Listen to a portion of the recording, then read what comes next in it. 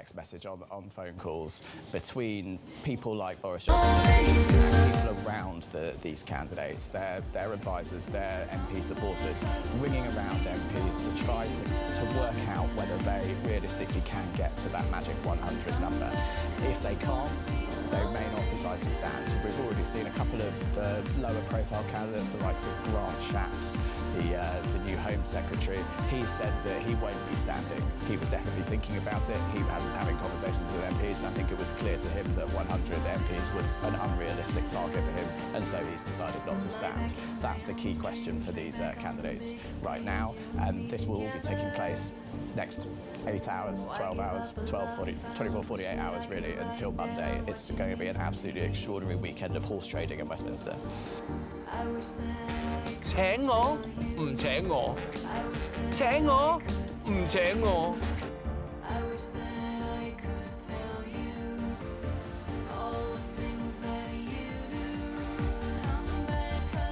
One of the key things that came out of today related to the pension story here in the UK.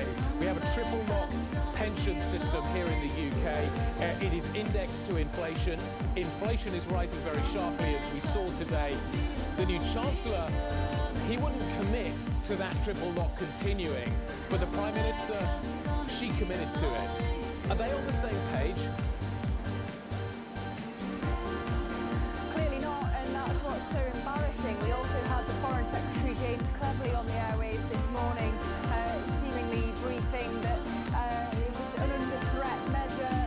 The newspapers this morning clearly thought it was under threat, and so by committing to the triple lock at Prime Minister's question, Liz Truss has made a fool out of one of her top ministers and the newspaper editors. Why on earth you would want to do that at a time like this, I don't know. But she's also made an even harder job for Jeremy Hunt when he needed to balance the books, find £40 billion to plug this hole in the public finances. It raises the question, are benefits going to rise in line with inflation? He said that he's going to protect the most vulnerable through this cost of living crisis. It means if he has to do that as well, he's got to find spending cuts and tax rises elsewhere. So it really speaks to the chaos at the top of government. Chaos indeed. Lizzie, I also feel like there's a lot of questions about how high taxes are really going to be for banks as well as for energy companies. And there's also, it seems like the Labour Party is going to try and call a vote on fracking as well. What else is in the mix? Yeah, well, to take your first point, it's not just that they would be raiding banks' profits. It would come on top of the U-turn on the corporation tax freeze.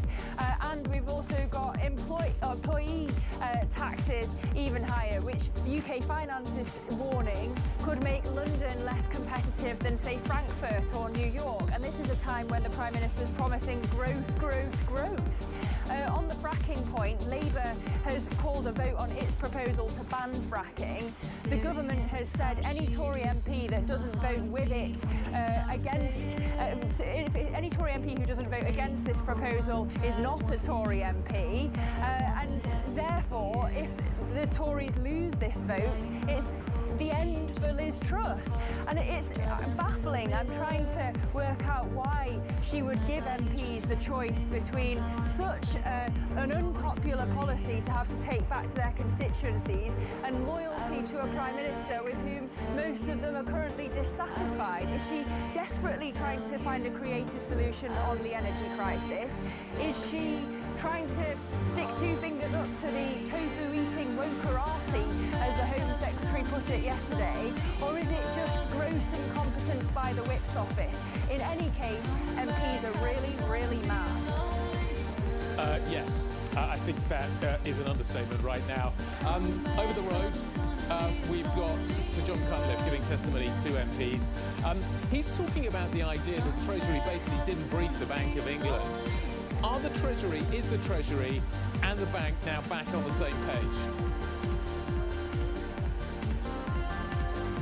Well, you would hope so, given all that Jeremy Hunt has done to undo Trussonomics and appointing such respected figures in the markets, to his Council of Economic Advisors, to former Bank of England policymakers, Rupert Harrison of BlackRock, Karen Ward of JP Morgan. But this is shocking stuff from the Deputy BOE Governor John Cunliffe. He's telling the Treasury Select Committee that the bank was not properly briefed about the mini budget beforehand, hence all the market turmoil, hence why the BOE had to intervene. And he's laying the blame not at all at Treasury officials' door, but squarely at the door of ministers. So it shows that all this lip service Kwasi Kwarteng and Liz Truss were paying to the sacrosanct nature of Bank of England independence was merely that. 你知道这是什么吗？你知道这是什么吗？呢個只係一個睇圖工具 trading。Well, good morning, everyone, and welcome to Bloomberg Surveillance Early Edition. I'm Francie Lacqua here in London. Now what's coming up on today's program? Turning down the heat while U.S. manufacturing data comes in soft, easing bets on Fed tightening. The RBA hikes half as much as expected, bashing yields, and the Aussie dollar. Seeking calm, UK Chancellor Kwasi Kwarteng is set to bring forward his fiscal plan with traditional markets after that embarrassing return yesterday. Plus, prices of confidence Credit Suisse shares jump despite investor uncertainty over how the bank will actually pay for its restructuring. Now let's check on the market because there is quite a lot going on in the markets. European stocks, but also U.S. futures pointing to a higher start. Now there's a advance that really started yesterday. This is as that weak U.S. manufacturing means that there's a bit of repricing going on how the Fed will observe how hawkish the Fed can actually be. The FTSE 100 getting 1.3%. If you look at the sectors, most of them that make up the 19 groups that make up the S&P 600 are actually gaining. The U.S. dollar 3,205. We use the U.S. dollar Bloomberg index. And then the Australia 10-year yield 3.73. This is after that reversal from the RBA. Many people saying that actually this is something that the Fed should also pivot to. Otherwise, we're going to see messy bond markets. All right, let's get to the European map if we have it, just to see if we have a difference between France and Germany and the like. Our American guy is also in Luxembourg looking at the energy plan. For the moment, we're seeing gains across the board. So the Aussie dollar and bond yields tumbling after the central bank hiked less than expected. It follows the S&P 500 yesterday and its best session since July. Investors paired expectations of how aggressively the Federal Reserve will hike following the weakening expected manufacturing data. Now, your daily research president, Edward Asia, says the Fed should actually end tightening after one more rate hike. I'm totally stumped, mystified, surprised that Fed officials don't seem to acknowledge that just focusing on the Fed funds rate as part of the monetary tightening cycle is a mistake when you also have QT2 and you have a soaring dollar. These are very restrictive monetary developments. I think they got one more rate hike coming in early November, and that'll be it because the financial stability issue will pop up as primary concern. Well, we're now joined by Morgane Deladon, Head of Investment Strategy for Europe at Global X ETFs, and Christine Kino from our markets team. So thank you both for joining us. Christine, I don't know what the Fed, does the Fed look at the RBA and say, maybe I should learn something from them? It's probably a little bit of that element, Francie, but of course, these are drastically different economies, right? I mean, the Fed and the U.S. economy is one thing, but, Australia is very much a small, open economy, is very exposed to the global gyrations in growth and inflation and monetary policy. And so it makes a lot of sense that they're now kind of, I suppose, easing back a little bit from that really fervent tightening stance earlier in the year, probably looking towards what's happening in China, of course, their biggest trading partner as well. But there is something to be said about, a small central bank kind of trying to pave the way for a bit of a pullback now in a tightening policy. Yeah, so forget peak inflation, Morgan. Have we reached peak interest rate? Very good question. I think it's hard to say right now, but it seems that the risk are more to a dovish turn towards the end of the year rather than more hawkish surprise from central banks. If you look at the current pricing, one thing is quite obvious is the US is doing better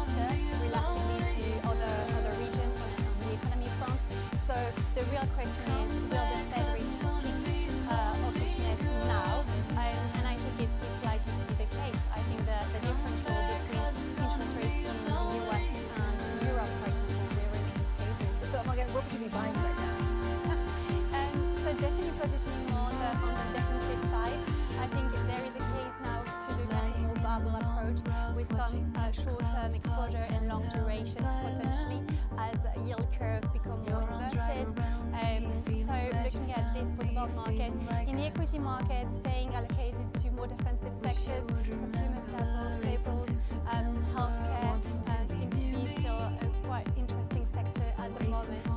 And Christine, I mean, you see definitely assets getting a bit of relief now, but how long can the dollar easing last? Yeah, big question, Francine. I mean, I think a lot of that will depend on some of the key data coming out of the U.S. jobs week. Of course, we know that usually does turn the tide when it comes to what the Fed is going to be doing next. That's very key. But I think it's quite interesting because, you know, it does feel a bit like the peak is a little bit past us now in the dollar, just because of what you're seeing in the U.S. economy as well, right? We're starting to see signs of, for instance, of the housing market starting to roll over from its very frothy levels over the summer, especially. And so key economic indicators kind of maybe giving the Fed some reason to maybe hold up a little bit on that very fervent easing stance that we have earlier this year. Yeah, and of course at the heart of some current market turmoil is also what we see in terms of recent short-term yields, especially at the long end. Now, shares in Credit Suisse also trading higher today, just one day after touching the record low. The Swiss lender's credit risk gauge jumped to an all-time high on Monday after the chief executive failed to calm markets on capital levels and liquidity. So joining us now to talk about all this, and then we'll go back to Christine and Morgan, is Steve Ahrens. Steve, so first of all, how serious is the danger to Credit Suisse? Well, hey, Francine. I mean, it's a very serious situation. If the CEO keeps sending out internal memos to staff to reassure them, there's something going on, right? They've said they're going to update on the strategy at the end of this month, along with three-quarter earnings. But the markets are so tense. I mean, there's so much uncertainty generally, but particularly about Credit Suisse. There's a lot of pressure on bank now to maybe say something earlier than that. So they want to head up all the volatility that's going on in their share price and their CDS too. They will have to do something, and so the pressure's on. And so, Steve, the worse the market gets, right, the worse the options for Credit Suisse are. So how fast do they need to act? Well, like I said, they're giving themselves really until the end of the month, but it seems like there's so much anxiety now, so much speculation. I mean, Bloomberg, we've had a lot of scoop on what could happen. There's a lot of other media out there chasing this. There's a lot of speculation. There's a lot of stuff on Twitter. There was a tweet that set up speculation. There's so much going on. It's just a personal guess, but I think the pressure is so strong that they have to do something before after. All right, Steve, thanks so much. Steve Ahrens there looking at Credit Suisse that we're dubbing crisis suite. It must be pretty depressing for one of those trading floors. We're seeing, again, is symptomatic of something that Credit Suisse is living through because of the specifics of the bank, or could it actually turn into something worse for the banking sector as a whole? I mean, it sounds like the bulk of the issues are quite idiosyncratic to Credit Suisse, as we were discussing earlier, Francine. But, it's probably symptomatic of the broader environment in the sense of it's a more difficult environment for banks and businesses in general, right? Because it's quite a lot of uncertainty with regards to where interest rates are going and how high that's going to go. And then also, on the other hand, a lot of volatility in market trading, which usually is a good thing for banks, especially when it comes to their trading books. But then also with that comes some weakness and uncertainty in investor and consumer activity. So all of these put together, it really is quite a challenging environment for banks in general. And it could be something where, at the end of all of this, we will see quite a bit of differentiation between some of the stronger links in the sector versus the weaker links, as we're seeing with Credit Suisse. Yeah, is that your take as well, Morgan, that this doesn't necessarily snowball into something bigger? I think what we're currently seeing is a change from a month ago. Is other asset classes than bonds are pricing higher recession risk, and we definitely see more volatility in the equity market, but also other asset classes, especially in the precious metals. Gold has rebounded, silver has rebounded. So there is a sign that the market is preparing for more turmoil to come, as also central banks are about to step up their quantitative tightening. So reduced central bank liquidity is probably adding fuel to this.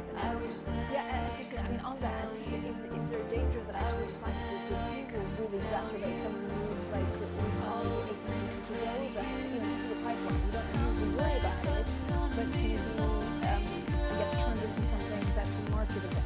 That's certainly always in the back of the minds of investors, right? I mean, this is something that, for instance, really popped up as an issue at the height of the pandemic, and that's where we saw central banks really step up their ability to manage short periods of liquidity stresses. And you would hope that some of those preparations that we saw a couple of years ago would still be in place and would provide quite a robust source of liquidity at the moment. But again, a lot of unexpected events this year that really hampered a lot of parts of liquidity in the market. I mean, the Russia situation still undergoing, and that has really kind of brought up some of the stresses that were reminiscent of the pandemic era. And so I think we will see kind of tests of liquidity in terms of high stress periods, but not necessarily a breaking point. All right, thank you both for joining us. Morgan Deladon there, Head of Investment Strategy for Europe at Global X ETFs, and Christina Kino from our markets team joining us today. Now, coming up, warnings over the Prime Minister Liz Truss's credibility will go live to the UK Conservative Party conference. For more, that's coming up next, and this is Bloomberg.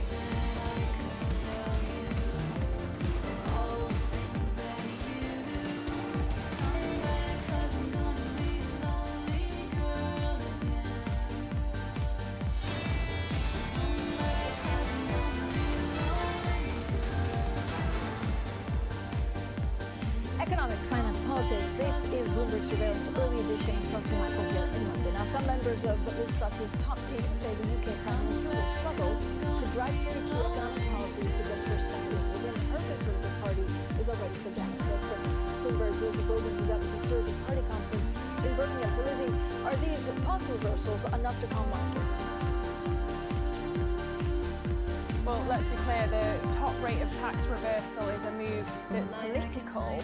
It was becoming politically toxic. What is more for markets is this reversal on the OBR forecast, the Office for Budget Responsibility assessment, which didn't come when the package was originally announced, remember, and that seemed to undermine the credibility of the announcement in the eyes of markets. But still, questions remain around how they're going to pay for all these tax cuts, which of course are effectively permanent, not like the emergency energy bailout.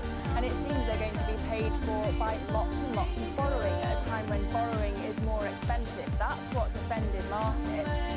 And in the interviews that we've heard from Liz Truss this morning, in Kwasi Kwarteng's speech yesterday, there did seem to be a little bit of contempt for markets. Kwarteng said that his fiscal plans had caused a little turbulence, understatement of the century. And Truss, in her interview earlier on the BBC, was still blaming inflation and interest rate rises on international factors. She still can't seem to see that it's the uncosted tax cuts that have offended markets, and she's still refusing to give a straight answer on how she plans to restore market credibility. Can Liz Truss survive such a public policy? I mean, it's a huge humiliation. Our colleague Kitty Donaldson has been speaking to cabinet ministers even, who say that maybe Liz Truss will last, but she's going to be a lame duck for the rest of her premiership. She's already been pushed around on the top rate of income tax, and that could continue on, for example, planning reform, the cap of bankers' bonuses. There had been, and what you may also see are more political explosions on benefits, whether benefits are going to go up in line with inflation, because the government's going to have to make deep spending cuts if it's going to balance the books. Again, this is going to be really politically unpopular. Bloomberg Economics Analysis says that they're going to have to cut spending by more than George Osborne in the austerity years. So Truss faces some real difficult political hurdles ahead. Thank you so much, Lizzie Bowden there in Birmingham following the Tory party conference for us. Now let's get straight to the Bloomberg First Word News. Here is Leanne Garrett. Hi, Leanne. Hi, Francine. 2 European commissioners are calling for the issuance of joint guaranteed debt as the continent continues to face up to an energy crisis. Thierry Breton and Paolo Gentiloni wrote an op-ed and said but the situation means Europe is at another crossroads. The EU's €1.8 trillion emergency package during the pandemic was the first time the bloc issued joint debt. Now, officials in Florida say 68 people were killed by Hurricane Ian as the damage bill mounts 5 days after the storm struck. President Joe Biden is scheduled to visit Florida on Wednesday to survey the damage from what he described as one of the worst storms to ever hit the U.S. One estimate says insurance losses could reach $57 billion. Ukrainian President Volodymyr Zelensky says liberating settlements from Russian occupation is now the trend as his forces press further into territory held by Moscow. According to Zelensky, the strategic eastern town of Lyman has now been fully cleared. The Kremlin says it still hasn't finalized the borders of the two of the four regions that it laid claim to last week after those so-called referendums. And the Japanese government has issued a rare warning to residents in remote islands to take shelter after North Korea fired a missile over its territory for the first time. Now, that was since 2017. South Korea says it was a medium-range ballistic missile. Japan says the projectile splashed down in waters in the country's east. Last week, North Korea launched a 7 missile, its biggest weekly barrage under Kim Jong-un. Global news 24 hours a day, on air and on Bloomberg Quick Take, powered by more than 2,700 journalists and analysts in more than 120 countries. I'm Leanne Gerrans. This is Bloomberg Francine. Leanne, thanks so much. Coming up, Elon Musk causes an uproar after calling for Ukraine to seek appeasement with Russia. What do the comments mean for Tesla? We'll get into that next. This is Bloomberg.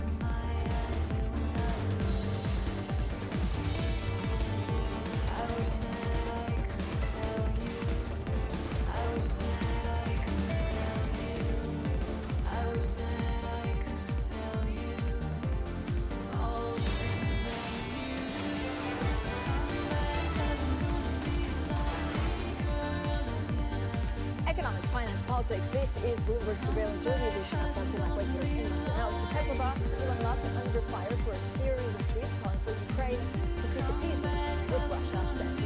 SpaceX founder and chief executive also called on Kyiv to give up Crimea freely. For more on all of this, we're joined by our Craig Trudell. So, Craig, this is not really about Ukraine and what should happen. This is about Elon Musk, who feels he can tweet about everything and anything. Does it? And actually, Tesla shares are up 2% in the free market. Does this hurt his business or does it help his business? It's hard to say. It's certainly the case that people have kind of looked the other way or put up with his antics, going back many years, right? And we've republished a story from just a couple of months ago this morning about this idea that would-be buyers or customers of Tesla are sort of turned off by Musk, and I think we've seen more of that just in the last maybe say 6 months when his politics have kind of changed. What was the quote of the day? I mean, there's a brilliant quote at the start of the day. Yeah, there's one of the consumer surveys that we cite in the story, talks about this idea that refers to this idea that the sort of worst attribute of the Tesla brand among a lot of those surveyed, people cited Elon Musk. And one of the people who conducted the survey talked about this idea that some consumers did tell them, I love my car, but I really wish I didn't have to defend my choice of car, because of the latest Elon Musk tweet, something to that effect. But at the same time, he's a little bit enigmatic because he's also sent Starlink to Ukraine, so you don't really always know on what side of the fence he sits on. Totally. I think he's tried to have it both ways here. It was really within a matter of days, maybe weeks after the initial invasion, that he stepped up and sent Starlink terminals. He even sent generators and other products to Ukraine, engaged with officials in Ukraine about the thank yous and your welcomes for sending this your way.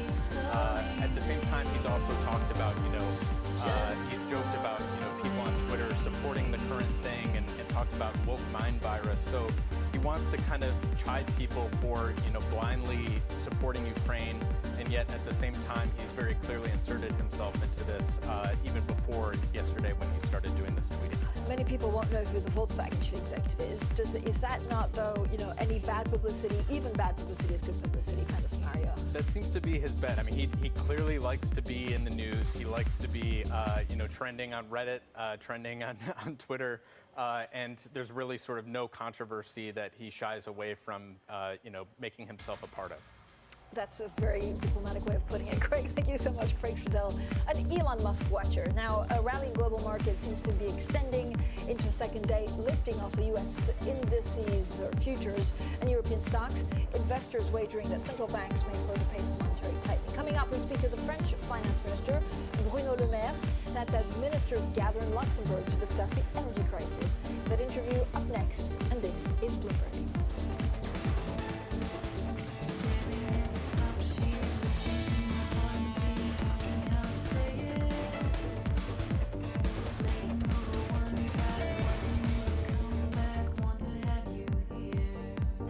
Practicing sustainability for over 20 years, Schroders pursues positive value for the world and your investments.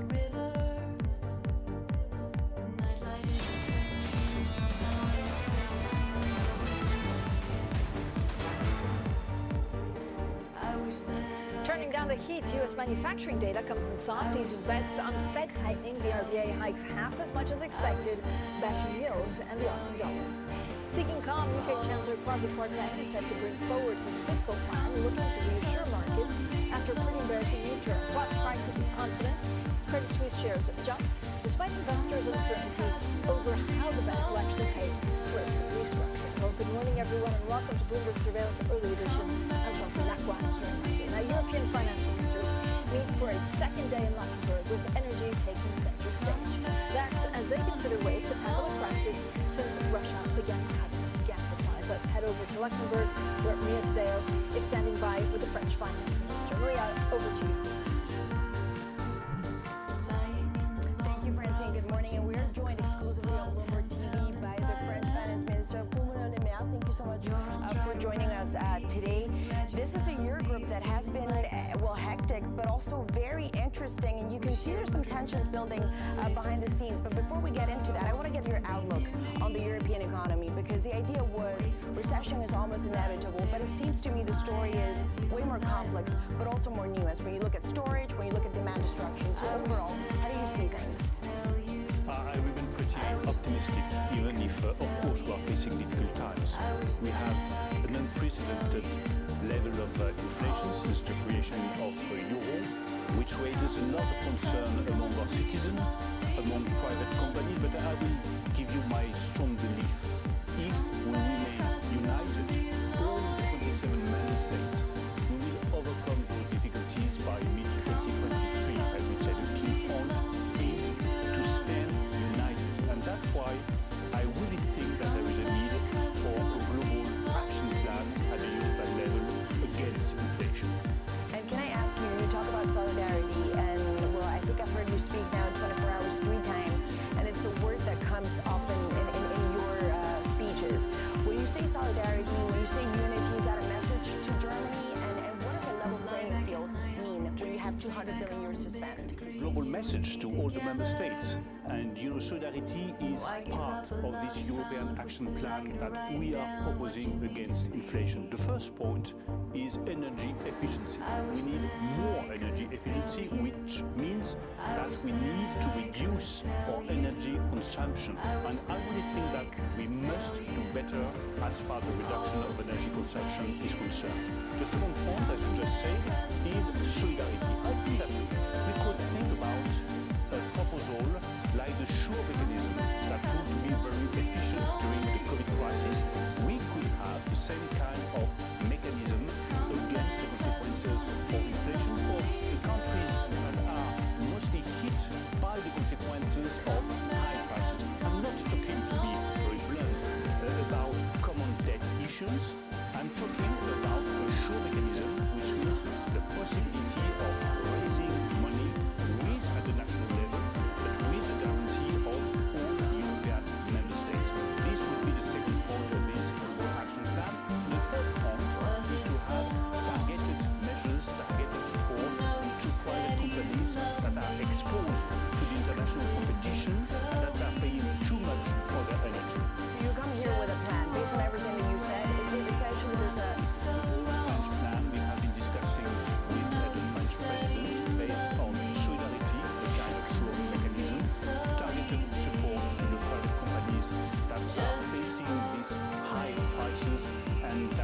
cannot support this, cannot face these very high energy prices, and of course the necessity of reducing our energy consumption. But you're saying I'm not calling for a recovery fund, and that's important to clarify. I'm not talking about common debt issuance or a recovery fund or something like that, because we know that it might raise some difficulty among member states, and there is a need to decide quickly. I'm not talking about an action plan on which we should discuss over the next month, over the next weeks. We must decide now, because inflation is hitting our economies, our citizens, our private companies, our industry right now. So there is a necessity for deciding in the coming days, not in the coming weeks. And of course, President Macron met with Scholz yesterday, and they will meet again later in the week. But in your conversation with Christian Lindner, I spoke to him in the morning. He said, I don't see the need for more debt. I don't see the need of this big plan. We have what it takes for the time being. So essentially, you disagree. Not exactly what I'm not talking about common debt issues. I'm just talking about the possibility at the national level to raise debt, but with the support and the guarantee of all European member states, which means that you could borrow money at the lowest price. And that's a key point for many member states. But of course, I've been talking with Christian Lindner yesterday. We are working very closely together, like President Macron did yesterday with Chancellor Olaf Scholz. And can I ask you, that's on the European level where you make your points very clear, you have a plan, and you hopefully... I made this point very clearly yesterday, explaining that we should not underestimate not only the financial, not only the economic, but also the political consequences of inflation. We should never forget what happened in Europe when we had a very high level of inflation. Once again, this is an unprecedented level of inflation since the creation of Europe. There is a necessity to decide. There is a necessity to have a global action plan and an economic response which is not limited to one single decision or one single action from every member state, but which is based on a global framework on which I'm deeply convinced that we can find a compromise and an agreement. And of course, a lot of this is back to energy, and one of the components here has been nuclear. And nuclear for France was everything. It was about the sovereignty of the country. EDF, this is an emblem made in France, but when you look at the fleet, half of it is not working. Electricity production is not really working for the French either. You're paying a lot of money for this. You have new management coming in. You know the criticism that this company has been very badly managed. Is it going to change? Are we going to see a turnaround at EDF? It's going to change because we have a new management for EDF, and of course the first mission of the new management of EDF, Luc Rémont will be at the head of EDF, is to have those 12 nuclear plants being reopened as soon as possible. I mean, by the beginning of 2023, we want all these 12 nuclear plants being reopened, because there is a need for nuclear plants and there is a need for nuclear electricity. If you want to face the necessity of fighting against climate change and having those radical changes in the way we are reducing CO2 emissions, there is a need for nuclear energy. And I really think that the mix of nuclear energy and renewable energy that has been proposed by President Macron is the right strategy for France and might be the right strategy for many member states. Maybe that's a hint to Germany, which is of course debating what to do with nuclear. But going back to France, of course you mentioned now your country, you put out your budget. You know some of the reaction to it. Perhaps it's too optimistic. You say you don't want to talk down your economy. How do you defend a budget in such a complex scenario where you're still more optimistic than the average? I mean, the numbers speak for themselves. I was defending my budget looking at the current situation in France. The level of growth in 2022 should be 2.7. There was many observers explaining that we would never reach 2.3 or 2.4. We have 2.7% of growth in 2022. We are creating jobs. The level of investment of private companies remains pretty high. So that's why I'm so much optimistic, so much determined to provide growth to France for 2023. You say the naysayers will get it wrong, but just as a final question, because this also feeds into this budget and fiscal responsibility, the pension reform, I'm sure you knew this was coming. It's a perennial issue for the French government. There's many out there who say the window is just closer and narrower, and you're not going to do this as you hike energy bills. So you have 2 months to get it done.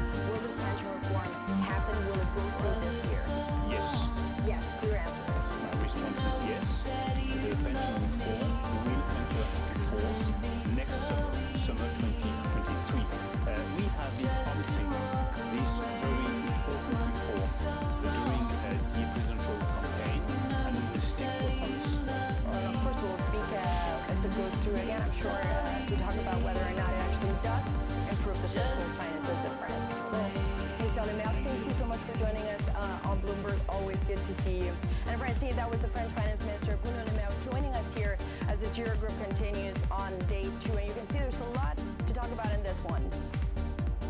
There is a lot, and a lot of times, great interview, Maria, a lot of times we look at it, of course, through the market lens, but Monsieur Le Maire, they're saying very clearly it has huge political implications. Actually, if you see higher inflation, it could really break governments and change election results. Maria today in Luxembourg for us. Now, coming up, the tax cuts may be gone, but the vast majority of Liz Truss's economic project remains. We'll get the city's perspective on the plans. That's coming up next, and this is Bloomberg.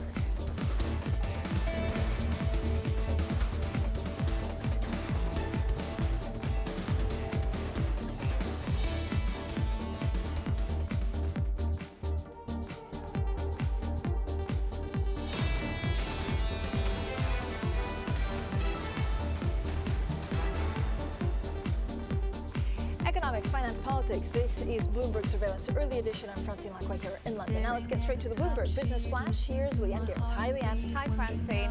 Australia's central bank has surprised investors by raising rates at half the pace expected, sending the Aussie dollar and bond yields tumbling. The RBA ended a streak of half percentage point hikes, opting instead to raise the cash rate by 25 basis points to 2.6%. Only a quarter of economists polled by Bloomberg did predict the move. Now, the judge in the Theranos fraud case has decided to delay the sentencing of former CEO Elizabeth Holmes. He wants to review the testimony of a key witness for the government, former Theranos lab director Adam Rosendorff. Holmes has argued she deserves a new trial after Rosendorff allegedly showed up at her home in August, trying to speak with her about his testimony. Bloomberg has learned that the Biden administration is planning to announce new restrictions on China's access to U.S. semiconductor technology. Sources say the Commerce Department will roll out a package of rules this week to govern which semiconductor technologies can be exported to China. Under current guidelines, U.S. chip makers can sell machinery for use in China under certain circumstances. And that's your Bloomberg Business Flash. Francine. Leanne, thank you so much. Now, the UK government has, for now, abandoned its plan to cut the highest rate of income tax. But that policy only a small part of the so-called new economic deal that the Prime Minister Liz Truss wants to set in motion. Now, to get the city's perspective on this plan, we're joined by Mark Austin, his partner. Freshfields also helped write a paper on what regulation is needed to kickstart the IPO market here in the UK and London. So, Mark, thank you so much. We did a wonderful podcast together, actually, about a month and a half ago, and we were talking about why Amsterdam, in certain cases, is doing so much better than London. And since we have proposals from the government, where are we now in terms of attracting IPOs and getting things through the pipeline? Well, I think there's a really good conversation around it, actually. And actually the whole sort of policy direction, the state policy direction of this government has been very helpful. The new minister around actually needs to do things a bit differently, actually encourage growth and be bold and brave over perhaps having been before, having some orthodoxies, I think is something that the city generally is leaning into, and I think it's a good thing to embrace. But not the smart money. This is the problem. So that, they maybe went too far in some of the policies, and does it mean that they'll have to roll out some of the anti-regulation rhetoric that was from the City of London, not from the tax cuts for the elites?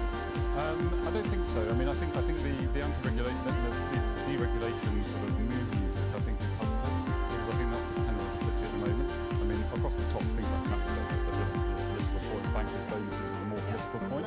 But there are lots of effectively non-political points that sit underneath that. Because whether you're left-wing, right-wing, centrist, actually the future success of the City of London, given its contribution to the UK economy, tax take, jobs, general economic growth, is a no-brainer. And so actually, the reform conversations that are taking place in the city at the moment, I think everyone's quite heartened by the direction of travel in the city. I mean, it's a no-brainer unless it's consumers that pay the price. So there's also talk about regulators coming up with rules and then ministers being able to supersede them and say, actually, no, we'll do it this way.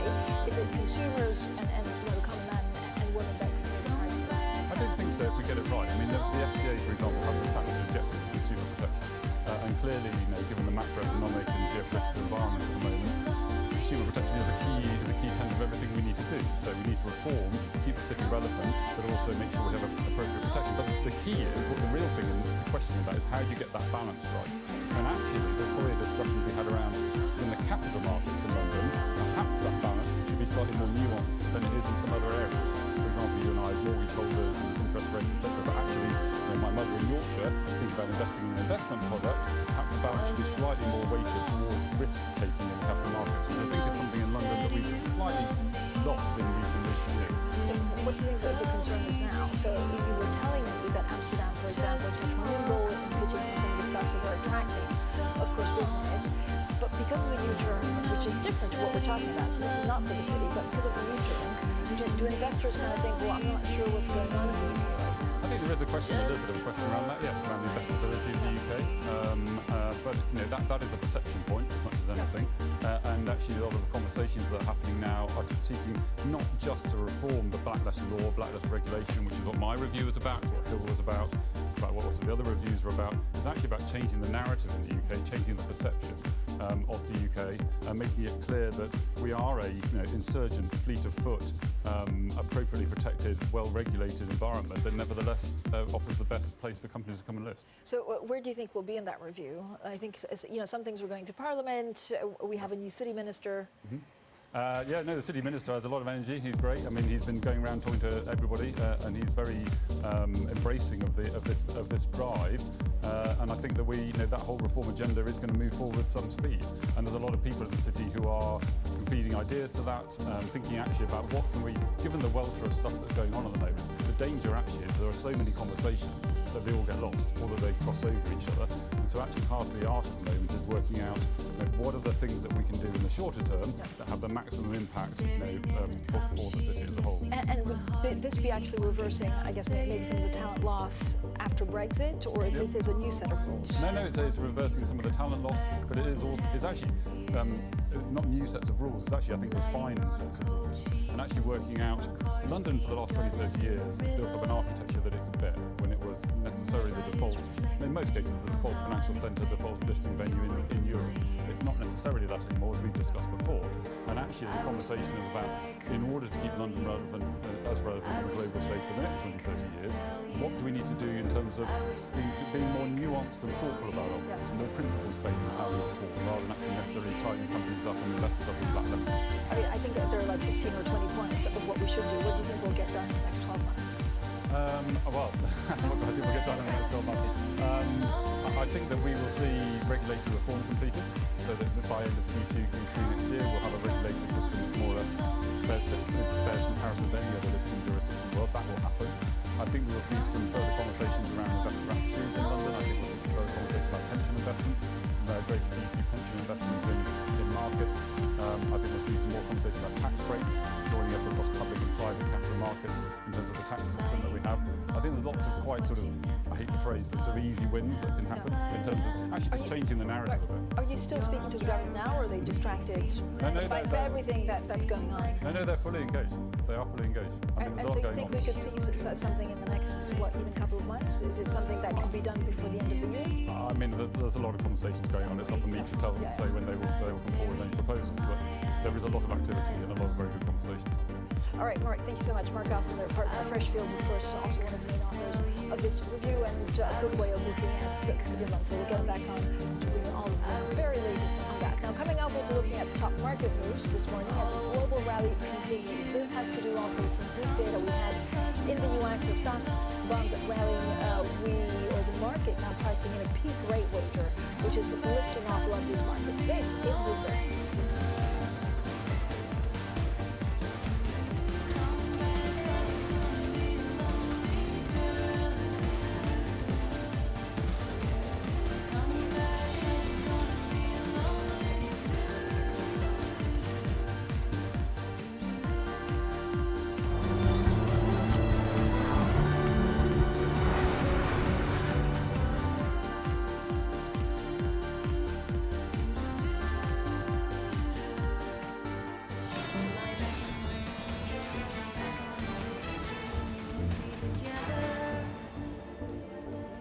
Economics, finance, politics. This is Bloomberg Surveillance Early Edition. I'm Francine Lacroix here in London. Now let's take a look at how the markets are moving after a global rally extended into a second day, lifting U.S. indices, futures, and European stocks. Well, joining us now is JP Barnett.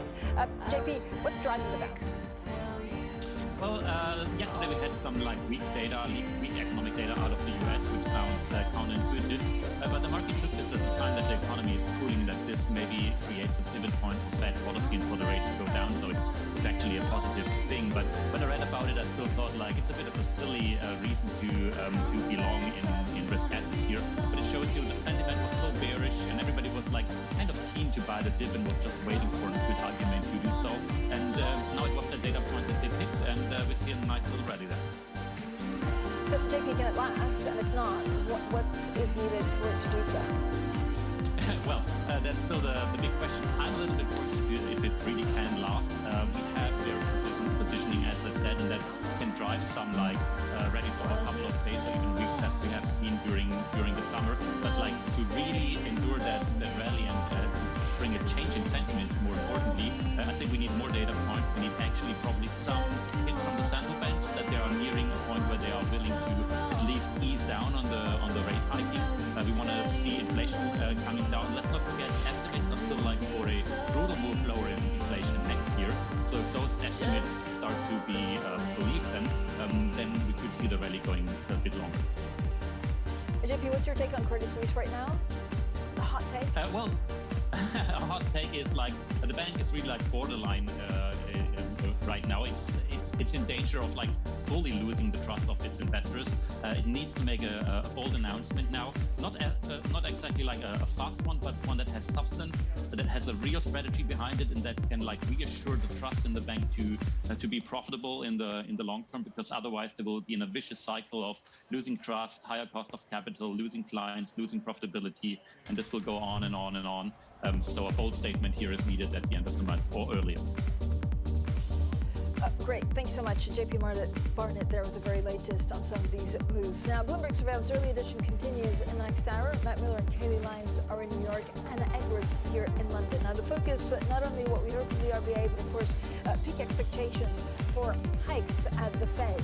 A couple of other things we need to watch out for. A great Kitty Donaldson story saying that Liz Truss will struggle to drive through key parts of the economic revolution she's planning for the UK because her standing in the ruling party is already so damaged. We'll also cross over to Birmingham with our Lizzie Burton. This is Bloomberg.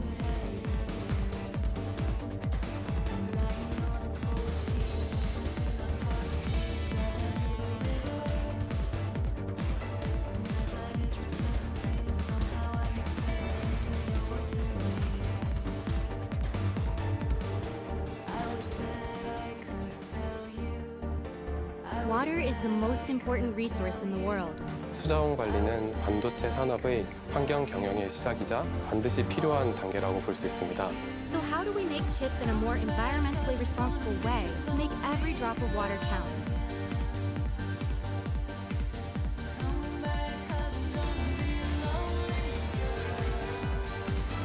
We are starting to see some companies rip off the earnings mandate. It's really, I think, important to be forward-looking. I'm not sure what's normal in today's environment. We are growing a little bit more nervous about that consensus trade. It is kind of a bearish opera, and the conclusion is that they are operating over until the Fed lady sings a more optimistic tune.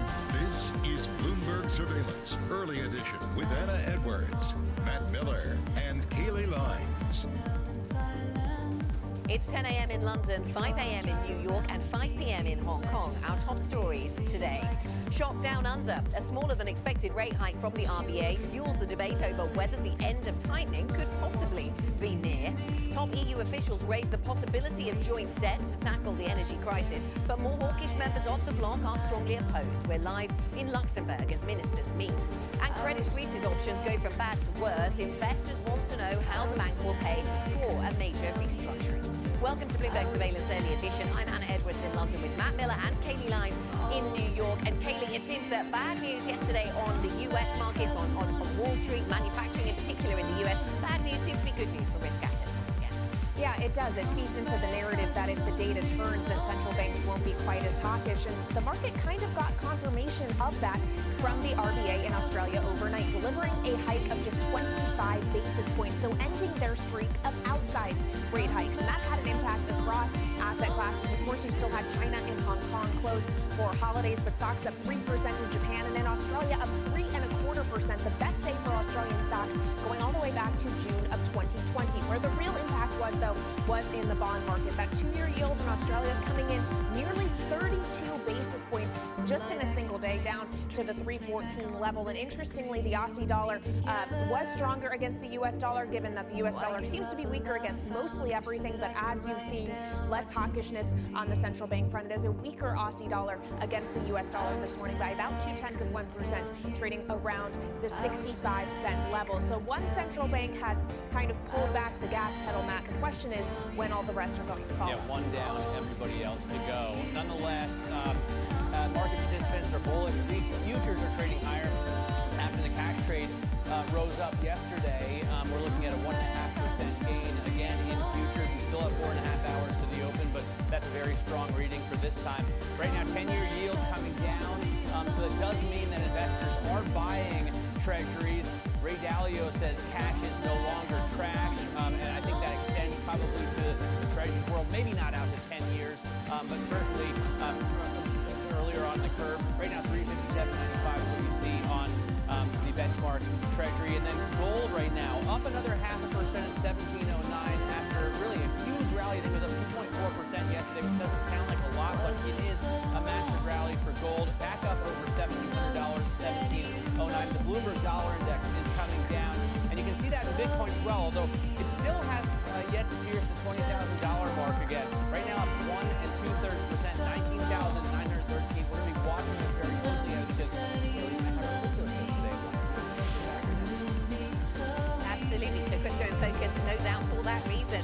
This show should be provided with shades such as the brightness of the green for our radio audience. I'll just fill you in that we've got green across the board for European stocks today, up by more than 2% on a number of major markets in Europe. This is a bit yesterday's story because we're following on from what happened in Wall Street yesterday with the worse than expected manufacturing data, sort of reigniting that talk about a Fed pivot. So that is part of the story, but it is also pricing in, as Kaylee says, the narrative from the RBA. One central bank down, others could follow. Is this premature? We will see. But markets certainly running with this story for now. Let us have a look at a deeper dive into other European assets. And this is what we have on the UK 2-year. The 2-year yield once again coming down. We're seeing buying of debt products across the curve, but in particular at the short end in the UK. But this is actually part of a global story more than just what's going on in the UK today.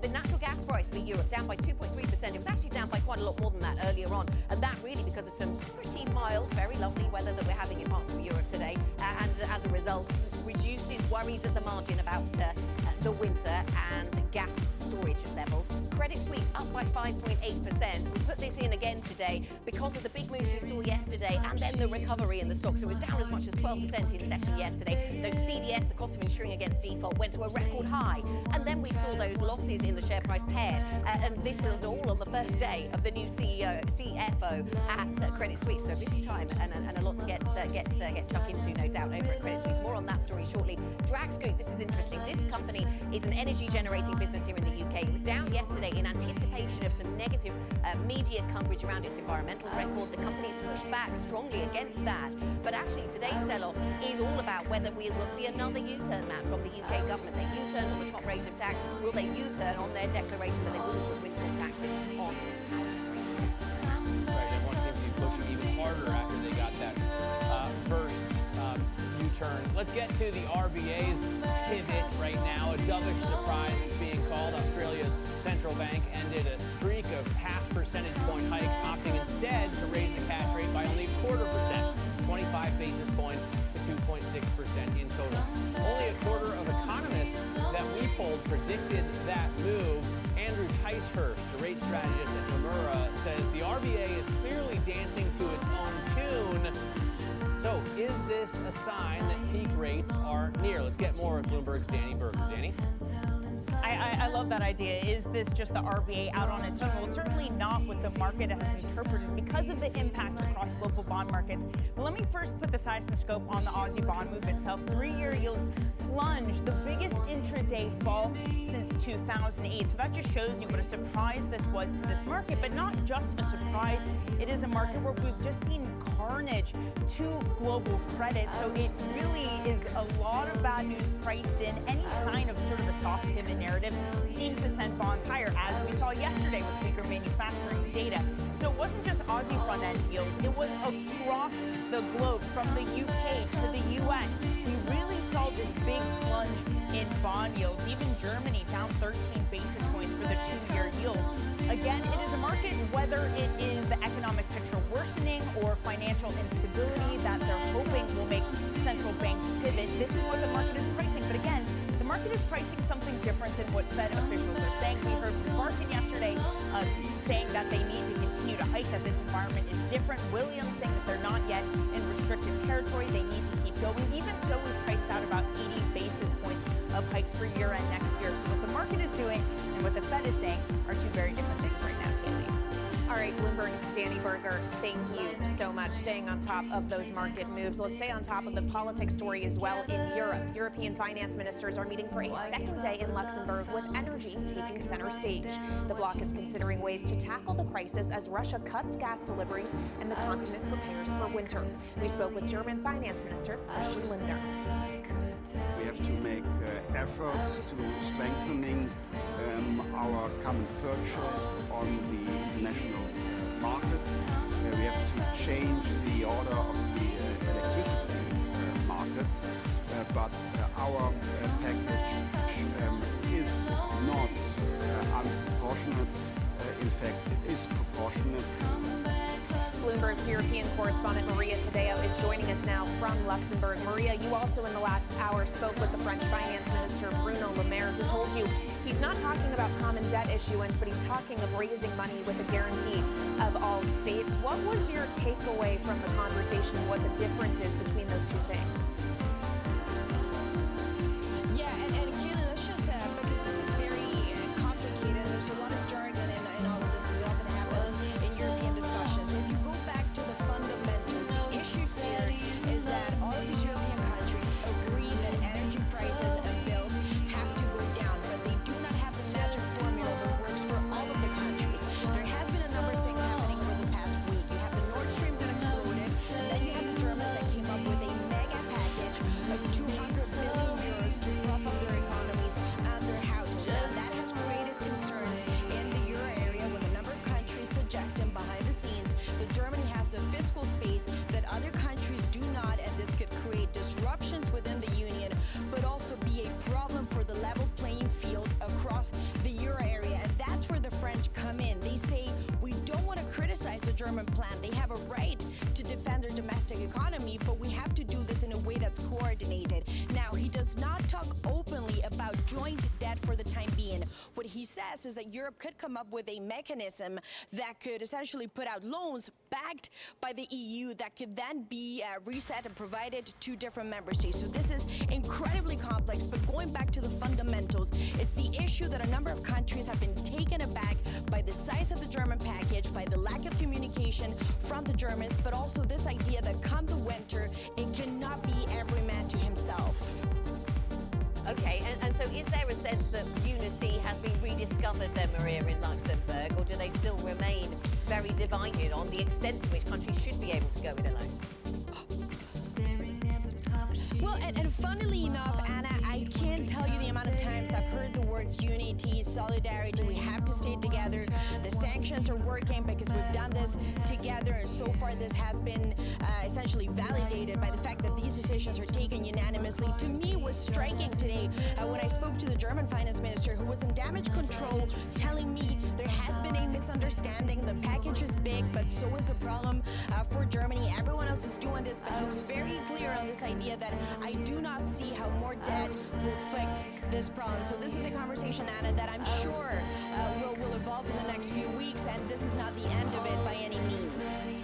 All right, Maria, thanks very much. Maria Tadeo there reporting from the EU finance ministers meeting in Luxembourg. Now let's get back to the banks. Credit Suisse shares trading higher today, just one day after touching a record low. The Swiss lender's credit risk gauge jumped to an all-time high yesterday after the CEO, Ulrich Körner, failed to calm markets on capital levels and liquidity. Stephen Ahrens, Bloomberg's finance reporter, joins us now out of Frankfurt. So, Stephen, how serious is the danger to Credit Suisse?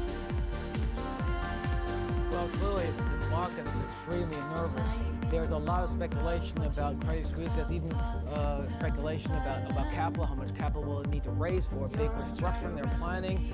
The CEO, as you said, he sent out a memo to reassure people. The bank is talking to people to make sure they understand it's in a solid capital position.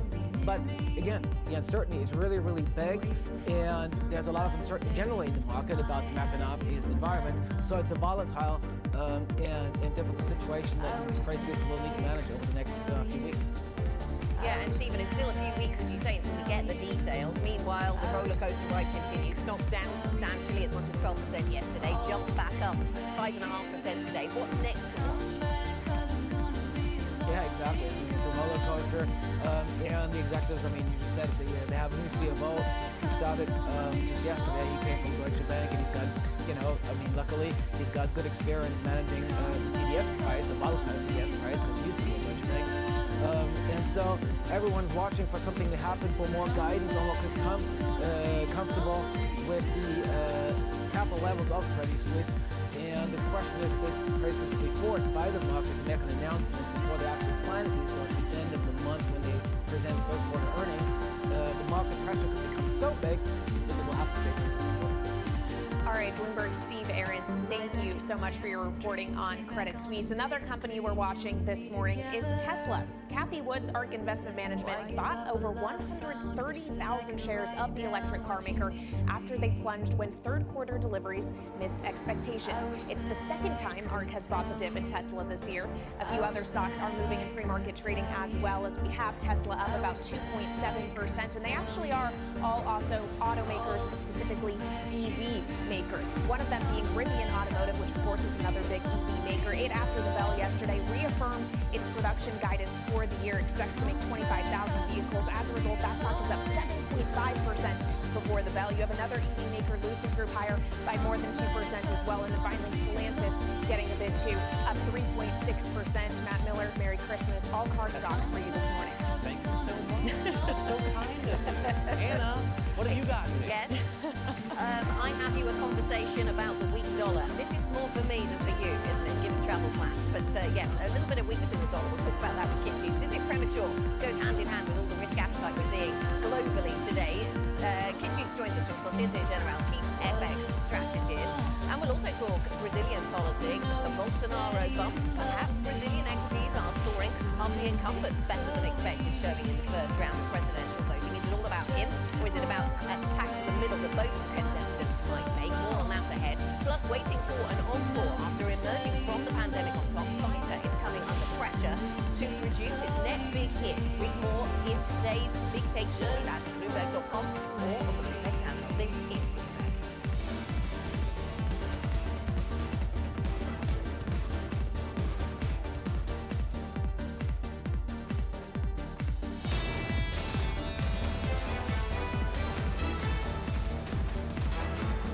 Welcome back to Bloomberg Surveillance. This is the early edition. I'm Matt Miller here with Kaylee Lyons in New York, Anna Edwards with us out of London. Now, my heart goes out to anyone who needs to refinance a mortgage in this market, especially in the UK.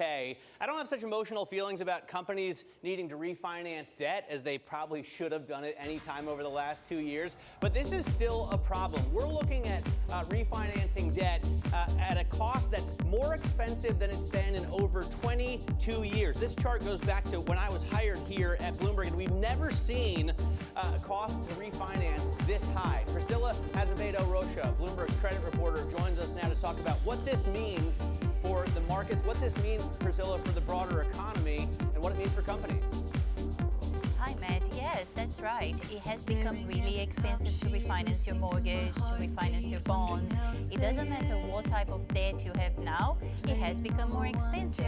So markets have changed. So that means the companies, they're going to have to rethink what they're going to do when they need to raise finance. Either come to the bond markets at more expensive prices or with higher costs, or look elsewhere for financing.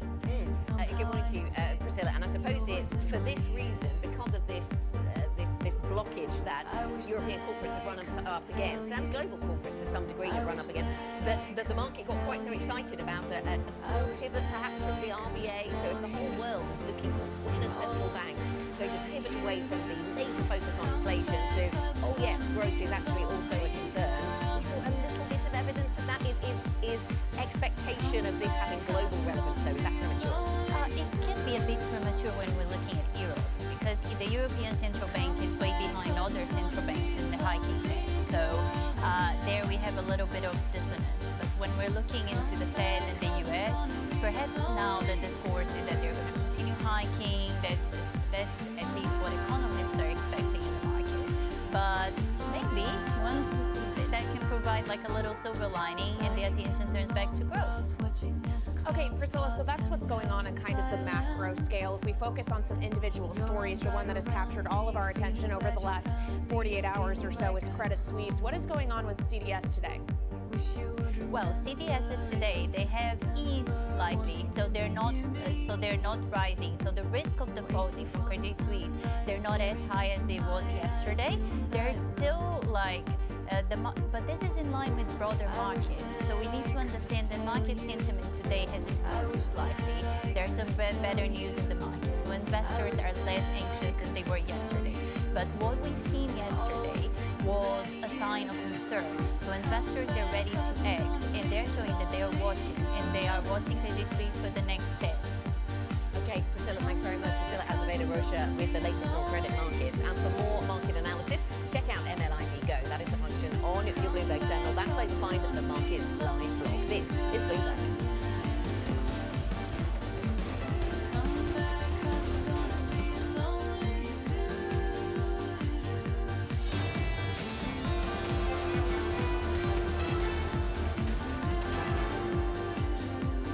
This is Bloomberg Surveillance Early Edition. Here's what you need to know. Australia's central bank surprise, a smaller than expected rate hike fuels the debate over whether the end of tightening could possibly be near. Top EU officials raise the possibility of joint debt to tackle the energy crisis, but more hawkish members of the bloc are strongly opposed. We're live in Luxembourg as ministers meet. And Credit Suisse's options go from bad to worse. Investors want to know how the bank will pay for a major restructuring. I'm Anna Edwards in London with Matt Miller and Kaylee Lyons in New York. And Matt, the market's certainly jumping on with enthusiasm. The weakness in the data yesterday for US manufacturing, and of course got plenty of jobs data due this week, really raising questions about whether that sort of bad data impulse continues and how good that could be for risk assets. Right. Although, we really had some tailwinds behind risk assets even before that data came out. I mean, remember over the weekend, Julian Emanuel from Evercore ISI said, it's time for a bear market rally, and boy, was that great timing from Julian. Take a look at S&P futures. After the big rally that we saw yesterday, we're building on that with a 1.5% gain. Of course, we're still 4 hours away from the market open, and a lot can change. We have seen a lot of volatility in futures ahead of the open over the past few weeks and months, but still a very positive sign. On the other hand, investors are buying the 10-year paper, and they're buying really debt across the curve, so that's pushing yields down about 6 basis points to 357.95. That's maybe good for risk assets. Those rates coming down a little bit. And then gold, after a big strong day yesterday, up 2.5%, it's up another 0.5% today, up over the $1,700 mark as the Bloomberg Dollar Index falls lower. The same is true with Bitcoin. It's had a good day so far, up 1 2/3%, but still not piercing the $20,000 level. So Bitcoin at $19,924. The interesting thing about this is, and we talk about this on the crypto program, we're going to talk about it again today at 1 p.m., is that Bitcoin has held up while most other risk assets in the past few weeks have come down with the pound and with gilt. So it's very interesting to see that this has been a fairly safe haven, as has gold during the mini budget fiasco in the UK. Kaylee, what do you see in terms of the pre-market movers? Well, there are some crypto-related equities gaining with that move we are seeing in Bitcoin, but you also are really just seeing large gains for large-cap technology stocks, including Tesla, which of course had a big down day yesterday after deliveries disappointed for the third quarter. But then Cathie Wood, ARK Investment Management, comes in to buy that dip, and that is helping give a little boost to the shares this morning, up about 2.9% in free-market trading. But of course, with rates moving lower, yields moving lower, that's really giving a lift to the big tech complex overall. Apple up 1.6%, Nvidia, the chip maker, by 2.6. You got Amazon moving to the upside by about 2 percentage points as well. Yeah, so yields lower lower and the dollar a little bit lower, giving room for risk assets to rally. Then, Kaylee, and we had that, as we've said, bad news out of the US, the manufacturing sector yesterday, and the European markets just catching up with that story this morning, but also adding in enthusiasm around the RBA. We've talked about it a few times. We'll talk about it shortly with Kit Jukes, but what does it tell us, if anything, about the appetite of other central banks to perhaps pivot from jumbo hikes to something a little bit smaller? The UK two-year yield just sort of indicative of the global story then. We're buying stocks today, also buying government debt, particularly at the short end. We see that, though, the trend is to some degree consistent across the globe. We're seeing it happening in other parts of the world as well. Natural gas prices coming down 2.6% here in Europe. They were down more than that earlier on. Slightly milder weather here in Europe, underlining how things could be better than anticipated for Europe over the winter if that were to continue to be the case, and dragged through the power generating business down by 5.4%. There are questions now being asked if the Conservative Party has pivoted on the top rate of tax, Kaylee. If they're not sticking to that plan to cut that tax rate, then will they also stick to their plan to say that they won't tax in a sort of windfall way the profits of these power generating businesses? So that's certainly something that the market is looking at. Yeah, and let's get other market thoughts now with Kit Jukes, Societe Generale Chief FX Strategist, who is now joining us. Kit, I'm sure Anna's going to want to speak with you about the UK in just a moment. If I could just start in Australia, though, the RBA surprising by delivering just 25 basis points in terms of hikes overnight. That seems to be a pivot from one central bank. Do you read into anything as to whether or not others are going to follow them on that front? No, I mean, in the sense, the RBA's got a form of wanting to be less hawkish than some. So it's one of those surprises where you look at stuff, they would do that, wouldn't they? We'll see what the RBA does next. But no, I think, look, it's a much more open economy, much more trading economy in the United States. That's a big difference, so they're more affected by what's happening elsewhere, and concerns about the slowdown in China are something they want to watch. So I think they've bought themselves time. They haven't got as much inflation in their economy as some of us have either, so they probably feel they can afford to, and I suspect that's what this is, a temporary slowdown rather than a permanent pivot. That's the right way to look at it. So the economy is going to come doing well. So, but something has certainly ignited risk appetite over the past 48, 24 hours, Kit. I mean, the weaker dollar, lower rates, this all allowing space for risk assets to rally. Does this look like some sort of bear market rally to you? I know this is slightly away from your FX field, but in terms of the broad sentiment towards risk assets, does this look long-lasting or just a sort of blip? Lasting long enough to cause some pain to some people, but it's still a bear market rally. Look, I think it's the fourth one we've had this year. To put it in context, the bond market drives everything. So the 10-year note yield has been pushing up. The last correction we had was in June, July. We've had a straight line rise in equities, in bond yields in August and September that took the dollar up.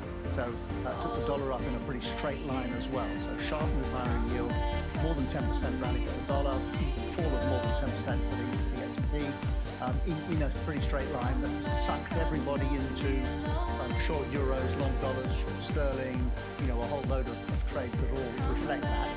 And now that we're getting a correction and people talking about, what we care about the manufacturing data, we're going the other way and we could go back up.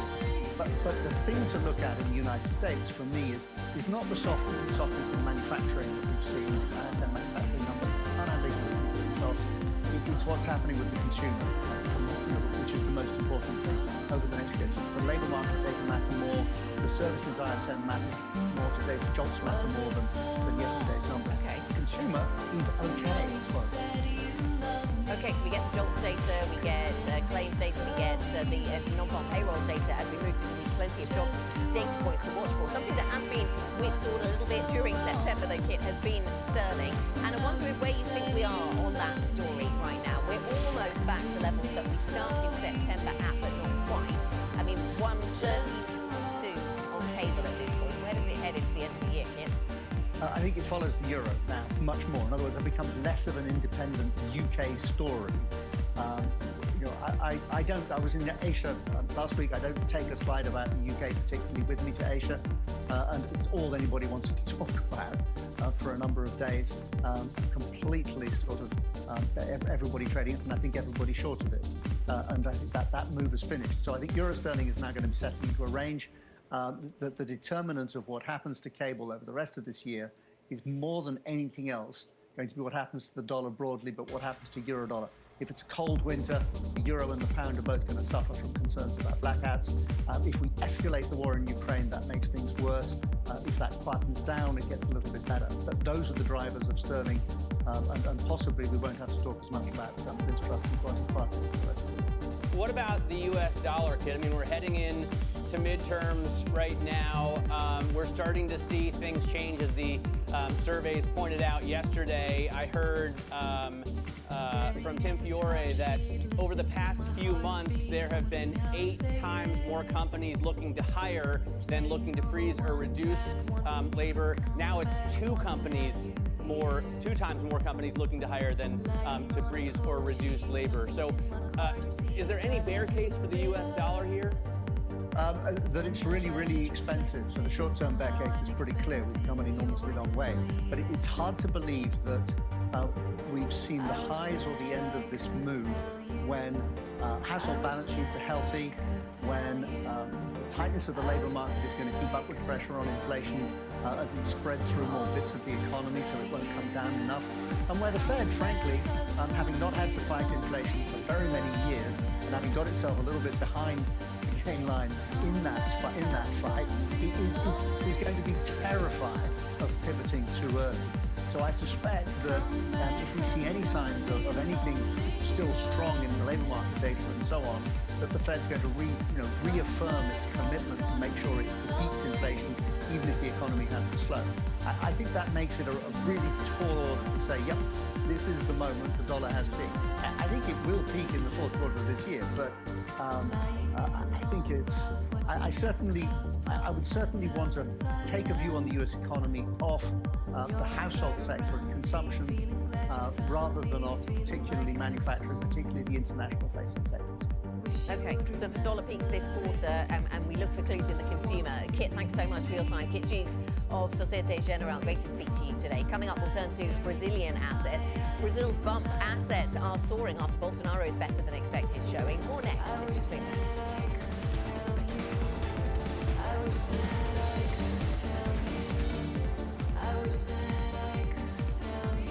This is Bloomberg Surveillance Early Edition. We're looking live at the principal room.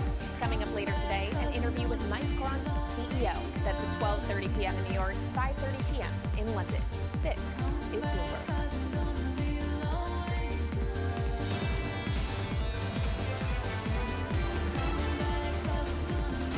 This is Bloomberg Surveillance Early Edition. I'm Matt Miller with Kaylee Lyons in New York and Hannah Edwards in London. Now, Brazilian assets are getting a boost after incumbent Jair Bolsonaro secured his way to a runoff election against Luiz Inácio Lula da Silva. Investors cheered on Bolsonaro's better-than-expected showing and bet his challenger Lula would be forced to moderate his stance in the second stretch of the race. Clara Ferreira-Marquez, Bloomberg opinion columnist, joins us now for more. So, Clara, it looks like investors want Bolsonaro to do well, or do they just want Lula to be less left? Well, I think it's a bit of both. They definitely would like to see the pursuing of some of the reform agenda that we saw promised by Bolsonaro, certainly in 2018 when he first came to power and when Finance Minister Paulo Guedes was really selling this to investors, so fiscal reform, other things that he didn't actually push through. And then we have on the left with the PT and Lula, really investors wanting to see him push to the centre. Now, it has to be said, this really has been where he's positioned himself since the start of the race, and we know from his track record that he's a pragmatist, he governs from the centre, but of course he hasn't provided a lot of detail, so it'll be interesting to see what these assets do as more of his agenda, more of his plan for governing becomes clear. So what should we expect to see over the next 4 weeks? Well, a lot more detail from Lula, a lot more vitriol, a lot more violence as well, which will create some instability, but certainly a lot of action. So far from both sides, in fact, we've seen a lot of personal attacks, but not a lot of macroeconomic detail. In fact, they don't really differ on the macroeconomy. It's more on issues like what to do with state enterprises. So it'll be really interesting to see a bit more detail from both sides.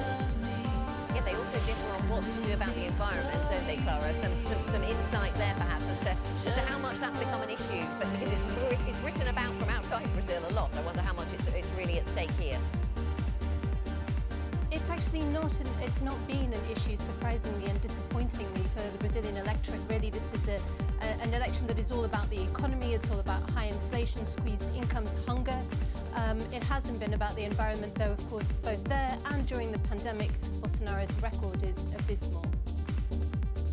Clara, thanks very much. Thanks for joining us. Bloomberg Opinion's Clara Ferreira Marquez talking to us about the latest on Brazil. Let's jump from Brazil to the UK. Some members of Liz Truss's top team say the UK Prime Minister will struggle to drive through key economic policies because her credibility is already so damaged. Mel Stride, Conservative MP and Treasury Select Committee Chair, spoke to Bloomberg's Lizzie Burton earlier today.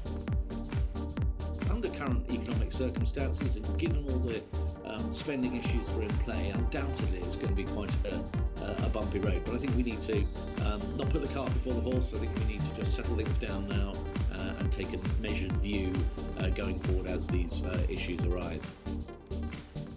Mel Stride there, somebody who's been calling very loudly for more cooperation between the government and the OBR, that body we mention a lot. Now, our markets editor, Valerie Teitel, joins us and has been looking at UK assets and how they've been responding of late. Valerie, is there a sigh of relief in UK assets? And if there is it to do with the politics, or is it about changing expectations around the Bank of England? Yeah, thanks, Anna. I want to present a view that the rally that we're seeing in sterling, it crossed the 114 handle earlier this morning, but that rally we're seeing in UK assets is less about the U-turn happening in politics. It's what happened with the Bank of England purchases yesterday. This is their fourth day of purchases, and they only bought 22 million of one single bond. Now, the other side of this is they rejected 2 billion worth of bids. Now, how did the market handle that? It was a test of the market depth, and 30-year yields handled it very well. They only traded weaker on the day by 6 basis points. That shows that maybe the fire sale in gilts is very, very over at the moment. So, the fire sale that kind of didn't happen or only happened before they stepped in. What does this mean for the BOE? What does this mean for, the next few weeks in the market? Yeah, look, a big sigh of relief at least. We know that now that the Bank of England is less likely to unwind an entire year's worth of QT by these 2 weeks of purchasing operations. But look, the big picture is less the Bank of England needed to buy, the less stimulus they were going to add into the economy, and the less aggressive in hikes it needs to moving forward to undo it. The hike expectations for the November MPC meeting are now down to near 100 basis points. They traded up to a high of 180 last week. Even the terminal rate for the Bank of England has dropped nearly 100 basis points to 5.4%. But look, this bodes well for the BOE's fight against inflation, that it can do so without hiking rates too high, without causing more jitters to the UK's mortgage market. But big picture, it's looking more and more likely that the Bank of England can save face doing this liquidity operation in the midst of a tightening cycle. Look, because it's not too far-flung to say that the ECB is going to have to fight the same thing in BTPs. And hey, maybe even the Fed. We know that Treasury liquidity conditions have been deteriorating rapidly. It bodes well for these three big central banks that maybe liquidity operations in the midst of a tightening cycle is something they can get away with. Okay, yeah, that's really interesting, isn't it? Because it did raise a few eyebrows as to whether different parts of the Bank of England machinery were operating in different directions. Valerie, thanks very much. Valerie Teitel on UK assets. Coming up on this program, Elon Musk's plan for peace. The Tesla CEO setting off uproar after tweeting his thoughts on Ukraine. More next. This is Bloomberg.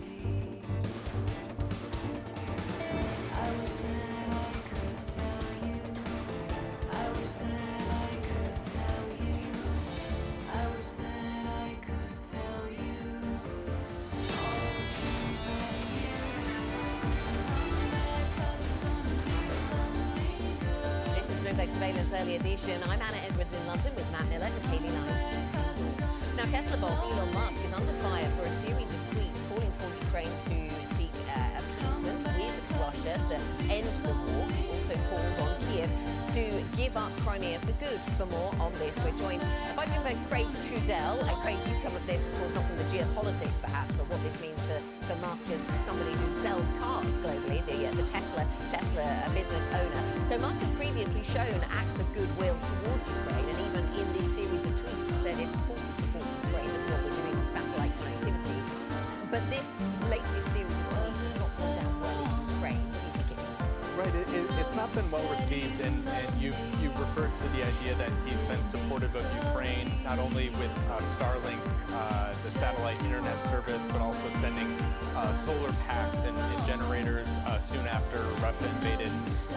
On the other hand, I think there is a sort of view in Ukraine of we already voted on whether or not we want to be independent way back in 1991.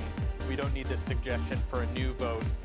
Set aside the idea that many people have died, many people have been displaced. So there's definitely a lot of sort of anger, as you put it, ill will reacting to this. And some viewed those acts of goodwill of sending the generators and the satellites and whatnot as just that. Others kind of do look at this a little bit askance and say, hey, this guy has talked about sending ventilators during the pandemic, and he sent CPAP machines. He tried to build a submarine for the Thai cave rescue back in 2018. That ended up being a little bit of a stunt. Is he really just kind of fishing for attention and trying to insert himself into a disaster over and over again?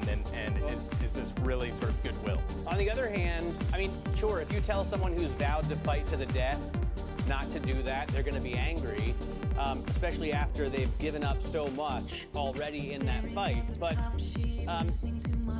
isn't there room at least for one or two pragmatic views out there? I mean, he is saying in his tweets that he's just trying to save lives in the long run. He's just doing the math, right? Because Russia is very large and has a lot of nuclear weapons. Right, and that's really what Musk's point is here, Matt. To your point is he's after trying to end this. I think the controversy here is his suggestions for solutions, what he's kind of leaving out, what he's overlooking, and certainly I think there's a case to be made that others share his view that the fact that Ukraine is having some success defending itself potentially prolongs this conflict leads to more death, and certainly there are people who understand where he's coming from here. I think it's really just a case that there are some people on the other side of that debate who really have strong feelings, easily get animated, and for understandable reasons. Yeah, and does that mean that those people are not going to be interested in purchasing Teslas because they're affiliated with Elon Musk? Craig Trudell, thank you so much. Our global auto czar, thank you for joining us. Now let's take a quick look at what is ahead today and what is on the agenda. The World Aviation Festival, billed as one of the most important aviation technology conferences, will get underway in Amsterdam. You also have the Warsaw Security Forum starting in Poland. It will run through Wednesday as several European leaders are expected to speak, including German Foreign Minister Annalena Baerbock. ECB Governing Council member Mario Centeno will be speaking at a conference in Luxembourg at 8:30 a.m. New York time. Then in Fed Speak, John Williams, Loretta Mester, and other regional Fed presidents will be talking at various events. And finally, we'll get some U.S. economic data as well, including factory orders and durable goods orders. And my question, Matt, will be if those come in strong, does that sap risk appetite, as we have seen bad news actually being good news for the market, or will that data come in softer to kind of reinforce the idea the market has gotten in its head over the last 24 hours? Yeah, I think, we're going to see data points coming in either direction, and maybe the market reacts on a dime, or maybe it may take a longer-term view, and this is just a bear market rally that's destined to run its course. It'll be interesting to watch when that data comes out. Yeah, I spoke to one strategist from SEB earlier who described it exactly that as a bear market rally, and certainly Kit Jutes was telling us to focus on consumer and therefore on jobs is important. That's it for the early edition. More surveillance is ahead. We will be back this soon.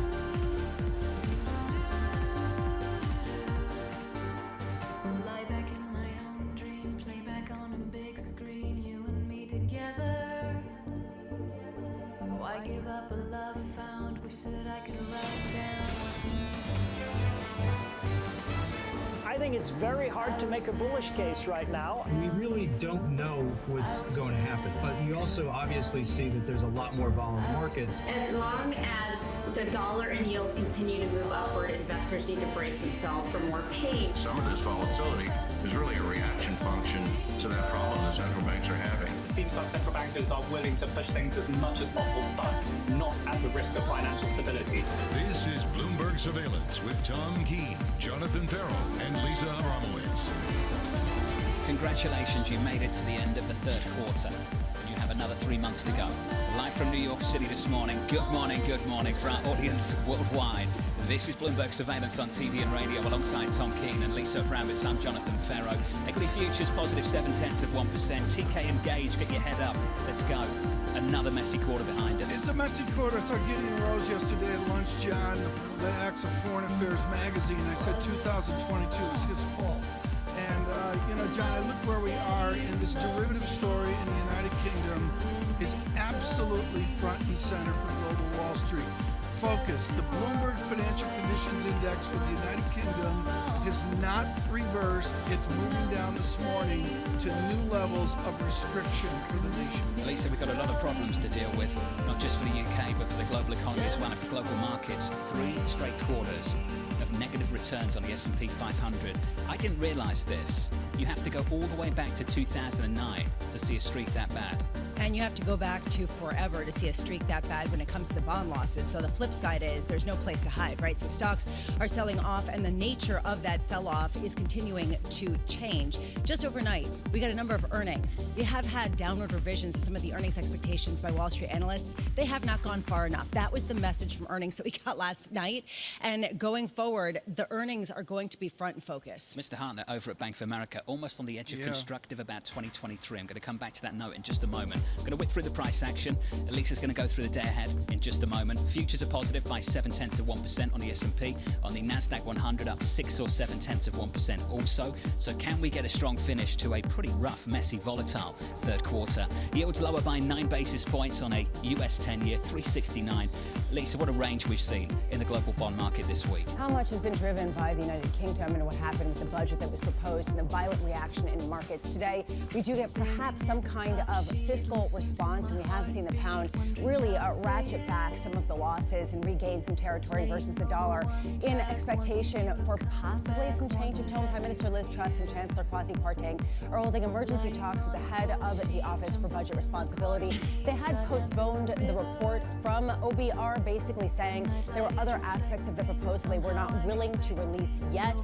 Now, are they going to backtrack on this? Regardless, people are getting a little more optimistic that perhaps the worst case scenario will not pass with cable at 111. Meanwhile, today, August U.S. personal spending and income data is core PCE deflator. All this U.S. data, that is coming out at 8:30 a.m. University of Michigan Central Survey at 10 a.m. Core PCE deflator. This is the Fed's favorite metric to look at to get some sort of sense of the trajectory, especially at a time when this is the area that probably may be the stickiest going forward. Right now, we are expecting a little bit of a stasis there, but especially with the Eurozone, seeing 10% inflation for the first time. We just got those numbers this morning. It just sort of shows you how difficult of a problem, how intractable this is. And at 11:30 a.m., President Biden is delivering remarks on Hurricane Ian recovery efforts. It's been just devastation, John, and it's going to cause a huge recovery effort, the likes of which will probably cost somewhere between $69 and $100 billion. Lisa, thank you. We're going to return to that in a moment. A little bit later this morning, we'll catch up with Anne-Marie Hordern. Tom, I wanted to start with a poll over in the UK from YouGov. Labour with a 33-point lead over the ruling Conservatives. This has been described by YouGov, Tom, as the biggest lead enjoyed by any party with any polling company since at least the late 1990s. That is big. John, I took all the little itty-bitty parties out, and I took the Liberal Democrats over to Labour because I guess they're not conservative, and it's stunning the gap between Labour plus LDI and the Tories. Unreal. Joining us now, Andrew Griffith, the UK Financial Secretary to the Treasury and the City Minister. Andrew, fantastic to catch up with you, sir. We understand the Chancellor, the Prime Minister, is meeting with the OBR today. The Bank of England's gilt market operation ends in the middle of October. Should those forecasts from the OBR be published before then? Well, the key thing to take away is that the government, the OBR and the Bank of England are all working in a coordinated fashion, each doing their respective jobs. So the bank's doing its job on monetary policy and market conduct. The OBR, its job on forecasts and bringing forward the forecasts when they're ready to be able to wrap in the recently announced government growth plan.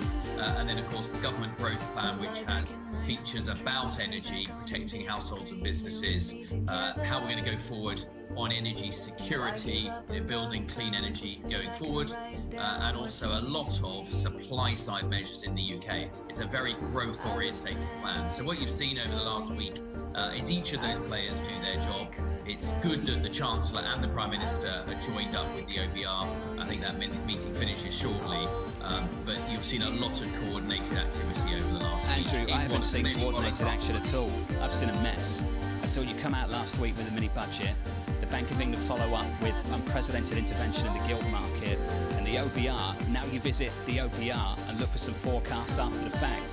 Why weren't these forecasts published alongside this mini budget last week? Because the growth plan's got lots of components to it. There was an imperative to act this time last week. It's tomorrow, this is the quarter end, it's tomorrow that energy prices would have gone up across the United Kingdom. Real uncertainty for businesses and households. So it was right to do that then. There's a lot of detail in terms of how the UK government wants to see growth going forward, and that wouldn't have been available to the OBR to factor into their forecast. Indeed, some of that we're still waiting to announce over the coming weeks, plans for infrastructure, the housing market, for childcare, some of the deep-seated challenges that probably all of our major economies have with growth. So, look, it's been a busy week, but each of those players are doing their job in a coordinated fashion. How concerned are you about the increase in borrowing costs, with some people citing a 10.5% mortgage cost at a time when the Bank of England is being tasked with offsetting a proposal that has not been put out there, but the market is responding? Yeah, look, of course, rising rates are a concern. We've seen that obviously, going into last week. I think you'd seen more tightening in the US. That's now happened in the UK as well. We've seen figures out of Europe as well today indicating that they've got exactly the same sort of issues around inflation. What the energy package measures do is actually reduce the headline rate of inflation. And that's something that's going the other way to the trend we're all seeing. But Andrew, there is this discussion about not releasing the OBR report earlier than the November 23rd deadline at a time when the market's moving. It's having real-term effects now. Why not just release it earlier to give people a sense of what's going on? Yeah, well, Lisa, look, I was a finance director for 11 years. My board wanted me to release my figures as early as I could, but they also wanted them to be credible, to take the time to reflect all the information in a very fast-moving world that's available. So everyone will have their own view on that. I think you just have to recognise there is a balance between speed and velocity and being able to wrap in information. Some of that information, as I say, will be coming forward. The growth plan itself is a 40-page document, and some of that detail will still be released over the coming weeks. Andrew, it's not for you to decide how long the OBR needs, is it? Let's get real about this. We're reporting now that you haven't sought to accelerate the watchdog's eco forecast at all. That's our latest report, according to officials familiar with the comments after the OBR Treasury meeting. Why haven't you asked them to accelerate it? Well, I've talked about how there's a lot of different details. I don't know how familiar you are with all of the growth plan. People have heard some of the headline measures. They've been widely reported, perhaps less so about the plan for infrastructure, the plan for immigration, housing. These elements, really important elements of the growth plan, that is how we're going to finance the fiscal announcements that were made last Friday. So I think you've just got to look at it as a package. When the Chancellor asked the OBR to report on the 23rd of November, it was in contemplation of being able to take into account the whole of that package. Have you asked the OBR? Have you asked the OBR to bring forward those forecasts as soon as possible, or have you told them that you want them at the end of November? Well, the Chancellor will read out on his meeting in due course. But in the meantime, don't lose sight of the fact that the fundamentals here were strong coming in. We started this with some of the lowest rates, the lowest debt to GDP in the G7. The economy is still growing. We acknowledge Andrew, Tom Keane in New York. I'm sorry to bother you. As we speak, the Bloomberg Financial Condition Index for the United Kingdom is a -4 standard deviations. You have seen a 7 standard deviation move in the blended gilt price move. You have a derivative disaster. You are the city minister. What are the regulators going to do finally to amend the derivative shell game that caused the Bank of England to bail out the marketing industry of LDI? Yeah, and you'll be aware, Tom, about the independence of the regulators. So one of the things that you learn as city minister is that the regulators have their job to do. What my job How is did to they fail? make sure that we have the most competitive environment in which to do business. Okay, you have a competitive environment that on a 7 standard deviation move blew up. Fine. What does the United Kingdom do off of the scandals of 2007 and 2008 to finally control the natural greed of the derivative business? You're at the heart of this as city minister. How do we finally get our every 8-year derivative blow up fixed? Well, the Bank of England is taking the actions that they need to in the market right now. In the long term, of course, we look at getting the right regulatory structure, and that's a shared objective of ourselves and the bank and the prudential regulators. So, of course, one will always look at wherever there are other points in the regulatory structure that need to be looked at. But that's not the focus for today. The bank's made its judgment and its markets. The thing to your point earlier, Tom, in terms of the politics, is that we need to communicate how this country is going to grow. That's what's going to give people the confidence to invest, the confidence to hold the currency, and the ability for us as government to fund the high quality services and all of the infrastructure that we need. To Mr. Farrow's questions earlier, what do you need to do on this Friday evening to give confidence Monday that the different experts are advising the trust government of the outcomes of their Reaganomics-like policy? Well, I wouldn't accept that characterization. What you need to know and the markets need to understand is that we are working absolutely in lockstep. You've seen a number of coordinated announcements from both the government and the Governor of the Bank of England over the course of this week.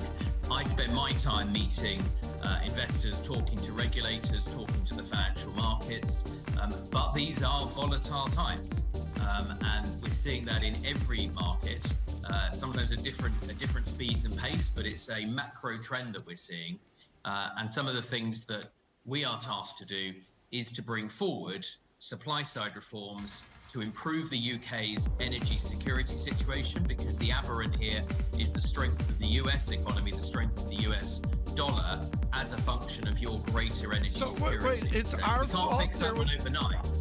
I just want to make this clear, John. I believe the minister just told us it's our fault the UK's blown up. I think that's what I heard. Well, we don't have time. No, that is not what you heard. What you heard is that we've got a job to do to try and improve our energy security. And if anyone thinks that this isn't ultimately a macro issue that flows in part from Putin's invasion of Ukraine. Andrew, I've got seconds on the clock. If you can just wait there, we'll come back to you. This is Bloomberg.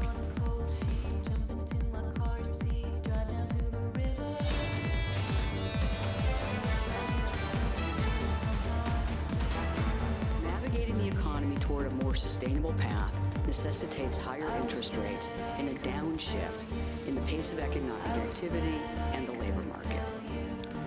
But for now, inducing a deep recession, the kind we had back in the 1980s, or some would even think of the Great Recession, that is not warranted. That was Mary Daly, the San Francisco Fed president, speaking just yesterday. Live from New York City, this is Bloomberg. Moments ago, we caught up with Andrew Griffith, the UK Financial Secretary to the Treasury and City Minister. We bumped up against what is called in the TV business a hard break. A commercial break was set to begin seconds away, and unfortunately he couldn't complete his thoughts. The City Minister had to go, and hopefully we'll get him back soon. Well, hopefully we can get him back soon and we can wrap up his thoughts, Tom, your another comments time. on this, John, were absolutely timely. And what I got there, John, was a complete lack of urgency of the moment. When I still see, I know pounds recovered, but there seems to be a complete understanding by the British government of the urgency here within global Wall Street. What they're first trying to address, and what was clear from that interview, is they're trying to address the optics here. Come across as a united front, coordinated between them, the independent body that provides the forecast, and the Bank of England. That's not how it played out over the last week. Typically, if you had a budget announcement, alongside that budget announcement would be some independent forecasts from the Office of Budget Responsibility. That didn't happen this time around. Then what would happen, obviously, is that the Bank of England would meet November 3rd and they'd provide you with some new projections and monetary policy. Of course, that's not what happened either. There was nothing coordinated about this. It was messy. So what's happened is you've got the budget, then you had the massive market fallout, an unprecedented gilt market intervention from the Bank of England, but only now is the Chancellor and the Prime Minister meeting with the OBR today. But it's still not clear to me when we actually get those forecasts. The OBR confirming just now they're preparing the forecast for November 23rd to go along with the fiscal statement. So, Lisa, here's the timeline now. October 14th, the gilt market operation ends. November 3rd, we have a Bank of England rate decision. Then all the way out onto November 23rd, we have a fiscal statement. That's a long runway, given how quickly this market's been moving. Especially because the Bank of England has to respond, and that's what the market has told them. That's clear from their intervention this week. If they raise rates in the meantime, they cause real pain, they cause real changes in the spending habits of households at a time when all the details aren't out. Is that the policy that they had intended? Futures right now up 0.8% on the S&P. Can we get a strong finish, Tom, to a messy third quarter? A messy third quarter, and we'll continue this discussion on that shocking interview with the finance minister and the city minister of London. Chris Marangi joins us right now. He's observing Britain. He's observing these crises from the prism of value, equity, investment. How's your study of the British economy going, Chris Marangi? How do you pull this global Wall Street tumult, clearly what is a massive derivatives failure, how do you pull it over to conventional gabelli investing? Well, it's just about, we're certainly learning a lot more about LBI and how this all works. It's another micro input into, another macro input into our micro forecasts for companies. We're overlaying currency moves and what that impact might be on revenue and costs for all of our companies. Do equities in the United Kingdom enjoy the repricing and value that we see in gilts?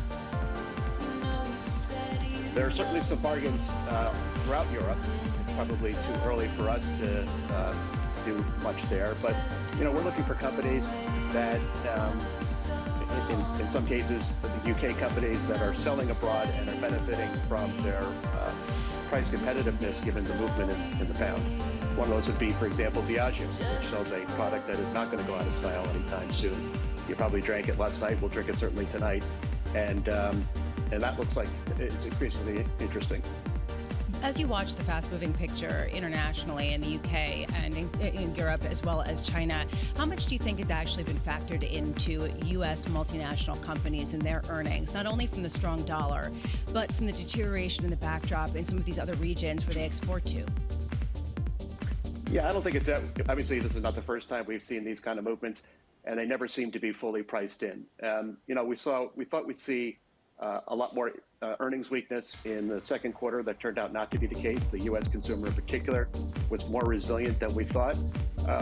We're bracing for some pre-announcements and earnings cuts as we begin to report the third quarter in the next couple of weeks. So we'll see. Obviously, that's an important factor, along with the overall multiple, which we're still trying to determine for the market. So everyone's pretty bearish right now. Are you a bull? I would say I am a chasing bull.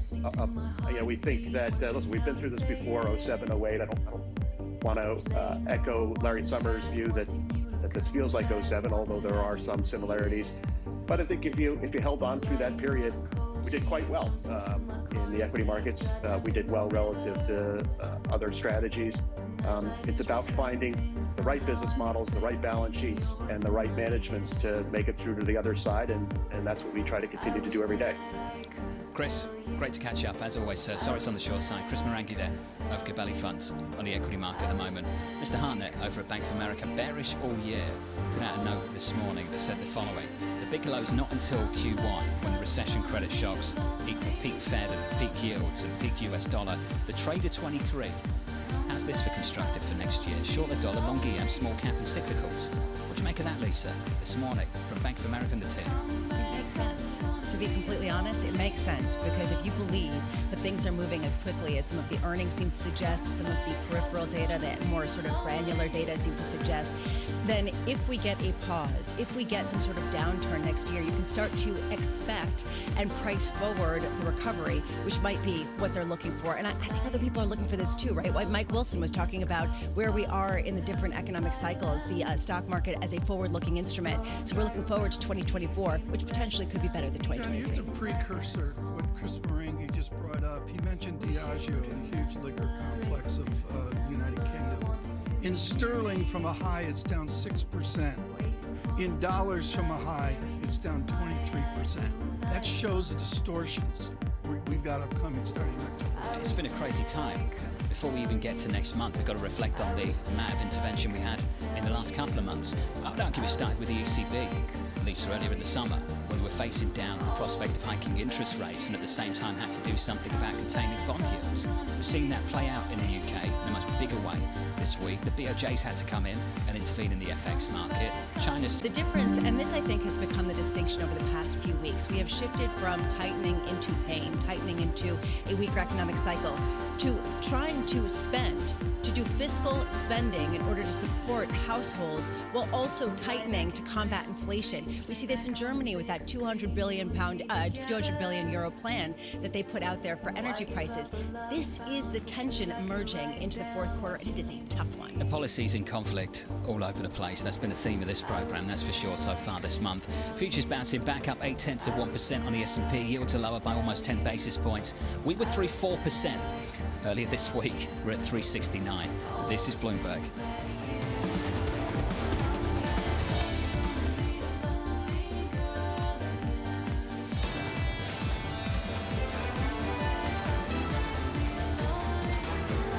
Quarter it's been. Live from New York City, good morning to you. Equity futures bouncing back by 0.9% on the S&P. Coming into Friday, we were poised for a third straight quarterly loss. For a streak that bad, you've got to go all the way back to 2009. Yes, it has been that long. In the bond market, yields all over the place. We've talked about the range this week. Through 4% briefly, back down to 368. Yields.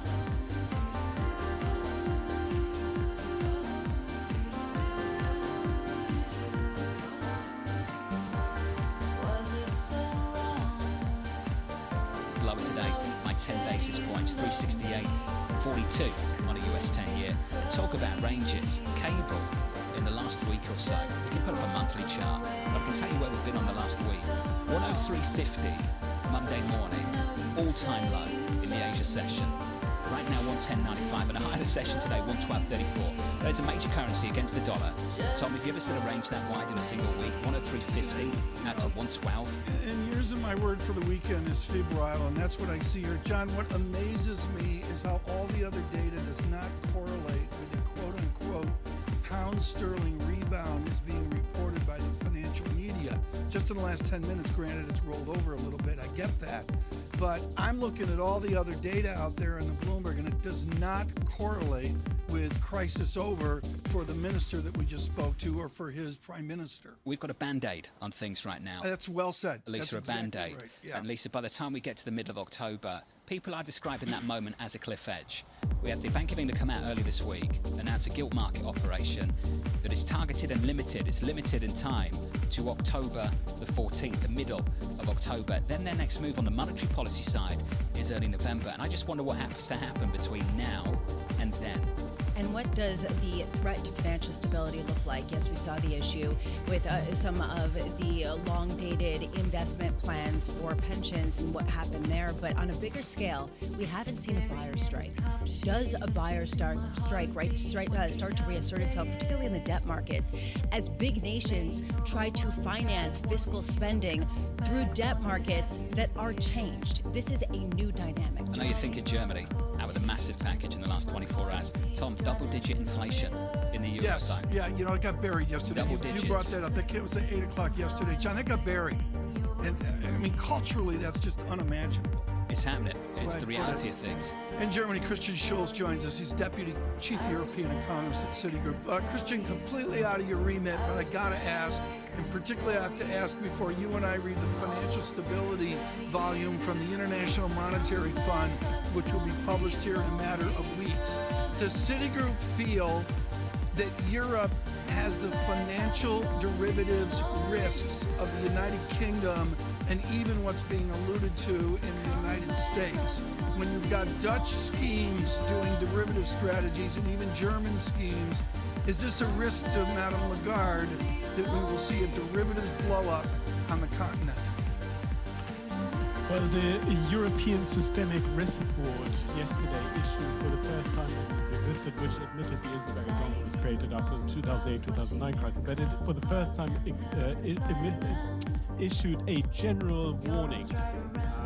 It is really general if you read it, but it's pretty clear that we are worried that there's pockets like just been identified in the UK and the LDIs in various parts of financial markets and beyond in Europe, right? Especially, for instance, in energy derivatives markets, we know that there's issues, but also in bond markets, equity markets, everywhere. It clearly is a big risk. Volatility poses a major risk, and central banks have to be aware of that. How does that change the prism for the ECB launching to their meeting at the end of October? I think the October meeting is fairly safe.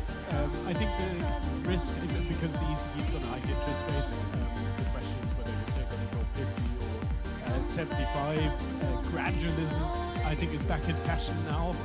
If you want to prevent major volatility, you get it back gradually. So going for 100 basis points or talking about QT already, I think that becomes less likely. Reliability or a steady hand is more needed, but also big shifts in the dovish direction, I think, don't make much sense if governments come out and support the economy in a massive way. So I think 75 basis points is good for Perhaps that's the short term, Christian, but how much are you ratcheting up your longer term inflation forecasts for Europe in general based on some of the spending that they're doing to support households now, which are going to kind of counteract potentially some of the inflation combating of the central banks? Well, the funny thing is, in the short run, they will lower headline inflation, right? These price caps are going to reduce inflation perhaps by 2 percentage points in Germany or half percentage points in the euro area as a whole. And in the UK, they're lobbing off 5-6 percentage points off inflation with these price caps. But this is an illusion, right? Because what these things do is they increase the demand for energy and therefore increase wholesale prices. And somebody's eventually going to have to pay for that. You can't securitize all of this. It's going to lead to higher inflation down the line. So what we're heading for, I think, is lower peaks in inflation perhaps, or somewhat lower inflation next year, but higher inflation for longer, above target inflation for longer. And that indeed, as you rightly say, poses a challenge to central banks, a credibility challenge to central banks. Well, just to put some numbers on it, to give a sense of the scope here, are you talking about, for example, 2.5% inflation in the euro region until 2025? Or are we talking about 4% inflation through 2030, right? There is a difference of magnitude when we talk about a stickiness here for a longer period of time. Well, we're still heading for some kind of recession in Europe. That recession may now be somewhat milder if this fiscal support comes in, but it may also be harder because of all the financial tightening that central banks are driving at the moment. I still think there is a prospect whereby underlying inflation, say core inflation, gets in 2024, 2025 back to target, and where the central bank can, in a controlled way, sit this out. They have to hike, but they don't have to hike massively beyond neutral. The risk is that inflation expectations de-anchor. That risk is effectively a little bit reduced by these price caps because they reduce spot inflation, and therefore, the risk that households adjust their inflation expectations to that and raise wage growth, for example. But that risk you cannot dismiss, and people will see, of course, that if they use more gas because of these caps, the wholesale prices will go up, and sooner or later they have to pay for that. So the question is, what is driving inflation expectations? Is it spot inflation, or is it a general sort of trickiness about institutional credibility, which I think is increasing? Christian, you go to the heart of the matter brilliantly, and this is the difference between, I'm going to call it continental or Germanic economics timeline in the United States. You're suggesting banks, central banks, can amend out and wait 3 or 4 years with patience and with stable policy, where in a technocratic United States they're trying to fix it in 2 meetings. Is the x-axis of the United States Central Bank flawed for you? Is Germany and ECB, are they doing it more correct? I think the US has a more straightforward problem to resolve. I think there is excess demand, the economy is overheating, and the Fed has to regulate it down. Of course, the government could help them, but the Fed knows what it has to do even without the government. I think the ECB has the problem that they can't fix this problem on their own, or if they try to fix it on their own, they're going to make the problem worse. They need the support of governments.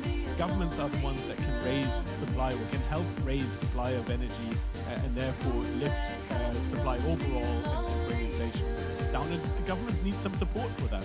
Governments need stable financing costs. They don't need low financing costs, but predictably stable financing costs. In an ideal world, the central bank and the government would talk to each other.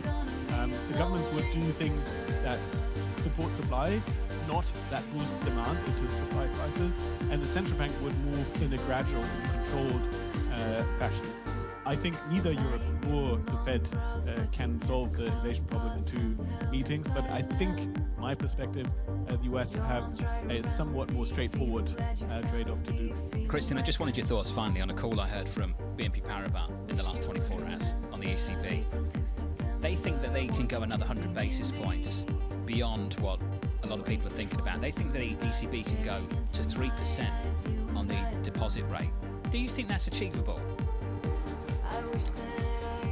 I think it is. I mean, what that would do, of course, would put the ECB in actual tightening mode. In an economy which is probably still 3 percentage points smaller than its pre-pandemic trend, and which is heading for a recession, significant recession, that feels like taking it a bit too far. But the more governments are now doing to prevent that recession, shelling out money to households, helping corporates, the more likely it is that the central bank will have to go that way in order to get medium-term inflation down. So I think the risks of the chances of something like this are growing, but I still expect a recession. I still expect a recession to stop the ECB before they get to it. Well, they're not forecasting one, are they? Just yet. Christian Schultz there.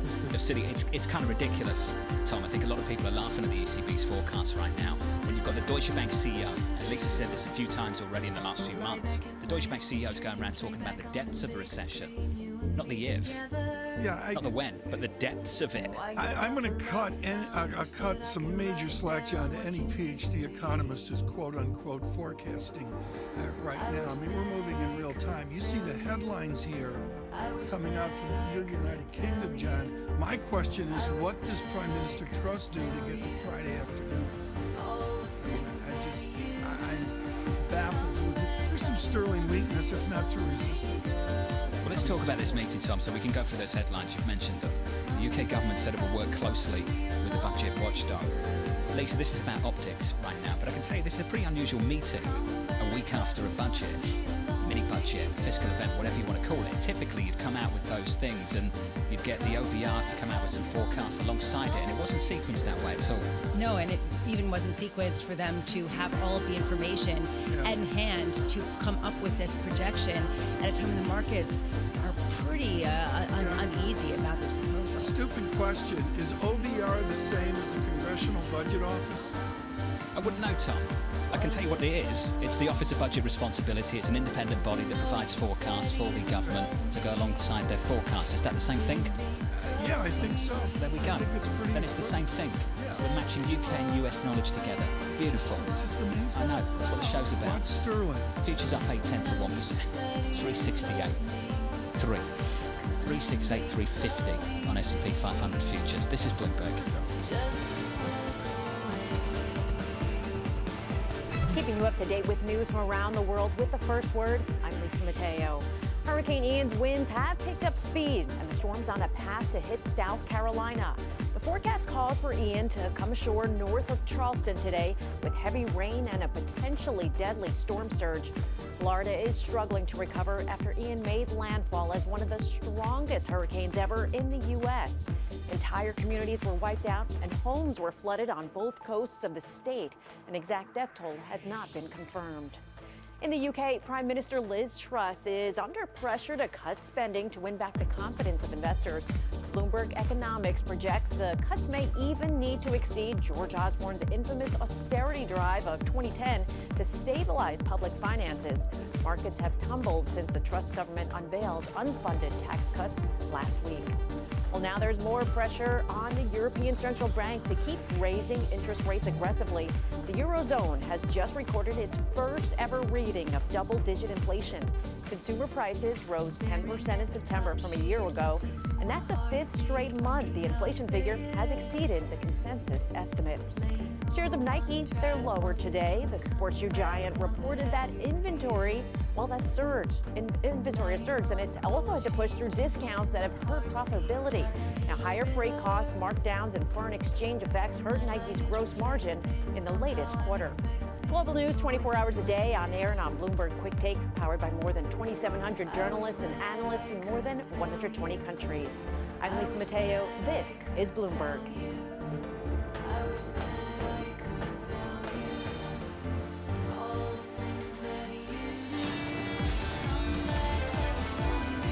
What we're focusing on is delivering a growth plan and making sure with things like our energy intervention that people right across this country are protected. And without growth, you're not going to get the public services. We're not going to generate the income and the tax revenue to pay for the public services that we want to see. And that's why the mini budget was absolutely essential.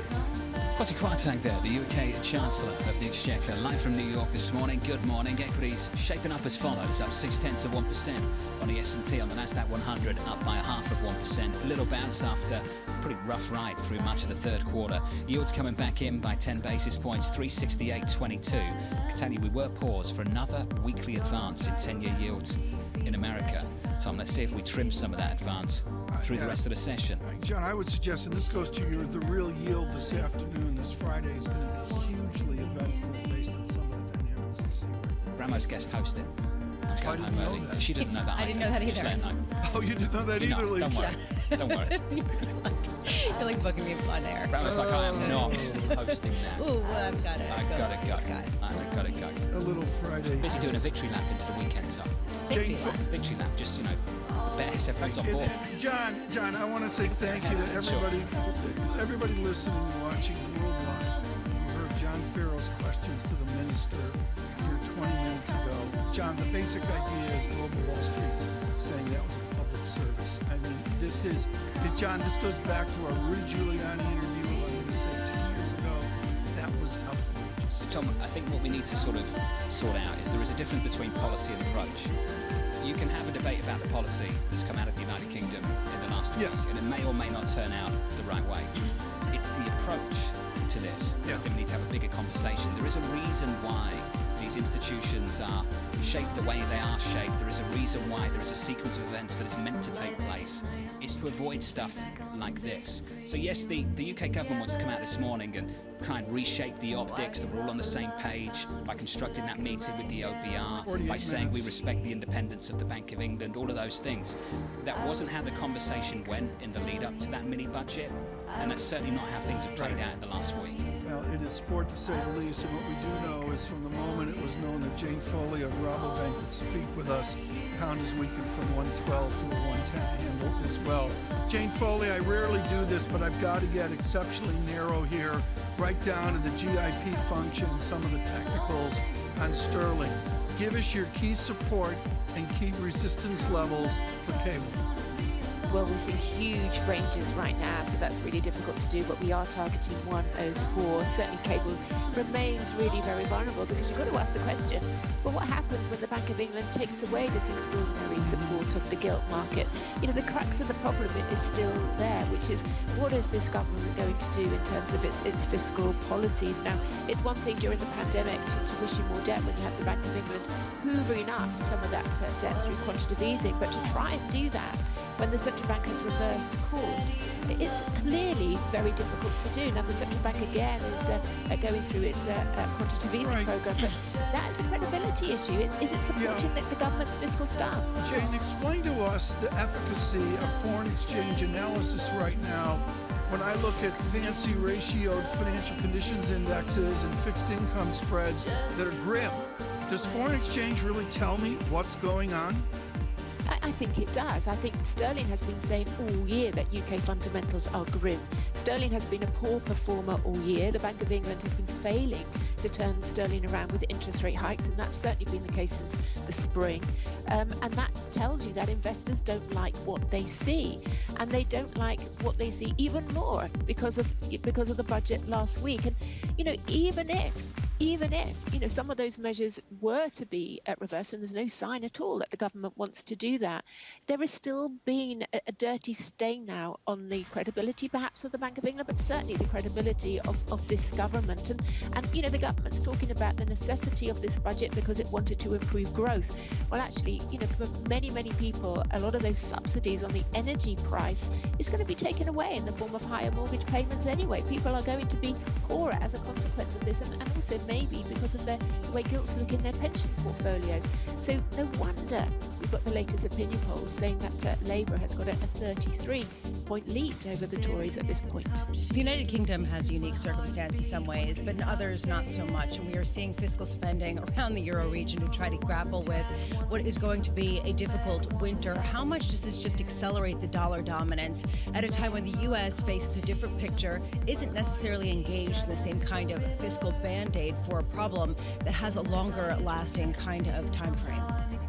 I think it does accelerate the outlook of the dollar. I mean, like you said, the market was already worried about global growth. It was already worried about UK fundamentals, which of course is why the timing of this budget was so bad. The Chancellor failing to read those market conditions. But it does accelerate the movement into safe haven for the dollar. But, you know, I would really like to state that I don't think US fundamentals operate on the dollar in the same way that fundamentals of say, the UK operate on sterling. And this is because the dollar has its own set of fundamentals. It is a huge invoicing currency. It is a massive reserve currency because it's a huge invoicing currency. And the long and the short of it, the simplicity of it, is that when there is crisis, when there is uncertainty, people just need dollars. They need it to cover their liabilities, to pay their invoices, perhaps to cover their dollar debt liabilities, depending on where you are. So the dollar operates to its own set of fundamentals, which are pretty quite distinct from the fundamentals of the US. Jane Foley, Jane, just wonderful to catch up with you in London and back here in New York as well. Jane Foley, thank you for Rabobank. It's a difficult moment for global markets, and I think there's going to be a massive struggle to normalise. And not just normalise pushing interest rates higher, but also normalise the balance sheets as well. This week for me, for you, Lisa, for you, Tom, I think has been a big week to rethink what is achievable with these balance sheets at the Federal Reserve, at the ECB, at the Bank of England. The ECB, they started this. They told you almost immediately, yes, we're going to hike interest rates, Tom, but we're going to have to do something if yields spike too much on the periphery. Seen this play out in the UK, unique circumstances, I know. And I just wonder, Tom, how long before the Fed has to reconsider its balance sheet unwind as well? I 100% agree with you, John. I've been watching this and I see it off real yield, which granted is given back a little bit this week. But John, what I would say for certain on this Friday is every single general counsel of every defined benefit program on the continent and across the United States is reviewing their liability-driven strategy if they have one.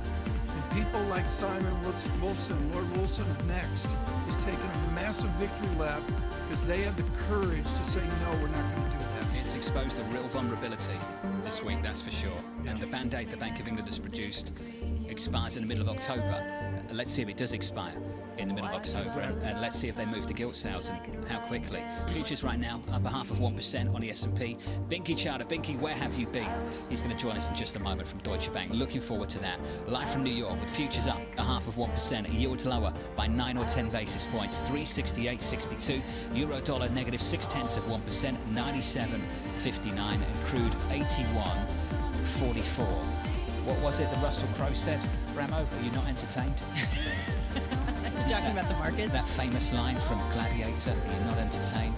What a third quarter in this market. Yeah. Just absolutely, you've never seen Gladiator, Thomas? Okay, we've got to fix that. From New York, this is Bloomberg.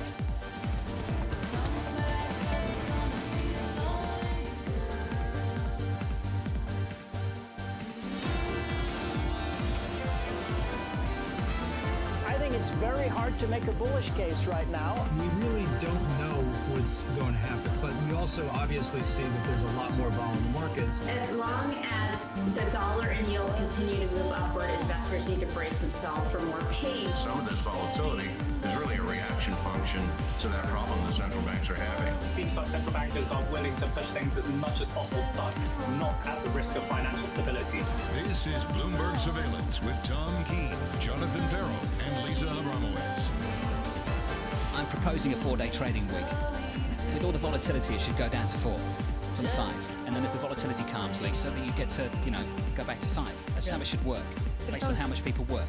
It's going to always be a little volatile. Just of course. So then you can always just take a 4-day work rate. Live from New York City this morning. Good morning, good morning. Bramo looking for a 4-day week. Futures positive, 0.5% on the S&P. I'm on board too. Just doing your work. Nasdaq up by 0.5%. TK on the quarter. Brutal, just brutal. Up and down, up and down, up and down, and headed for another quarterly loss. The immediate now is so tangible, John, including our conversation with the minister early. I'm hardly focused on end of quarter, and you're absolutely right. It does matter with the VIX 31.29. John, I just looked at sterling, which in the last hour has given way. Full disclosure, it wasn't Jane Foley's fault, John. And I got a resistance of 1.1481. We're nowhere near that. And there's no support, technically. 110.69. There is. It's a breakdown, and this comes down to how quickly we'll get the forecast from the Office of Budget Responsibility, Tom. I mean, if I had to go to Binky Chata, I'm like 25 years old and I'm shaking going in front of Chata. I'm like, the charts tell me I don't know where I am. Binky's going to join us right now. very, very shortly. And Lisa, with Binky, we need to talk about some of these big tech names. Yesterday, B of A downgraded Apple. Apple got really hammered, slapped around, just on this idea that consumer spending is going to be a tough story worldwide. Facebook, Mark Zuckerberg, out with freezes to hiring, not layoffs, but a hiring freeze. And I guess you can't freeze what you can't sack what you can't hire. And he basically is saying that Meta or Facebook is going to be a smaller company in 2023 than it is today. All of these cuts, et cetera, come as you get the semiconductor space flat on its back, coming out. Micron yesterday coming out, downgrading its expectation even further than people had expected. Taking a step back, at what point do the biggest names see this kind of loss? And then that triggers something. That triggers some financial risk, some financial stability issue that we saw, yes, in the United Kingdom. But as Larry Summers said, these are the preconditions for just that type of event here. It's been very messy this week, that's for sure. It could be a stronger finish. Let's go through it. Futures positive, 0.5% on the S&P. On the Nasdaq 100, up 0.4%. Yields lower by 9 basis points on a 10-year, 3.69. Euro dollar 97.65. We're negative 0.5% on euro dollar at the moment. Tom talked about sterling weaker. Dollar stronger through all of G10 basically, at least with the exception maybe of the Japanese yen.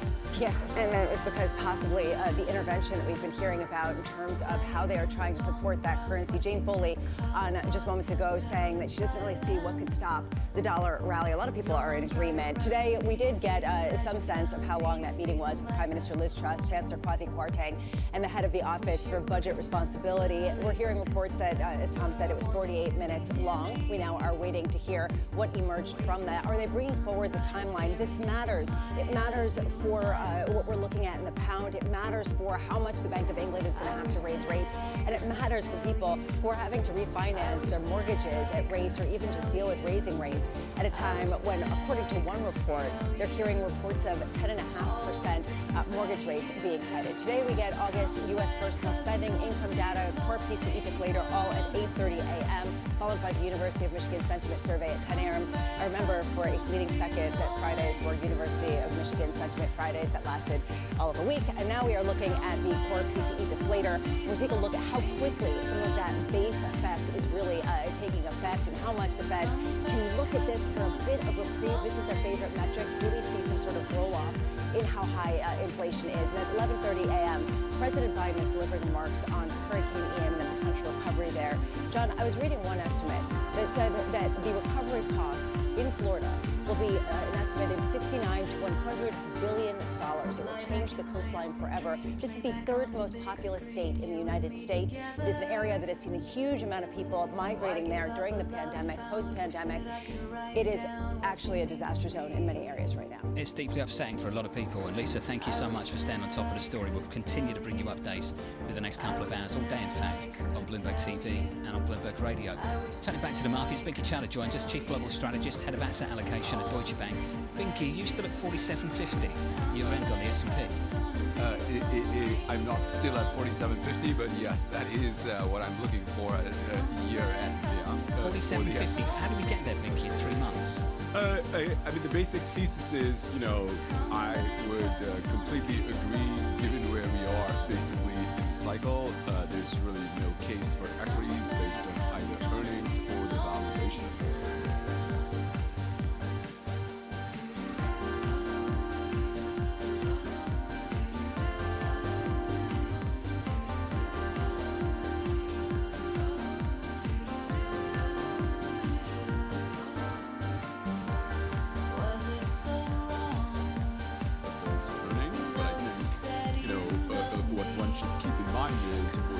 Basically, over the course of the year, is the Fed, providing guidance basically into a full rate hiking cycle, which is basically, in my view, given that 4 out of 5 of them ended in recessions, it's really, forward guidance to a recession. So what we have is a situation where basically growth has been slowing, but with the Fed's guidance, equity positioning has been falling much faster, basically, than growth has been slowing. I would say if you look and break up our positioning measures into sort of 2 parts, one that's basically tied and based on what's happening from an economic fundamental point of view and earnings, what you see is the discretionary equity investors are positioned right now for 46, 47 in the ISM manufacturing. What we've got the last 3 months is basically 53. So, there's potential for a squeeze, but I would argue, the much bigger potential for a pretty big squeeze really would come from the systematic strategies. I would say if you look at they're going to step in and up and go. It's a question of basically, systematic strategies positioning at the end of the day is best explained by equity vol, and equity vol is just very elevated. I got 2 ways to go here, Binky, off of John's question, and I've got to go to the one that matters. Luzetti came out at Deutsche Bank and said recession before anyone else. I know you respect Folkers, Landau, and Luzetti. They're getting it done. They've been phenomenal. But are you suggesting at the heart of your bullish call is this Fed blinks? No, I wouldn't say that. I would just say, yes, we are looking for a recession, sometime next year. The question is, exactly when, and is it going to happen here and now, given where, equity market positioning is. What, I'm calling for is, bear market rally number 5, and it's likely to be bigger than number 4 is all I'm saying. Bear markets have plenty of rallies, on average 3 off of new lows, going 10% or more. 2 recessions prior to the pandemic, we saw, on average, basically 5 bear market rallies of 15%. I would argue at this stage of the cycle, you just have to be tactical, because we have this cloud over basically recession. So, Binky, I remember a couple months back, you put out a forecast where you said if we get a recession and a hard landing, you could see, I forgot whether it was a 3,000 or 3,200 handle on the S&P, or on the high end, closer to this 4,750 or even to the 5,000s. It seems like the worst case scenario is kind of unfolding according to a lot of people, and many more people are pricing in a hard landing. What makes you stick with the higher end range? So it's not really the higher end range, it's sort of an if then else and what happens when, basically. I would argue, coming through basically the middle of the summer, it seemed to us actually that recession was probably more imminent than happening next year. I mean, if you look at, so it also depends on what you sort of think or believe a recession is. I think a recession is really basically about corporate risk aversion. If you look at, simple measures of CEO confidence, you would see that in the middle of the summer, we were basically, some of them were actually below the lowest at the time of the pandemic, which is, all the way down there. And so, really primed for corporate risk aversion. When we got basically the commentary on Q2 earnings, though, I would say, corporate's pretty clear that, they're not cutting anything preemptively. So that argues and simply suggests that, the recession is likely to happen later rather than now. And that leaves us with the issue of basically what's going to happen over the next, sort of 3 to 4 months. And what I would also point out is that if you look at those measures of CEO confidence, there are a couple, there's at least one that's available on a monthly basis, and what you see is that CEO confidence actually went up in August and then went up again in September. It's actually doing exactly what consumer confidence has been doing. So, yes, I mean, the Fed hiking cycle will end in recession. I think the question is timing, or, working thesis, house view is, around the middle of next year. So that still leaves plenty of time in between, is the way I would put it. Yes, but if we go to a recession, yes, 3,000. If we go to 3,000, I'm right. If we go to 4,750, I'm right. So, Binky, that's just... No, it's a question of when. It's a question of when, John. Well, Binky, I just want to give you the chance then, because it's not for me to say your forecast is going to be wrong. You're saying that we can rally back basically towards all-time highs before year end. That is correct. If you look at basically, big corrections in the S&P 500, and generally, I mean, the kind of levels that we were talking about right now, where we are, you only see basically in recessions. But in a few cases, when we fell by as much, and we did not actually go into a recession, the market actually regained its prior peaks in about 4 months.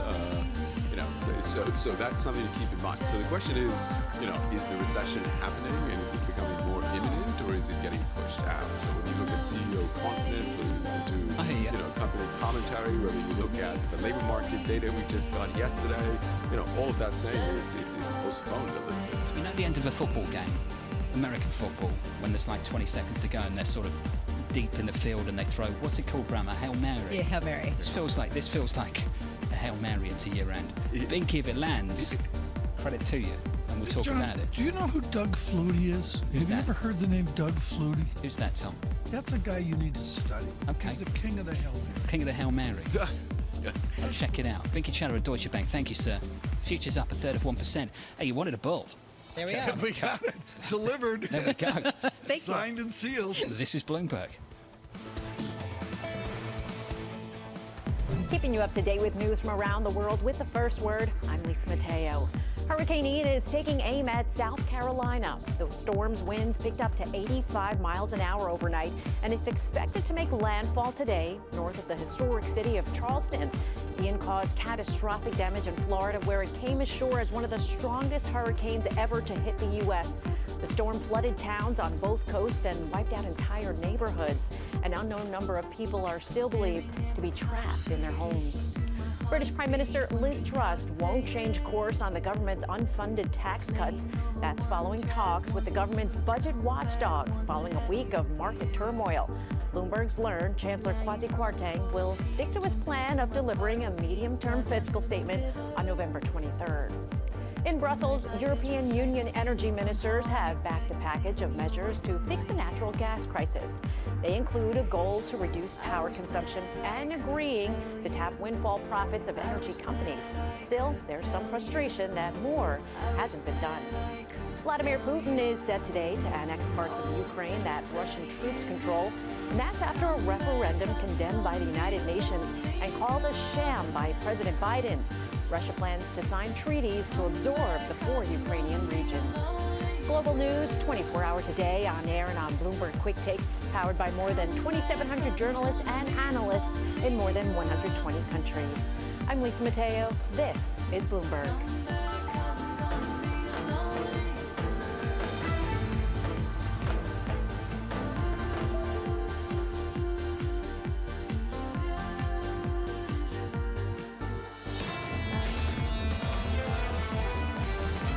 Bearish European natural gas going into January and February and see it trading below 100 euros per megawatt hour. We believe, barring an absolutely freezing cold winter, they're going to get through this winter. Prices are going to moderate, but longer term, you have a problem. Jeff Curry, constructive short term, very much not constructive long term there. Global Head of Commodities Research at Goldman Sachs. I'm told that if I've never heard of Doug Flutie, that's like not knowing who Paul Gascoigne is, but since you guys don't know who Gazza is, we're not going to go there. That's absolutely correct. Futures up a third of 1% on the S&P. On the Nasdaq 100 up a quarter of 1%. Elsewhere, yields are lower by 9 basis points on a 10-year, 369.81. Euro dollar 97.57, down 0.6%. If you missed it, a couple of hours ago, we had inflation out of Europe, double digits, 10%. Next ECB meeting, October 27th, and they've got CPI year-end at 8.1%, next year at 5.5%, the year after that 2.3%. Double-digit inflation, Tom. Germany, double-digit inflation in the Eurozone. On a slow Friday, folks, I really want to emphasize, as John just mentioned, there is no bid on euro in the last hour, and also on sterling. Is it inflammatory? No. But it's tangible. They have given way off of the news flow of the last hour that you've seen, including our interview with the Prime Minister Truss's Treasury Minister of some form, a city minister as well. Right now we speak to Minister today on Brussels and Minister Horton in Washington about the events of the weekend. Maria, I'm going to go to you, and that it's the only question I've received this weekend as people stop me on the street. Who's going after Vladimir Putin? How alone this weekend is Vladimir Putin? Actually, Tom, I thought it'd be prime minister more than minister. But in terms of who's going after Vladimir Putin, it's a very difficult question to answer. And in all seriousness, it is a difficult question to answer because the Europeans, what they say is, we are not fighting this war. We're not belligerent in this. We are supporting Ukraine because this is a country that is being attacked on the battlefield. But I can tell you, though, that the Europeans know that in about an hour's time, Vladimir Putin will announce that he will annex 4 regions in Ukraine, and that will pave the way for more sanctions on Russia. Now, it is unclear what type of sanctions, because the Europeans have pretty much done everything that they could. The one issue they can't is gas and energy, and there is huge frustration here about the fact that bills and prices are not going down fast enough. Is this dialogue, Maria, changed with the Italian election? The reality of the politics of Hungary and other Eastern European nations? Are we having a different conversation now on sanctions and on Vladimir Putin than we had on February 25th? There is a different conversation, but so far it's not in sanctions. It's about this mega plan that Germany presented yesterday. Remember, it's 200 billion euros in new debt to be able to finance and cushion the impact of this crisis for households and families. And what I can tell you, Tom, is that behind the scenes today in Brussels, there's frustration at the Germans. The idea that they are disrupting in some ways the markets, that they are breaking away from that solidarity and that unity in Europe because they have the money to do things that other countries are not able to. So in fact, the conversation is not so much about the sanctions, whether it changes or not, but it's more about whether Germany is going at it alone or will stick with the rest of European countries. And Marie, the way that Europe is configured right now, they are proposing to borrow money to try to plug the gap in the energy system right now for households, for companies, and beyond. How much, when we look at the U.S., some of the spending that needs to happen on infrastructure and some of the spending that needs to happen to recover the situation down in Florida right now, the disaster, where you do need to rebuild. How much does the U.S. have that capacity to do that, given some of the projections?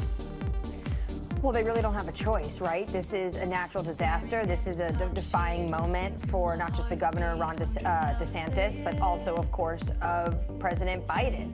There was a great analysis this morning in the Washington Post that really showed, and to Tom's point yesterday, how this can shape a presidency. And it is really crucial to make sure that the federal government is seen as really being as a helping hand to opening the taps on whatever is needed, especially when you're looking ahead to a midterm election. If I could just say one point to Maria's about Germany and that they're in this incredibly more secure fiscal situation, I was kind of struck by the German economy minister's comments this morning, Robert Habeck, taking a little bit of a direct call to the places like Norway, like the United States, which are now starting to fill that gap, where Germany used to get very cheap Russian gas.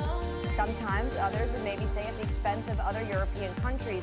Now basically telling those countries that Europe should be in a negotiating power and making sure those countries are not exploiting these sky-high prices. Okay. And you should note about what's going on in the U.S. right now is they are making a lot of money in terms of sending over fossil fuels to Europe. So, Anne-Marie, to that point, I mean, what's the pushback from the United States? Is there some sort of response? If there is going to be increasing pressure to lower the prices, is there a willingness to do that for an alliance and trying to keep Europe in a better situation during the winter? Well, this is Mr. Habeck's response. We need to be an alliance. Should be a partnership. And the United States is, I'm sure, going at all of these moments. And they've said they want to help Europe. They are shipping tons, the most ever on record, of LNG to Europe. But these are private companies, and these are supply and demand issues. And I'm not sure I see the United States going to be able to put pressure on LNG companies to lower their prices to fill the gap in Europe, especially when Europe is in this very vulnerable time and they almost just don't have a choice. AMH, thank you. Anne-Marie down in DC alongside Maria Tadeo over in Brussels. TK, you are never going to win Maria over. You know that, don't you? It's just not happening. You're going to keep trying. It's not working out. Thanks to Joe Weisenthal of the Odd Lots team for writing this one up. Bloomberg's chief economist of financial products, Michael McDonough, put this together. Tom, if you wanted to spend $2,500 a month on a house, that would cost $476,000. For that same monthly payment, you could have purchased a $758,000 house in early 2021. That's just how much interest rates have changed. So a $2,500 payment a year ago, Tom, your house is $760. Right. Now that house is going to cost you $476. 37%. Your budget has shifted massively. Well, and culturally as well, 37% decline in value. Thank you, Liz Ann Saunders and David Gura, for selling that out on Twitter for Mr. McDonough. John, you see it as well, and I really don't understand this market. The Telegraph moments ago with an HSBC analysis of the mortgage payment from, I believe, fixed to floating. John, correct me on this, moving from an annual £3,500 increase to £5,000 increase. So those fixed mortgages, Tom, once they're done with, you're going to get a big step up in interest payments. I think there's a big wall of that set to take place in about 12 months. And about 20% of the mortgage market in the UK is floating rate, variable rate mortgages, Tom. So that will adjust off the BOE's next big move, and it's going to be a big one. Yeah, we'll have to see. Futures positive a third of 1% on the S&P from New York. This is Bloomberg.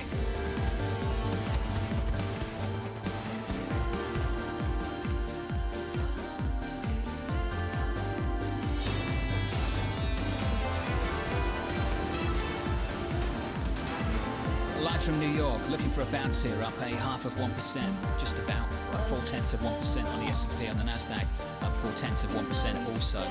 On the Russell, small caps up 0.6%. On the quarter on the Nasdaq, third straight quarterly decline we're poised for here. Worse since the third quarter of 2002, that losing streak. It's unreal. I had no idea about this, and a quarterly decline was set for on the S&P as well. Another quarter of it, longest quarterly losing streak going back to 2009. We haven't seen this for a long, long time. That's the equity market story. Here's the bond market, all over the place. Your 10-year now, 369.21, yields lower 9 basis points. We've gone from through 4% early this week and down at 369, quite a range. You want a bigger range than that? Look at pound sterling, 103.50 Monday morning, 103.50. then all the way back through 111, looking at 112, and now back to 110.71. We're up to speed with this one, Tom. Cable, what a range. Well, the range is there, and there is some resistance. I mean, you can make a chart, and up it goes, and there's something it has to break through. But what's important here on a weekly chart, John, there's no support. Technically, it's what I call soup, in that it's hugely indeterminate.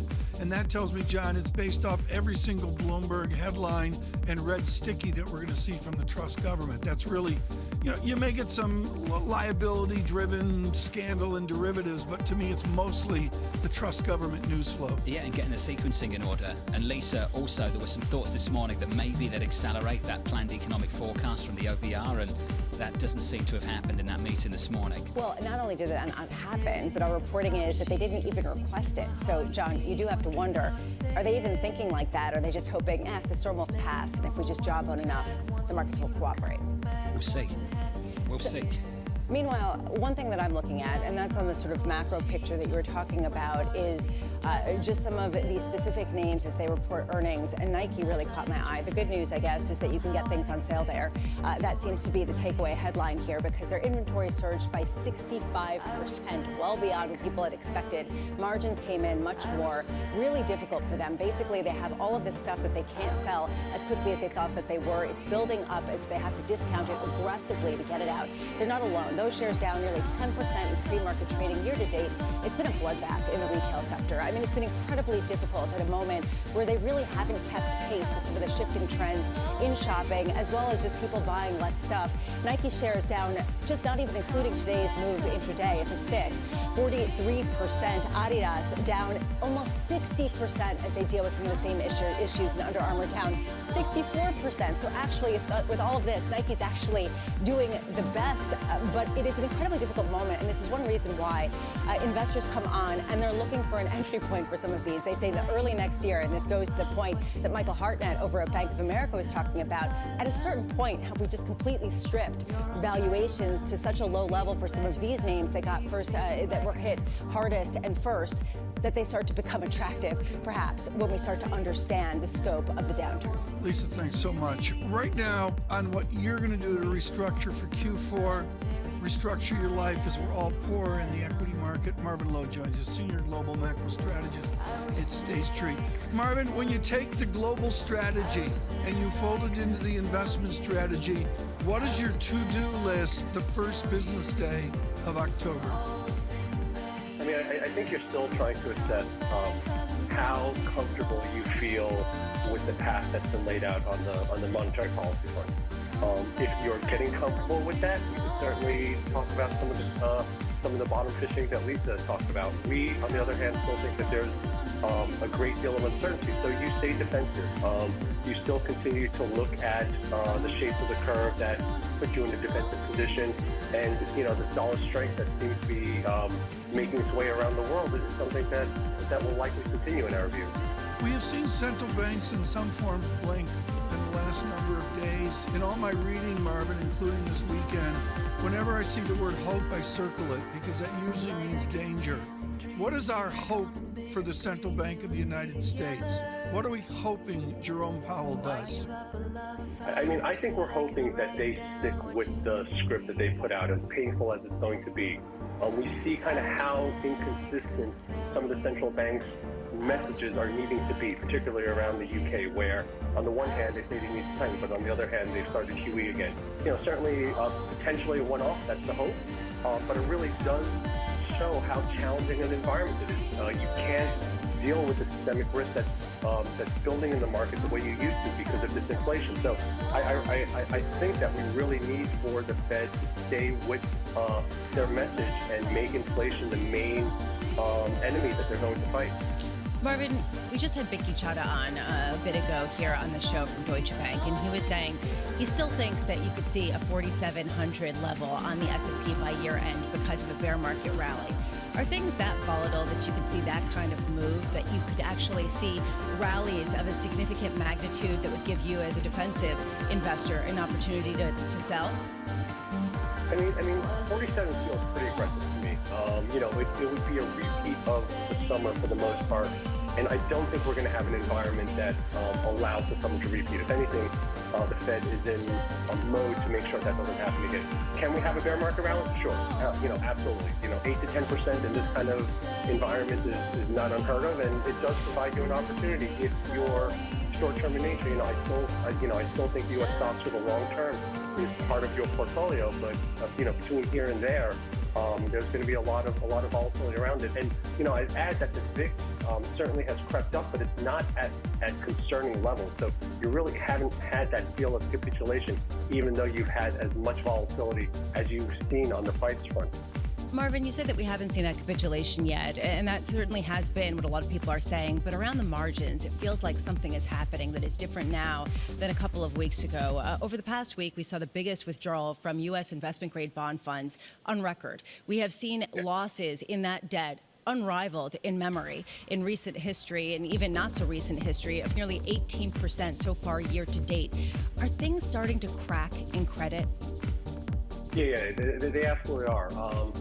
Kind of having said that, Lisa, and you certainly know the high yield market as well as anybody else, we're still a ways from retesting the wides from a spread perspective that we saw earlier this year, and those wides didn't reflect recession the way that we would typically define it. So it is starting to crack. There's reality coming into those markets at a time when they were able to, ultimately talk through them. Kind of having said that, if that reality does set in, there's still more losses that are going to come into that market. Marvin, off script, but I think on the mind of everyone on global Wall Street is we all calculated the leverage of 1998 that we observed. I'm going to use 16 to 1, even 20 to 1. And I guess there's a comfort that the ratios that we're talking about in the last couple of days is a 3 to 1 imputed leverage as well. Is the leverage out there within the financial system to give Andrew Lowe upset at the Massachusetts Institute of Technology that would upset Marvin Lowe at State Street? I mean, I think we definitely have had a better handle on leverage this time around, relative to a few of the other financial crises. So I'm not necessarily looking at it from that perspective. Having said that, what we learned from the UK pension funds is that it could lurk in sometimes the most obvious places. It doesn't make sense in hindsight, but these are strategies that potentially evolved over a decade in an environment that was very much geared towards lower interest rates in a more stable environment. I wouldn't say it's there, but there's nothing obvious to me relative to what we learned, really over the last few decades, and unfortunately a few of the last financial crises that we've done. Marvin Lowe, thanks for being with us, of State Street. Still 3 months to go of this year. Keep saying that. It's been such a long year already. What a story through the third quarter, never mind the whole of 22 so far. Futures, Tom, up 0.2%. Sterling now weaker on the day. Cable, big turnaround in the last couple of hours. I've got to say, this market, Tom, has just been all over the place all week. I looked away for 12 seconds and sterling weaker again. Careful to watch. I'm not in a panic about it, but hey, there it is. John David Blanchflower, very busy and all out on Twitter, thinking of him and the millions in Florida affected. The professor from Dartmouth College with a set of blistering tweets. John, this sounds like Pharaoh about 6:02 a.m. However, they said the forecast, which we'll receive on 7 October, won't be published until 23 November. The government also said it values the OBR scrutiny. What a load of rubbish. Not going to happen. We won't let them hide this stuff appalling. John, that sums up the street. So that's the second piece. I'll ignore the second piece, Tom, because that's heavy on opinion. Let's talk about the first piece of this. November 23rd, I wonder, Tom, whether this new budget now, and it's certainly not a view unique to me, that if it includes spending cuts in a big way to offset some of this, TK, I just wonder how much more painful this could become in the next 6 weeks, next 2 months for that matter. I urge everybody to, I'll put it out on Twitter, John. Everybody's got to go read William Grider on David Stockman, written in 1981. I'll read it this weekend, as I did 40 years ago. I can't believe I'm saying it. John, this has so been there, done that before. Sure. It's shocking. Tom, this started... That's why I got upset with the minister. This, Tom, started, I think, when you had Boris Johnson on his way out. And on his way out, he talked about the Treasury. And he talked about the Treasury and how they like to balance the books, and they're too focused on that and maybe not on growth. And then the first thing they did when they took over is they basically fired a top civil servant of the Treasury. This is how the dominoes started to fall. The Chancellor came on board. He said they were ran more like a finance ministry. They want to focus on growth, and it's gone from there. Tom, if you're going to blow up orthodoxy, that's one thing from a policy front. But if you're going to do it on your approach as well, that's going to unnerve a lot of people. Yeah, well said, John. I haven't asked this question because I don't want to be rude, but I'll be rude to you. Would this have happened under Prime Minister Johnson? Tough to say, Tom. Tough to say. I think under Prime Minister Boris Johnson, you maybe have got your own idea about what policy should have been. So Tom Scholar was still at the Treasury at that point. The gentleman. That gentleman, the top civil servant at the Treasury, he didn't blow up the approach in quite the same way as this government has done in the last couple of weeks, Tom. And it's the approach, again, I really draw a distinction between the policy, and we can have a debate about whether this is the right policy, but the approach, to blow up the approach, to say that we're going to do this without the OBR forecast alongside us, that kind of stuff is just, it's messy, and it's been messy, and you've seen how it's played out in the market too. Futures right now, positive 1/3% on the S&P. From New York, this is Bloomberg. Keeping you up to date with news from around the world with the first word, I'm Lisa Mateo. Hurricane Ian's winds have picked up speed, and the storm's on a path to hit South Carolina. The forecast calls for Ian to come ashore north of Charleston today with heavy rain and a potentially deadly storm surge. Florida is struggling to recover after Ian made landfall as one of the strongest hurricanes ever in the U.S. Entire communities were wiped out and homes were flooded on both coasts of the state. An exact death toll has not been confirmed. There's more pressure on the European Central Bank to keep raising interest rates aggressively. The Eurozone has just recorded its first ever reading of double-digit inflation. Consumer prices rose 10% in September from a year ago. That's the fifth straight month the inflation figure has exceeded the consensus estimate. Over in China, Bloomberg's learned that regulators have told the biggest state-run banks to provide $85 billion in financing to the embattled property sector. That's for the last months of 2022. A property slump has been weighing on China's economy for more than a year. In Brazil, President Jair Bolsonaro and former President Luiz Inácio Lula da Silva traded insults in their latest debate before Sunday's election. Bolsonaro called Lula a liar and an ex-convict. Lula accused Bolsonaro's government of corruption. He leads in the polls by a wide margin. Lula could win in the first round if he gets more than 50% of the votes. And shares of Nike, they are lower today. The sports shoe giant reported that inventory has surged, and it's had to push through discounts that have hurt profitability. Higher freight costs and markdowns and foreign exchange effects hurt Nike's gross margin in the latest quarter. Global news 24 hours a day on air and on Bloomberg Quick Take. I'm Lisa Mateo. This is Bloomberg.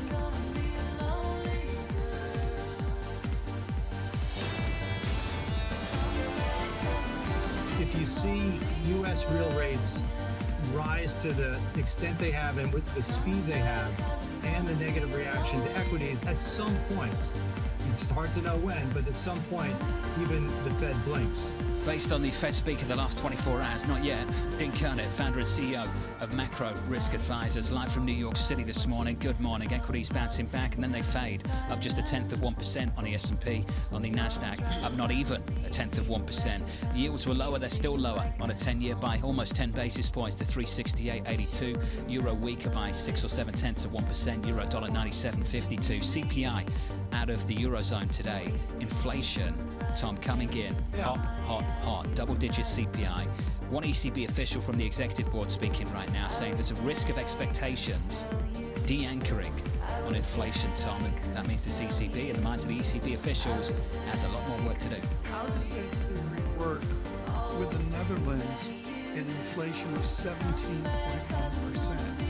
And I know there's a set of yeah buts, John, but does theory work here, sort of like a 7 standard deviation move on the theory of a derivative strategy in a pension market? How do you re-anchor inflation expectations, Tom, when you have massive financial stability concerns alongside that? We've seen that in the UK this week, and I would argue Italy, I'm not saying it's a red light, I'm saying it's amber. Starting to turn, Tom, starting to turn. For John, Lisa, and I, and all of our team, we are going to continue to monitor this through the weekend as well, and it is across equities, bonds, currencies, and hydrocarbons given the war in Ukraine. Expert on this is Regina Mayer, global head of energy at KPMG, which barely describes a nexus of her military experience with the study of hydrocarbons at Rice University. Regina, thank you so much for joining today. What are you watching in the oil and gas market? When you begin your day, what is the thing we need to focus on right now? So when I'm thinking about what's happening in Europe, because that's where there's a lot of attention these days, I am looking at three things every day now. That is, what is the natural gas stock supply look like? What are the spot and forward natural gas prices in Europe? And what do we think the weather projections will be both for today, tomorrow, and the coming winter? I'm near-term optimistic because European gas stocks are at 90% of normal for this time. They were at 50% over the summer, so I think the EU's done a great job of rebuilding that stock. Short-term prices are down 50% from their highs over the summer. Though they're still 200% higher than they were this time last year, but they have by the summer. And I think we're hoping that the weather stays more in our favor. So near-term optimism, but those are some of the things I look at. Near term. What about longer term? Yes. Well, longer term, there's so much volatility. If you just look at this week alone, Lisa, crude oil price jumped around 8 to 10% up and down. And so I think the market has a lot of jitters. We saw some downward price pressure with recessionary concerns and the strengthening of the dollar. But then we worried about demand because the market got jittery with what's happening with the Nord Stream pipelines, even though that actually does not affect near-term European gas supply because those pipelines were not serving Europe. But the EU has done a great job of reducing its short-term dependence on Russian gas. And so I think that the added threat will create upward price pressure. It will continue that, but the recessionary fears, the rampant inflation that y'all have been talking about, that creates a downward price pressure that keeps us more in balance. Some analysts are pegging average crude price for 2022 to be in the 70s, which I don't think I would have expected that just 3 months ago. Well, sticking on the energy story in Europe, we heard from Anne-Marie Herderin, our correspondent in Washington, D.C., about how there are increasing calls from Europe for the U.S. to lower its natural gas prices as it exports to Europe, to give them some assistance through the winter. Do you see that as a realistic outcome, that the U.S. is willing to provide marginal demand and somehow cap prices in some manner? I did think it was interesting in the paper that the EU has issued about creating an LNG transaction-based benchmark. The markets are very transparent, and hydrocarbons have been trading in the ways that they've been trading for almost decades, right? So I don't know how successful that will ultimately be, given all this volatility that we've been talking about. I do think, though, the governments are really interested in having more unified policies to protect their electorate and to secure energy supplies for the coming winter months. Regina, the Netherlands was 17% inflation, and the hydrocarbon part of that, I believe, is 114%. Just unimaginable numbers. What are the ramifications if we get 90 days of 17% inflation in the Netherlands? Well, I'm not an economist, Tom, but I think you're seeing major price escalation. I'm talking to a lot of senior executives that run manufacturing companies all across Europe, and their energy costs are through the roof. And that cost then has to get translated back down into goods and services that go to consumers, and that I think is what's driving some of these crazy inflationary numbers that we're seeing. And until we can drive that overall energy cost down, they're making short-term decisions to cut manufacturing runs as a demand management response. But I think we'll continue to see a lot of upward pressure on price given these higher energy costs. Regina, thank you. And thanks for making it this morning to join us. We appreciate it. Regina Mayer there of KPMG. Tom, what this feeds is just this idea that maybe the peak for inflation in Europe is still in our future. Still in our future at a time we've been spending the whole summer talking about peak inflation being behind us in America. And that's the uncertainty, and it's a litmus paper on a Friday morning, of global Wall Street. And John, you see it with Euro just giving way to morning weakness, sterling on the cusp of morning that weakness, and very importantly, John, DXY vaults up where we begin to think about a revisit to 113. A plus 114 DXY, John, would be great. German yields coming in today a little bit. In Italy, we're down 12 basis points, but Lisa, that's not been a story more recently over the last month or the last 12 months for that matter, has it? It's not been a story at all. To see double-digit CPI, I don't think we should let that slide. We've seen double-digit CPI in Germany this week, in the Eurozone more broadly. 10.9% in Germany, 10% across the Euro region at a time when they feel like they have to, I'm talking about policymakers, support households and give them some fiscal assistance heading into a winter. This is a deeply uncomfortable moment, and the shift that we have seen in yields. Someone asked me yesterday, why is the bond market more important than the stock market? And I went back to what you said, John, yesterday, which is when you have a problem, when you have the biggest risk in risk-free assets, that's when crises happen. I thought the rant would have been a lot longer than that. Well, it was. That was the beginning. Deliver just a massive speech about why fixed income is more important. People in fixed income are so much smarter. I don't think you finished there. No, I don't think you finished there at all. Do you know the song that the bonds don't work, they just make things worse? You ever heard that song? It's my song, they're my lyrics. Is that ABBA?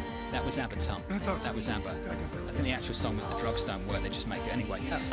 The bonds don't work, they just make British things worse. And it's bond market humour. Just let me run with it. That's been the problem in this market. And at the moment, we're all talking about recession. Bond market's not getting a bid in Treasury. Sure, it's come down from 4 to 369, but given the recession we're talking about in America, high interest rates and all of the above, wouldn't you expect us to have maybe a two-handle, a one, and that's the world we're in? Because of the sea change, where you have central banks selling their assets, it's a difficult moment. Totally, and with inflation where it is too. Jim Paulson's coming up of Luthold, looking forward to that. This is Bloomberg.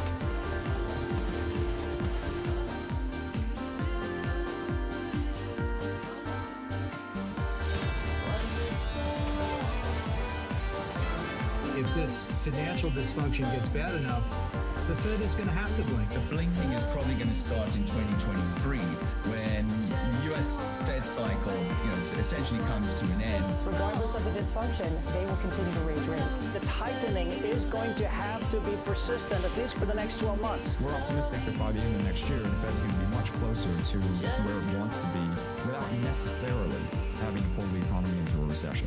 This is Bloomberg Surveillance with Tom Keene, Jonathan Farrow, and Lisa Abramowitz.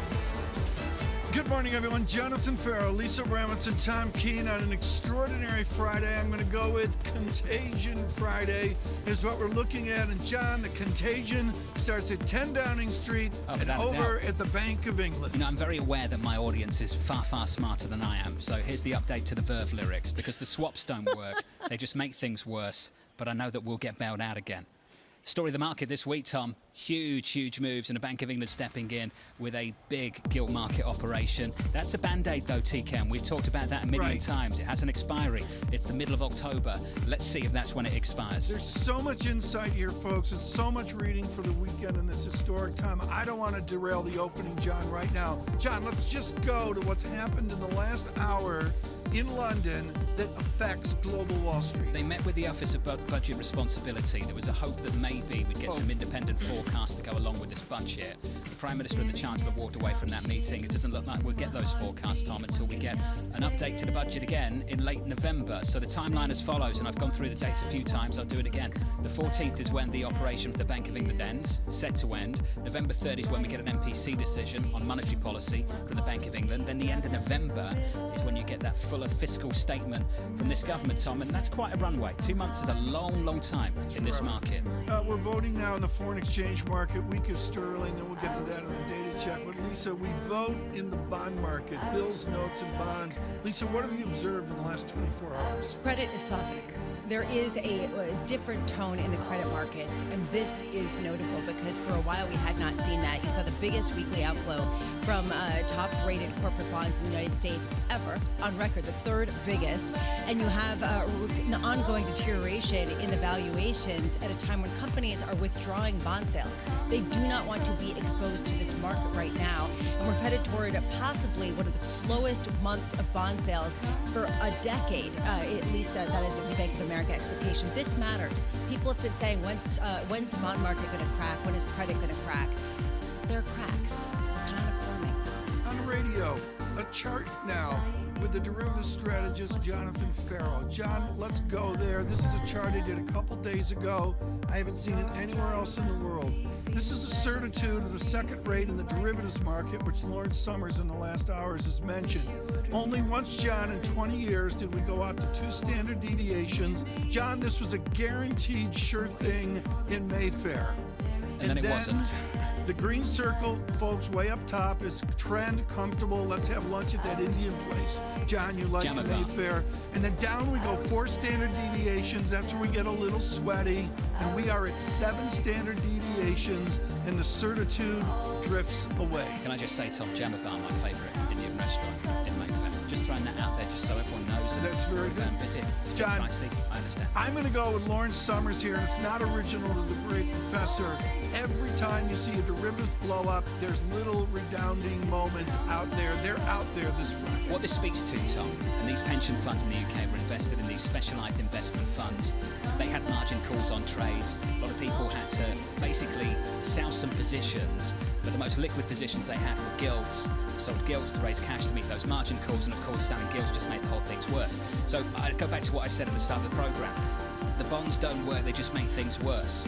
And that is true of the story so far over the last couple of months. And Lisa, it goes back to something you and I were talking about. The risk this year, it's not been in equities or credit. The risk this year has been in the risk-free asset. And that's something we're all struggling to get our hands around. Especially because there are leveraged instruments that we haven't fully appreciated. At what point do you get margin calls? Right. And this, Tom, has been the concern, because if those prices go down, you have to post more collateral. What do? You sell the risk-free asset. It creates that space. Exactly. This is David Goldman 101 for Bank of America in August of 2007. John, on the data, let's be quick. Sterling, the new weakness this morning, 112 down to 110.38. Euro as well, 97.53. Double-digit inflation in Germany this week. Double-digit CPI in the Eurozone this morning. Yields are lower elsewhere by 8 basis points, 370 on a 10-year. And equities just about holding on, Tom. Positive 0.25% on the S&P. Holding on is the expertise of the chief investment strategist at Lutho, Jim Paulson, recalibrates in the fourth quarter with us this morning. What's the value of cash right now, Mr. Paulson? It's nice to see cash, Tom, at least giving a positive yield of some merit, but I don't think it's the right asset to be in right now.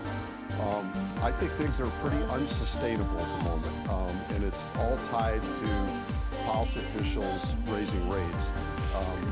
In this country, the 10-year yield is going straight north while commodity prices are collapsing, while inflation surprise index is falling, while the ISM price surveys from service and manufacturers are falling out of bed, while inflation expectations in the bond market, break-even rates are collapsing. The dollar is simply out of control, and the upside is a reflection of yields. And I think, something's got to change. It's gotten too extreme. And probably what changes is rates stop going up soon. And if that's the case, I think the stock market's going to have a good rip yet. And I don't think you'll be pleased by putting too much in cash. But having some in cash, it's nice to have a bond market that's yielding something and a cash market that's yielding something. It certainly gives asset allocators or just people, individuals, an opportunity to diversify some risks that they haven't had for quite some time. What's that call option you've got then, Jim, on a rip? What are you playing? Where are you sitting? What's the pocket of the market you want to be present in? Well, I think I look at this like coming out of a recession, Jonathan. I would look at early cycle stocks. My favorite sector is the consumer discretionary sector. I think it's the one sector that's been most harmed by inflation. It destroys not only their operations by squeezing their margins of the companies, but it destroys the confidence of their customer base. And so as inflation rolls over, I think those stocks come back to life. I'd also, look at growth stocks, particularly small cap growth. My favorite tilt would be towards small caps, which, by the way, have held up remarkably well in this last draft in the stock market here since August. And I think that I would have some exposure there. I also think that there's cyclicals beyond the consumer discretionary that probably play, like industrials and so forth. And I also think there could be a play on the dollar yet. I just think the dollar's too high, it's got to come down. And I don't know if I'd have a broad-based international bet right now, but I would maybe in emerging markets excluding China. So Jim, right now Nike shares down 11% in pre-market trading. A screaming buy? No, I don't have any particular preference to Nike, Lisa. I don't mean to put you on the spot. I know that you're viewing this from a more big picture sense, but I guess that the point that I was trying to make is what's the risk to the downside as you wait for the Fed to blink when the Fed's saying we're not going to blink, and no, things are not breaking. It looks like actually financial stability is holding in just fine in the U.S. I think we're getting really close to a blink, and probably a forced. It could be that we get a really weak economic report. It could be that we get a really good inflation report. Probably more likely is something breaks. And you guys are bringing up things this morning that are starting to show some cracks in the foundation. And right now, if something breaks in the U.S. and it's a systemic problem, there's more downside risk in the stock market. But I think that the private balance sheets of the United States, both households and corporations, are very solid, and they're very liquid. And the banking industry is squeaky clean in this country, and the chance of a systemic balance sheet break here, I think, are low. So I think something breaks, but if it's not systemic, it will cause a pause in the tightening cycle across the globe, and that could be a really big positive here for the stock market. Jim, that's the bit I struggle with. You know, can you make that final point, and then I'll come back to you? Just take the stage. You've got the stage. Okay, I just want to make one point. That, Powell seems bent on, channeling his inner Volcker moment, and the entire Volcker moment that actually occurred in 80 to 81 there, when Paul Volcker took the funds rate from 9.5% in August, I think, to 20% by December. The stock market after that, 81, 82, fell by a total of 27%. I think it's important to recognize we're already down 25% in this country already. So even if we're having a Powell moment, it's interesting. Volcker had a Volcker moment after 15 years of runaway inflation in this country. The Powell Fed is wanting to do a Volcker moment after 15 months of high inflation. I don't think the two are comparable and don't need the same approach. Hey Jim, we'll continue this conversation another time. So we appreciate your thoughts. Incredibly constructive. The hope is there. Jim Paulson there at the Luthold Group. The issue that many people have with that view is, Tom, why is it bullish if the Fed stops? Because of financial stability concerns or a recession? Why is that bullish? And there is a difference between a Fed pause and the Fed cutting. Now, if you're going to tell me the Fed will pause, the right way to frame that is you're basically telling me the Fed's not going to be cutting interest rates in a recession. So the Fed's not cutting in a recession. Is that bullish? It's original. This is the word I would put. John, I'll say it as simply as I can. What always ends up happening is we impute permanent inflation and price change into the economy, and that's a price the middle class pays. Futures right now. The fancy people are up a third of 1% on the S&P. Yields lower by 8 basis points from New York City. On radio, on TV, this is Bloomberg. Keeping you up to date with news from around the world with the first word, I'm Lisa Mateo. Hurricane Ian is taking aim at South Carolina. Storm's winds picked up to 85 miles an hour overnight, and it's expected to make landfall today north of the historic city of Charleston. Ian caused catastrophic damage in Florida, where it came ashore as one of the strongest hurricanes ever to hit the U.S. The storm flooded towns on both coasts and wiped out entire neighborhoods. An unknown number of people are still believed to be trapped in their homes. British Prime Minister Liz Truss won't change course on the government's unfunded tax cuts. That's following talks with the government's budget watchdog after a week of market turmoil. Bloomberg's learned that Chancellor Kwasi Kwarteng will stick to his plan of delivering a medium-term fiscal statement on November 23rd. In Brussels, European Union energy ministers have backed a package of measures to fix the natural gas crisis. They include a goal to reduce power consumption and agreeing to tap windfall profits of energy companies.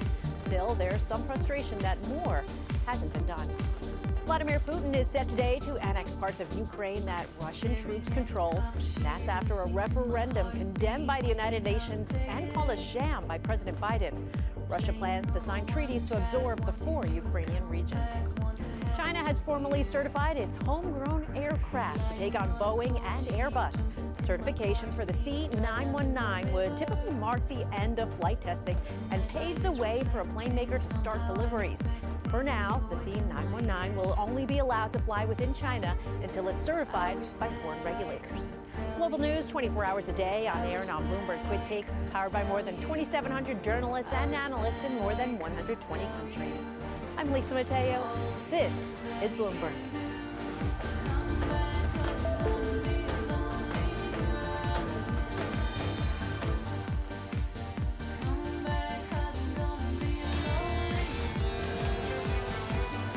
If you look at the dots, it does look like the committee is expecting a fair amount of additional moves this year. I think that was digested by markets and does seem to be the right interpretation.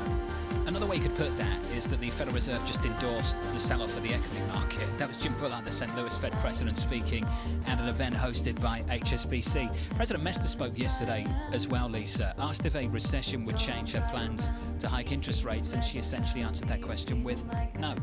That seems to be the message pretty clearly across the board. Citigroup put this out this morning. We still think a soft landing looks unlikely in the U.S.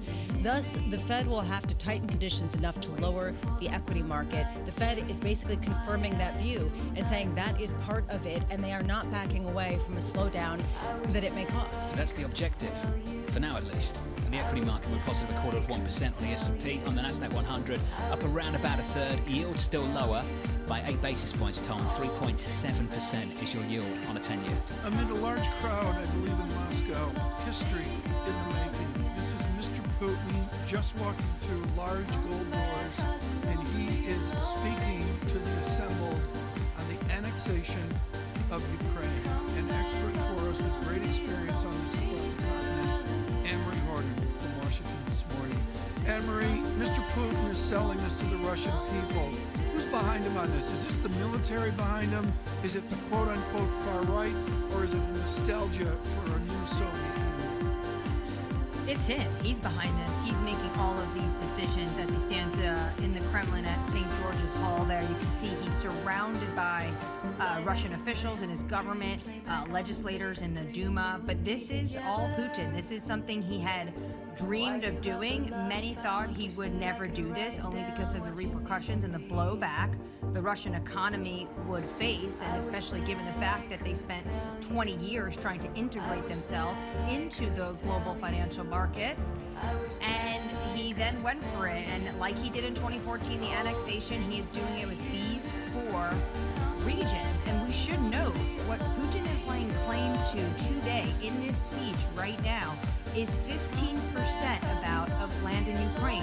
That is the biggest laying claim of occupation of land that we have seen since World War II. And the biggest question right now surrounding all of this is if Putin is selling this to the Russian people at the same time that independent polls are saying the mobilization effort is not working. These men do not want to go fight this war. You see a mass exodus of these reservists. But at the same time, the biggest question right now is if he is laying claim to these lands, does he mean that if they are attacked, which there's fighting right now in them, will he revert to using tactical nuclear weapons? For those on radio, as Mr. Putin speaks, of course, the images of leaders of his operative cabinet, including Mr. Lavrov moments ago. Anne-Marie Horton, I look at where we are with Mr. Putin, and we must say, what is the response? It has echoes of 1938 and 1939. We learned lessons there. What can be the response of Secretary Blinken and the President? Well, we already heard the president ask about this late last night, about these sham referendums, and he said, I want to make clear, the United States will never, and I think he repeated it 4 or 5 times, never, ever, ever, ever say that this is Russian territory. So you're going to hear a ton of that kind of rhetoric today, whether or not it's from the president. His national security advisor, Jake Sullivan, will be in the briefing room today. All the questions are going to be about this moment, what is happening right now in Russia and this land grab in Ukraine. And of course, course, from the Secretary of State, but they made it obviously very clear also that if Putin was to go into his nuclear arsenal, there would be consequences. But there is angst around the European countries, especially those that share a border with Russia. You think of Poland, and what they're concerned about is not even so much if Putin goes and uses nuclear weapons, but if there is an accident at, say, Zaporizhia, the biggest nuclear power plant in Europe, what does that mean for the areas surrounding Ukraine? And these countries are incredibly, incredibly nervous. And Marie, we've talked a lot about what people within Russia feel as this goes on, and it's gotten more fraught at this moment, especially with the conscription, or at least the calling up of reserve forces. Do you have any sense of what the pushback is like internally, of whether people are starting to say, this is going far awry? Well, there is pushback. There are protests that happen, and then these people get dragged off to jail. And then you've seen this mass exodus, a brain drain, and also a drain of men that are of fighting age leaving the country.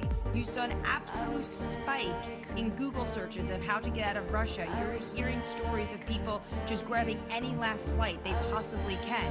They're walking across borders over Estonia and into any place that is going to offer them refuge because they do not want to get that knock on the door. And you're also seeing this a huge issue in countries like Georgia and Kazakhstan because they're having these buildup on their borders of people trying to leave. So in terms of morale of this mobilization, it is not there. And part of the reason is because Putin just months ago promised the Russian people there would be no conscription. And then yet once again, he's lied.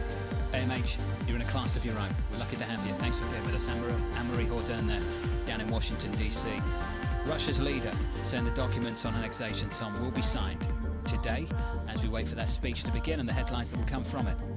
I talked, John, of a 2022. As I mentioned at the top of the show, I ran into Gideon Rose yesterday, and in laughter, I blamed him for this 2022. But this international relations, John, is moving in real time, and I don't have any punditry to add to it other than we need to apply our acutest minds to it across many fronts. As Europe grapples with an energy crisis, at least with no end in sight. We're talking about this winter, we're talking much more now, I think Jeff Curry said it, about the winter after that and the one after that. And I wonder how much the U.S. can really step up and provide them with what they're looking for, or Norway. I mean, where the other source is going to come from. Post-2022, there is going to be a complete rearranging of the energy dominance, really, of the nations that really have the clout in the energy sphere, and it's unclear what it's going to look like. But Russia apparently seems to be excluded from that, and not just with respect to oil and gas, but also with respect even to steel and some of the other commodities people try to figure out how to get around turning to them. Coming up on this program, Tom Porcelli, the chief US economist at RBC Capital Markets, and his latest note, his daily check. There is a saying in economics that we live in a nominal world. That may be true, but economics is graded in real terms. Tom Porcelli is going to be joining us very, very shortly. Equities up 0.2% on the S&P, on the Nasdaq, Tom, up 0.2% as well. Is Porcelli doing the real yield this afternoon? He doesn't know yet. He's joining with Laurie Calvasina. They're both going to join me. We're doing an RBC special. Halima Croft dropping by too. None of the people at RBC know about this. They're going to do it alone. They're just going to come on and they're going to come on and do it themselves. Lisa doesn't know she's hosting it. Tom doesn't know he's on it. From Sounds New York. Great. This is Bloomberg.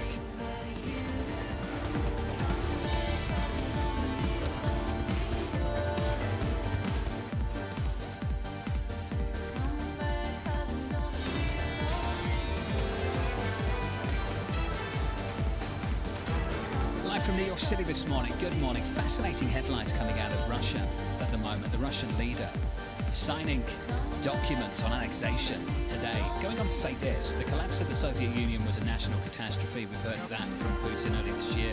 Russia is not seeking to restore the Soviet Union, calling on Ukraine to stop fighting and start talks. Won't discuss the results of the referendums with Kyiv. Will defend our lands with all available means. Russia won't negotiate about annexed territories. That line, Tom, I wonder how that's going to be received by the Ukrainians a little bit later. I saw a headline earlier this week. I'll bring the core to the audience as well. PCE core in at 0.6.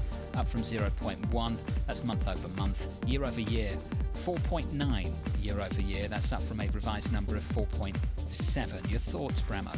Exactly what the Fed does not want to see, kind of like the unemployment numbers yesterday, which are good for the economy but bad for the Fed because it's moving away from them. Basically, you're seeing a stickiness in the core inflation metric that they watch most closely, and you can see that the reaction is downward when it comes to stocks and bond yields ticking up just a little bit on the front end, but you've got to wonder how much this really does challenge people who think the Fed can afford to pause, can afford to say, we're going to see the weakness trickle through, because you're not seeing that when you take a look at the core inflation data. The conflict in policy, and well said Lisa, this week is just humongous.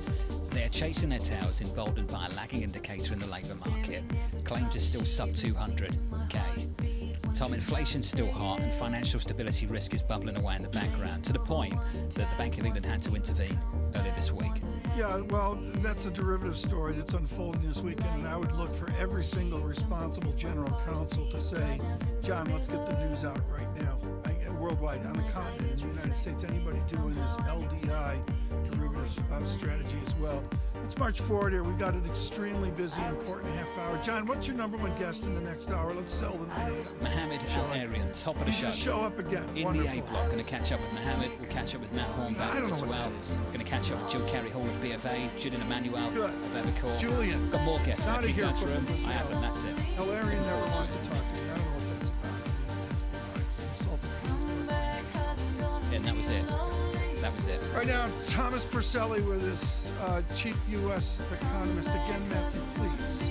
Okay, we've got a technical difficulty here right now with Mr. Purcelli. John, I was going to go to Mr. Purcelli's wheelhouse, which is wage analysis among an America with claims of under 220,000 as well. You wonder what wage dynamics do here amid slow productivity. I can give you a tease of Tom Purcelli if you like, and I'll just read you his latest note. So I read the first couple of lines. Oh, you read his this. notes. I didn't read his notes. I read the note.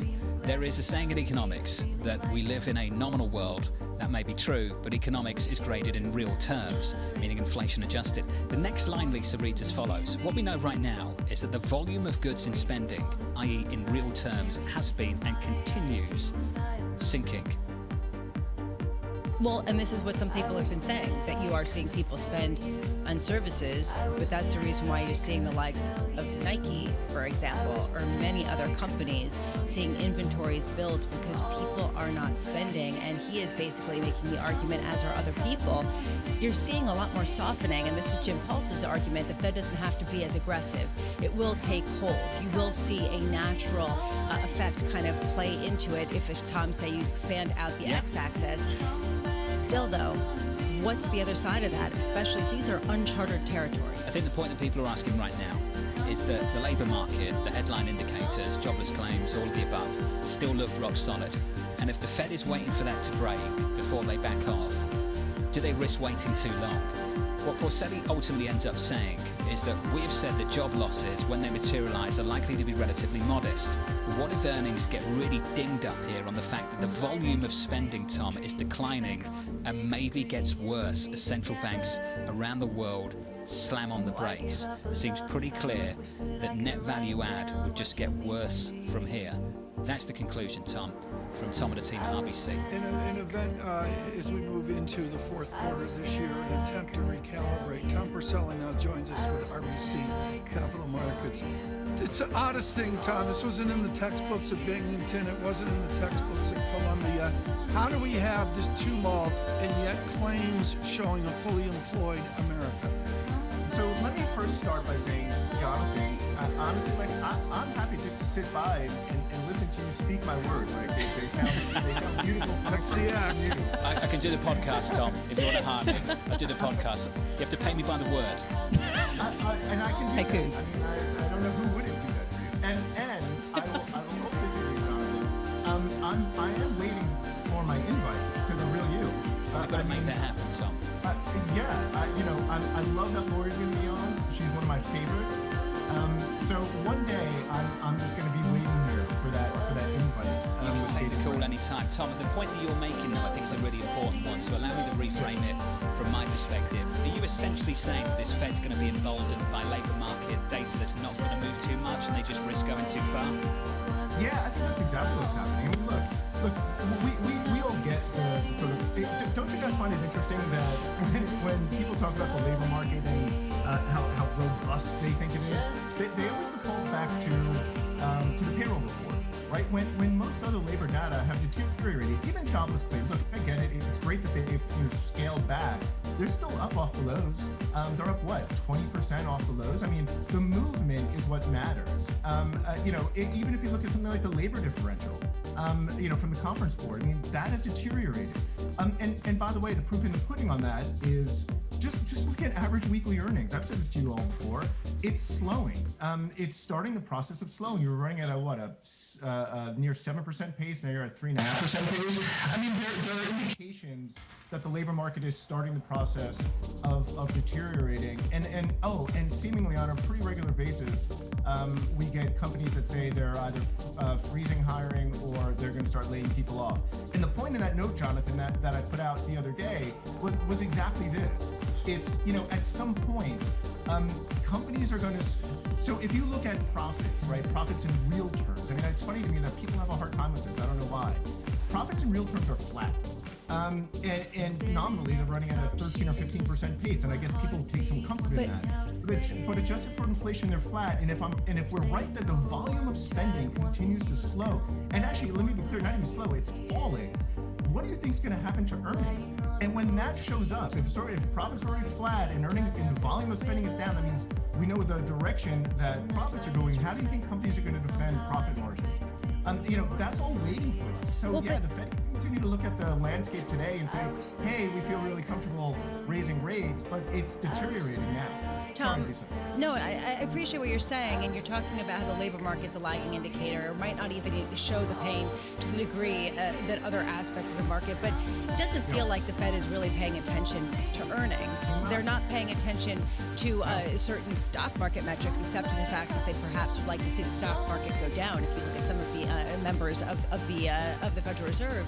However, they are looking at inflation.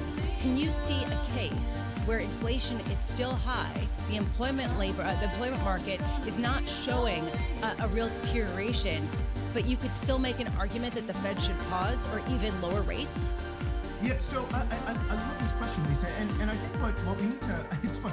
On some level, I was just talking to a buddy about this the other day. Like, on some level, I would love for, like, Powell or someone to come out and say, hey, we're just cleaning up the mess made by fiscal policy, right? I mean, because that's a really important idea in that, why did we generate this inflationary impulse, right? I mean, at a base level, we shut down a really healthy economy. We gave people a lot of money, creating a pent-up demand scenario. We then turned the economy back on like a light switch, and we dared these people to go spend, all in the context of supply problems. I mean, what did we think was going to happen from an inflation perspective? But here's the thing. Once we burn off a lot of that pent-up demand, and once we burn off a lot of that fiscal stimulus that was put in place, in end, you have this deteriorating labor market that we were just talking about. It's really easy to see a case where inflationary pressure can actually start the process of easing, and that's what we expect will happen in 23. Tom Porcelli, a big call at the end there from RBC. Tom, we're going to continue this conversation another time. Tom Porcelli there on the latest. Lisa, interesting thoughts, hey? It's something that's been talked about a fair bit, that maybe they are emboldened by a lagging indicator that ultimately is not going to leave too much pace. Here's the question I would ask, and someone smarter than me said it yesterday. You can't fire what you can't hire. And a big struggle over the last couple of years has been hiring enough people. So what have we seen from the big tech players, the likes of Facebook, Meta, I want to use that word. They're freezing hiring. They couldn't meet the headcount anyway because they couldn't find the people, and so many people are in that place. So I wonder what this labour market downturn, if we get one, actually looks like. It's a great point, and you're seeing this also with the likes of Amazon.com raising salaries to keep attracting people, even though things are slowing, right? So there is this divergence between what a fully employed America looks like and what a fully employed corporate America looks like, and the prospect of a downturn. At the same time, let's be clear, the Fed is not just looking at the employment market. They are also looking at inflation. And if inflation remains high, it is very hard to make an argument that they can keep their foot off the brakes to try to really fight it. Coming up in the next hour, we'll have this conversation with Mohammed Al-Arian of Queen's College, Cambridge, Jill Carey Hall of Bank of America, Matt Hornback of Morgan Stanley, Julian Manuel Evercore, and Marco Kalanovic will not take my call. Marco just won't take my call. Stick him in there. And try and. He doesn't know he's coming on later. He's not. He's ready to reel you. He's not. Futures unchanged on the S&P from New York. This is Bloomberg.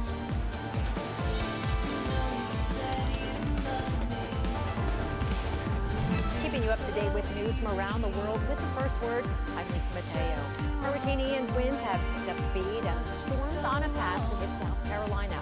Forecast calls for Ian to come ashore north of Charleston today with heavy rain and a potentially deadly storm surge. Florida is struggling to recover after Ian made landfall as one of the strongest hurricanes ever in the U.S. Entire communities were wiped out and homes were flooded on both coasts of the state. The exact death toll has not been confirmed. Vladimir Putin is speaking on the annexation of parts of Ukraine that Russian troops control. He says he won't negotiate the annexed territories, and he called on Ukraine to stop fighting and start peace talks. Russia held referendums in the 4 regions being annexed. Those votes were condemned by the UN and called a sham by President Biden. There's more pressure on the European Central Bank to keep raising interest rates aggressively. The Eurozone has just recorded its first ever reading of double-digit inflation. Consumer prices rose 10% in September from a year ago. That's the 5th straight month that the inflation figure has exceeded the consensus estimate. And new car sales in the U.S. are expected to rise in the third quarter, but a deteriorating market for used cars suggests there's trouble ahead for automakers. The resale market often indicates where new car demand is headed, and used car giant CarMax says vehicle sales dropped 10% in the 3 months that ended in August. And shares of Nike, they're lower today. The sports shoe giant reported that inventory has surged, and it's hard to push through discounts that have hurt profitability. Higher freight costs, markdowns, and foreign exchange effects hurt Nike's gross margin in the last quarter. Well, global news 24 hours a day on air and on Bloomberg Quick Take, powered by more than 2,700 journalists and analysts. I'm Lisa Mateo. This is Bloomberg.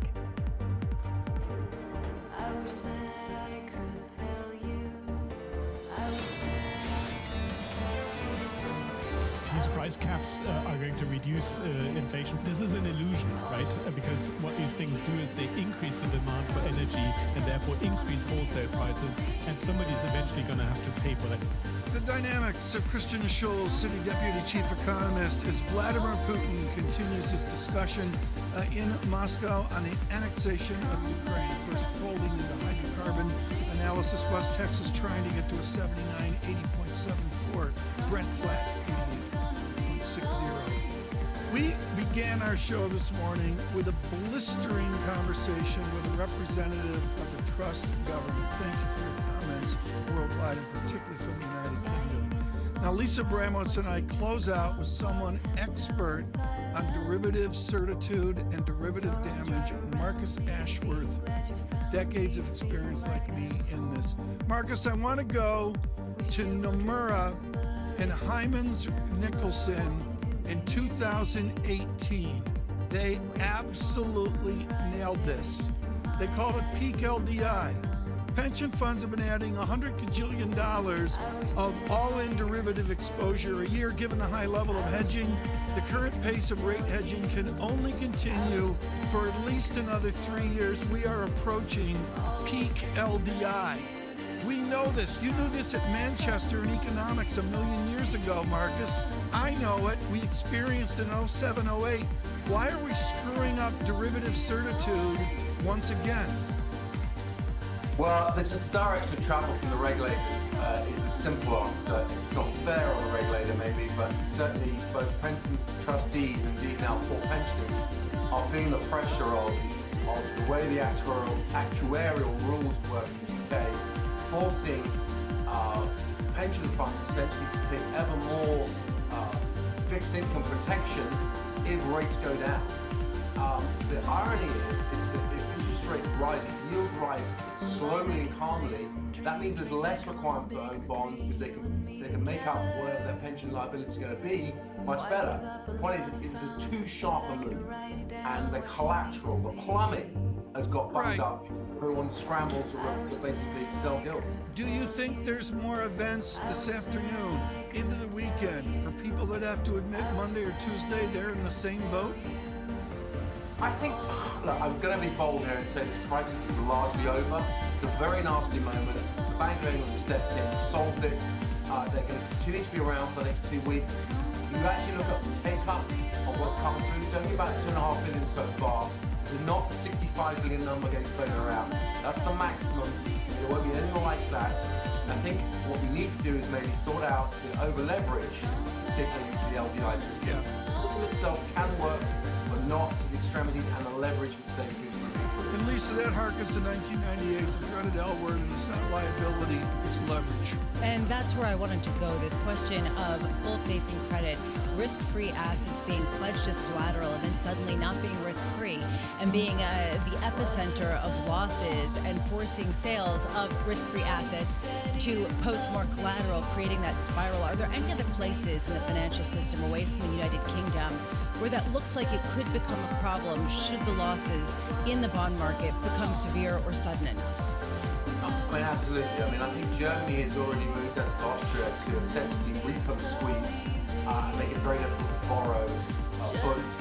And that is essentially what's happening in the UK. The reason why we're seeing a recovery in the gilt market in the last couple of days, and a quite strong one, is because ironically, the repo system is tightened up. You can't borrow gilts to short. So, beware of perhaps a little bit of settling. Next week when we get into the new quarter, a new month and what have you, there may be a second go at this, but the Bank of England is there for the next couple of weeks. It should be fine.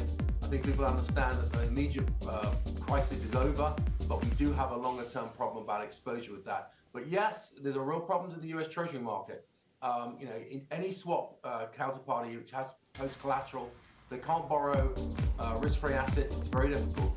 That's something which we have to have a careful look at, both in Europe and very much in the US as well. Meanwhile, there's a more traditional leverage that is of growing concern as well, which is companies that have borrowed money and need to refinance and find themselves either locked out of a market or prohibitively expensive to refinance. You're seeing that in Europe even more than in the United States. How concerned are you about the rise of credit risk perceived and the inability to refinance in certain pockets in Europe? Well, what can I say? They've had 2 long years to drink heavily at the trough of free money, often negative money, certainly for governments and even the odd corporate. If they haven't got their financing in order by now, then they should be in business. And that's the problem. A lot of these companies, if they are going to bank, they should have been in business in the first place. There needs to be a bit of credit destruction. But I don't see a major problem with defaults in Europe either. I don't think there's a huge issue there. It will get tight for some. There will be some liquidity issues, as there always is and there always should be. What we've got to move away from is the zero rate mentality and nothing can ever go fast.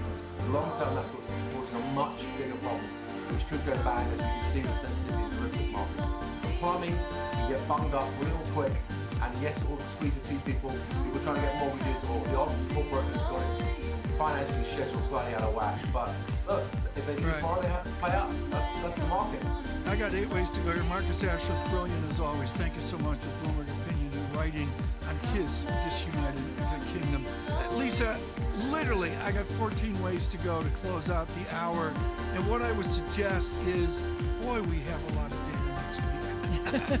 I mean, where are we a week from this moment at 8:53, 20 minutes after the jobs report? We got 2 data points this week, and we got 2 data points that both point to saying the Fed has more work to do. It's not the message that they want to hear. We saw jobless claims that came in lower than expected. We saw a core PCE deflator, a key inflation metric, come in hotter than expected. Both of these seeming to signal there are some problems here, and Fed speakers coming out and saying a slowdown won't cut it. And this goes to the Tom Porcelli point. They want labor market destruction to some degree, and they want to see inflation come down. They're not seeing either of those things, which really poses a huge problem for them.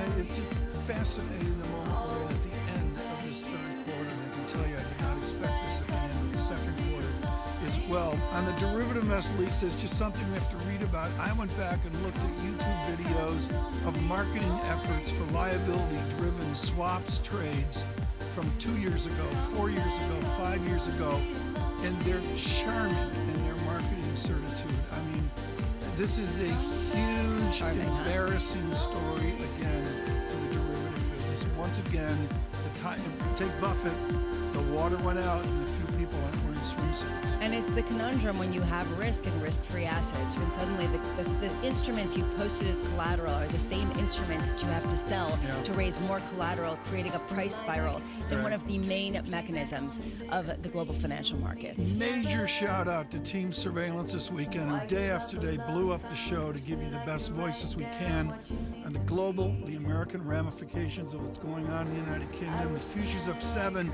and you know, febrile seems to be the word of the week. I'll go with it. There's just a churn to the market right now. Sterling with a little bit of a lift, 110.74. Please stay with us through this historic day, including reports on Mr. Putin and Russia.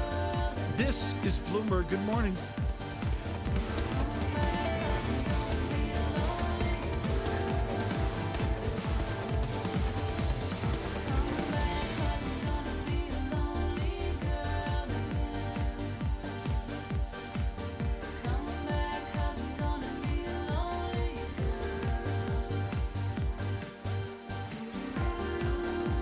Yields up, stocks down, live from New York City this morning. Good morning, good morning. The S&P trying to recover going into the opening bell. The countdown to the open starts right now.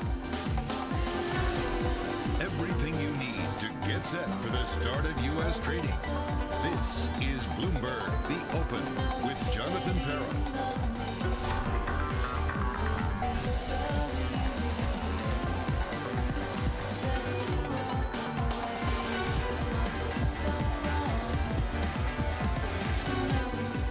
From New York, we begin with the big issue. Markets on edge. We worry about recession, fighting inflation, and financial stability. Some major macro headwinds. It's a difficult trinity. The Fed has been very explicit. Until we see concrete signs of inflation peaking. Until we see a change in what's happening in the labor market. They are going to be tone deaf to slowing in the economy. The markets have been looking for any window of change and pivot, and I just don't think it's there. There's no pivot. The Fed has got to keep going. It's all about the Fed. It's all about central banks. We kind of can see this train, wreck in motion, in slow motion, so to speak. The difficulty of balancing growth, inflation, and financial stability. We know that the labor market is going to continue to slow, and at the same time, the Fed is going to continue to hike. Navigating through this is going to be incredibly bumpy. Moments ago, the IMF with a warning. The worst is yet to come. With more, here's Mike McKee. Morning, Mike.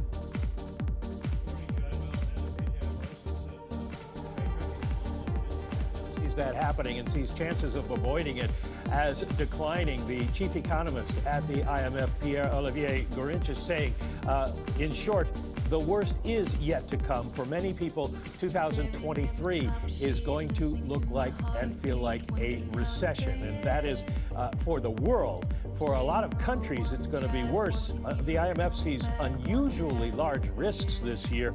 Russia, of course, with the Ukraine war, continues to powerfully destabilize the global economy, they say. Inflation, it should peak by the end of the year, but it's going to remain higher for longer, slower to come down.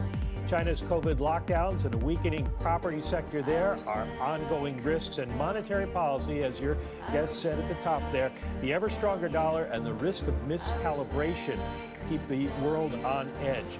Their latest forecasts show that they expect slower growth and higher inflation for longer. The U.S. going to grow 1.6% this year, which is a 7/10 decline from their last forecast in July. Only 1% next year. The Eurozone barely avoids recession, as does the UK next year, and China going to grow extremely slowly, a little bit of a comeback, but not very much compared to what they usually do. Inflation going to come down dramatically in the U.S. with the Fed tightening from 8.1 to 3.5%. But in the Eurozone, it stays strong. In the UK, it barely moves. And China's comes down just a little bit, remains high. So a gloomy forecast from the IMF, and it's summed up by the chief economist saying the worst is yet to come as world leaders and bankers and investors gather here in Washington for the annual meetings of the IMF, World Bank, and IIF. It is a dour outlook from pretty much everybody. Mike, we caught up with Mohammed El-Erin a little bit earlier this morning. I want you to reflect on what he had to say. Take a listen.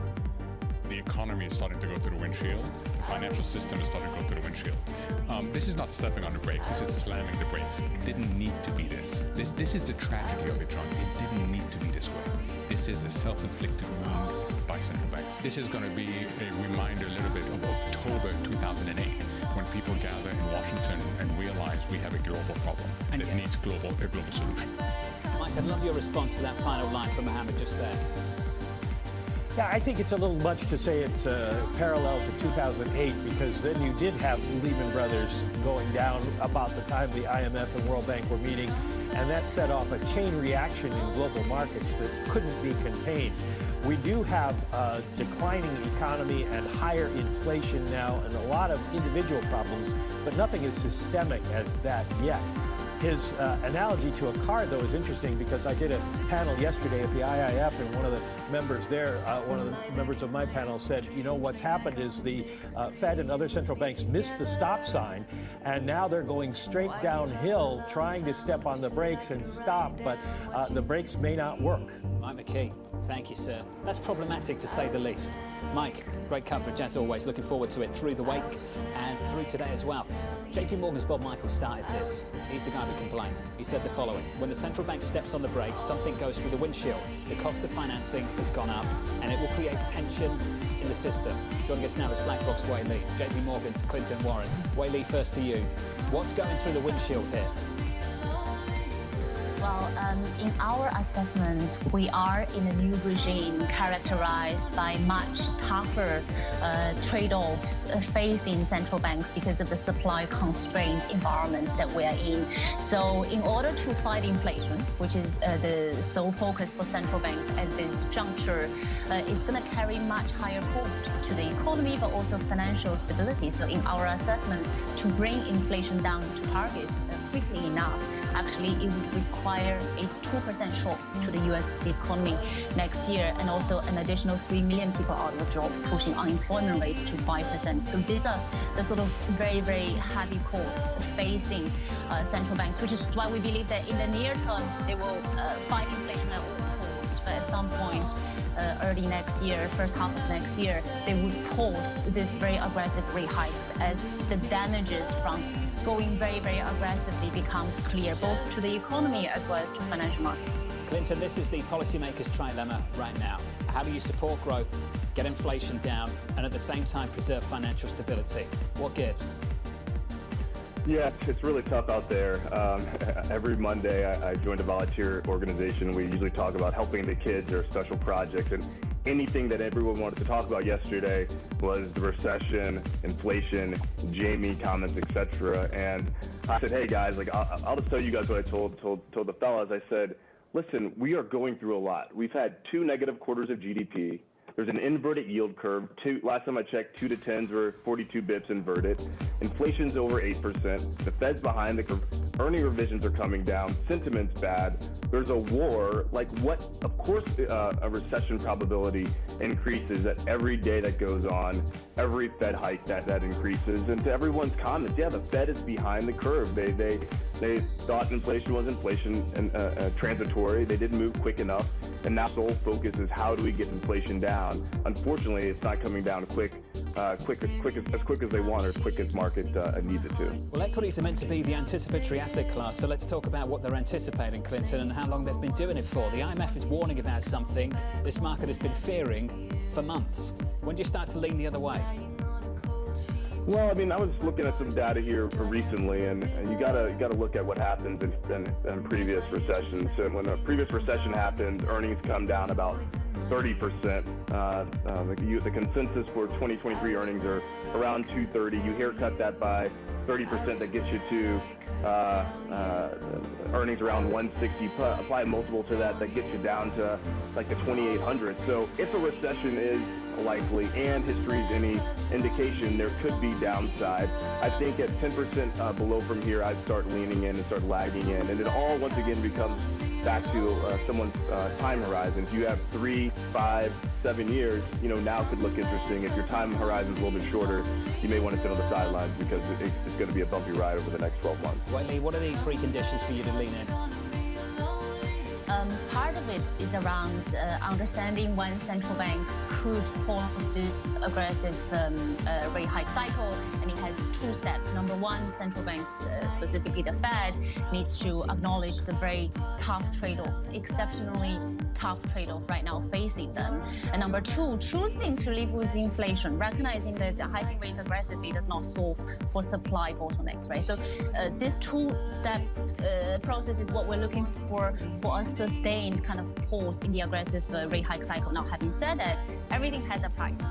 Yes, risks of recession have increased. We are expecting a recession, and also risks of policy over-tightening, slamming the brakes have in fact become the base case. The equities have also corrected a lot, right? So there is a level at which point we can say that actually a recession is in the price. So our estimate is about another 7% actually down from here, reflecting both the higher cash path as well as earnings recession that we expect. And at that point, we can say, well, there's a lot of bad news out there, but also a lot of bad news are in the price. I'll catch up with Mike Wilson at Morgan Stanley in about 21 minutes' time. Took a quote from his research to kick off the week, and this is what the quote read like. Markets often need the engraved invitation from a higher power to tell them what's going on. For the bond markets, it's the Fed, and for stocks, Clinton, it's company management teams. Clinton, do you expect management teams this earnings season to kitchen sink it with guidance? Well, I mean, it's something that we've been watching very closely, and you have seen numerous reports from C-suite executives talking about controlling discretionary spending. So what will we focus on is what does that mean to the margins? If the consumer is still spending at a high level and corporations are cutting down expenses, there'd be room for increased earnings. Our forecast right now is that Q3 earnings come in about 2% higher than last quarter. But yeah, I mean, something that we're watching very closely is not only the numbers, but more importantly, the guidance that the CEOs and CSOs gives us this next couple. Clinton, just out of interest, because you brought it up and I didn't, so this is your fault, not mine, your PR complaints. How do you deal with questions when your CEO starts talking about an extra 20% downside? Yeah, I mean, I think one of the benefits of working at a firm like ours is our CEO calls it exactly how he sees it, and it's made it a good place to be as we've been the safe bearing of banks and financial assets through most crises and recessions. But it's a probability. It's not the base case, but it is something that people should be aware of. I do think that something that's going to be a silver lining is the job position. Usually when you think of recessions, you think of lost work, layoffs, the consumer not being able to spend, but the data doesn't show that right now. 10 million open jobs, 1.8 open jobs for people looking at it. Unemployment fell. People are still creating jobs. So the job thing is really what I think is going to make this a shallow recession and something that will make a long recession, as some people are forecasting. Diplomatic, fantastically executed. Clinton Warren there, sticking with us alongside Whiteley. Coming up on this program, markets feeling the pain as Fed hikes work their way through the economy. It's going to take some time for that cumulative tightening to transmit throughout the economy and for inflation to come down. A conversation coming up next.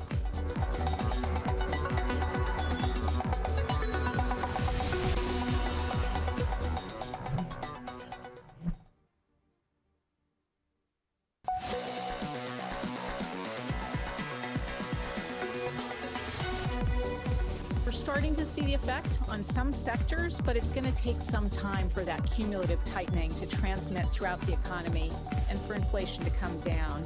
And of course, uncertainty is high, so I'm paying close attention to global risk. That was the Fed Vice Chair offering a case for caution, pointing out aggressive rate hikes have yet to work their way through the economy. This coming as the global bond rout deepens. Mohammed Al-Arian warning of the implications for financial stability. Once the bond vigilantes are unleashed, they tend to find tipping points. So central banks and governments have to be very aware that we are getting close to a situation where financial instability is the tail that wags the dog of the economy. Team coverage starts right now with Bloomberg's Mike McKee alongside Kelly Lights here in New York. Mike McKee, first to you, sir. A warning from Mohammed. A warning from Mohammed, but an answer from Lael Brainerd, although the answer came first. Some hearts on Wall Street went pitter-patter yesterday when she said that because they thought maybe it means the Fed is about to back off. But really, I think what she's saying is the Fed is aware of the potential for problems that Mohammed is talking about and is taking that into its calculations when it's thinking about how far to go. But it doesn't mean they're stopping. You look at what New York Fed President John Williams said this past week, that the Fed's commitment to achieve and sustain 2% inflation is now a bedrock principle. His comments are important because the vice chair by tradition never dissents. So he's seen it as a bellwether for Chairman Jay Powell. The Fed's not close to its target for the year yet. Their median forecast, which they made just 3 weeks ago, has rates going up another 125 basis points by the end of the year. So even though Brainerd sounded maybe a hair more dovish, the markets are still projecting a 75 basis point move on November 2nd. And that bet could be cemented on Thursday when we get the September CPI headline forecast. Forecast to rise, core forecast to rise a tad slower, but still very strong. So the dollar goes up, the world still has to worry about the things breaking aspect of Mohammed's comment. Particularly in the bond market. Kelly Lines again, the Treasury market all over the place. Yeah, and of course the Treasury market is playing a little bit of catch up to what we saw in places like the UK yesterday as the bond market here in the US was closed for the holiday. And in the UK, they're really trying to deal with what you could probably call bond vigilantes, what Mohammed was likely referring to. The Bank of England announcing even further steps today to try to rein things in the bond market. And yet you're seeing once again the 30-year yield is higher by about 4 basis points. Higher here in the US as well, although that has up about 4 basis points at the short end of where the 10-year is now, where the 2-year is now for that matter. Remember just a few weeks ago when we hit about 4% on the 10-year, about 4.3 on the 2-year, and everybody said, oh, that was it, the peak is now in. We're now retesting those levels. It seems time and again we are too early to call the peak. Now, the same is also true on the 10-year real yield, which right now is at the highest level since April of 2010, up about 111 basis points over the last 30 days, or around 1.66%. All of this as the market is still pricing in cuts over the next 2 years. Mike was just running through where the Fed is seen getting to by the end of this year, but this market is still expecting that by the end of 2023, we will have seen a rate cut, more to come in 2024, even though the Fed has tried to push back against that narrative. The markets seem to think that they are right and the Fed is wrong, and the inflation data we get this week probably going to make a big difference in that narrative, John. Hey, Kelly. Thank you. Kelly Lines there and Mike McKee. Kelly's right. We've placed the Fed pivot, the Fed pause, peak rates, peak inflation, 50 different ways over the last 12 months. Vice Chair Brainerd talked about how much they've already done, and we know they've done 300 basis points in the last 6 months. She talked about a 2-year through 4% for the first time since 2007, a 10-year near decade highs, mortgage rates doubling, more than doubling this year, and a Fed's broad dollar index appreciating 11% year to date. Wei Li, I'd love your view on how much tightening you think is in the pipeline that's yet to be realized in this economy.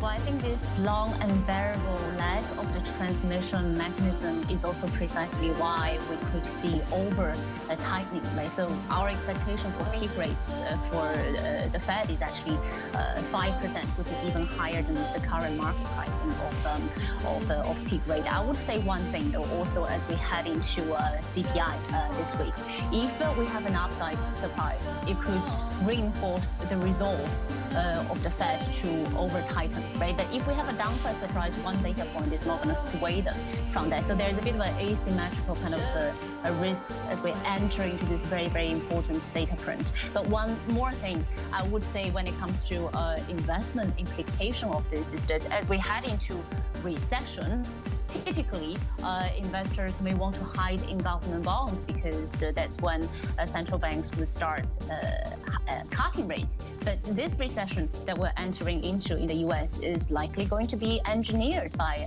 central bank over tightening. So government bonds is not where we would want to hide. Long duration is actually not a safe place to hide. So whilst we see kind of opportunities on the front end of the curve because of the income and carry, we don't want to own the long end of the curve for this precise reason. Clinton, do you agree with that? Where can you hide? Yeah, I mean, I think in these circumstances where there's so many divergent views amongst economists, analysts, researchers, etc., you have to know and you have to take with what you're given. So what do we know right now? One, we know that volatility is increased. Two, we know that rates are higher and are moving higher. And three, we know that inflation is here and will probably be here a lot longer than any of us like. So with that as a backdrop, we are telling clients to look at structured products where you can use option packages to express a view, give you some downside protection and some upside participation.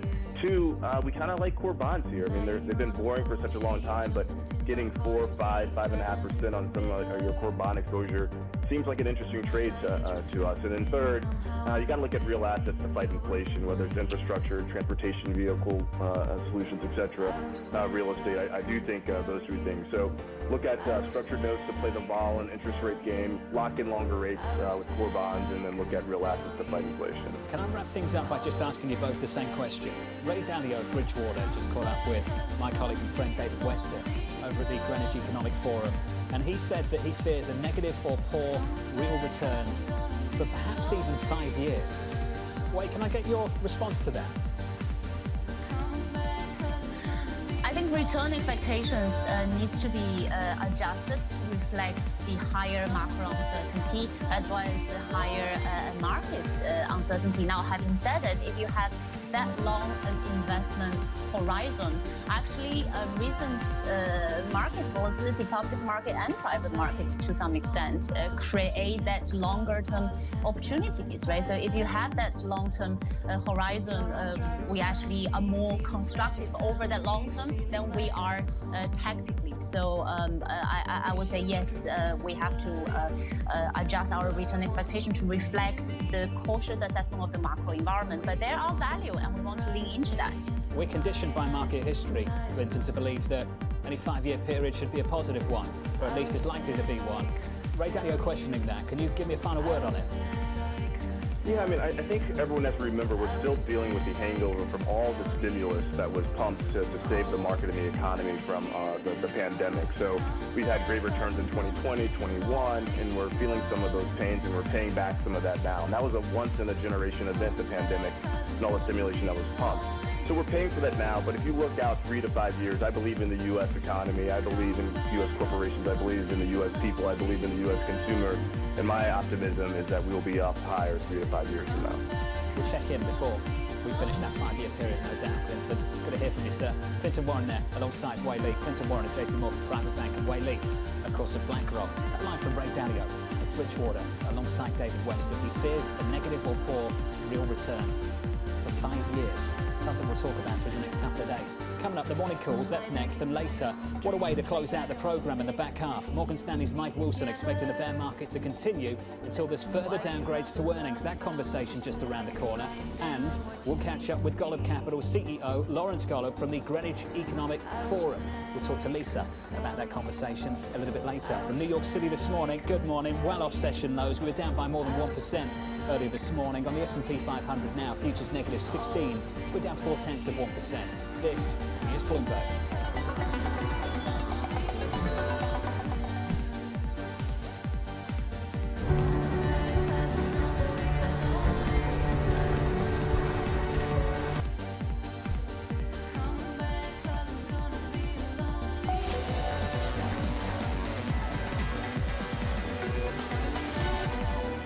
23 seconds away from the opening bow this morning. Good morning. 4-day losing streak on the S&P 500.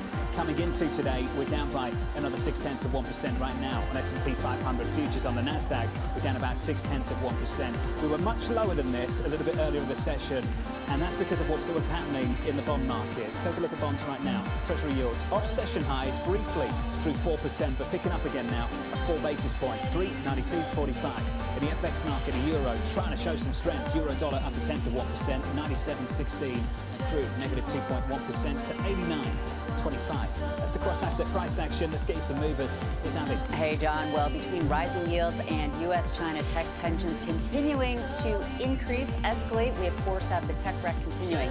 Chips in particular. This is nothing new. We've seen this kind of action day after day between the pre-announcements and the Asian session after those fresh U.S. curbs on China technology or China's ability to gain access to U.S. technology.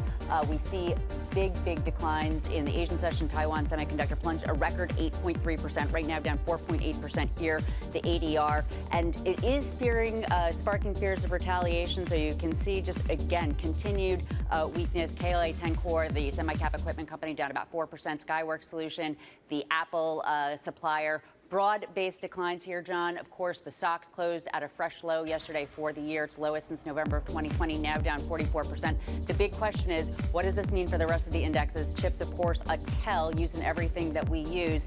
Probably not the rosiest picture, John. Abby, thank you. We're down about 0.5% on the S&P 500. 1 minute and about 30 seconds into the session. Pretty defensive stuff. The relative outperformance from staples, healthcare, utilities, technology. Here's a line for you. The S&P 500 tech sector lagging the broader index this year by the most since 2002. With more, here's Taylor Riggs. Hey, Taylor. That's not a good year that you want to be mentioning as well, John, when you mention technology. Let's dive into it. When you think about now the NASDAQ and the NASDAQ 100, the biggest of the big tech, now down for 5 straight days. That is the longest losing streak, matching it of this year. So that highlights, of course, some of the recent pressure as we've been continuing to track the path of the Federal Reserve and rates higher. Take a look, and John, I think what was interesting, we talked about different sectors within tech. We've been talking a lot about the SOX, some of the chip makers lately, given the extra curbs that the Biden administration has put on some of the chip makers and how they're doing business with China. But it's also been software. So it's been hardware technology. It's really been all different facets, and it hasn't sort of been that traditional software is recurring revenue and it's a potential safe haven. That narrative has changed, and it's been a little bit more of a broad-based sell-off. Matt Maley was out with a killer note this morning. If you take a look at where we are with the technicals, highlighting the S&P as well as the NASDAQ 100, hitting some key technical levels. The NASDAQ here, just the general composite, also looking at some major support levels. When you think about where you are for the lows of the year and trying to hold on to what has been at least some support levels as of late, we'll be watching that into the closing bell. Look forward to the coverage, Taylor, with you a little bit later. As always, this market's been hammered by rates. This week we turn to earnings. James Athey of Aberdeen has this to say. I'm expecting more cautious and negative guidance on the basis of broad economic weakness and uncertainty and tighter monetary policy.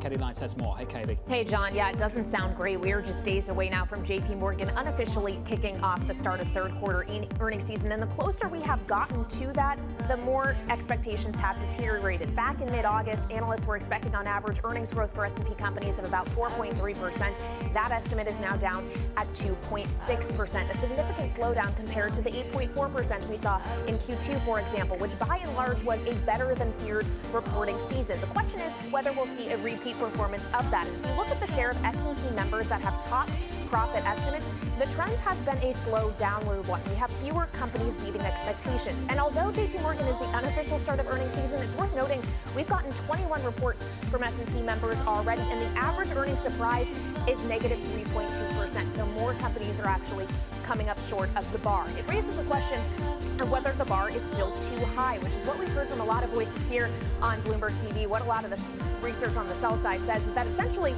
we have seen downward earning revisions. That is true. That is what we're looking here on this chart, not just the U.S., but globally. It's about 17 weeks in a row here in the U.S. that downward revisions have outpaced upward ones. But the narrative is that we still have farther to go, that you need to see more deterioration in expectations as these companies face so many headwinds, including the stronger dollar, tighter monetary policy, and just a slowing growth environment that could hit demand and the ability to pass on higher input costs that remain, John. Kelly, thank you.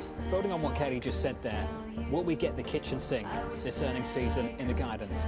Mike Wilson at Morgan Stanley says this: markets often need the engraved invitation from a higher power to tell them what's going on. For bond markets, it's the Fed, and for stocks, it's company management teams. Mike Wilson, I'm pleased to say, joined us right now. Hey Mike, do we get the kitchen sink then from management teams this earnings season? Water is the most important resource in the world. 수자원 관리는 반도체 산업의 환경 경영의 시작이자 반드시 필요한 단계라고 볼 수 있습니다. So how do we make chips in a more environmentally responsible way to make every drop of water count?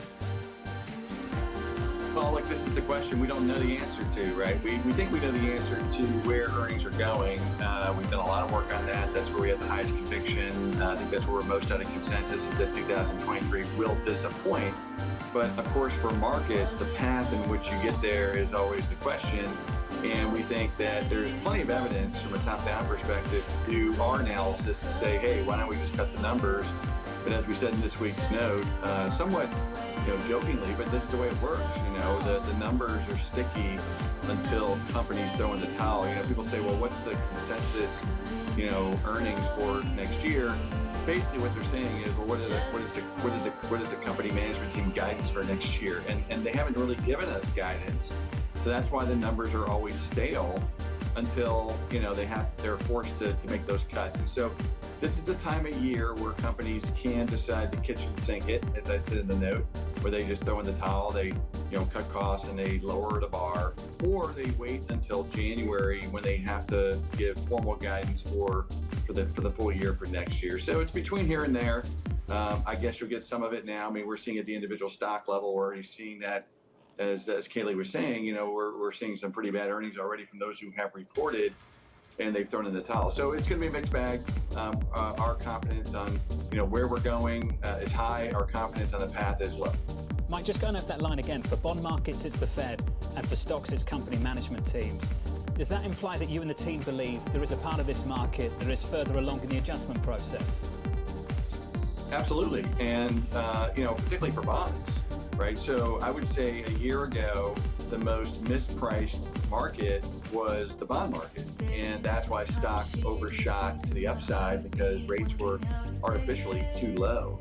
And we find it somewhat amusing, fixed income investors in particular are the most critical of the Fed, at least that's what we hear, yet they hang on every word. So which is it? Do you don't think they're credible, or you think they're so credible that you have to trade off their every word? So it's really this weird dynamic. And I would say that bond markets have been chasing the Fed all year. The Fed has done their job. They've aggressively pivoted to a very hawkish regime, even more hawkish than we expected at the end of last year. We were probably one of the more negative folks on the bond market. So look, I think the bond market is probably there, but unfortunately, kind of like stocks, the bond market needs to be told by the Fed that they're done, right? And that's just the dance we're in right now. It's the hardest part of the cycle to trade. We think we know where we're going in equities. We think yields are probably close to topping, but you got to go through the earnings revision still, which is why you can't say that stocks have bottomed. Let's talk about margins then. One thing the bond market has been pricing over the last several months is the prospect of inflation rolling over in our future. Now, I think what matters to margins, and Mike, you've written about this a million times, is the pocket of the inflation story that sticks and the pocket of it that fades. When you think about what's going to fade here, Mike, from an inflation perspective, and what's going to stick, what does it mean for margins? Yeah, that's exactly right. So we wrote a pretty detailed note this week, in addition to our weekly, around inventory, where we worked collectively with our analyst teams. And I mean, look, this has been a story that we've been talking about for 9 months. We said, look, that it's likely that the bottlenecks, get relieved, and then we'll see too much inventory. And I think where that's most evident is in, some of the apparel stocks, the retailers, where consumer goods kind of across the board. And it's likely that we're going to see outright deflation in a lot of those products as companies have to discount to move the extra product. I think areas where it's going to be tougher to get negative prices is going to be in say housing and rents, at least on a year-over-year, on a sequential basis, but maybe on a year-over-year basis we get them to flat, and then of course labor. Labor now does have the upper hand a bit because of the pandemic, and I think we've moved into a different regime here, where we're seeing a shift from capital to labor. So I don't think you're going to see labor costs come down. You may see them flatten out, But that could be one of the more defining features of this cycle, John, that actually makes margins worse. What I mean by that is, U.S.-based companies are very good at cutting costs when they need to, and particularly labor costs. And because of the pandemic and the shortage of labor that may be here for a while, companies may not be in a position to do that as aggressively as they have historically. And if that's the case, then we probably see more margin degradation than even what we're modeling. And I'll just leave you with this. I think that the area of the market that a lot of clients are perhaps underestimating is negative operating leverage. Inflation increases operating leverage. However, operating leverage can cut both ways. It was positive in the lockdown during the pandemic, and now it's in a negative cycle, and we think that's where even we could be underestimating the downsides of margin pressure because that negative operating leverage story, and labor is part of it. Mike, that is a very different market regime than what we've experienced recently and in the years before as well. What does that mean for leadership within the equity market, Mike? Where does it come from? Yeah, well, it's more the same of what we've been saying all year, John, and you know as well, which is we're very focused on companies that have what we call operational efficiency. They have their hands on costs. Working capital is not eating up their cash flows. Another feature what we're seeing right now. They're very good at running their businesses, and that's an idiosyncratic feature. It's not a sector feature per se. Now, some sectors can defend their margin position or operational efficiency better. Those tend to be more defensive areas, like healthcare is an example. Some of the managed care businesses look quite good in that regard, but it trades well. I would say clearly some of the staples beverages, that's where we are. And then, of course, when we get to the trough, you're going to want to flip it exactly the other direction, because we're not in the camp. I think you were saying a minute ago we're going to have like negative returns or flat returns for the next 5 years. That could be true point to point, particularly on a real basis after inflation. But there's going to be tremendous trading opportunity on the upside, just like there was in 20 and 21. However, we're still in the down cycle right now. So the way we're thinking about the next 5 years, John, which is probably different than most, is we're in this boom bust period. And we're in a bust period right now. We'll get through it, and then there's going to be another boom. So, as soon as you get your head around on the bust, it's probably time to start thinking about the upside. And that could be within the next 3 to 5 months. Well, Mike, this is the perfect time to have this conversation then, because right now on my screen, we're making new lows for the year. The new low for the year, 35.82 on the S&P 500. Are you saying in the next few months, Mike, you could change course? And I think we should build on that a little bit more, because the risk, as always, as you know, is to become married to a worldview. Super bearish, become married to the position. You can't make the turn to come back into the market. Mike, I know that you haven't done that over the last couple of years. You were super bullish out of the pandemic, and then you turn. What's going to make you turn, Mike? What's going to make you that little bit more bullish to have that rip that you're looking for? Well, the same thing we did in 2020 or that we did in 2017, when we found ourselves out of consensus. It's, you really are sold out. We could argue we are now, but then our fundamental metrics are telling us that we're at a rate of change low. So we're pretty disciplined around that. We don't get everything right, but one thing we tend to be early. We're usually not late. Of course, right now being early can be quite painful. I don't want to get too bullish here, because people then will construe my words to say, hey, here it's time to go, and that's not what we're saying. We're saying there's still, the last couple of innings of this bear market could be quite painful, okay? But you got to be ready for when that price gets to an attractive level. If it was 5% away, John, I would say fine.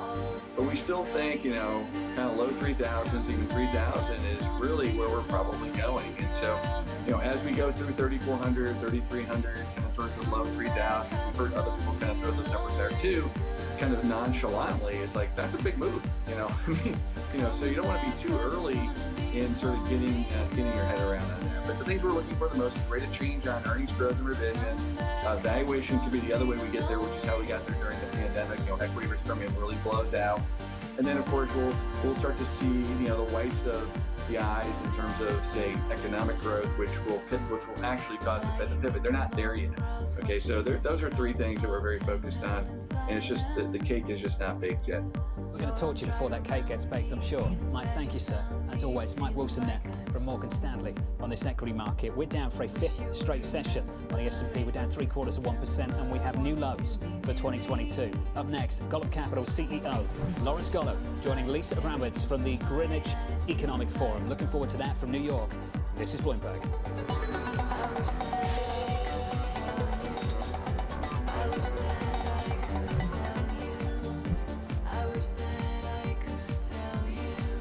This is Bloomberg's The Open. I'm Lisa Mateo, live in the principal room. Coming up, Pierre-Olivier Gorincha, IMF chief economist. That conversation at 10:30 a.m. Eastern, 3:30 p.m. in London. This is Bloomberg.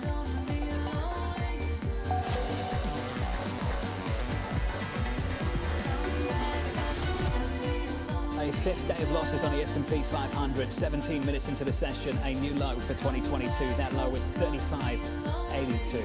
On the markets on this story, picking things up now is Lisa. Hey, Lisa. Hey, John. Thanks so much. We are right now speaking with someone who has a real feeling and entrenched in the economic fibers of particularly smaller and mid-sized companies. Lawrence Golub, CEO of Golub Capital, joining us here in Greenwich, Connecticut from the Greenwich Economic Forum. And I'm curious for you, from your standpoint, with a credit focus on smaller companies, as you hear about all of the fear in markets, are you getting more aggressive or less aggressive in your investments? Thanks, Lisa. It's great to be here with you. Right now is an increasingly good time in our business. You know, the lending business is cyclical. You want to lend not against the frothy top of performance, and you want to lend not at the most extremely high leverage levels. You want to lend money when companies that are borrowing the money can put it to excellent use. And the economy right now really is pretty good. You can't have a bad economy and 3.5% unemployment. Interest rate sensitive sectors, which are not where we really invest, are having some struggles. But we're trying to be especially active problem solving for our private equity firm clients especially as they have portfolio companies that are growing by acquisition. And I was speaking about this with Jim Zelter. The complication comes when you're lending for 5 years at a time when the economy is moving very quickly. And I'm wondering from your perspective whether that duration has shrunk, whether you're less willing to invest for a longer period of time, as the ambiguity of perhaps 3.5% unemployment now could turn into something vastly different a year or two from now. Well, for us, it's all about margin of safety. It's about margin of safety in terms of how high can floating rates run, the wider range of possible outcomes. We try to make bigger than we would in some other times. That margin of safety, of course, a lender's margin of safety is a borrower's problem potentially. So there's always give and take. Well, that's exactly what I was going to actually ask. How high are yields? I mean, if you're looking at public markets with 10% average yields for speculative grade credit, how high are yields in private markets? So a typical loan a new loan that we would make now would have an interest rate margin of SOFR plus 6.5%. SOFR on a forward curve is going to be 4.5% next year. So you're talking about an 11% floating rate yield in our asset class, which is super attractive because it's first lien, senior secured, and floating rate. SOFR goes to 5.5, that 11 goes to 12. So you have built-in protection against inflation. The private credit markets are pretty attractive on a risk-adjusted return basis right now. You raised the issue of if yields go too high, it becomes a problem for the borrower, which is a reason why when yields go way too high, it can become a problem. Based on what you're seeing, just in the nuts and bolts, I know you put out a mid-market report, you start to look and strip away the large storylines and actually look at the details. How well or how not well are companies doing in this very quickly moving cycle? We're seeing greater dispersion. We're seeing greater dispersion between industries. We're seeing greater dispersion among companies within industries. I mean, one of the things that our business is based on is lending to private equity-backed businesses, which helps a little bit because private equity firms are very good at noticing issues and intervening in issues. But for sure, as SOFR approaches 4.5%, there's less room to maneuver, especially if a company borrowed a very high multiple of adjusted EBITDA. Not all those adjustments have come to pass, and all of a sudden they're looking at an 11% interest rate on what was 6 or 7 times adjusted EBITDA, but might be 8 times real EBITDA. I mean, fortunately, this is when your skill as a credit underwriter comes into play. You don't want to have made those loans. Are there certain areas you will not touch right now because the industry is just flat on its back in a way that people might not appreciate? So we really stay away from businesses that rely on consumer tastes and consumer preferences. So for example, we do a lot of mission critical business to business software, but we won't do business to consumer software. And there are parts of business to consumer software that are moving. There are some that have hit some bumps. We're just not smart enough to pick the winners and losers. And back to the 5 years. Even if we were smart enough to pick winners and losers, we're not smart enough to pick 5 years. But are there industries where traditionally you have liked them occasionally, but have seen deterioration that is so dramatic that it has you concerned? Well, specialty retailers who are mall-based, businesses that have very high demands on lower skilled labor content. We would have, for example, probably considered a loan to a franchisor who had a lot of operations in California. With California's minimum wage increases, you got to worry about the health of the franchisees. So something like that, we'd be more conservative about right now. And what are you concerned about going forward in terms of this default cycle, right? I mean, a lot of people talk about where we are. Where are we in terms of the repricing, let alone companies actually running into trouble? So we're expecting muddling growth. If we have muddling growth, we're not going to have a massive default cycle like we did in the financial crisis. I think what we're looking at are company-specific issues where the early intervention can really make a big difference by figuring out, do they need more capital? Should the company be sold to an industry player? I think that we have to keep our eye on inflation because inflation correlates with what SOFR is going to be in the future. I mean, we're all very concerned about interest rates going up, but SOFR is still negative in real terms. If you look historically at Fed funds, the historical average of Fed funds before the financial crisis was 5%. We're not even up to average yet. You said that you work with a lot of companies that are private equity backed. Yes. Those that are not, do you find that they have a harder time getting equity investments and are turning to debt more frequently, that you're getting better terms and that you're having better claim on a company simply because private equity perhaps is in that much more of a world of hurt? I wish, but not the case. Private equity borrowers are so tough and smart. They don't let us get away with anything. We have great relationships, and we've done multiple deals with over 200 private equity firms. But they're looking for a reliable partner who helps the portfolio companies grow. They're not giving anything away. And private equity firms don't have a shortage of debt capital. I think one of the interesting trends that will play out over the next 12 months is the pace of new deals by private equity firms. Right now, the S&P is approaching new session lows. We are seeing the sell-off accelerate as yields continue to climb. At what point will you move away from floating rate loans and start to want to have fixed rate instruments again? We won't. We're in the floating rate business. We match fund. We take the inflation issue. We take the interest rate risk off the table as traditional senior secured lenders. So we won't do that. I think that the degree to which we take some junior capital risk, whether that's floating rate or fixed rate, is a little bit cyclical. And to us, that's less about what interest rates are doing and more about our own thinking about forward profit growth. In our middle market report, we had very robust growth in revenue, but the growth in profit was really not that great. And now it's comparing to a year ago, which were boom times. But we're having an economy now where the economy is growing, GDP is growing, interest rates are going up, but it's getting harder and harder to achieve profit growth. Yeah, another way of saying margin compression. Lawrence Golub, thank you so much of Golub Capital. John, back to you. Hey, Lisa. Thank you. Great work this morning. Thank you very much. New lows for 2022 on the S&P 500, 35.78. Just off those lows right now. The S&P down by 0.9%. From New York City, thank you for choosing Bloomberg TV. This was the countdown to the open. This is Bloomberg.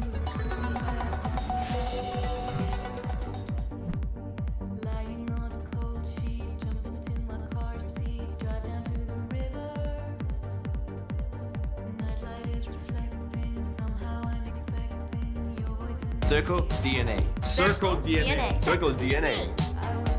It's about your nutrition.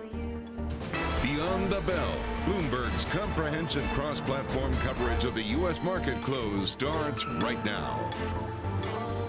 And right now we are 2 minutes away from the end of the trading day. Romaine Boston, Caroline Hyde, Taylor Riggs counting it down to the closing bell. Here to help take us beyond the bell, our global simulcast with Carol Nasser and Tim Stenovich. Welcome to our audiences across Bloomberg Television, radio, as well as on YouTube. Carol, taking a look at the S&P right now, it's at 36.13. I just want to point out, at one point on the day, got down to 35.88. That's about 4 points or so away from that 52-week intraday low. You know, I was exactly kind of where I was going to go, because I saw it when it was at, like, was it 35.85, I feel like, and it was testing the September 30th low and bouncing off of it. Our Gina Martin Adams saying that was kind of significant to see that it tested that and then bounced off, and it feels like that's the tone, getting so close to some of those lows, but kind of working its way back off of it too. And at the high, it was at 36.52, so we saw quite the range today, up more than 0.3%, but at its lows down more than 1.4%, so significant range. And I think that speaks to the volatility that's starting to pick up in the equity markets. It's lagged, of course, when you're looking at the volatility that you usually have in a bond market that's shut today, or indeed the FX. But the fact that the VIX managed to peak almost basically at 34, we're inching closer to some of those levels that people will start to say, okay, is this capitulation level? Yeah, we had a great interview with Scott Bauer over at Prosper Trading Academy, who's done some great research into the VIX, but really then the backwardation, the inverted VIX curve, and really expecting more short-term volatility, maybe some calmness on the horizon. But Romain, it really is the volatility this week, I think, that the markets are focused on. Yeah, and this could be sort of one of those weeks where we get a big reset to the upside, and maybe the downturn persists here. We should point out that some of the big names like the Apples and Netflixes of the world are higher here on the day, as are the Walmarts and the Mercs. But then, of course, you have the chip makers really kind of deep in the hole here on the day, and a lot of the software names as well. You add it up, then you get an S&P 500 that's going to finish the day down by almost 0.8%, down roughly by 28 points, right around that 36.12 level. The Dow Jones Industrial Average down about 94 points, or 0.3%, while the NASDAQ Composite is going to fall 110 points, or 1% here on the day. The Russell 2000, that's only down about 0.6%, and we should point out the Dow Transports managed to finish the day in the green, believe it or not, higher by 0.5%. Yeah, pretty interesting. We talked about this earlier in terms of one group that was really battered today. We're talking about those semiconductor names, down about 3.5%. If you look at the stocks in today's trade, this has to do with more regulations and oversight, if you will, coming from the United States to China's tech industry, and so that really battered a lot of those semi names. Yeah, Carol, you really saw a tilt to the downside when you think about some of the individual sectors as well. For the radio audience, we're taking a look at the sectors within the S&P 500. The best performers still have some red in them.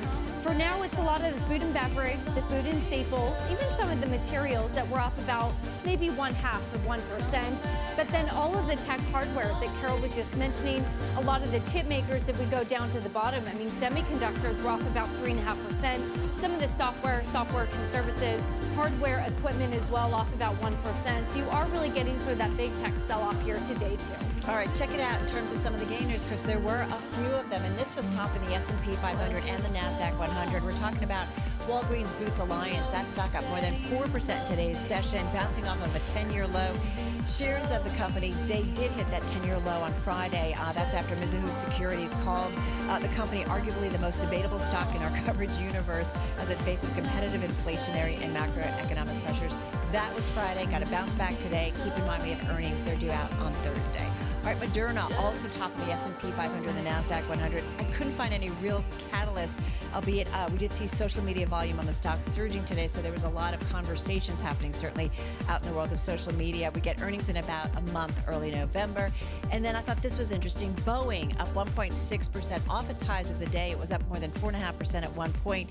This is after a report noted that the first commercial 737 MAX flight appeared to have resumed flying into China for the first time in almost 4 years. So a pretty big movement when it comes to Boeing shares, and certainly significant development, Tim. Yeah, such a huge market for Boeing. Yep.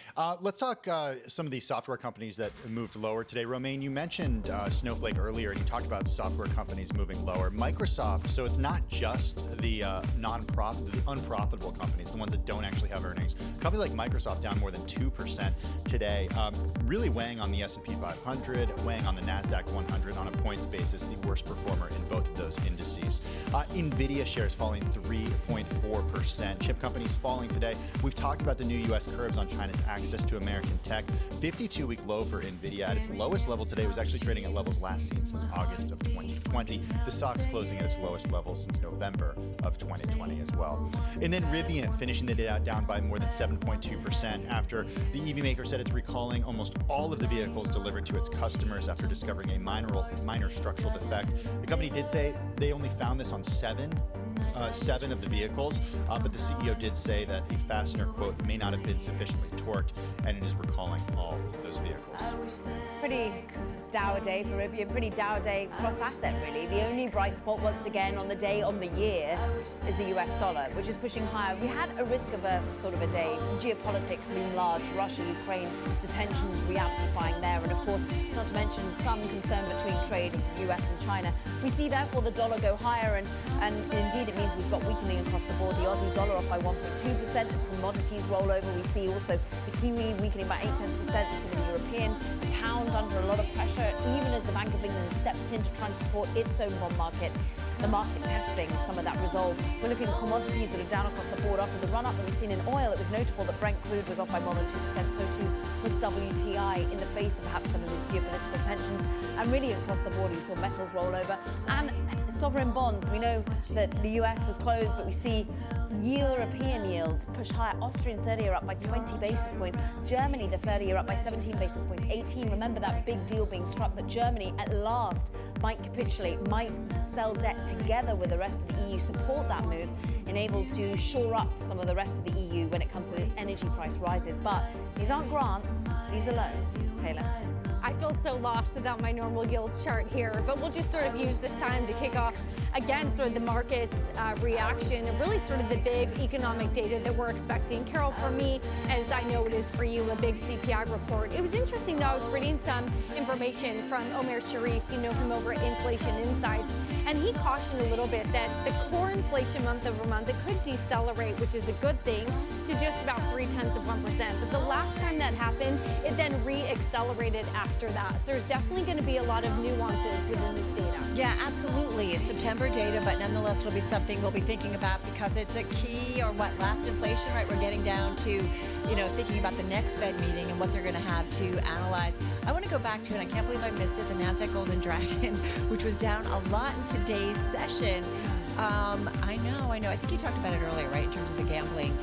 But it does make me think about, you know, week travel, coming off of the holiday there, the Golden Week holiday, COVID flare-ups. I mean, when this economy continues to struggle, you do think about what's the global impact on everybody else. We're seeing that global impact right now with the chip sector because China is such an important customer for so many chip companies. Having the U.S. come out and say, you know, you're not allowed to sell certain types of chips, certain types of technology to this entire country has significantly concerned the analysts who cover the space. This shouldn't have been a complete surprise. I mean, I understand the knee-jerk reaction, but we've been moving in this direction now for months, and you probably make an argument that we're moving in this direction. But it's another layer, right, on the semiconductor stocks that are already facing problems, whether it's lower PC demand and lower demand within. We've heard some of the warnings already from companies, and then you layer this on top of it, right, in terms of geopolitical concerns. You do wonder how it plays out in terms of. It seemed to catch a lot of investors off guard, though, right? I mean, if they expected it, we wouldn't have seen shares fall this much. Or is it just another excuse to sell? Is there just a reason that people don't want to be long these markets at the moment? When you've got geopolitics rising its ugly head again, when you've got what is going to be a week of IMF, World Bank, dour talk about recession, about a $4 trillion impact that you have in lost growth out to 2026 because of what is the global central bank movement to fight inflation. And it is global. I think that's such a key theme. I think sort of the big picture topics we've all been discussing is the global coordination and maybe the global conundrum that central banks find them in this time.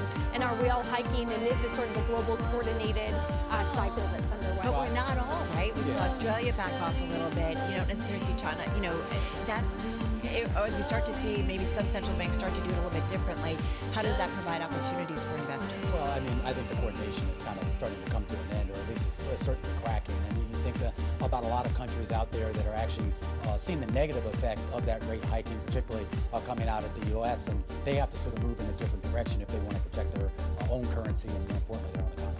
And Tim, Carol, I'd be interested to hear how many conversations you're having where investors and people with money to manage are talking about the Federal Reserve being forced to break something. We've talked all day about the liquidity issue that we've got in the US Treasury market at the moment, the withdrawal. We had Lael Brainard, of course, of the Federal Reserve talking to that.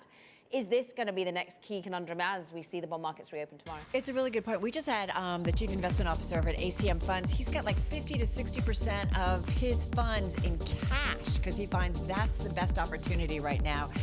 So that was very bearish for us to certainly hear, right? So it's just like people backing off at this point. That's a remains just in gold coins and cash. Is he? Don't let anyone know. You know, I went over to Jersey this weekend, Carol. I missed you. Well, why didn't you stop in? I don't know. Yeah, I don't like to just pop in. You know, but you could have stopped by, had a drink with us. Next time around, give me a warning. Help you sort of lock the door. No, just kidding. Just kidding. Hard. All right, guys, that's a wrap. We'll be back same time, same place. Our cross-platform coverage. Maybe Romain or I won't be here. Who knows? Beyond the Bell. We'll see you on Tuesday.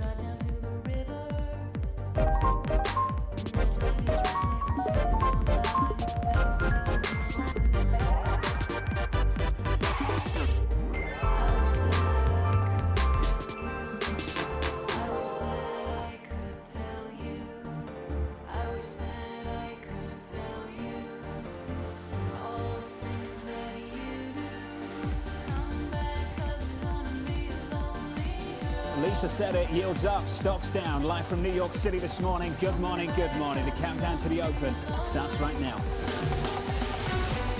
Everything you need to get set for the start of U.S. trading. This is Bloomberg, The Open, with Jonathan Farrow.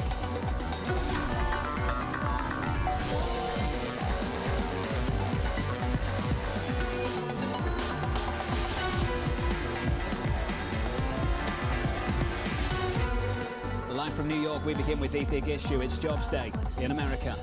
The jobs report, U.S. labor market data. We still have a very strong labor market. It's going to keep the Fed very much on their mission. We're in this period where every miss or hit or every economic information becomes so important. The Fed has been very explicit. Until we see concrete signs of inflation peaking. Until we see a change in what's happening in the labor market. They are going to be tone deaf to slowing in the economy. Participation is really the key to the Fed being able to pull off that soft landing. The participation rate has been so critical. It's a huge element. They are talking very tough. They're sticking to a script. They're going to want the data to tell them to start to cut. There's nothing in this report that is going to suggest to them that they need to pull back. Let's get that data with the numbers. Here's Mike McKee. Morning, Mike. Morning, John. Slightly stronger than expected. 263,000 jobs added to the payrolls in the month of September. The August number of 315,000 was unrevised. The unemployment rate, though, falls to 3.5% as the participation rate dropped a bit. 52,000 people dropped out of the labor force. Last month, we had 768,000 additional people in the labor force, and that's why unemployment goes down. Average hourly earnings come in bang on expectations, 0.3 for the month, and a 5.2% for the year, or 5.0% for the year, which is a little bit of progress for the Fed. In terms of the jobless story, black and Hispanic unemployment, 5.8% and 3.8%, both of those drop from the prior month. The U6 drops to 6.7%, and as I mentioned, 57,000 people fewer in the labor force, while employment went up and unemployment went down in the household survey. There are some interesting changes. We would have had even more stronger report if we spread the number of teachers and education workers over August and September, because more went into August than in September. Seasonals pushed down the overall numbers for education. But service providing, look at that, 244,000. Of those service jobs, retailers gained just 1,100, and professional services was the big winner, 46,000 new people. The companies, are they hiring at this point on the temporary side because they're not sure where the economy is going? Real estate was the last number I had on there, 5,000 jobs gained. That was the number that the sector that was supposedly collapsed during the month. So it's hard to know what happened there. Bottom line, participation rate falls, and that makes the unemployment rate go down. And more people hired than lost jobs, but participation is the key to the unemployment rate this time. With that in mind, Mike, do we have to put our soft landing supply side dreams on hold? No, I mean, you've still got a soft landing in these numbers because you've got a fairly strong payrolls report. 263,000 is above the 191,000, which is the average for the 5 years before the pandemic. So still a strong report. 3.5% ties for the lowest that we've had. So at this point, it still looks good in the labor market, and with average hourly earnings going down, the Fed is on track, at least, to get to where it wants to be. Mike McKee, thank you. How much pain, how much damage will they need to cause to get there? Futures down by 1.25% on the S&P. The conclusion for many is this Fed has more work to do. Yields up at the front end by 4 or 5 basis points on a 2-year, 4.30. On a 10-year, 3.88. Yields up around about 6 basis points. Pleased to say, Rick Reeder joins us now from BlackRock. Rick, wonderful to catch up with you again, buddy. Let's start here. Your response to that jobs report. It's solid. I mean, I think the commentary, I think what Michael said is right. I mean, it's solid. You know, to have these numbers, you know, this far in a cycle is still pretty impressive. That being said, I think you have to put a little bit of perspective on it. You know, the number, if you take the 3-month average, so we got 260,000 jobs-ish. The 3-month average is 375. The 6-month average is 475. So deceleration, but it's still solid. I mean, you look at the job openings that we got this week. You know, you had job openings coming down. You look at the claims data up a little bit. So, listen, it's moving in the right direction. Today was solid, though. I mean, I think all the commentary about it's just, you know, you've got an economy that's still operating at a pretty good level, and the Fed's got to keep going. Spent the week saying bad news was good news. Is solid news bad news? Which one is it? So I will say, by the way, this felt like another month this week. By the way, the discussion earlier this week that was surreal to me, Jonathan, around Fed pivot, Bank of England does something because the pension system is having the challenge, that maybe this is a sign of a pivot or put by the central banks. I thought that was bizarre. There's no pivot. The Fed has got to keep going. And, you know, today for markets, listen, softening of the data is something that we're going to want to see. By the way, when we get the CPI report next week, we're going to want to see some softening. If it's not, you know, that puts you in a tough spot for the Fed, and financial conditions will continue to be under pressure. It doesn't give you come in every Monday morning. It doesn't give you, like, let me get more financial assets on board when you're in that sort of environment. Rick, I was listening to a podcast that you did with Meb Faber. Congratulations to you both, by the way. It was a fantastic listen for me over the weekend. And just listening to you both talk, just seems like, Rick, you've never been through a market like this before. You sound exhausted after this week. What a month the last week has been again. What are your thoughts on that? So I would say there are 2 parts of it. One, it is the most exhausting. I mean, trying to parse all this data. And by the way, you know, spend a lot of time looking at corporate earnings and what's happening to margin pressure. Is business spend going to slow? Because I think that's going to trigger.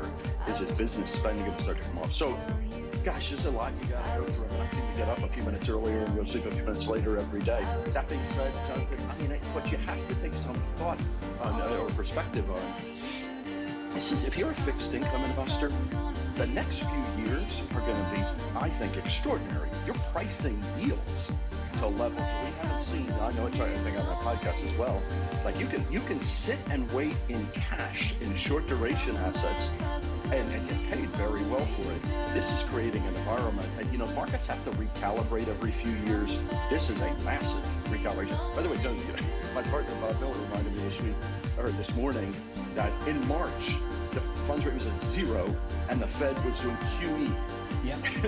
And you think about now we've got our price and terminal funds rate, you know, closer to 475. That's a lot of movement in a few months. They've done 300 basis points in 6 months. I think it took them 3 years to do anything close to that in the last rate hiking cycle.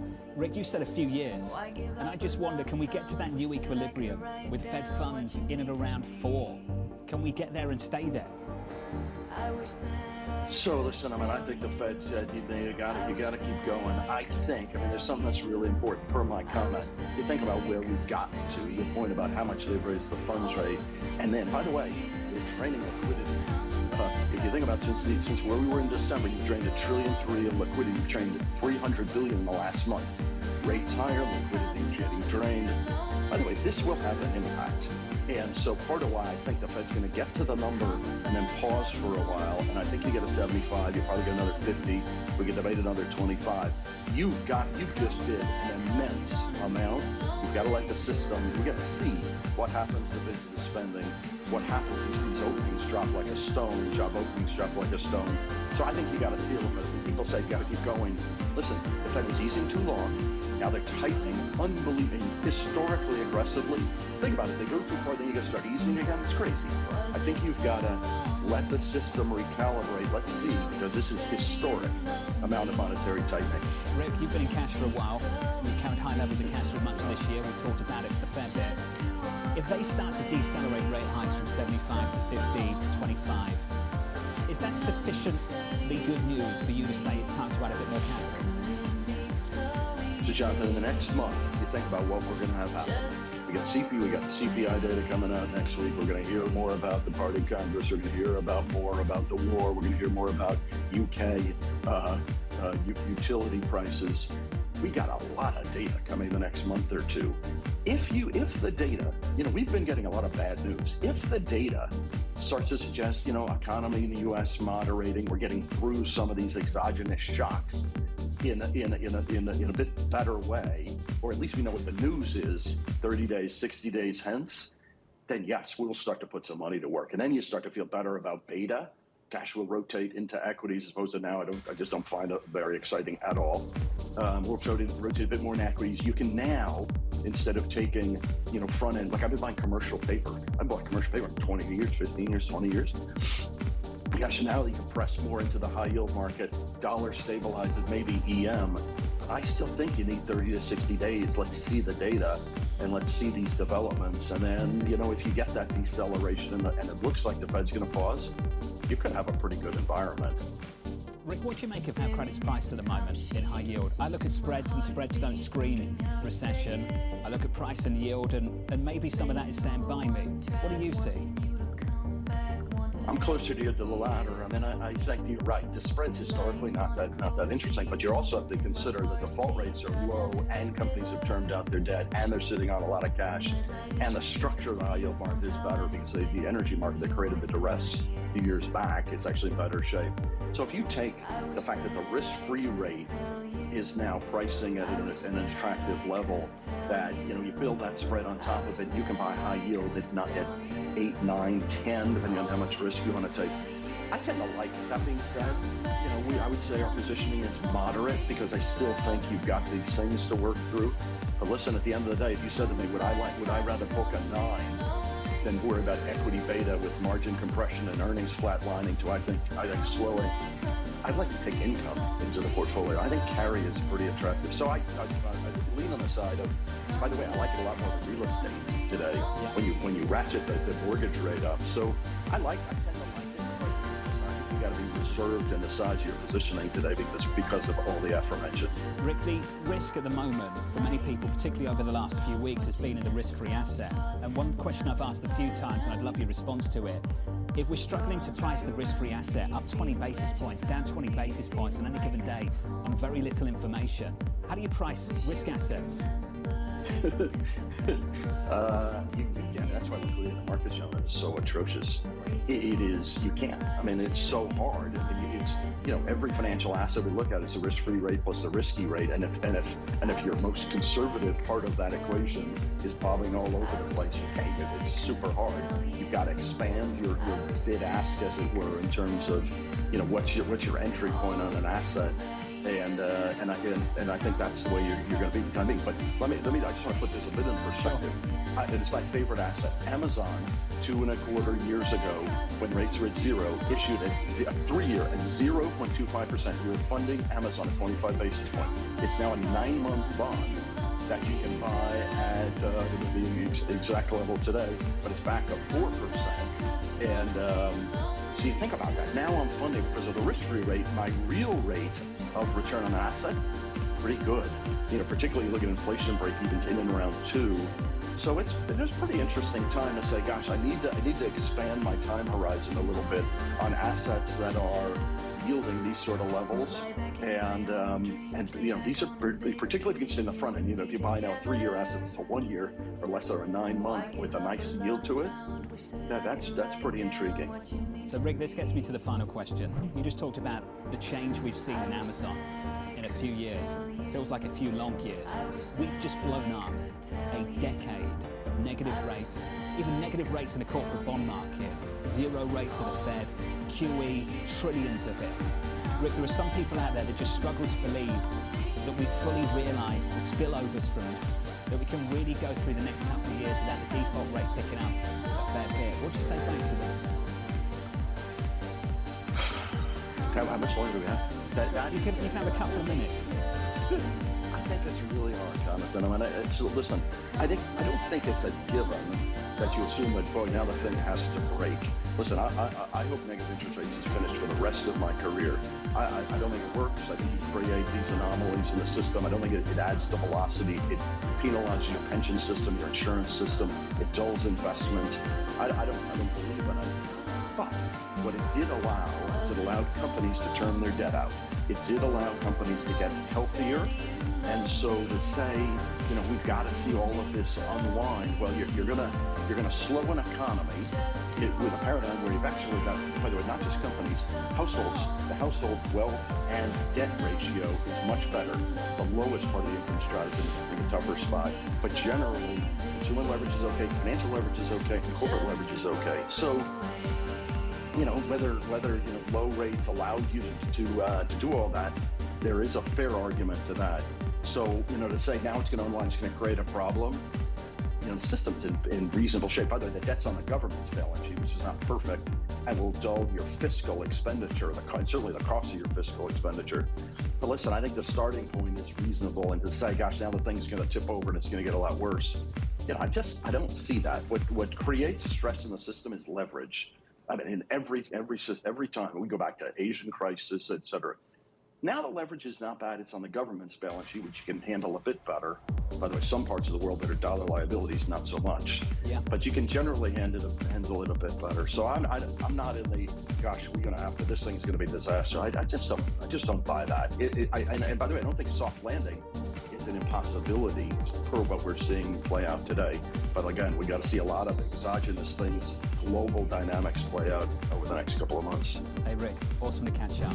I know you don't rest much on the weekend, but get some rest. We've got to do it again Monday. Rick Reaver there, BlackRock. Thank you, buddy. As always, futures down about 1% on the S&P. Yield to higher. Coming up, the payrolls report. Keeping the Fed on track.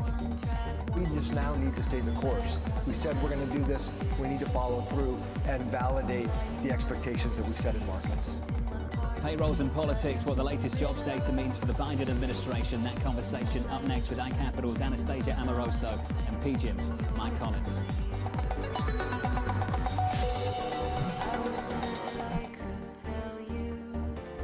From individuals to communities, economies to environment, change in the world is constant.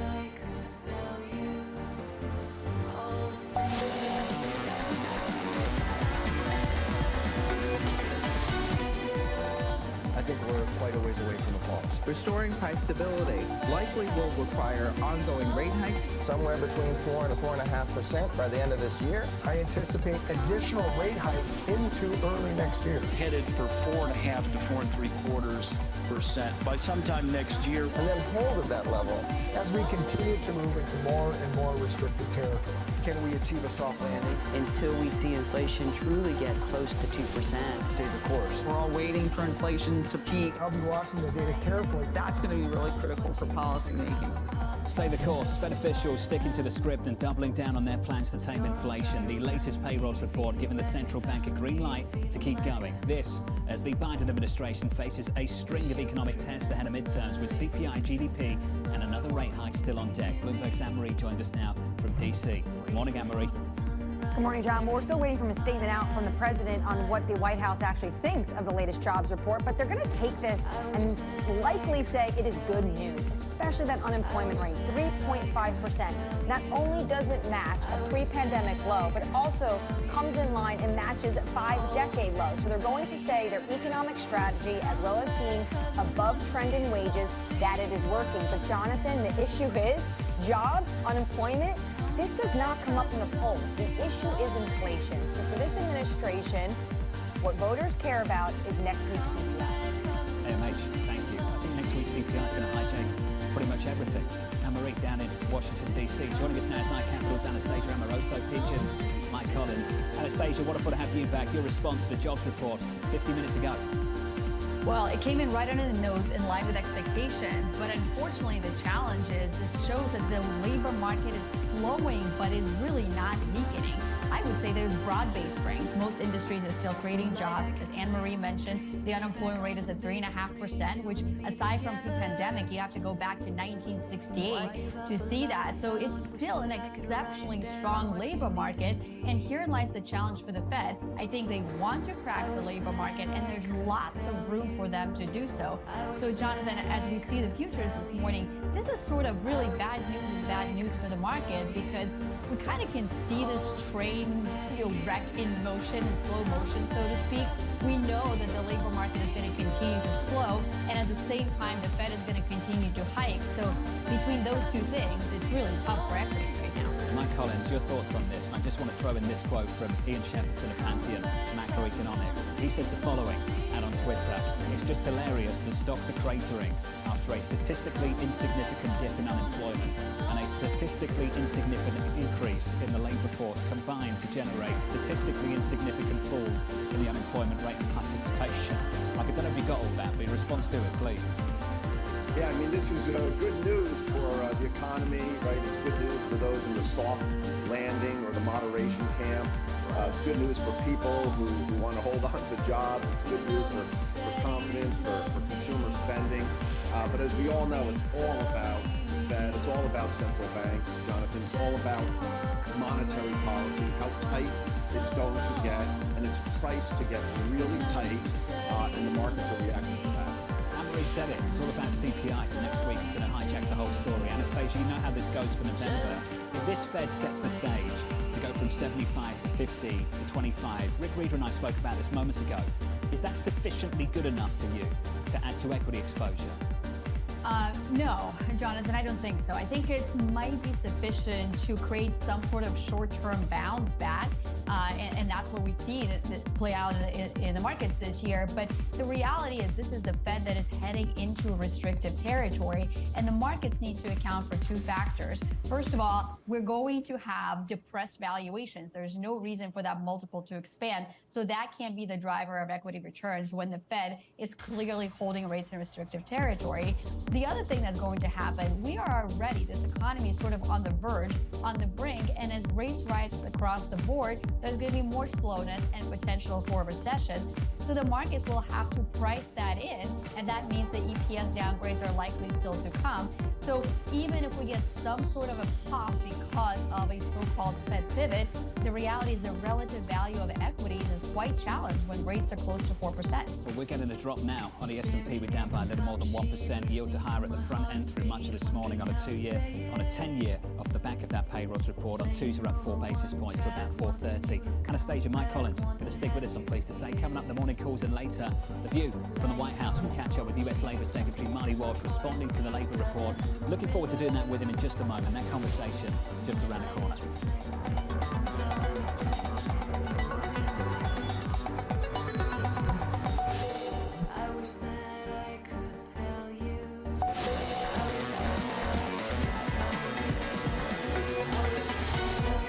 Equities down, yields up, about 5 minutes away from the opening bound. Post payrolls, equities down a little more than 1%. Yields higher by 4 basis points on a 2-year, just south of 430. That's the price action. Here's your morning calls. First up, RBC downgrading lift to sector perform, slashing its price target nearly in half due to competitive and structural headwinds. Fed downgrading Norfolk Southern to neutral, highlighting potential downside given the weakening macro economy. And finally, KBW upgrading Goldman Sachs to outperform, expecting shares to move higher after earnings later this month.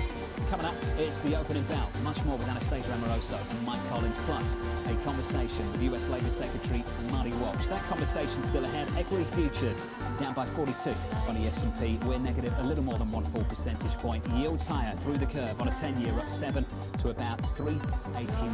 Your opening bout up next.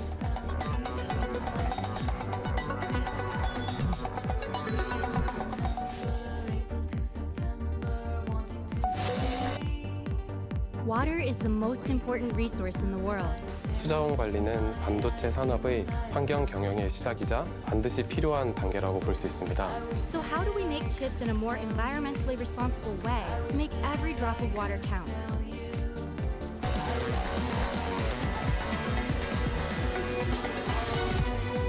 25 seconds away from the open about this morning. Good morning. Up on the week through Thursday's close by a little more than 4% on the S&P. Futures coming back in this Friday morning. We're down by a little more than 1%. Post payrolls, the Nasdaq 100 is down about 1.7%. The Russell of small caps down by about 1%. The winners this week, all about energy. The energy names on the S&P up around 15 percentage points. Switch to the board and get to the bond market. Yields look a little something like this, up 6 or 7 basis points. 388.95 on a 10-year. Yields up at the front end as well. In the commodity market, we add some more weight to this crude rally. Through Thursday, up around 12%, up another 1 percentage point this morning. 89.33. Had a little look at 90 earlier in the session on WTI crude. Dollar strength out there. Euro dollar negative a quarter of 1%. 97.67 on euro dollar. What are we, about 25 seconds into this? Let's get you some movers. Here's Abby. Given the solid jobs report, John, we of course have the familiar story, as you've been talking about all morning, yields up, stocks down. So let's keep it macro. One of the big drags, of course, Apple down 2%, yields higher, Main Technologies down even more than other stocks. Valuation really comes into concern. JP Morgan Chase, the bank's lower, even with yields higher, and as the yield curve inverts less, that would typically help out banks, but that's really not the case. One of the conundrums of this year. We do have a little bit of a bid for the energy sector. In fact, it's the only sector higher at this time, with oil up 1%, as you were just mentioning.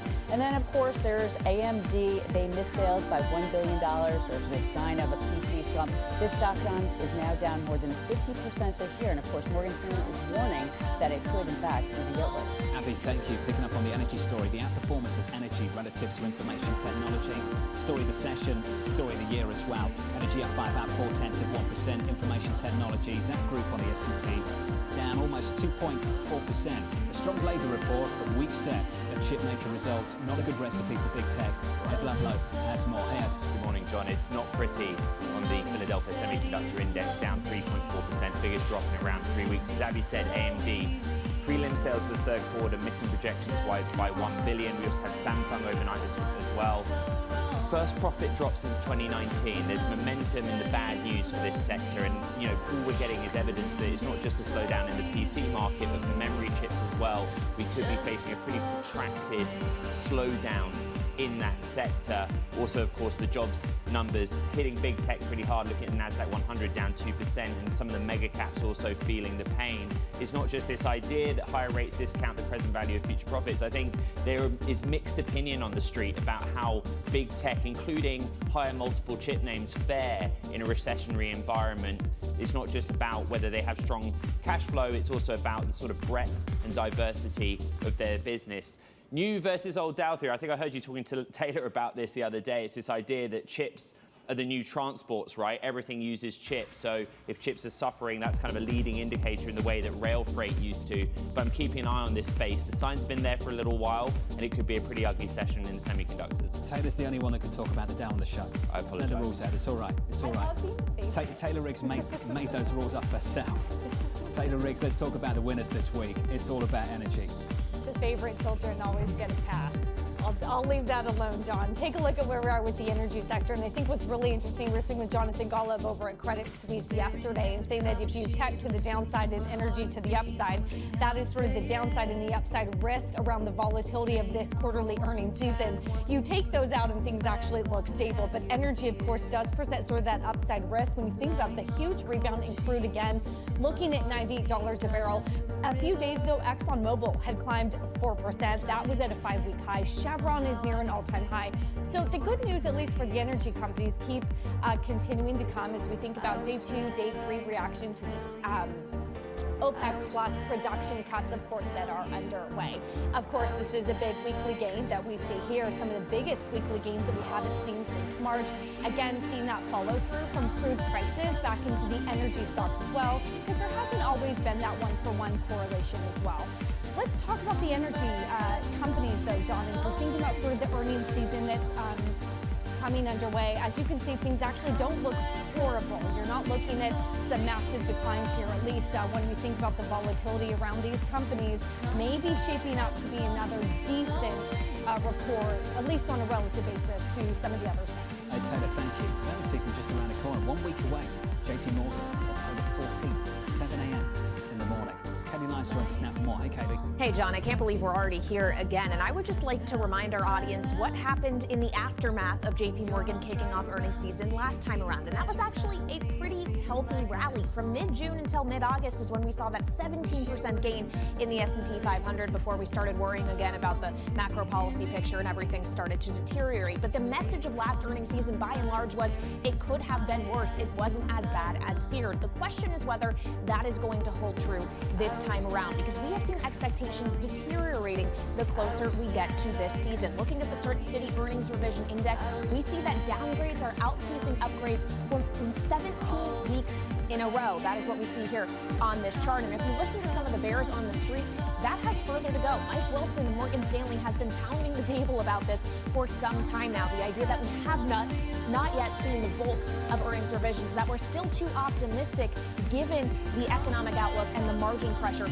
a lot of these companies could be facing. So buckle up, everyone. It's not just about the results, but about the guidance as well. And as I said, and you said, it begins with the banks next week. Only $1.8 trillion worth of market cap will be reporting next week. It's really October 24th. That's the big one when we get all the big tech players, the Alphabets and Apples of the world. $15.3 trillion in market cap will come that time around. And of course, for a lot of those big tech companies, other big multinationals as well, there is huge overseas exposure. And so FX headwinds going to be a big theme this quarter too, John. Katie, thank you. That's your setup for earnings season. Back with us, I'm pleased to say, Anastasia Amoroso, Mike Collins. Anastasia, this is your theme, and I think it's an important one. Just because we see strength in the labour market doesn't mean there's no weakness elsewhere. No, there's plenty of weakness elsewhere, and there's a lot to pick up on here in the discussion that we just had about semiconductors and energy and banks. And for semiconductors in particular, I mean, a secular grower as this industry is, and is definitely not immune from cyclical headwinds. And I think the weakness in semis have started with the PC market, and we don't need as many laptops and computers as we did during the pandemic, but I think that weakness is going to spread to other places. And for sure, we're likely to see slower spending on hyperscaler CapEx, for example, and that's going to negatively impact potentially the semiconductor trade.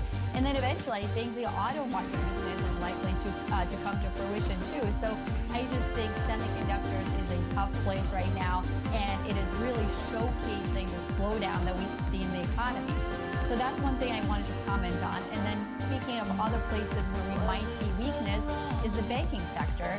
And full disclosure, I've liked this space for the soft landing scenario, but we have to kind of pivot away from the soft landing scenario given what the Fed is doing.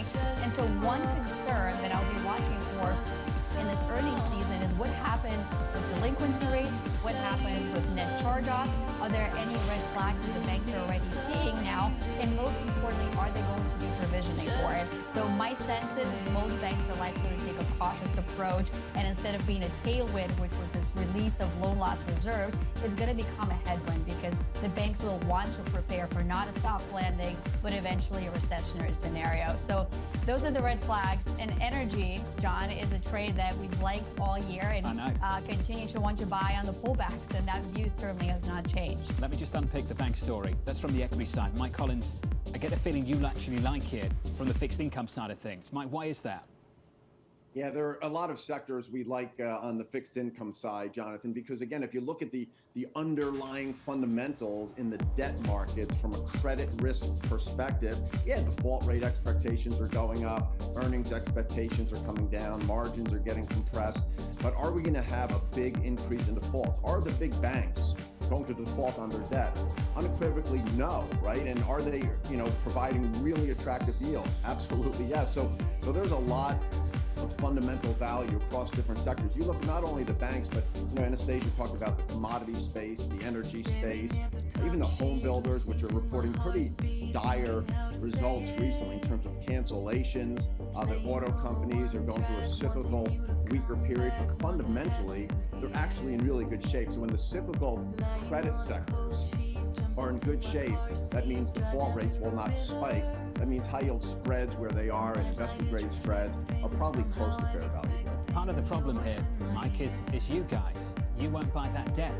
They've underwritten some deals and they can't spin off that debt at the yields that they thought they could maybe 6 months ago, 12 months ago. Mike Collins, is it a buyer's market finally in fixed income? You know, on the rates side, it is, right? When that 10-year note gets close to 4%, where it's approaching today, I mean, the markets are pricing in, Jonathan, a funds rate of 4 5/8 by next summer. That's another 150 basis points of rate hikes, and not a lot of cuts going out for 10 years. The funds rate that's priced in over the next 10 years is still close to 3.5, right? So I think it's a buy on the rate side. On the credit side, we are being a little more cautious. I think the credit markets are fair value. They're not cheap. I think there's a good probability they get cheaper, and we would be buying them. Last time we caught up, last payroll's Friday, I think you said by the 20-year. You like the 20-year. And Mike, the 20-year yield has climbed since then by a decent 30 basis points or so. Why was it that maturity on the curve, Mike, that gets your interest? I think the whole rate structure, basically 2s and out are cheap right now. I mean, I think all these yields, Jonathan, are going to be 100 basis points lower in the next year or two. All right, that's a lot of capital appreciation on top of pretty high yields. The reason we like the 20-year is because it jumps out at you relative to the 10 and 30-year, and it just is abnormally cheap security on the curve, and there's a lot of embedded alpha in that part. So I imagine you're expecting a break of the positive correlation we've seen between risk and the bond market. Anastasia, are you looking for the same thing to develop? And I wonder from your perspective why that would develop. Yeah, John, I think the fixed income markets are a lot more attractively priced than they were in the beginning of the year, and I would argue that they're more attractively priced than equities right now. I mean, I really kind of agree with Mike, for example, on the bank trade, is that while equities may not be the most interesting place to be in banks, if you look at what you can get in the fixed income part of it, I think it's absolutely spot on. And again, to pick up on the capital ratios and kind of the resiliency of the banking sector, the capital ratios are double what they were during the financial crisis. So this is not a solvency sort of risk. So as the spreads widen out, you get much better opportunities in fixed income.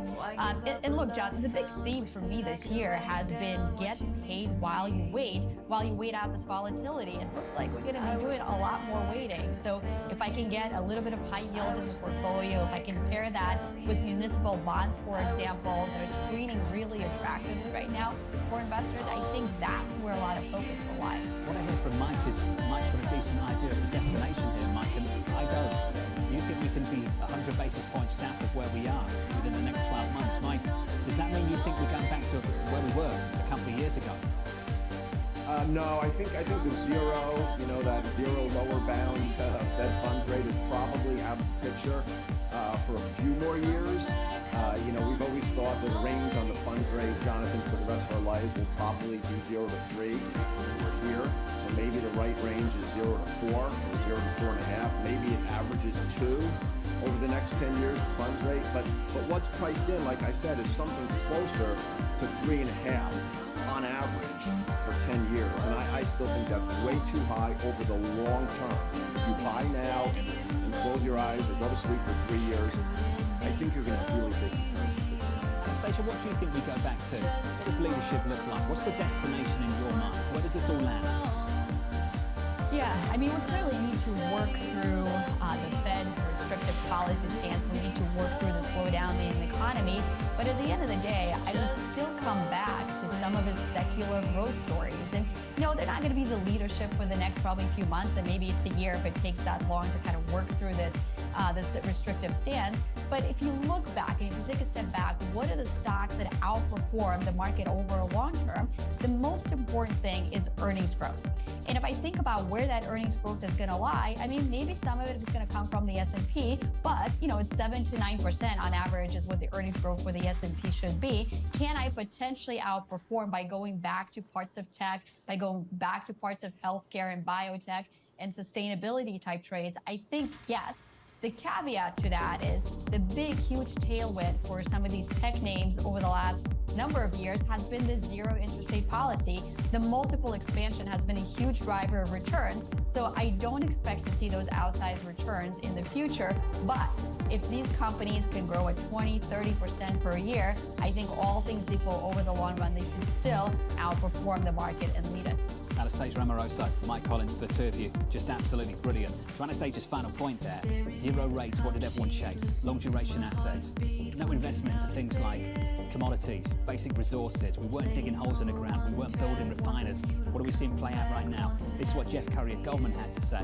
Revenge of the old economy. Energy up, that's the one big winner this morning, up by about 0.6% on the S&P. The underlying commodity up by 1.7% on WTI, 89.96. Had a look twice now at $90 on WTI. Brent crude, 95.93, up by 1.6%. Some breaking news just moments ago. Abby's got that. Hey, Abby. Hey, John. Yes, we do have breaking news. CVS is said to be in exclusive talks to acquire Cano Health. Now, Cano Health, of course, operates primary care facilities and supports medical practices. So if this were to happen, this would be a continuation of their expansion, their diversification from retail. CVS, as you can see, plunging down more than 7% on pace for its worst day since November. This deal is not a done deal, John, and of course, Cano Health is backed by billionaire Barry Sternlicht. There's no certainty because, in part, Humana has a right of first refusal should Cano find a buyer under an agreement they made back in 2019. But right now, CVS investors not liking that. That stock down 7%. Cano Health has been halted. Abby, thank you. Coming up on this program, the payrolls report, keeping the pressure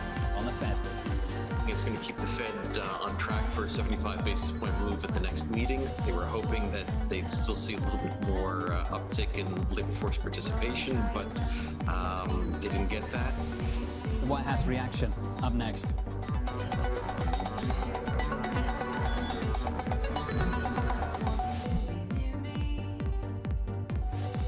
This is Bloomberg's The Open. I'm Lisa Mateo, live in the principal room. Coming up, Uma Moriarty, Center Square Investment Management, Senior Investment Strategy Analyst.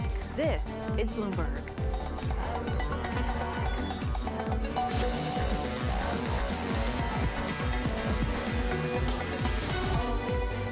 From New York City, about 20 minutes into the session, equities shaping up as follows on the S&P 500 with negative 1.8%, the Nasdaq down by 2.36%. The gains of the S&P 500 through today and much of this week, just one pocket of the market, all about energy. Crude higher, up 2% on WTI, $90.24 on Brent crude, $96 and around about 20 cents off the back of the payrolls report in America. Joining us now on Bloomberg TV and radio, I'm Jonathan Ferro. We're joined now by US Labour Secretary Marty Walsh. Secretary Walsh, fantastic to catch up with you, sir. A robust labour market report. Rick Reed with BlackRock called it solid. Here's my question for you, sir. Are you more worried about people losing their jobs or getting down inflation? I think we need to work on, we're worried about both, obviously. I don't want people to lose their job, but we need to continue to bring down the inflationary pressures that people have. Certainly, what OPEC made the decision on this week to do was not helpful to us. The president was disappointed. We're disappointed as administration, but we need to continue to bring down those pressures. I mean, I think that, I had a long conversation in my office today. I certainly don't want to see the unemployment number go up.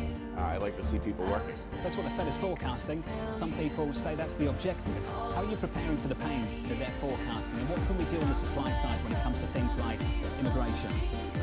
Well, on the unemployment, we were talking for the last 3 months about seeing those numbers go down. And in the year 2022, we've had about 440,000 jobs per month.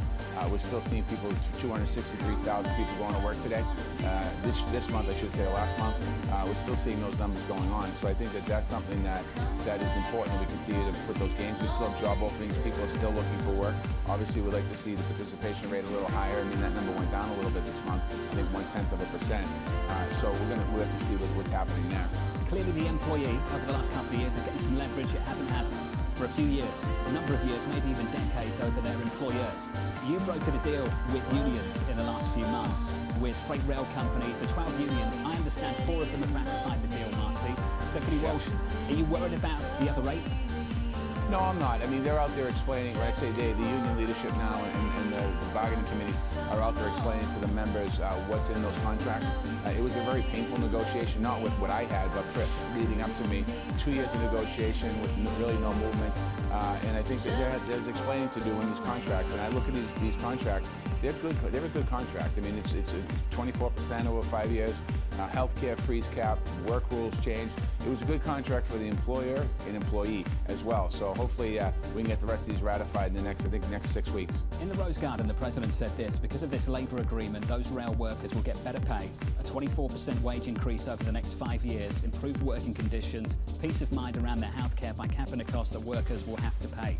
Have the port workers on the West Coast, Secretary Walsh, asked for the same conditions? No, I mean, I don't know. I don't know what they're asking for wages and benefits, but certainly those are all the conversations that are generally on the table. A little different negotiation. The West Coast port negotiation is a very fluid conversation. That both sides are at the table. They're both having conversations. It's a longer process than I anticipated, but that's just historically the way they've operated.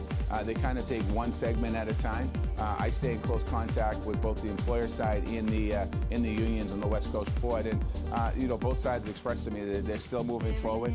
There'll obviously be sticky issues that'll pop up every now and then, but nothing that's making me be concerned that I have to have a 20-hour meeting in my office about. What would make you concerned? Because you've seemed pretty relaxed about that over the last few months and through much of the summer. I mean, I think if I heard one side or the other side just kind of saying that they're not moving forward enough or quick enough, and there's really concern, I'd see in their voice or hear in their voice, so they'd express to me. I've spent, before this negotiation started, I spent a lot of time out on the West Coast, both sitting down with the unions and sitting down with the employers. So in this case, I have a lot better relationship with the employers and the unions than I did in the rail. The rail was kind of all new to me. The union side, I knew who they were, but I really didn't know the leaders of the unions, and I certainly didn't know the rail companies because I wasn't familiar with them in my old job. But so having that relationship with both sides going in makes it a lot easier to navigate and try and help continue to move along. Secretary Walsh, if my memory serves me correct, I think the last time we did this on the West Coast was maybe 2014, and you can correct me if I'm wrong, but I'm just wondering, in previous experience, did it take this long? Yeah, it did. It took longer, actually, and that's why I was having a conversation the other day, and I asked how long. It actually took longer. I think 2014. I want to say 28. I think there might have been a lockout in 28, and there was a strike in 1972. I think it was. So it does take a long time because it's very complicated. They're doing the whole port, all of the West Coast negotiation, and every pier has a different set of rules and negotiations that they have to do as well. So it's a master contract, but then there's individual rules in each of the ports. So they're going through all this systematically. Secretary Walsh, big month coming up. Looking forward to catching up with you. Our next conversation will be sandwiched in between, I think, a Federal Reserve decision and the midterm. Secretary Walsh, thank you. The Labour Secretary, Marty Walsh, there, down in Washington, D.C. Equities down about 1.9% on the S&P, and the Nasdaq down by 2.5%. I'm pleased to say Mike McKee's dropped by the studio just for final thoughts as we look forward to next week. Mike, it doesn't matter what we say about today. This whole conversation gets hijacked by CPI next week, doesn't it? It absolutely does.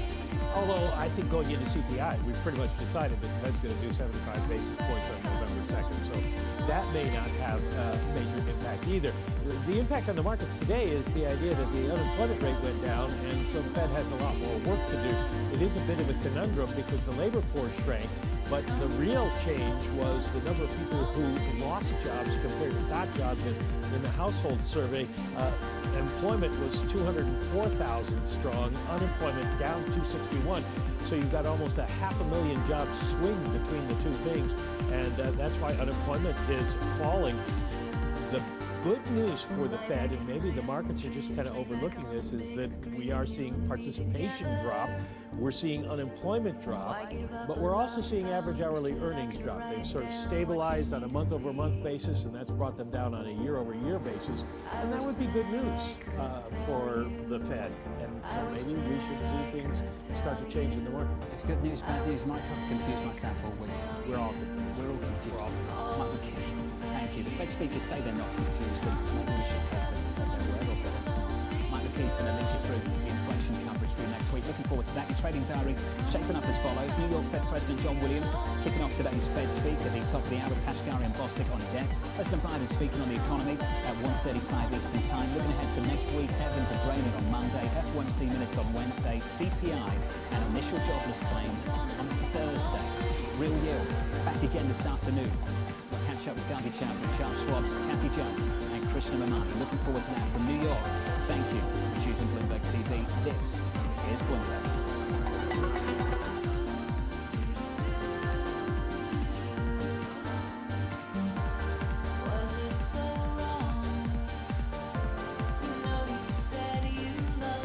Be ready， 用吉列締造最好一面，迎接每日挑戰。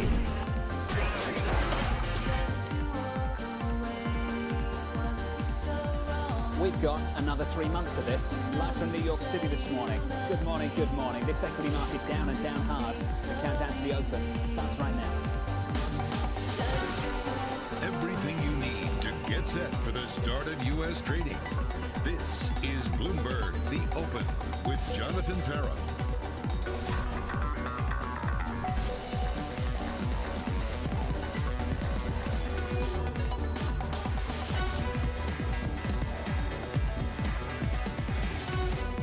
Live from New York, we begin with the big issue, policy in conflict.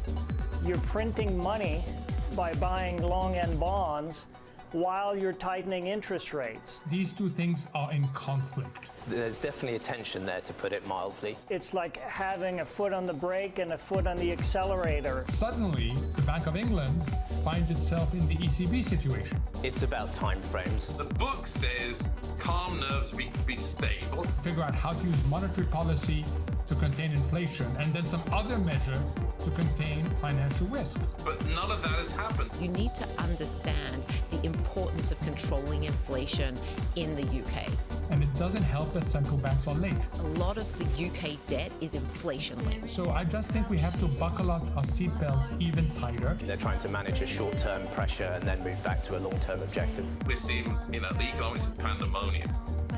Joining us now to discuss is AllianceBernstein's Gershon Distenfeld, Zach Griffiths of CreditSights. Zach, first to you, first question. Can you tackle inflation and address financial instability at the same time? It's certainly difficult, John, and it's been a huge move over the past couple of days, but it makes sense from a financial market risk and financial market functioning perspective for the Bank of England to step in. But from a longer-term monetary policy perspective, it's certainly difficult to have them buying bonds now, saying they're going to sell bonds later, and thinking that's all going to work out with the flux in fiscal policy. So it's certainly a difficult hand for the BOE. I think making the move they did over the past couple of days is the right one, but it's going to be difficult to see how they proceed going forward. Gershon, can you achieve those two things simultaneously? Again, I agree. It's going to be really, really difficult. Look, we're in an environment where we're suffering from, we spoke for years about, is the Fed behind the curve? I've heard that for 2 decades now. I didn't never even sure what that meant. But central banks in general are behind what they should have done. It's clear that in hindsight, they should have started hiking way earlier and way faster. And we're kind of in a mess now.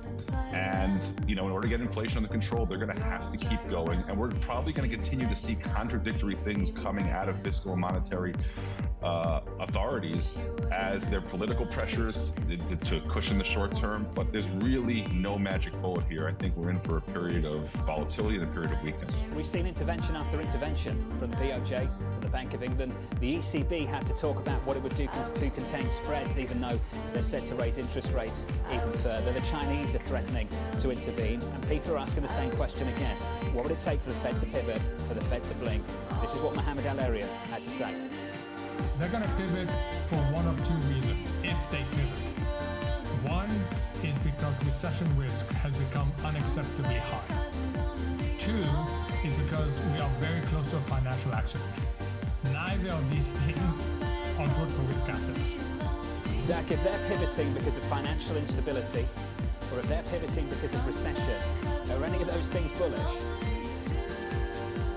No, in short, I don't think so. I think the policy responses are much different, and you've seen challenged liquidity in treasury markets for quite a while now, and I think that's even picked up as you've seen quantitative tightening pick up. So perhaps if they're concerned about financial market turmoil or financial market functioning, that would be enacted with an adjustment in the balance sheet policy. I think that would be perhaps a reduction in the pace of QT. I think it'd take a lot for them to end QT unless you have this huge increase in recession risk, which I think they would initially make adjustments of policy with maybe pausing increases in the policy rate, but probably keeping them still in restrictive territory. It all depends on what happens with inflation. If it's still 4 or 5% and recession risk is very high, I think they don't have any choice but to at least maintain the policy rate in mildly restrictive territory. But there's going to be a bifurcation in how they respond to those two very real risks. Gershon, this feels like lose-lose. A lot of people in this market are paralysed by this. We heard from Max Kenner of HSBC a number of weeks ago, who basically said, it's heads you win, tails I lose. Gershon, does it have to be that way? Is it bad? Bad if they hike and bad if they stop?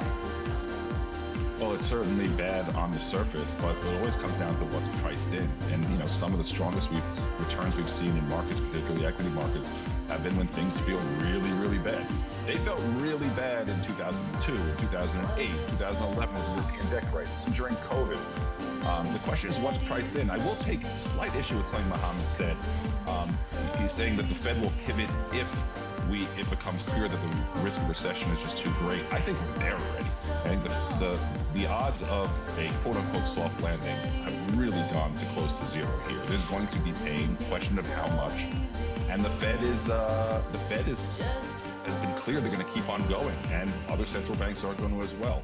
So there's really no getting out of the economic turmoil, and growth is going to slow and weaken, even go negative, particularly in Europe. But the question is, how much is actually priced in right now? I think on the equity side, you could explain a lot of the decrease in PEs and the sell-off. There's the change in long-term interest rates. That really explains almost all of it. I think on the credit side, it's a little bit more nuanced, especially as most companies in the high-yield market did not lever up their balance sheets over the past couple of years. No sign of pain in the labour market right now, that's for sure. Jobless claims coming in really, really strong. Katie Lyons has more for us. Hey, Kaylee. 193,000, John. 193. Economists were looking for 215,000, so this was well short of estimates. Actually, the lowest number since April. So as you allude to, we aren't really seeing real pain in the labour market yet. This is probably not the kind of data the Fed really wants to see when it is trying to engineer some more slack in the labour market. And of course, we got plenty of backward-looking data this morning as well. GDP down 0.6% in the second quarter. That was expected, but you had bigger than expected figures for PCE and core PCE, 2% and 4.7% respectively. And on that point, it's important to differentiate the difference between the price pressures we are seeing in goods versus services, because in goods, they're coming down 2.6% in these figures, but services up 4.6%. That is where the wage pressure and the tightness of the labor market really is coming into the picture. So the takeaway here is those inflationary pressures remain as the labor market is hanging in there, and that, of course, is what the Fed is trying to chip away at, which is why they say they're going to hike aggressively, and the market has come in to price in those expectations. We're looking for 150 basis points of additional hikes by early next year, 75 in November, 50 in December, another 25 in February, John. Katie Lyons, a lot of work to do. Thank you as always. Gershon, last time you and I spoke, early August, you said you were too negative on growth, too confident that inflation would fall. Is that still the case for you? The starting point matters. I think that the markets certainly are very confident. You look at where one-year break-evens are, it's like 2.4%. So if you think inflation is going to continue to be at these elevated levels, you can make a lot of money betting on it the other way. I think, look, inflation is going to come down. There's no question. Housing is already starting to weaken with higher mortgage rates.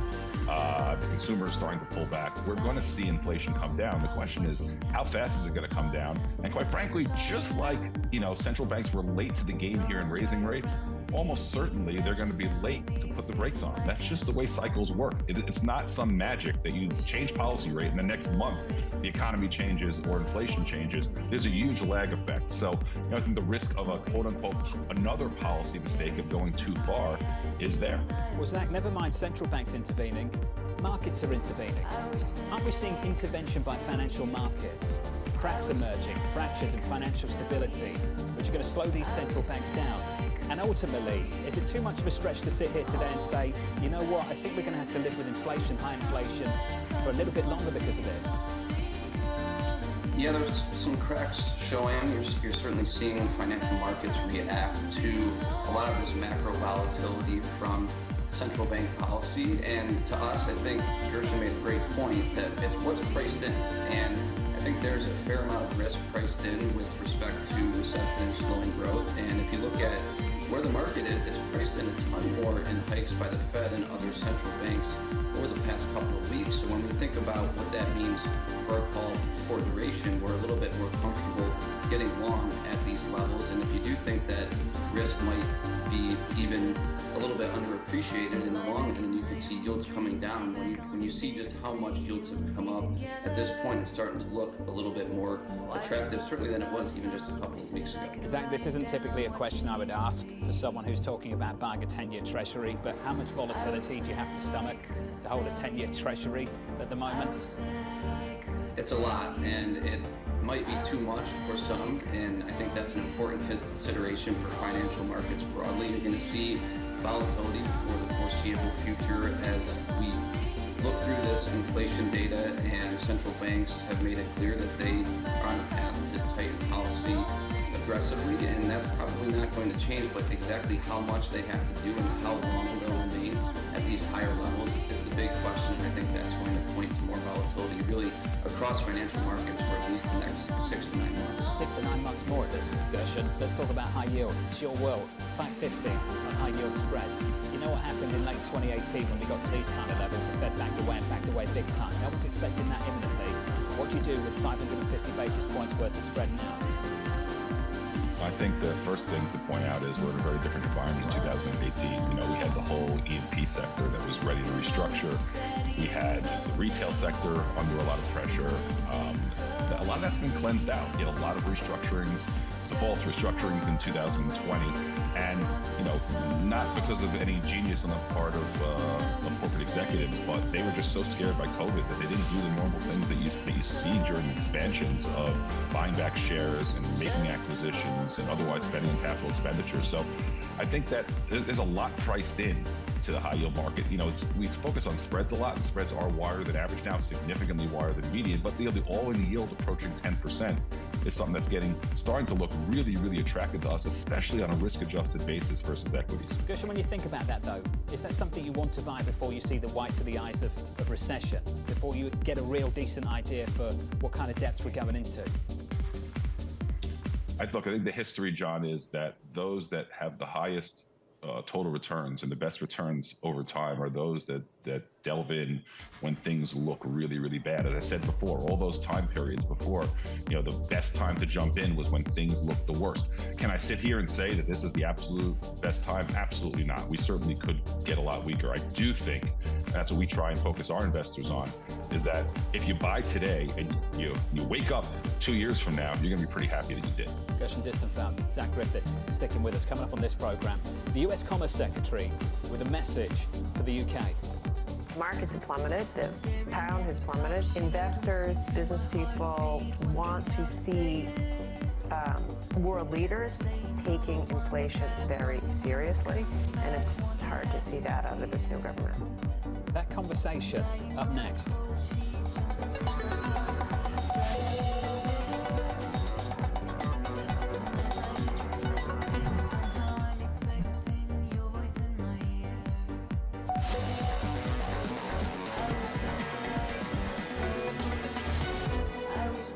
The policy of cutting taxes and simultaneously increasing spending isn't one that is going to fight inflation in the short term or put you in good stead for long-term economic growth. Investors, business people want to see world leaders taking inflation very seriously, and it's hard to see that out of this new government.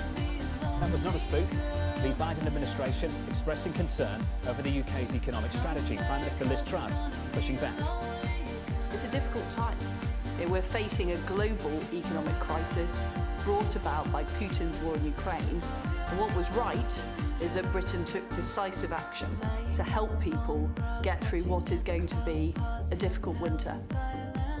Team coverage starts right now. Bloomberg's Lizzie Burden in London, AMH down in DC. Anne-Marie, what a moment to hear someone from this administration talk about fiscal policy in another country.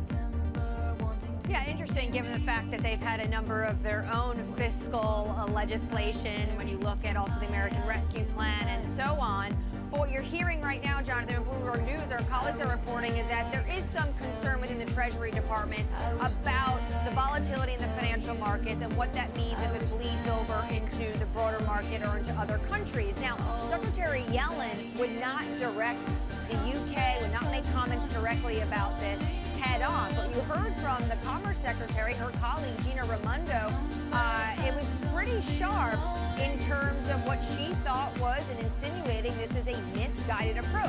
It also comes on the heel of a tweet from the president last week that talked about the fact that he said he was, quote, sick and tired of trickle-down economic ideology. The president and Liz Truss, the Prime Minister of the United Kingdom, clearly do not match up when it comes to ideology. The president does not think that cutting taxes and that would eventually trickle down and boost economic growth. He does not think that works. And some in the UK took that as a criticism of this government and of Trussonomics. Lizzie, we've got a party conference coming up for the Conservatives. Is this lady for turning? It doesn't look like it, but what might be embarrassing for Liz Truss is that Rishi Sunak isn't going. Of course, he was vying for the leadership against her. He's going to stick it out in his Yorkshire constituency. And when I'm talking to his allies who backed him in the leadership campaign, it doesn't look like they're going to Tory conference either, because they just don't want to face the broadcast interviews where they have to stand up for these policies when it's become such a massive credibility issue. It's not just the US that's criticising UK fiscal policy, it's the IMF, it's even some of Truss's own informal economic advisors. We had Gerard Lyons on the programme the other day. Now he's saying that Kwarteng seems to have taken it too far, taken his eye off the ball. Lizzie, how is the central bank behind you on Threadneedle Street responding to allegations that they're facilitating what's taken place over the last week? I think this is precisely the reason that it took so long for the Bank of England to step in. But remember, the reason, the intervention that they made was a financial stability intervention, not a monetary policy intervention. This is the thing that they're stressing. And this is why it makes it look like they're moving in two different directions. I think you called it quantitative confusion. Because what we're happening, as well as having quantitative easing on the one hand, Hugh Pill, the chief economist, has said that we can expect a significant move in November to respond to the inflation, and also, of course, there's all this pressure to get the pound up again. They're still talking about selling bonds at some point in the next month as well. I can't keep up. Lizzie, thank you. Great work as always, alongside AMH. Lizzie there in London, Anne-Marie down in DC. Can you just pull up a chart, just a board, with, let's say, UK 2-year, 10-year, 50-year, 30-year, throw it all up there. And look at the split, the divide here, between the stuff that the Bank of England is buying right now in the gilt market operation announced yesterday and the stuff they're not touching. So it's 20 years plus in a secondary market. That's the gilt market operation the BOE announced yesterday. 30-year unchanged, 50-year gilt yields down about 9 basis points. 10-year, 2-year, they're not in the market for that. The 10-year up 13 basis points, the 2-year up 20. This operation ends in the middle of October. Zach Griffiths, what would happen if that operation does actually end in the middle of October and we've not had a fiscal U-turn? It's hard to imagine anything good, John, and I think that's something that's going to be very much in focus over the next couple of weeks. It really seems like it's going to be a difficult situation for the BOE to manage without a big change in the fiscal outlook, and so far we haven't heard anything of the sort. So the thought that they're going to end bond purchases in middle of October and start bond sales at the end of October, that seems almost impossible right now. Is it almost impossible for them to wait for the next scheduled MPC meeting as well, which is November 3rd? And we've all said it, Zach, November 3rd feels like a lifetime away. It does, and the latest remarks out of Governor Bailey and other policymakers have been firm that they want to wait until that time period, and I think having these financial market stability mechanisms in place maybe gives them that ability, but it's going to feel like a very, very long month and change to get there for them to adjust policy in response to this fiscal outlook. Bob Miller of BlackRock had this to say. I'm going to share the quote with you all. You can see the footprints of the gilt market all over the US Treasury market in the past week. He went on to say the US bond market is being significantly degraded by non-domestic factors. Gershon, your thoughts on that? Does that resonate with you? The US bond market is being significantly degraded by non-domestic factors. I'm not sure exactly what he means by that, but there's no question that, foreign buyers are very often a marginal buyer. And, there's part of the reason you would argue that rates are not higher than they would be given what the Fed's continue to do at the long end, is that there's an insatiable demand for dollars out there. Like I'm gonna paraphrase what Chair Powell said at one of his recent, I forget which time it was, that when it comes to inflation, central banks around the world are kind of flying in the dark, trying not to, or moving around in the dark, trying not to run into any furniture. And I think, November 3rd, you said, is a mile away. I think October 3rd is a mile away right now. When you don't really understand what the short-term drivers of things, you're just going to let things sway you. You're going to get one number here, one number that. It's not going to give you a clear picture. And, to the extent, I think fiscal and monetary authorities, just the chances of making severe errors are high. I mean, look, we can't even agree, no one even agrees about whether, tax cuts are good or bad for the problem. So we're going to continue to see a lot of volatility until it becomes clear that inflationary pressures are under control. When that's going to be, my guess is sometime early next year, but the jury's out. Gershon, I think the saying was that when things are uncertain and you're in the dark, you walk around carefully. I would say at the moment, Zach, they're sprinting around a dark room getting punched in the face. And Zach, I just wonder how much further they can actually go given what's happening around the world. Yeah, it's a wonder how many punches you can take until you just have to sit down and call it. But I think that at the end of the day, it really is going to come down to the economic data. And, so far on the inflation front, it hasn't been what they need to see. And I think Gershon's point that they respond so strongly to single data points, it's going to be difficult for that to change in the near term. In July, you had CPI somewhat disappoint. That feels like a lifetime ago. In August, it came in way above expectations, and that's what's on everyone's mind. That seems to be what really filtered into the last FOMC meeting. The dots came in even above where the market had repriced over 100 basis points over a course of a month. So it's really difficult to see how this volatility ends, and that's kind of the key. I think that when you have policy having to respond to such dire circumstances, and every data point seems to matter so much more than it did, let's say, in the end of the last cycle. Where does the circuit breaker come from? I don't know. Gershon, Zach, to both of you, awesome catch up as always. Thank you. Equities negative this morning. Sterling is positive now. 109.33 on cable. Coming up, morning calls, and later, Seema Shah of Principal Global looking at a US recession next year as her base case scenario, hers, and pretty much everyone else. This is Bloomberg.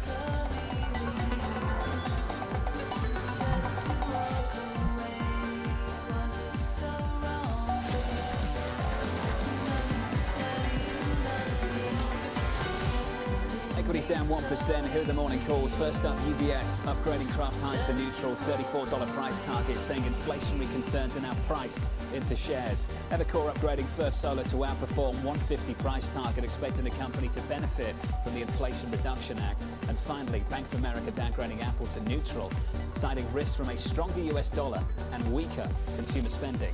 Coming up, just 48 hours remaining in a volatile third quarter. Joining us, Principal Seema Shah around the open and bound. The open and bound just around the corner.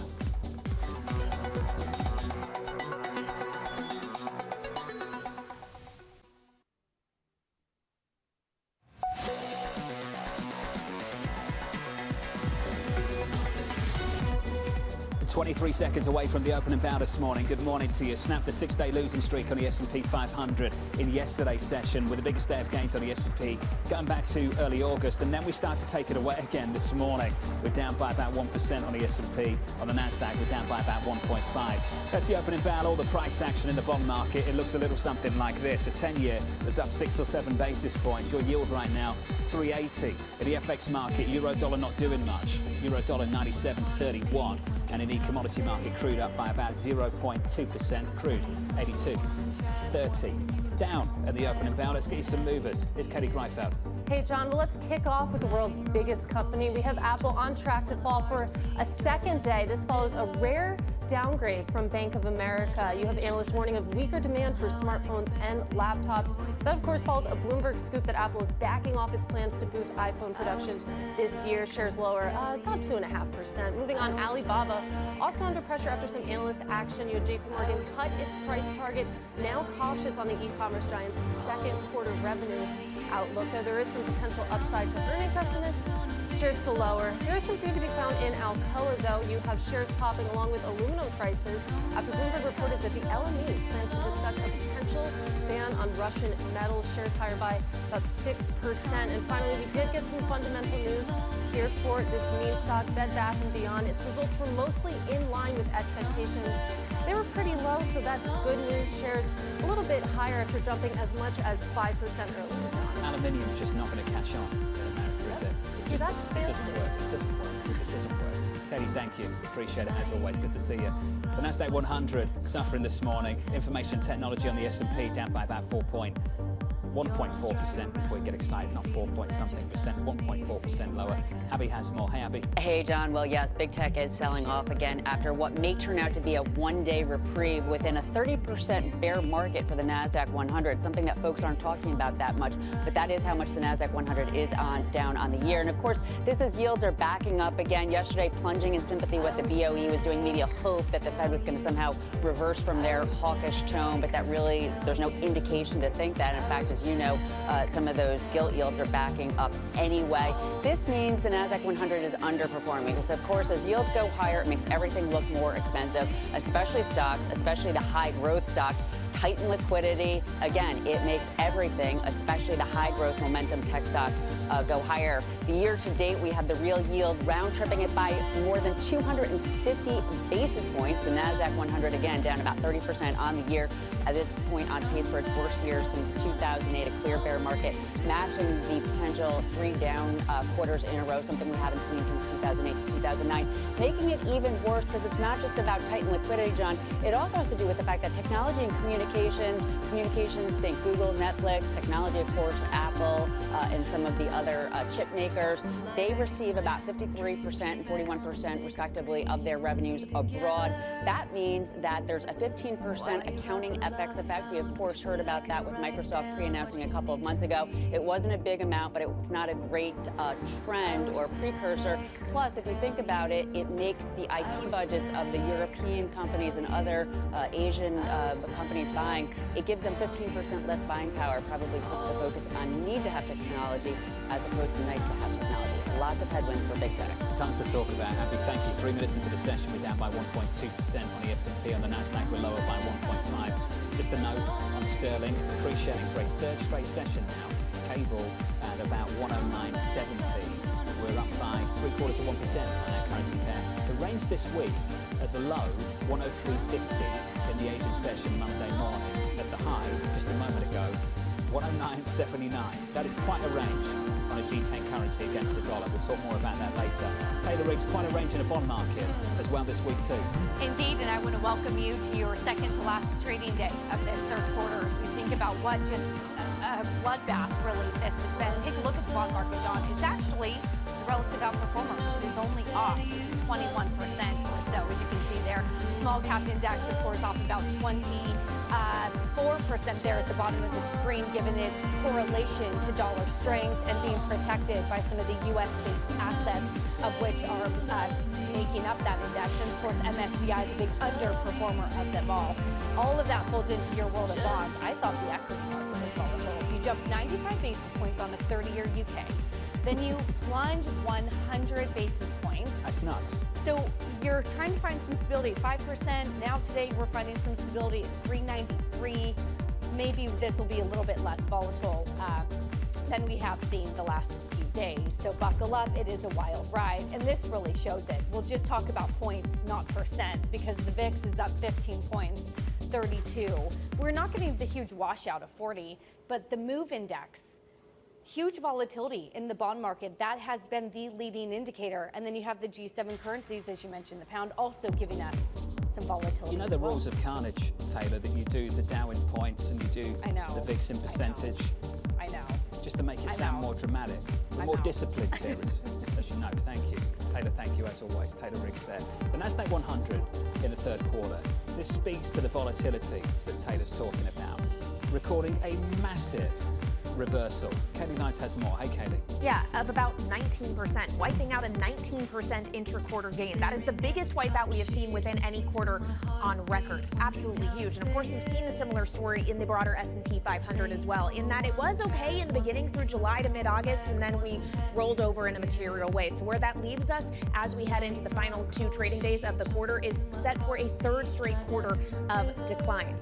That is the biggest losing streak on a quarterly basis for the S&P 500, going all the way back to 2009. So we're talking financial crisis era. And of course, a lot of that pain in stocks, and tech stocks in particular, is from the bond market, which Taylor was just speaking to, as we have seen yields climbing in a massive way. For the second time in 3 quarters, we have seen a more than full point move on the 2-year yield, up 115 basis points just in a 3-month period. And of course, as you extend throughout the curve, those moves get a little smaller, but they're still notable. I mean, even the 30-year is up around 51 basis points. And the other big standout story over the last 3 months has been the dollar, heading for its best quarter since 2016, at one point on pace for its best quarter since 2008, up about 6% from the start of July to now, leaving every single currency in a Bloomberg basket of expanded major currencies weaker against it on a quarterly basis. The euro, the pound, the emerging markets currency index is what I'm showing here, but of course you could throw up the yen, the yuan, places where we have seen intervention to try and stem some of that weakness that the strong dollar is causing, John. Kelly Knights, who's next? Been asking that question on surveillance all week. Kelly, thank you. Principal Seema Shah on the year so far says this: financial markets have suffered a dreadful first half, ravaged by a severe commodity shock, strict COVID lockdowns, and one of the most aggressive Fed tightening cycles in recent history. The second half looks equally tough. Seema, I'm pleased to say, joins us right now. Seema, let's talk about the second half of the second half. More pain to come. Certainly. I think the first half of the second half is actually a little bit more moderate. You know, the first July, half of August, you had this almost really ridiculous optimism, I'd say, feeding into the market in this hope that the Fed and other central banks would capitulate to weak growth.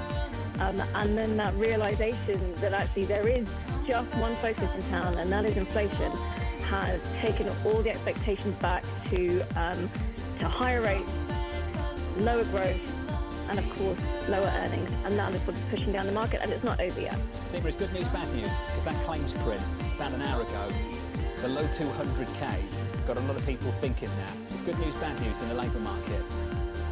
It absolutely is, and this is almost where I think strong labour market is going to be the US's undoing. Because as long as the labour market is strong, the Fed has just got further and further to go.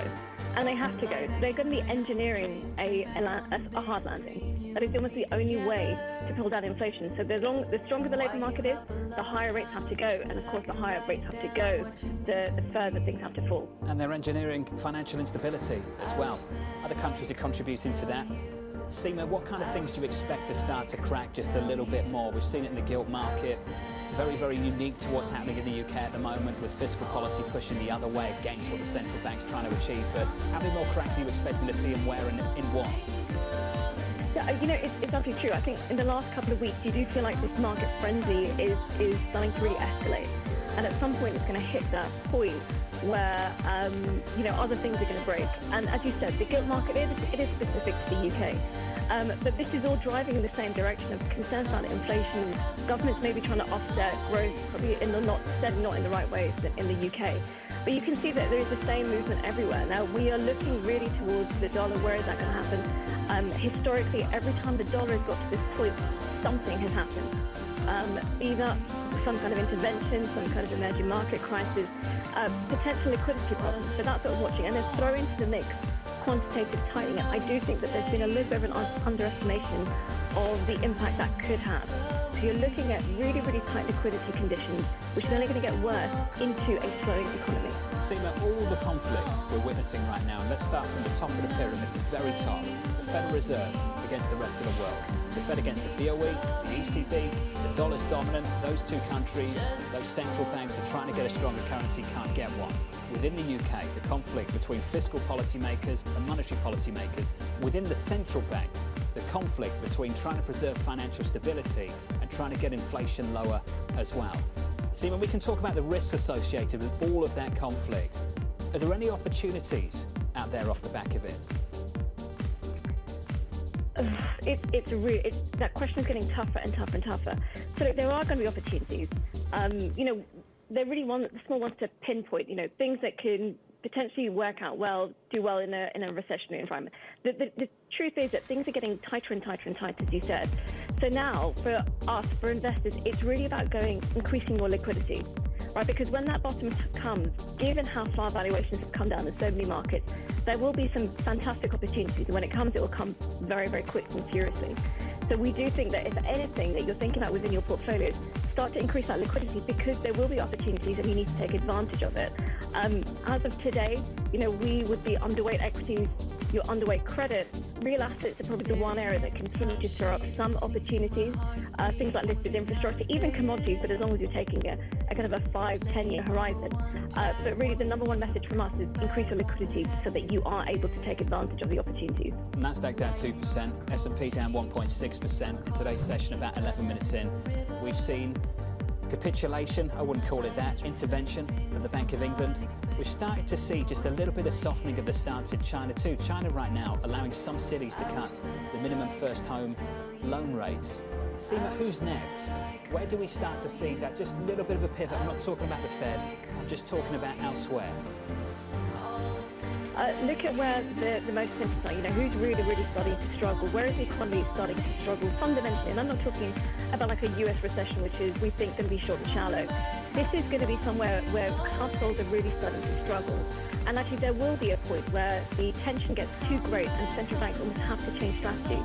But you have to pick out which the regions. It's not going to be in the US because, fortunately, I should say, the economic conditions are not that dire.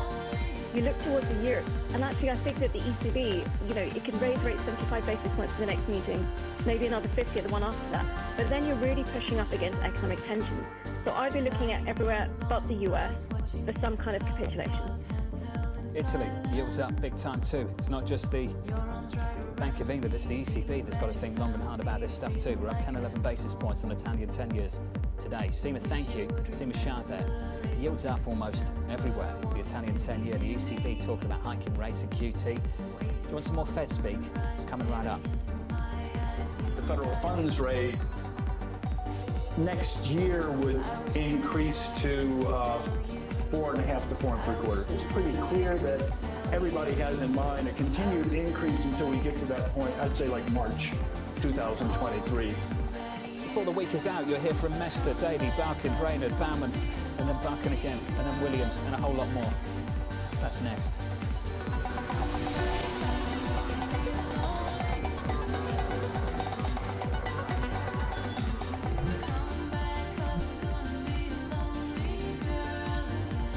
This is Bloomberg's The Open. I'm Lisa Mateo, live in the principal room. Coming up, Kemi Badenoch, UK Secretary of State for International Trade. This is Bloomberg.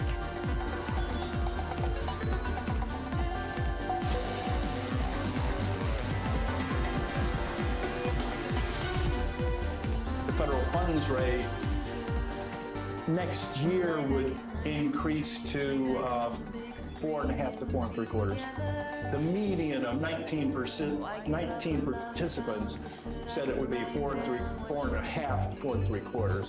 And if you kind of look at the general pattern, I think it's pretty clear that everybody has in mind a continued increase until we get to that point. I'd say like March 2023, we'll be at that point. Chicago Fed President Charles Evans there, just one of many Fed officials taking center stage this week with markets remaining under pressure. Bloomberg's Ed Harrison writing, quote, "Yes, that pain you're feeling is intentional. It makes the Federal Reserve's job easier." I'm pleased to say Ed Harrison joins us right now. Ed, why does it make it so much easier? It makes it a lot easier because they need to get rates up in order to ease the economy, make sure that the economy is moving in the direction they want. But you have to think about the political consequences here. I mean, the Fed, which wasn't elected, by the way, is basically saying that it wants people to lose money or on the value of their homes the stock and bond markets, throw people out of work in essence. And they reside in Washington, obviously, so they have to walk a fine line. That's why I think that they're going to get to 4.5% and not much more, despite what Charlie Evans just said. And I was having a really strange conversation this morning, and it is strange to sit there and say that jobless claims below 200k is bad news for the Fed. I'm not sure a lot of people in this country can get their hands around that, Ed. Why, for this Fed, good news in the labour market is bad news for them. Well, you know, it's the essence of their being behind the curve. I mean, because you have three dichotomies here. You have the U.S. versus the rest of the world. That's why we're seeing what's happening in the U.K. We have financial markets versus the real economy. The real economy is doing just fine, but the financial markets are starting to fall apart. You have retail and housing on the one side, which is in recession, and you have services which are doing just fine on the other side. This is the essence, the Silica-Charybdis course that we're on because they're behind the curve. So I think that we've actually hit peak hawkishness because of that dichotomy. I don't think that they get to 4.5% in 2022. I think that they, you know, despite what Evans was saying, that they're going to get to 4%, maybe 4.25%, and that's it, because they have to slow the pace or something more important is going to break in the market. The negative feedback comes from financial markets, Ed. We're arguably seeing that in the UK. I think we are this week, that's for sure. For the ECB, it could come from Italy. And is it international for this Fed? Is it something domestic? Is it liquidity in the Treasury market? Can you identify what that circuit breaker might be for them? Yeah, I think that when it's all of the above in many ways. Really, you think about CLOs, you know, there's not the uptake there. I think that that's one place to look for in the domestic economy. Another place to look for is housing. We saw the numbers in terms of home sales, pending home sales, just plummeting to almost a record decline month on month. So these are the things that will tell them that we're already seeing. If they're not backward looking, if they're forward looking, they'll see this as this is going to eke out into the rest of the economy. It's not going to just be retail and housing. It's going to also be increasingly services as well. And so they're going to have to slow the pace. They can't do 75 basis points or they're going to have a financial accident. Ed, I've been meaning to get you on for a while. Thanks for being with us. Let's do it again soon. Don't be a stranger. Ed Harrison there on the latest. His view on where he thinks this Fed's going to go. One thing for sure, we're seeing a lot of blinking and a lot of intervention. This from Germany. Did you ever expect to hear this? Planning to borrow 200 billion euros to tackle surging gas prices. Finance Minister Christian Lindner saying in a press conference, we can put it no other way. We find ourselves in an energy war. Maria Tadeo from Brussels now for more. Good morning, Maria. How big is this effort going to be? Look, it's huge. It's 200 billion euros in new debt for a country like Germany, where you know that's always a difficult conversation. But what it shows fundamentally, one, is that bad foreign policy comes with a price tag. We see it today in the words of the German finance minister. He concedes now we are in an energy war, and this plan, which he calls an umbrella, a shield for German consumers and households and businesses, is the response that the country is putting forward to Vladimir Putin's blackmail. Now, there's a lot of questions around the implementation of this thing. There's a lot of questions in terms of what this will do to demand destruction. That has been a key factor in the German economy, but overall, a lot of clouds for the German outlook. You have inflation now at 10% in an economy at the end of the year, potentially in contraction. So yes, this is big. It is significant. It also shows the magnitude of the problem. It shows that the German government is now aware of the storm that's about to hit the country. But again, there's a lot of question marks around this, and we've only seen the start of the autumn season. We're in September, Jonathan. We still have months to go before we get to December. So again, a lot of clouds around this. Maria, let's catch up tomorrow on this. The conversation continues. Maria Tadeo there on the latest package out of Germany. Yields up in Germany. Double-digit inflation in Germany. And the ECB is going to try and respond to, and at the same time worry about what happens in Italy. Reminds me of what's happening in the UK at the moment. Up 71 points yesterday on the S&P, down 71 points today, now down 67. We've basically taken back yesterday's move. On the Nasdaq 100, we're down by 2.3% with some sector price action. Here's Abby. Yeah, big round trip here. And that NASDAQ 100 you were just talking about, John, now at its lowest level since October of 2020 when there was that big tech wreck ahead of the election. Right now, relative to the S&P 500, bearish action, the worst day in 2 weeks. All 11 sectors down. The tech index, the tech sector's down the most. Discretionary. Real estate's in there too, because of course those dividends don't look as good with yields higher. But tech, communication services, most sectors down by more than 1%. So we're not getting a reprieve. Now on the month, it's also equally bearish, more bearish, not surprisingly. All 11 sectors are down. The best sector is healthcare, down 2.1%. But the worst sectors, it is real estate, and again, that has to do with that, the high dividend yield sector. When yields are higher, those dividends look less attractive. Energy down with oil, materials down with the sell-off in commodities, and there's technology also down as yields are higher, just less attractive. Abby, thank you. Up next on this program, the Trading Diary.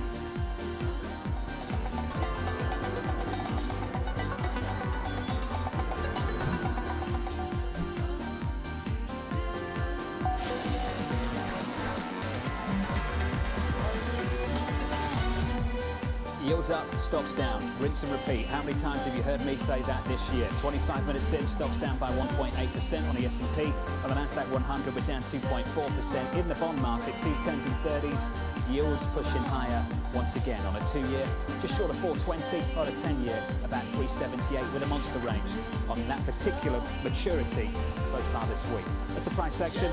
Is the Trading Diary. President Biden meeting with heads of Pacific Island nations at 3 p.m. Eastern. The Fed speak continues. Mester and Daly speaking throughout the day. And it's Barkin, Brainerd, Bauman, Williams on Friday. And we round out the week with PCE deflator, personal income and spending numbers. And we'll get the UMich sentiment survey as well on Friday too. From New York City, thank you for choosing Bloomberg TV. This was the countdown to the open. This is Bloomberg.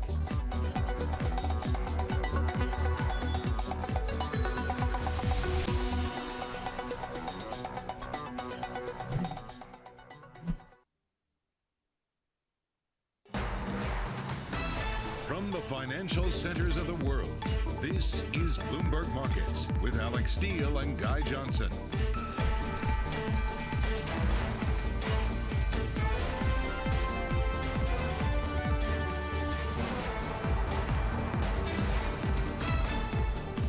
It's 30 minutes into the U.S. trading day, and here are the top market stories we're following for you this hour. Risk-off returns to the markets. From the U.S. to the U.K., investors are shrugging off support from the Bank of England, and they're bracing for more volatility. And we're going to break down what's driving the market action with Amy Wu-Silverlin of RBC. Plus, we'll speak with a former economic advisor to UK Prime Minister Liz Truss as she doubles down on her fiscal plan and signals a U-turn on the horizon and a trail of destruction. Hurricane Ian barrels across the United States, leaving scores of people missing, millions without power, and billions of dollars in damages. We're going to go on the ground to Florida to bring you the latest. And from New York, I'm Sonali Bassett with my co-host in London, Guy Johnson. Alex Steele is off today. Welcome to Bloomberg Markets. Guy, that relief rally did not last very long. I think we're absolutely flat on a two-day basis. I was just looking at it, Sonali. The SPX, the SP, almost exactly flat. So we've come up, we've come down. But this speaks to what we're seeing at the moment, isn't it? Incredibly whippy markets. And we're seeing it all over the place at the moment in a multitude of asset classes. And this is where the risk lies. People just can't cope. Their risk models can't cope or allow them to cope with this kind of volatility. They sure can't cope with the volatility, and you have to wonder how much leverage is left in the system. I know that we're going to be talking a lot about that. Think about how many trade guys are just so crowded, from equities to the dollar to treasury markets, and that leaves a lot of people vulnerable if we see another leg down. Absolutely. I think yesterday was emblematic of this challenge. The last few days have been emblematic of this challenge here in the UK.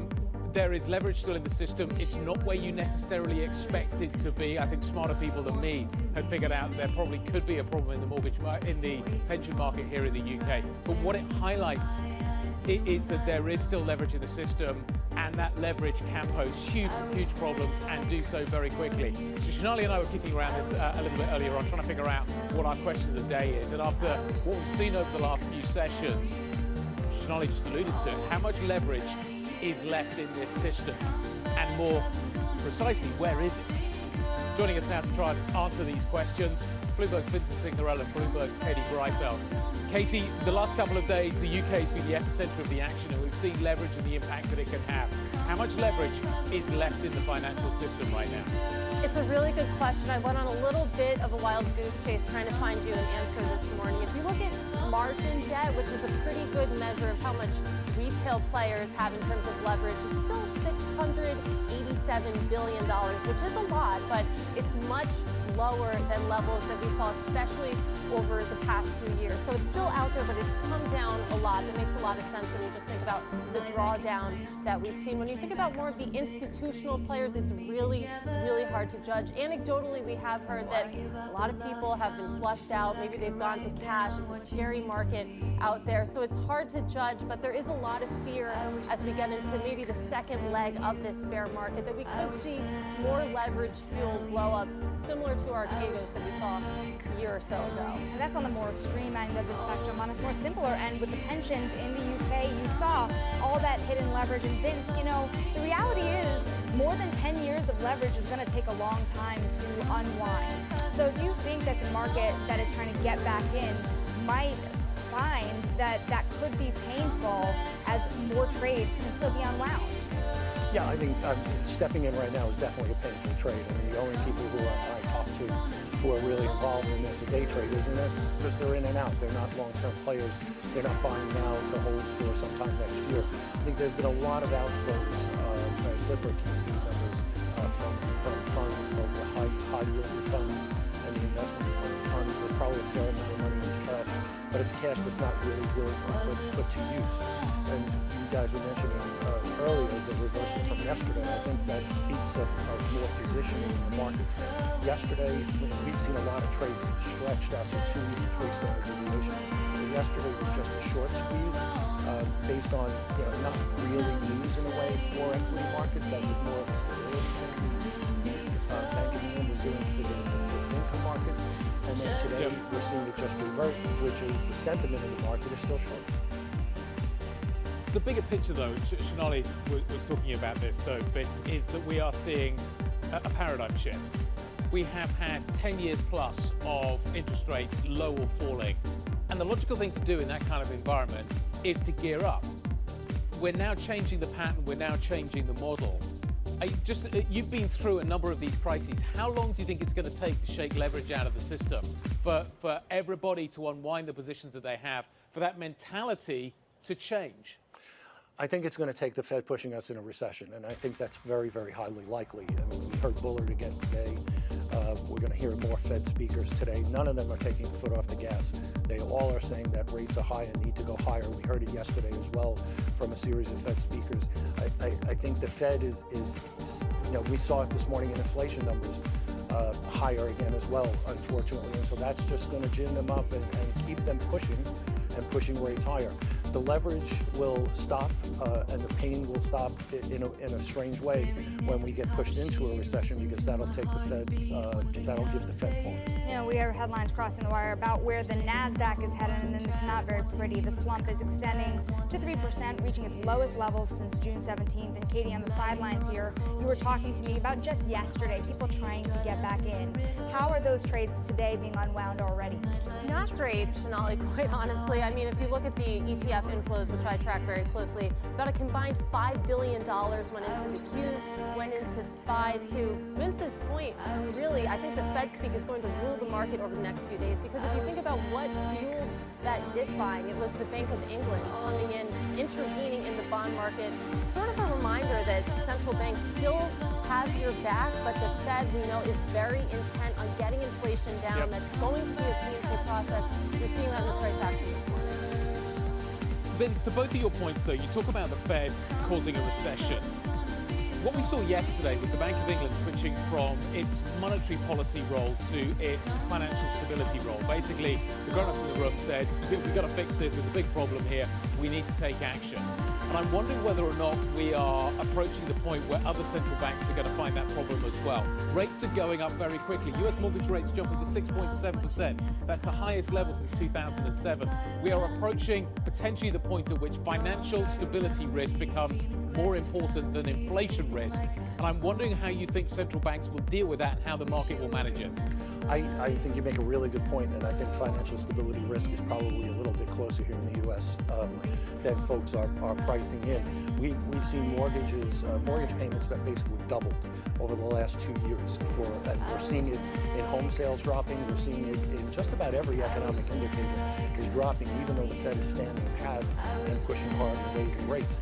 They very much, with a strong dollar, could see a situation where they actually cause a fiscal crisis.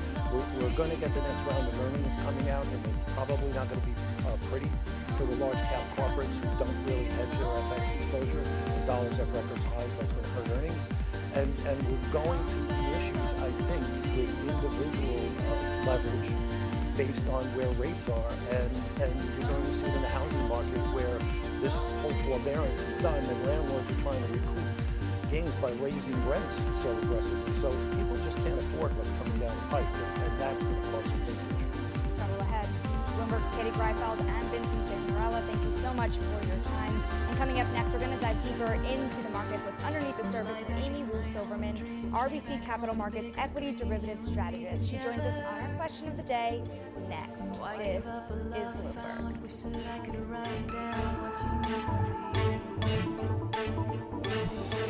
I wish that I could tell you. I wish that I could tell you. I wish that I could tell you all the things that you. The Great Reset, Bond Vigilantes back from New York City for our viewers worldwide. I'm Lisa Abramowitz in for Jonathan Farrow. Markets are readjusting to a new hawkish tilt around the globe, with S&P lower by 1.4% headed into the open, poised for a more than 4% decline on the week. The countdown to the open starts right now. Everything you need to get set for the start of U.S. trading. This is Bloomberg, the Open, with Jonathan Farrow.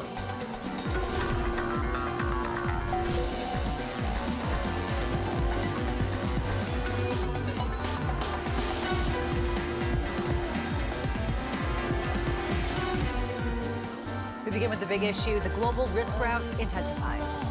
The market has been bad. We're very much in flux now. Now weakness across the world. The animal spirits feel crappy. The global world is slowing. Numerous different headwinds, whether it's around growth, inflation. Core inflation is looking sticky. Geopolitical risks, as well as a hawkish Fed, you name it. There's a tremendous number of pressures. The headwinds are too much. There could be further downside. I'm overall bearish on risk. Sentiment and positioning will become so extremely bearish. We're dealing with an uphill battle here. There's been one morning question that everyone's been asking. When does something break, and is it right now? Joining us now, New Edge Wealth's Cameron Dawson and Troy Gajewski of FS Investment Solution. Cameron, I want to start with you. Are we watching something break? I think so, yes. I mean, if you look at what's going on in the UK this morning, this is EM-like, essentially this trap where they're trying to raise more debt because of this fiscal stimulus, and the bond market doesn't like it. We're seeing this surge in yields, which means that the cost of that debt is even higher, and we're seeing a collapse in the pound. Now, I think the key difference that we have versus other currency crises and other tightening cycles from the Fed is that, interestingly, the Fed still has some of these facilities to keep dollar liquidity available to the market. So we see that with the BOJ. So the BOJ hasn't had to go out and sell treasuries in its currency intervention. They've been able to just be able to use cash instead, using these reverse repurchase agreements. So it is a question if some of these facilities can help stave off the worst of a liquidity crisis, but certainly we are seeing the impacts of much higher yields, much tighter policy impact the global economy. Troy, to this point, do the moves in the market right now, to your vantage point, seem disorderly? Yeah, you know, liquidity has gone down pretty substantially across the board. But when you step back, I mean, what's going on now is just a galactic mean reversion between, you know, decades of outrageous levels of financial market outperformance driven by lower and lower interest rates, greater and greater money supply. And as that reverses, we continue to suffer from substantial levels of multiple compression, which most of this year has been defined by. And as yields push higher, because the Fed is basically saying they're willing to risk recession in order to curb inflationary pressures in the labor market. So the stronger the labor market does, the harder they're going to push. So yes, markets have unfortunately gotten disorderly, and we continue to be in this multiple compression and higher nominal and real yield story. And right now, it seems like there's no place to hide, as we've been saying all morning, except for the dollar. WTI crude just falling below $80 a barrel for the first time going back to January. Bank of America's Michael Hartnett was weighing in on the recent founder bond rout, writing, quote, "The great bear market in bonds thus far is a doozy. Losses on course for worst since 1949, 1931, and 1920. The bond crash threatens credit events and liquidations of the world's most crowded trades. True capitulation is when investors sell what they love and own." Cameron, you talked about how it feels like something is breaking. Do you expect margin calls? Do you expect some kind of trigger to force selling that we have not seen in instruments like credit? Yeah, I think that is an important point. And if we focus on the retail investor, we have been seeing them taking margin debt down fairly significantly over the past few months in this route, but it hasn't reached the kinds of levels that we typically see in big bear markets, which means that investor hasn't thrown in the towel. So margin calls in that area likely continue to mount as we see losses pressure them, and we also will likely see equity allocations continue to move lower for those retail accounts. So they're still remaining at about 65%. Usually in big bear markets, we've seen them go as low as 40-45%. So I think that we really still haven't seen that true breadth of capitulation yet. If you look at something like put calls, even today, they have not spiked back up to the June lows yet. And so it's likely that we still need to see that big buying flush moment before we see the end of this weakness. And Troy, do you agree with that? Are you waiting? Are you sitting out and not buying? Yeah, I think right now it's the same message we've had since the start of the year, is that the fortunate thing about this bear market versus the global financial crisis or 2002, and this has many similarities to 2002, is alternatives have been democratized, and rolling up the capital structure into senior secured commercial real estate debt, embracing daily liquid 40 Act multi-strategy funds. That's where you have a chance to still make a reasonable return, mid to low high single digits, without the downside pressure. And to Cameron's point, it's really interesting. Retail has been hanging in there relatively strongly on the ownership side of equities. And when that finally flushes, that will probably lead to a viable bottom. But it's going to be much harder to identify a viable bottom now, because the Fed is not going to pivot anytime soon. So even when we bottom out, we might be in a choppy, sloppy mess for several years, or at least several quarters, before you can buy risk assets with a high level of conviction. Another way to say the Fed put is dead. Stocks set to extend their weekly declines with yields surging to fresh multi-year highs. Evercore weighing in on the outlook following Chair Powell's news conference, writing, quote, "We see this new, even higher for longer rate path is associated with a substantially greater, a highly higher likelihood of a harder landing." And so not just unambiguously hawkish, but unambiguously bad for risk. We are certainly see that play out in the market today. Taylor Riggs of Bloomberg joining us with more. Taylor. Lisa, let's talk about how bad it is for risk. Take a look at the stock 600. Of course, as we've been really focused on UK and Europe this morning. Interesting, Goldman Sachs putting out an August survey. According to the median strategist there, it's not going to be pretty from here to the end of the year, with the stock 600 on average at about 427. The median viewpoint of about a 418 on price. As you can see there, about a 391. That doesn't really put you much higher really here for the rest of the year. Let's bring it back to the U.S. as we're counting you down, of course, to the opening and then the closing bell of the day and of the week. And it looks like it really is going to be set up for another sort of 3% losses. As you can see there, you're looking at the 9th time that we've had 3% losses this year, the 4th time in 5 weeks. And Lisa, you know the story. It is bond yield. I'm taking a look at today, what would be a 12th straight day of yields rising on the 2-year yield. That is the longest streak in data that we have going back to 1976, and really matching some of the long streaks that we had in the 80s, particularly 83 under Mr. Volcker. There's a question, Taylor, and thank you, whether we're actually just witnessing the collapse of a bubble in sovereign debt. Barclays warning that the Fed's commitment to taming inflation bodes poorly for equities, writing, quote, "No pain, no gain" was the message from the Fed in case anyone still has doubt about its resolve to fight inflation. In past downturns, a rate cut was a precondition for equities to start a new bull market. We are not there yet, and stay cautious with a defensive tilt. Still with us, Cameron Dawson and Troy Gajewski. This really echoes, Troy, what you were just saying. So do you just basically hold cash, right? I mean, this has basically been the big question and the reason why the dollar has been so dominant and painfully so for so many nations.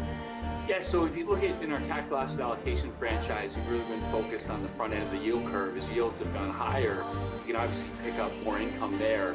If you want to reach for even additional yield, that's principally floating rate exposures, you know, senior secured commercial real estate, private loans that are very economically resilient is a place to be. But yeah, play in defense has been critical this year.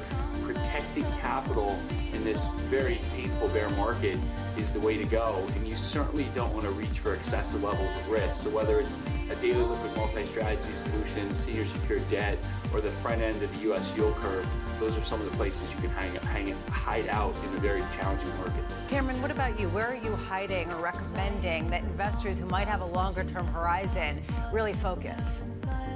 Yeah, we think it is still the time to be defensive, but we do not want to be defensive just with your classical defensive sectors like utilities and staples, because we see two big issues with those sectors. The first one is that they're really expensive. They're trading at 20% premiums to the market. But the other one is that they typically only have this upside episodic volatility, meaning they might outperform in periods where everybody is seeking safety and everybody is scared, but typically on the other side, they give back all of their gains. So for longer term investors, we prefer to get defensiveness through healthcare. It trades at a 10% discount to the market, and we think that there's better secular trends. And so it gives you a bit of that defensiveness in an uncertain environment, mostly an uncertain economic environment like we have today, but you have less of the risk of giving back all of that relative performance on the other side once we go back into a recovery. There seems to be an increasing consensus about healthcare, with a number of people seeing this as a great place to hide. Former Goldman Sachs partner Abby Joseph Cohen weighed in yesterday on the recent volatility in markets. Take a listen. The equity market didn't know what to do. First it was up, then it was down, then it was up, then it was down big time. There was really erratic behavior because, to your point, Lisa, equity investors are really confused because there is this yin-yang between inflation and higher yields versus will the economy and earnings continue to grow. So earnings very much front focused, Troy, and from your perspective, how much are you watching the upcoming earnings season for a guide in addition to a flush out in retail sentiment?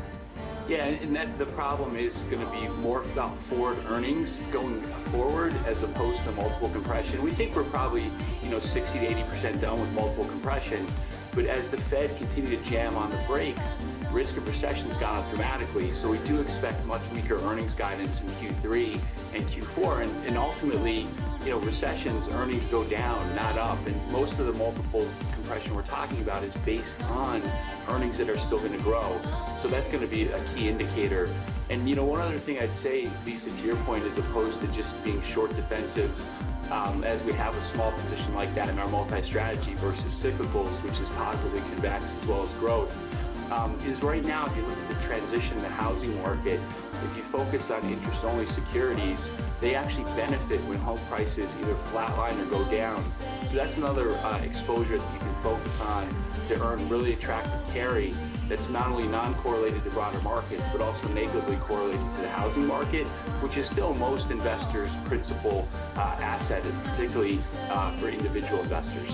It's a defensive market when we're doing Bond Math Friday, but you are absolutely correct that it's something to dig into in terms of exploring different nuances and dislocations. Cameron Dawson and Troy Gajewski, both of you are sticking with us, joining us now with a look at the stocks moving ahead of the opening bell. Here's our own Abigail Doolittle. Abby. Hey, Lisa. Well, it is certainly a very bearish environment. I think it's starting to feel that way, too, that there's no way out, nowhere to turn. The S&P 500 less than 2% above its June lows. We are off the lows today, but nonetheless, pretty big declines for some of the bigger movers. Apple down 1.2%. Bond yields this week, it's incredible. You all talking about bonds this morning, and yields shooting higher, up 25 basis points for both the 2 and the 10-year yield. That's pressing on big tech in general. Apple, a piece of it.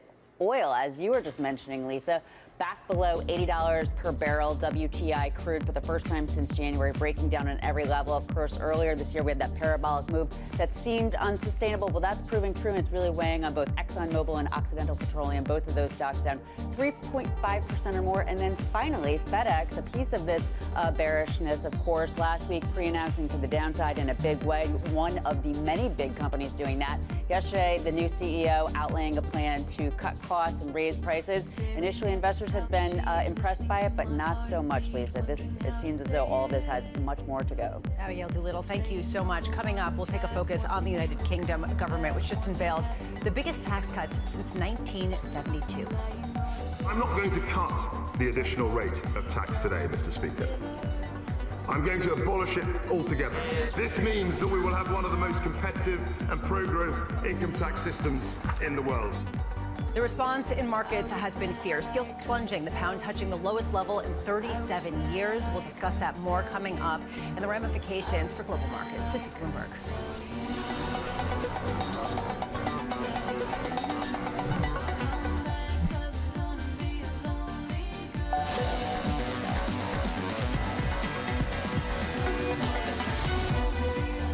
Next year's planned increase in corporation tax will be cancelled. We are cutting stamp duty.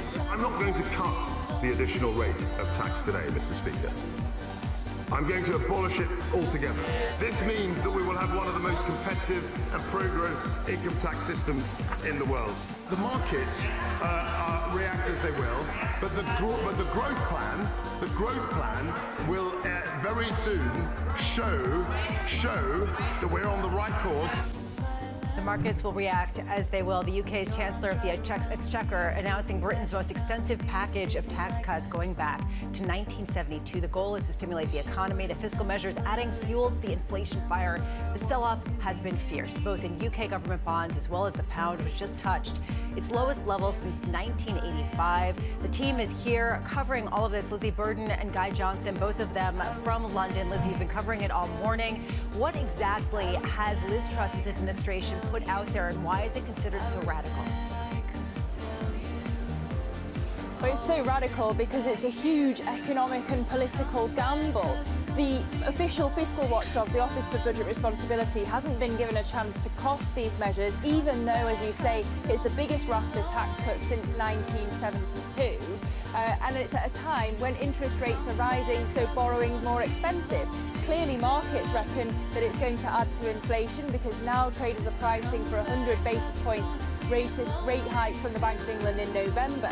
And the Institute for Fiscal Studies has said that while it will certainly add to borrowing, it doesn't necessarily add significantly to growth. But aside from the economics, it's also a political gamble. We're 2 years away from an election in the UK. We're in the middle of a cost of living crisis. Voters themselves didn't choose Liz Truss, the Tory party members did. And yet, according to Resolution Foundation analysis, if you earn more than £1 million a year in the UK, you're going to get a £55,000 tax cut next year, twice what the average earner here brings home in a year. So frankly, our audience, because of these tax cuts at the top end, they've got a lot richer. But markets are showing their disapproval. The pound's tanked, so have bonds. And really, Kwarteng needs to care. You heard him say there that markets will do what they'll do. But if he doesn't mind the market, the price of borrowing is only going to increase. Lizzie, that seems to be the concern. Guy, can you talk a little bit more about that, especially as we're hearing now? Former Treasury Secretary Larry Summers was on the television with David Weston talking about the potential for the pound to fall through parity. How often do we hear about that and how the UK risks becoming a submerging market? Guy, how much are you hearing this? Let me quantify what Larry Summers has been talking about. It is now a 1 in 7 chance that we get parity by year end. That is how the market is now pricing it, Lisa. It was only a few months ago a 1 in 100 chance. the odds have narrowed significantly that we will fall through parity on the cable rate. The market is now asking itself a very simple question. Why should I invest, give money to, lend money to the UK? And that is a very precarious position to be in when you run the kind of twin deficits that the UK runs. As the former governor of the Bank of England, Mark Carney, used to talk about, we rely on the kindness of strangers. Are we going to see that continuing? And I think today maybe is a sense that the kindness of strangers is wearing thin. The market is clearly pricing a huge challenge now, Lisa, for the Bank of England. How does it react to this? These higher rates that are being priced into the gilt market are going to have a detrimental impact on growth. How does the Bank of England react to that is now a key question. The market is now pricing 100 basis points at the next meeting, but will the bank actually deliver upon that, Lisa? Guy Johnson, Lizzie Burden, both of you, thank you so much from London. Cameron Dawson and Troy Gajewski still with us. Troy, from your perspective, how much does this concern you, what you see over in the United Kingdom as a template of what's to come, and also for that nation? Yeah, well, I'll tell you, it's really stunning to watch some of these fiscally irresponsible policies coming out at a time where, you have clearly outrageous levels of inflation, and how that's going to help cure that. It just puts so much more of a burden on the BOE to curb inflation when you're having that level of fiscal stimulus at an inopportune time. But I think the broader point, it's really interesting, Lisa, like we were talking about before, the main show now in markets is still the Fed, higher rates, as well as recession risk in the US. But if it weren't for that, we'd be talking about the German the German economy basically collapsing, the industrial economy collapsing. There's a meaningful risk that China devalues their currency coming out of Xi's coronation. So we have all these percolating risks internationally that we don't focus on as much as we typically would, because there's been so much drama around the Fed and higher rates, as well as recession risk going up. So it's a very dangerous world, certainly much trickier than we even thought coming into the year. And again, protect capital is paramount in this environment. Don't be a hero. There will be a time to take more risk, but fortunately there are democratized alternative strategies that can help guide you through this challenging period. Cameron, from your perspective, Troy was touching on the fiscal response to some of the pain that a lot of nations are feeling. How do you factor that in, this sort of push-pull where fiscal and monetary can't seem to cooperate the same way that they have and seem to be working against each other? Yeah, they certainly are offsetting each other. That's what the BOE is having to do, and that's why the market's pricing in that 100 basis point rate increase for the UK, simply because they have to offset the impact from the higher fiscal policy. And so what this does is it constrains governments to be able to react to a potential recession. And recessions do look likely in the UK, in the EU, and likely in the US because of the degree of tightening by the Fed.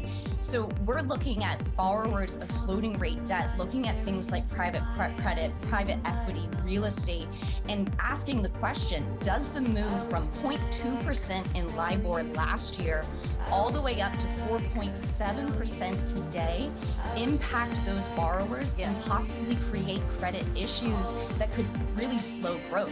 Cameron Dawson, Troy Gajewski, both of you, thank you so much for joining on this incredible volatile day. Coming up, the morning calls, and later, RIP at Kina.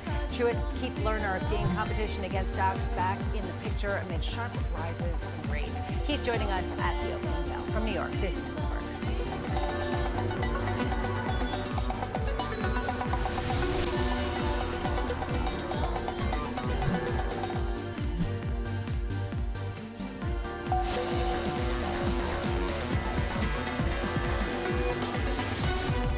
This is Countdown to the Open. I'm Lisa Abramowitz in for Jonathan Farrow, calling back some of the losses from earlier in the morning. The S&P down 0.9%. The NASDAQ down a similar amount. Still, though, in bonds, the trajectory is for yields to be higher, price lower. The two-year yield, 4.13%. Hard to get your hands around that, considering we started the year at about 70 basis points. Time now for a look at our morning calls, a look at some of the analyst recommendations on Wall Street this morning. First up, BMO upgrading Domino's to outperform, seeing an attractive risk-reward following recent declines. Next up, Wells Fargo downgrading Allied Financial to equal weight, expecting limited upside due to the uncertain macro environment. And finally, Jefferies cutting its Nike price target down to $130, highlighting weaker sales and web traffic out of Europe and Asia. Taking a look at oil prices, and this is something that people are watching. Crude, WTI falling through 80 for the first time since January. Coming up, risk assets extending their declines. Truist Co-Chief Investment Officer Keith Lerner recommending investors get defensive and move up in quality. That conversation coming up next. This is Bloomberg.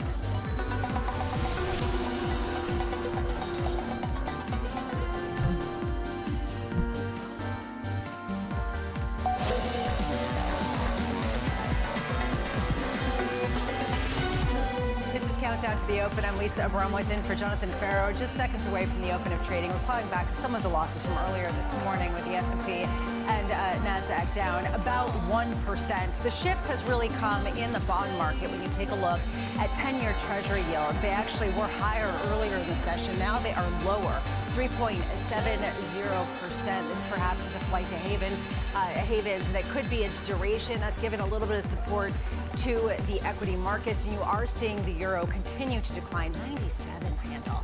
Just shocking to see some of the reversals of the past few decades. And crude falling below $80 a barrel on the WTI index. We're looking right now at $79.40. Joining us now with a look at the stocks moving ahead at the opening bell, I should say. Here is Abigail Doolittle. Hey, Lisa. Well, any way you slice and dice it, it's bearish. We might be off the lows a little bit, but we are looking at stocks down for a fifth out of the last 6 weeks. Really pretty bad near that June low. The question will be, will that low hold? Right now, some big movers to the downside. NVIDIA down 1.2%. Now the stock's down 40% from its all-time high. Morgan Stanley right now saying an even greater pervasive correction is going to hit the chip. So NVIDIA, a big bellwether there. JP Morgan Chase, even with yields coming in a little bit at this point, it is down on that, but that 2-year yield higher. So despite the action in yields, that conundrum we've seen all year. Chevron, like other oil giants, down 3.2% as oil, WTI crude breaches that $80 mark at its lowest level since January. And then finally, any metal that I look at here, Lisa, on the Bloomberg terminal, whether it is palladium, platinum, gold, along with copper, they are down. That means Freeport-McMoRan is also down. That metal and miner, rough day, rough week, rough year.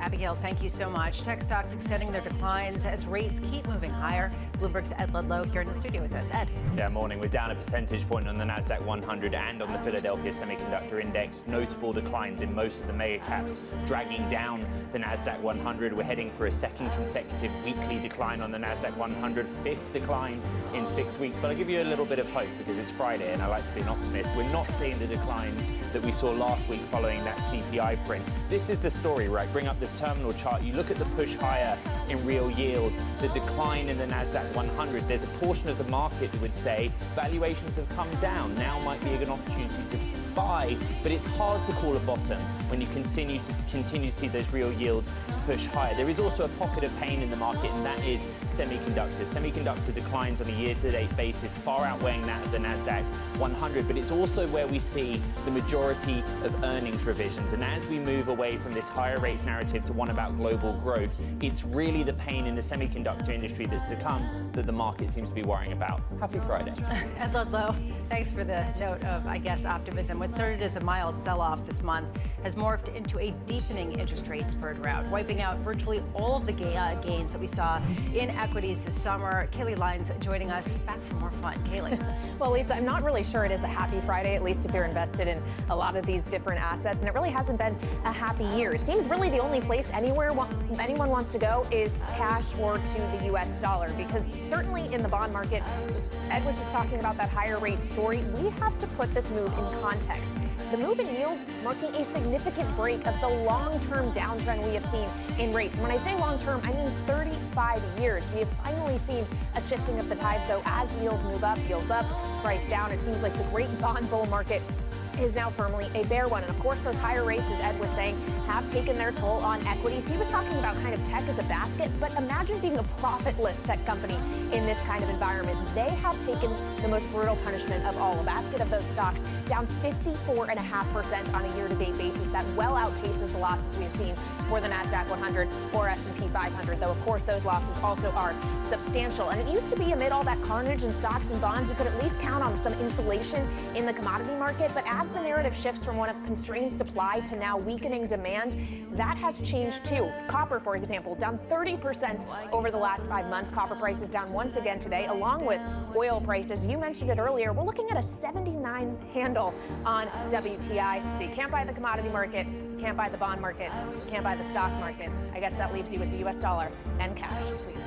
Lines. Thank you. I guess it's very happy day. Goldman Sachs slashing its S&P 500 year-end target to 3,600 from 4,300. Strategist David Costin writing, quote, "The expected path of interest rates is now higher than we previously assumed, which tilts the distribution of equity market outcomes below our prior forecast." It seems to be a theme across Wall Street. Bloomberg's Taylor Riggs joining us now with more. Taylor. And Lisa, those higher rates are impacting not only the price, but also sort of those PE multiples. Let's walk through the math that Goldman does when they migrate downward to about a 3,600 on the year-end price target from a previous estimate of 43.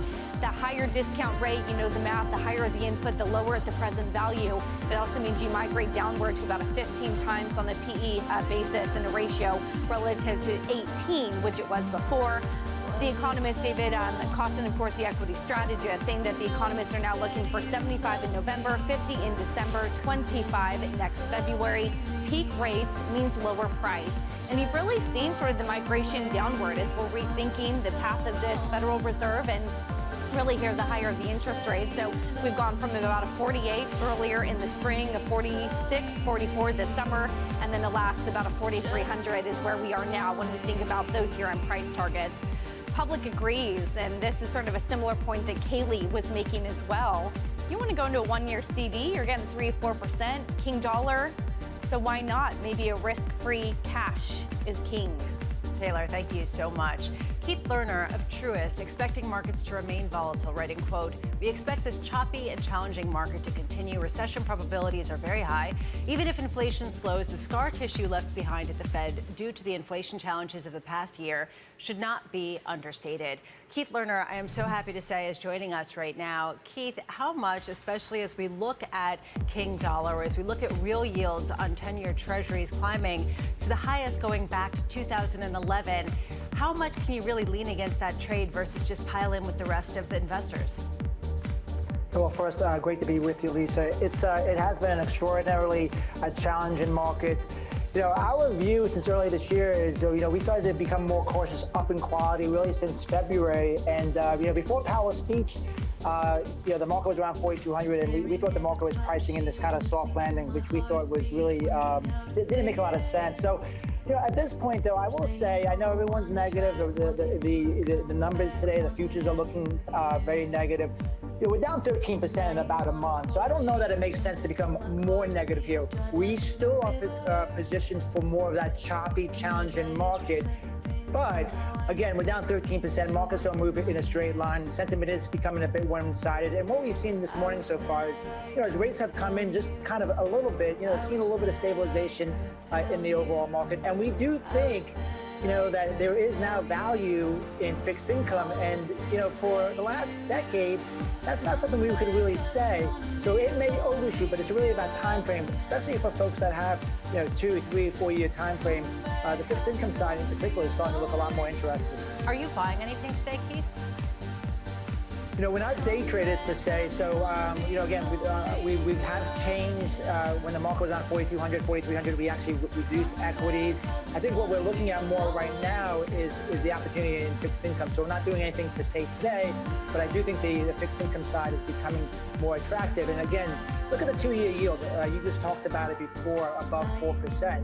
You look at the year-over-year change in the 2-year, that now exceeds the change we saw in 1995. And with all this global bank tightening, rates may continue to overshoot, but ultimately that's going to weigh on economic growth. And we think as we look into next year, that's going to cap the upside in rates, even though we are having an overshoot. You know, Lisa, what's interesting is these moves in these markets which historically we would expect to happen over years, happening over weeks now, or even sometimes it feels like days. So things are just moving a lot quicker today. So Michael Hartnett over at Bank of America weighed in on the bond crash that we've seen over the past 6 or 9 months, writing, quote, inflation rates, recession shocks are not over, plus bond crash in recent weeks means highs in credit spreads, lows in stocks are not yet in. Investor sentiment unquestionably worse since global financial crisis, and possibly worse than even then. From your vantage point, when you talk about fixed income, how isolated is that to treasuries and not necessarily to credit?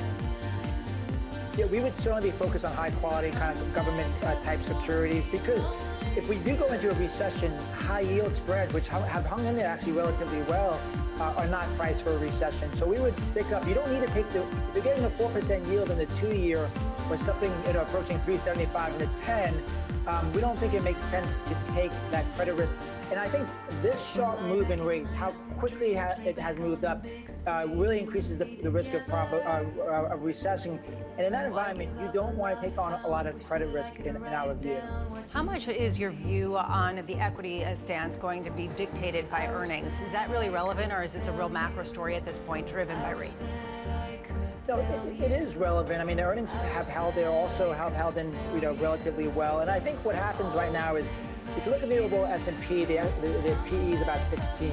If you look at the equal-weighted S&P, which is the average stock, it's about 13. But that's probably doesn't take into account that earnings still need to come down. So stocks have revalued lower, bit cheaper, especially someone looking at 3, 5, 10 years out. But they're not at a compelling valuation relative to this, really challenging macro environment. The other thing that's interesting is, one thing we look at is this equity risk premium, right? The earnings yield relative to the treasury market. And even though stocks have come down, since yields have moved up so quickly, the relative appeal of stocks is not as attractive. Actually, has moved down in the way we look at this as far as what that means for forward returns. So again, I think it's where we are overall is still be somewhat defensive. Sector positions, staples, utilities, healthcare. I mean, we still like energy. But, I think there will be an opportunity to become more on offense. We're not there yet. But the last thing I'll say, Lisa, just short term again, that we're down 13%. I don't want to just, pile on to all the negativity on a short term basis when we're down 13% in a month. That's a pretty extreme move that we've seen already. And we've seen that, once you hit a low, a short term rally could move pretty quickly the other way as well. I appreciate that, because it's so easy to get caught up in a certain hysteria and the emotional aspect of the bear market, as Julian Emanuel put it. Before we let you go, though, or before we move on, I do want to get your view when it comes to earnings, how the pound, how some of these currency moves, how the fate of the rest of the ex-U.S. world is dealing with both the inflationary aspect as well as the difficulty in fighting a reverse currency war. How much are you looking at earnings of U.S. companies getting detrimentally affected by a European region and a United Kingdom absolutely flat on its back? No, it's certainly one of the big risks to earnings, and that's why we think they have to be reset lower. But I will say, if you look globally, we've been long-standing bulls on the U.S. market. We call it the big blue chip country. And you think about the fragility of these overseas markets already before this. You had economies that were almost growing, less than 1%. With this inflation, with interest rates, with the energy problems, we have in our guidance portfolios, we have zero allocation to emerging markets, and we're about a third of the allocation to international developed markets. That's not a new stance for us. That's our position for some time now. So we would still say, even though there's some concerns on the multinationals, stick with the U.S., the big blue chip country, stick up in quality, and have more defensive sector position within that allocation. Keith Lerner, you're going to be sticking with us. Coming up, bond yields surging as central banks around the world hike rates. That conversation still ahead as we pair some of the losses from earlier, but still deeply negative after an already negative week. Amazing to think we're down 13% in just a couple of weeks as we reassess the commitment of this Federal Reserve to hike rates. This is Bloomberg.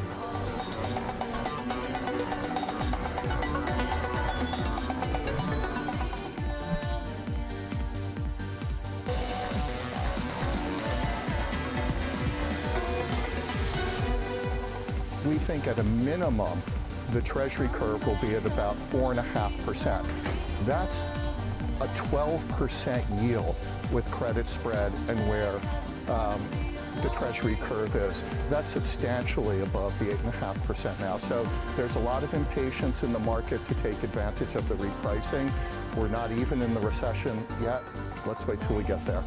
That was Bob Michael with some pretty scathing comments for the prospects for credit returns over the near term. Global bond yields surging amid a global rate hike frenzy this week. Central banks around the world trying to crush inflation, even as they run the mounting risk of driving their economies into recession. This has been the issue of rising into weakness. Right now, we are getting some data. Both Michael McKee and Kaylee Lyons both joining us to give us some more perspective. Mike, some data just crossing having to do with industry. What's the latest there? Well, these are the S&P Global PMIs. They are released around the world today. And in the U.S., a bit of a surprise. Manufacturing rises 51.8 from 51.5. Don't know the reason for that, but it is a bit of good news, and it remains above the 50 level, which signifies expansion. Services, however, dropped to 49.2. That's an increase, actually, from 43.7 the month before, but it is still below contractionary territory, and the composite at 49.3 is also up from 44.6 last month.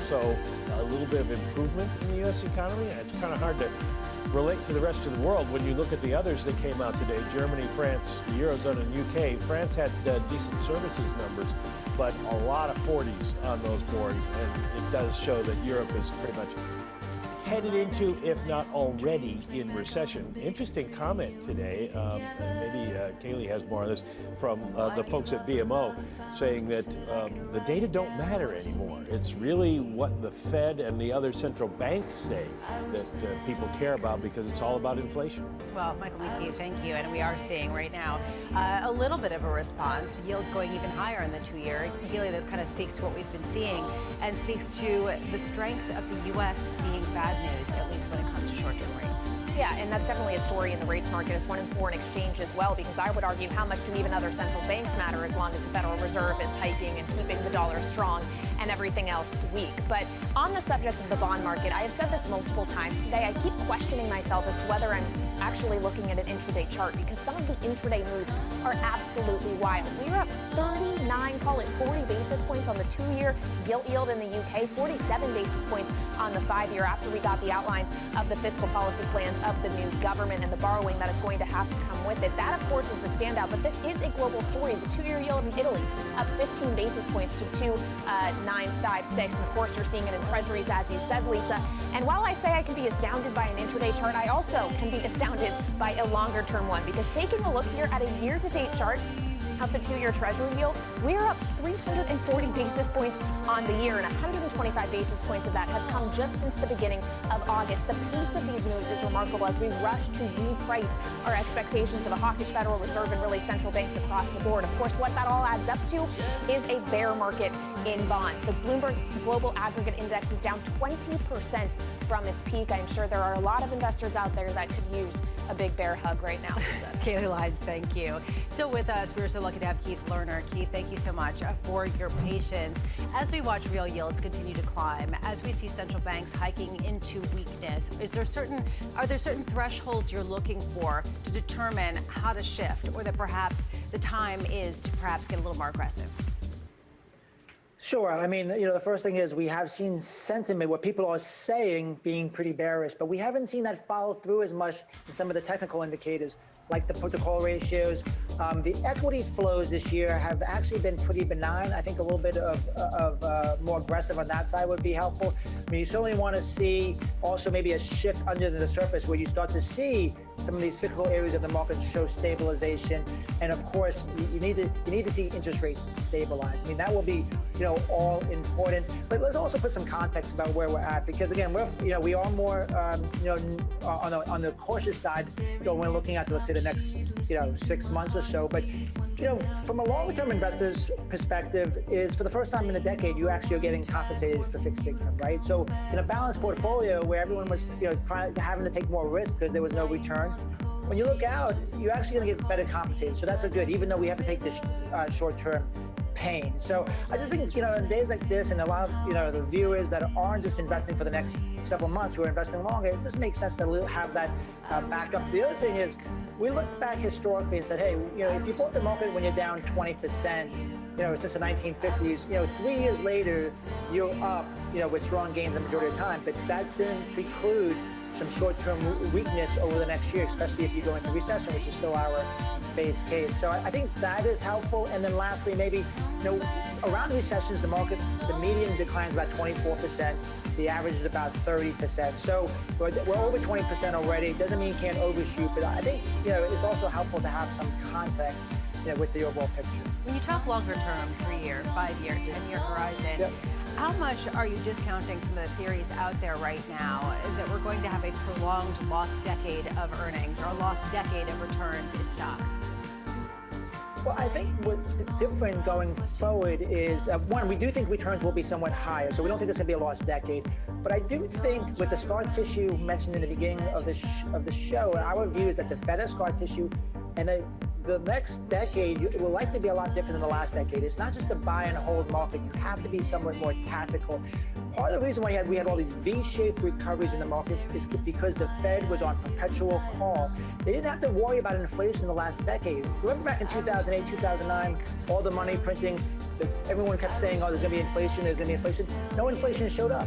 Well, this time is different. So what that means going forward is that not only is the Fed staying higher for longer, when they eventually do ease, they're likely to be not aggressive, and they're likely to pull back sooner. So that means to us a more volatile and tactical environment. And that's what we've been doing this year. We've been made over 5 tactical shifts in some of the portfolios we manage directly, these big asset allocation portfolios. So I think the mindset has to change a bit, and that's a wake-up call. Keith Lerner, thank you so much for taking the time on a pretty active day, to say the least. Coming up, the market-moving events you need to be watching. That's next in our trading diary. About 24 minutes here into the open. The red's still there. People still risk off as we take a look at the prospect of perhaps a more aggressive Fed, deepening losses. The NASDAQ down 1.7%. This is Bloomberg. Why give up a love found?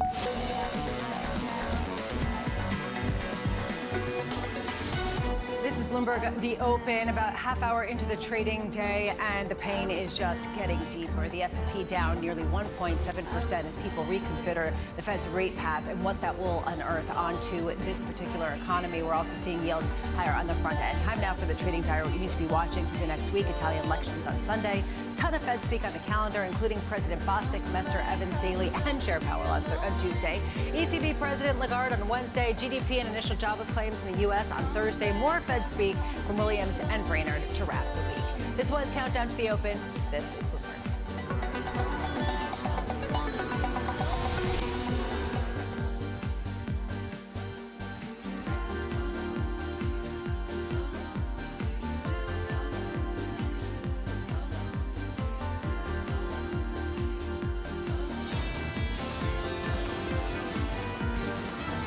Unfortunately, good news in the labor market can be bad news because the Fed will have to respond more. This isn't really going to significantly change the trajectory of the Fed. We've heard from the Fed that we are likely to be higher and tighter for longer. That was the core messaging from Jackson Hole. There will not be rate cuts in 2023. I think the Fed's telling us there's going to be pain.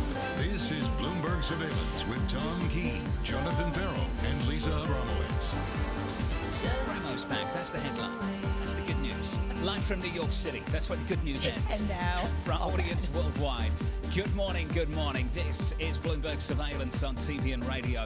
Alongside Tom Keene, I'm Jonathan Farrow, together with the wonderful Lisa Abramowitz back in the seat. Futures up 0.6% on the S&P 500. TK, after the long weekend, we hit the ground running. We hit the ground running. In fact, I was watching the markets over the weekend, John. It's absolutely extraordinary. We could spend the entire show just on foreign exchange. Things are moving. The news flow is extraordinary. Got to talk about the earnings too. Mike Wilson of Morgan Stanley Cutting his earnings forecast, Tom. Bottom line, here's the quote. We think the next several quarters will end up containing some of the most significant downward revisions to forward EPS forecasts we have seen in the past several cycles. Yeah, I like what he says. He says we cut EPS further. That's all there is to it, and he bets down on that. I think we're going to see a lot of that, John, frankly, going both ways. I would expect some of the bulls to go the other way. Ben Ladler to join in moments of pushes against Mike Wilson's tone. Hard to be bullish right now. More lockdowns in China. Energy issues over in Europe. I think we can call it an energy crisis, Lisa. We've been doing that for a while. And now we're starting to see the relief, the plans, and they get bigger and bigger and bigger from European governments. So the question that a lot of people are raising is, have we seen the bottom? Because right now we're seeing every worst case scenario play out, whether it's the lockdowns in China that are escalating ahead of the confab later this year for the party, the Congress. How much do we see the energy shutdowns in Europe continuing and getting worse? Have we seen the bottom of this all getting priced in, or have we not recognized that this is a worst case scenario of a confluence of a pretty severe number of things? Worst case is the base case. How much worse can it get? You see some of the forecasts on the foreign exchange side of things. We've got a euro-dollar call from Jordan Rochester over in Nomura, looking at 90 cents on euro-dollar. This from Citi. This is before we have the plans from Liz Truss, and let's see if we even get those plans in reality. But cable over at Citi could fall to 105 to 110. Some monster calls in foreign exchange. We're talking about more people calling for parity for the pound, not just the euro, for the pound, because of some of these proposals and this concern that Deutsche Bank's George Saravella's raised over the weekend of a flight of foreign investors not willing to fund a deficit at a time when Liz Truss talked about tax cuts, while also increasing expenditures. How does this really play out when we need to really develop some of the foreign investor base? Matt Miller put it well earlier this morning, Tom, when he talked about 75 basis point hikes. It's not just the Fed. We're looking ahead to the ECB, perhaps getting that on Thursday. Looking ahead to the Bank of England, perhaps getting that from them too. After I heard from Catherine Mann, a speech from her just yesterday, Tom. Tell you what, that teed up a big move from the BOE. The man was real simple. The acclaimed economist of Massachusetts Institute of Technology, of course, her work at Citigroup. And John, she said the rope is fraying on the anchored expectations tone. John, the best research note this morning, no surprise, comes from Mr. Navarro over at Citigroup. You remember him, 18% inflation, I believe, was the splash he made 6 weeks ago. The fiscal proposals of Prime Minister Truss are they are the same amount of cash call as the last 8 years combined. Lisa called it. You wonder whether we start to see some tension in the bond market off the back of some of these plans. I'd argue we've already seen signs of it over the last month. If you're just tuning in this morning, good morning. Let's hit the ground running this Tuesday morning. Futures bouncing back 0.6% on the S&P, on the Nasdaq 100 up 0.7%. Yields higher on a 10-year by, let's call it 6 basis points, 324.81 on a 10-year. Crude just a little bit softer, down 0.2% here. Bramo 86.72. Yeah, the focus very much in Europe, full front and center. That is where the crisis is. That is where the change in leadership is over in the United Kingdom. Liz Truss is expected to deliver a speech possibly around 11:30 a.m. Eastern time from 10 Downing Street. Perhaps she will outline her plan for a 130 billion pound issue. How do you support some of the household budgets and freeze energy bills where they are, rather than allowing them to climb? What you are seeing in the pound is a little bit of a reprieve of a direct downward trend. How much do you get a real feeling of concern about this spending plan, especially without any plans to raise money at a time of such a dire projection for the UK economy? Today in the United States, the Senate returns after the Labor Day holiday. They're going to be talking about a lot of issues, confirmations of judges, trying to get back rolling after a month recess. How much is gas still full front and center? It continues, gasoline, petrol, in your words, John. It continues to decline for yet another set of days. It has been something near 80 days straight of declines in the price of oil. How much does this really give some support to the Democrats heading into the midterm elections? We have just 9 weeks until those elections. And at 10 a.m., we get a bit of U.S. data. August ISM Services Index data getting released. How much do we see it continuing to come in? Some expectations are for it to come to the lowest levels going back to the peak of the pandemic. And John, this is the issue that we are not talking about. OPEC Plus actually increased some of its production over the weekend, actually decreased, some of its production because it's worried about the lack of demand globally, out of China, out of the U.S. How much does that continue to be a theme heading into the winter? Just a coincidence that after the G7 agrees an oil price cap on Russia, that all of a sudden we get cuts from OPEC Plus, and then you get the Nord Stream 1 pipeline getting shut down for good potentially. Well, but you're still getting oil prices go down.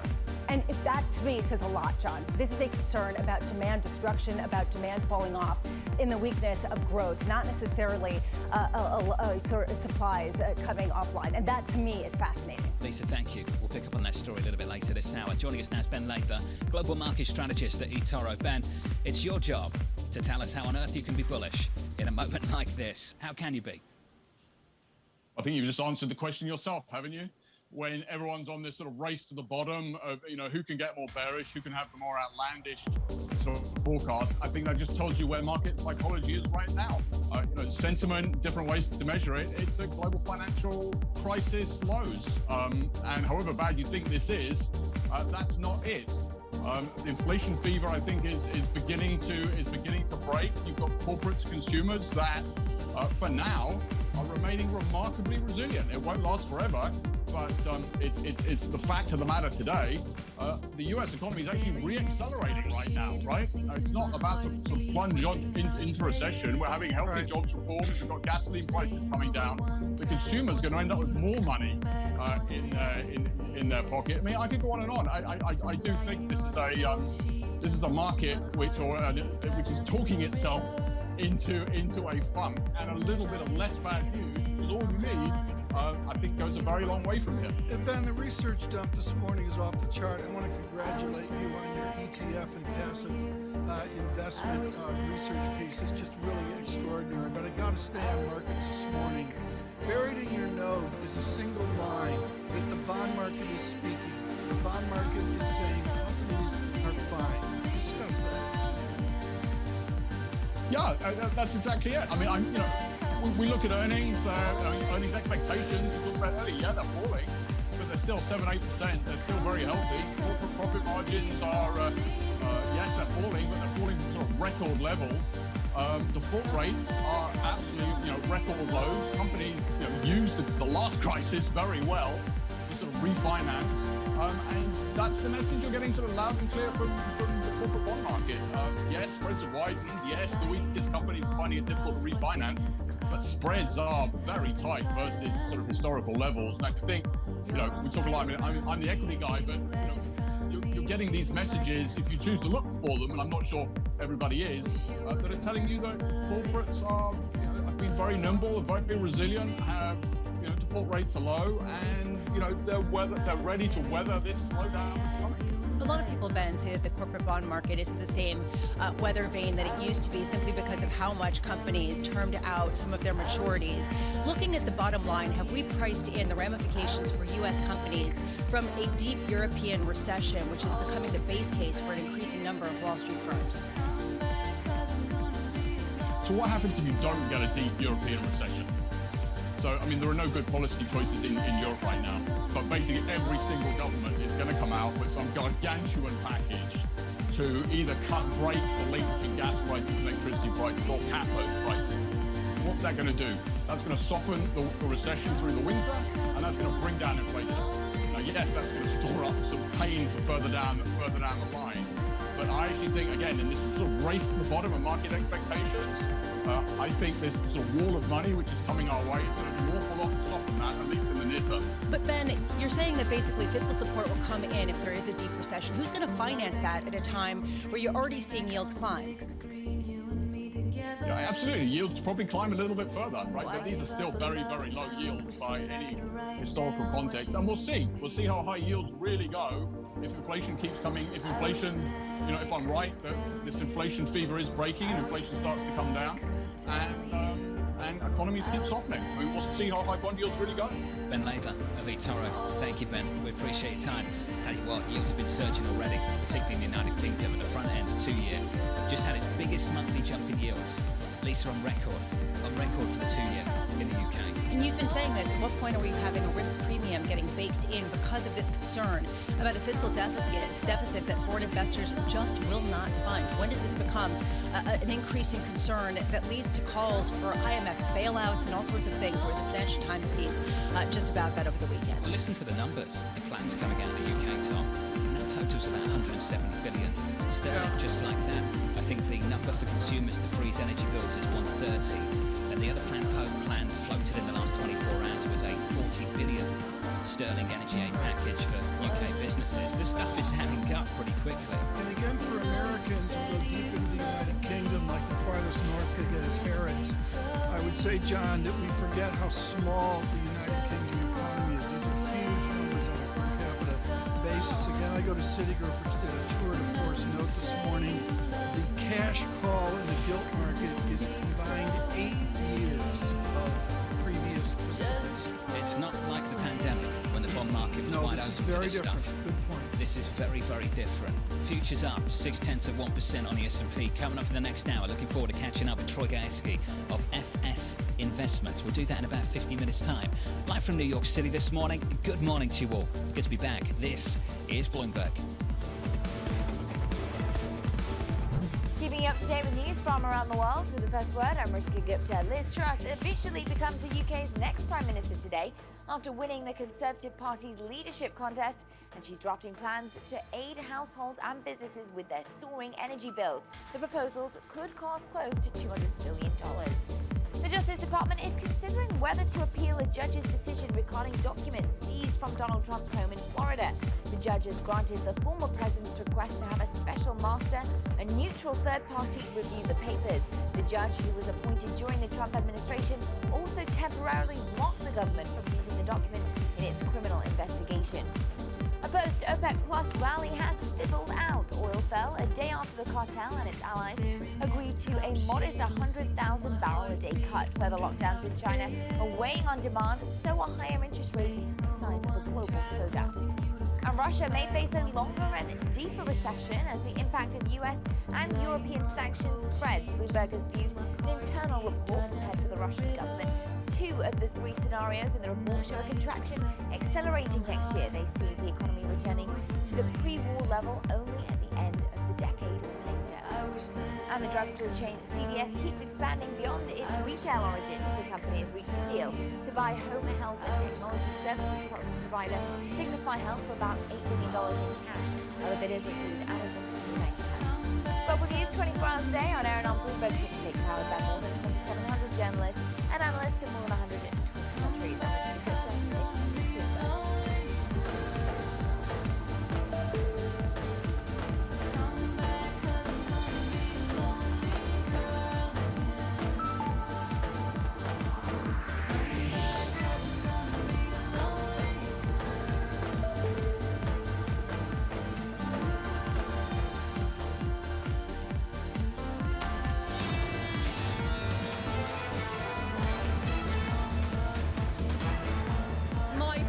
We need to show that we will deliver over the next 2 years.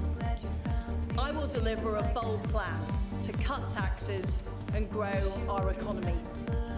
I will deliver on the energy crisis, dealing with people's energy bills, but also dealing with the long-term issues we have on energy supply. And we're starting to see the plans. That was Liz Truss, the incoming Prime Minister of the United Kingdom. Look at these numbers. This from Javier Blas just moments ago. So we've got 130 billion plus another 40 billion. So 130 to freeze household energy bills. That's the plan.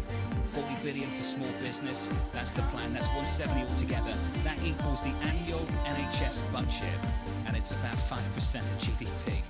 So that's a massive proposal from this incoming Prime Minister, and thanks to Javier Blas for that tweet moments ago. Ratio analysis here, John, is really important. Very quickly, John, I do want to point out that finally renminbi near 7 yuan on a 2 standard deviation basis.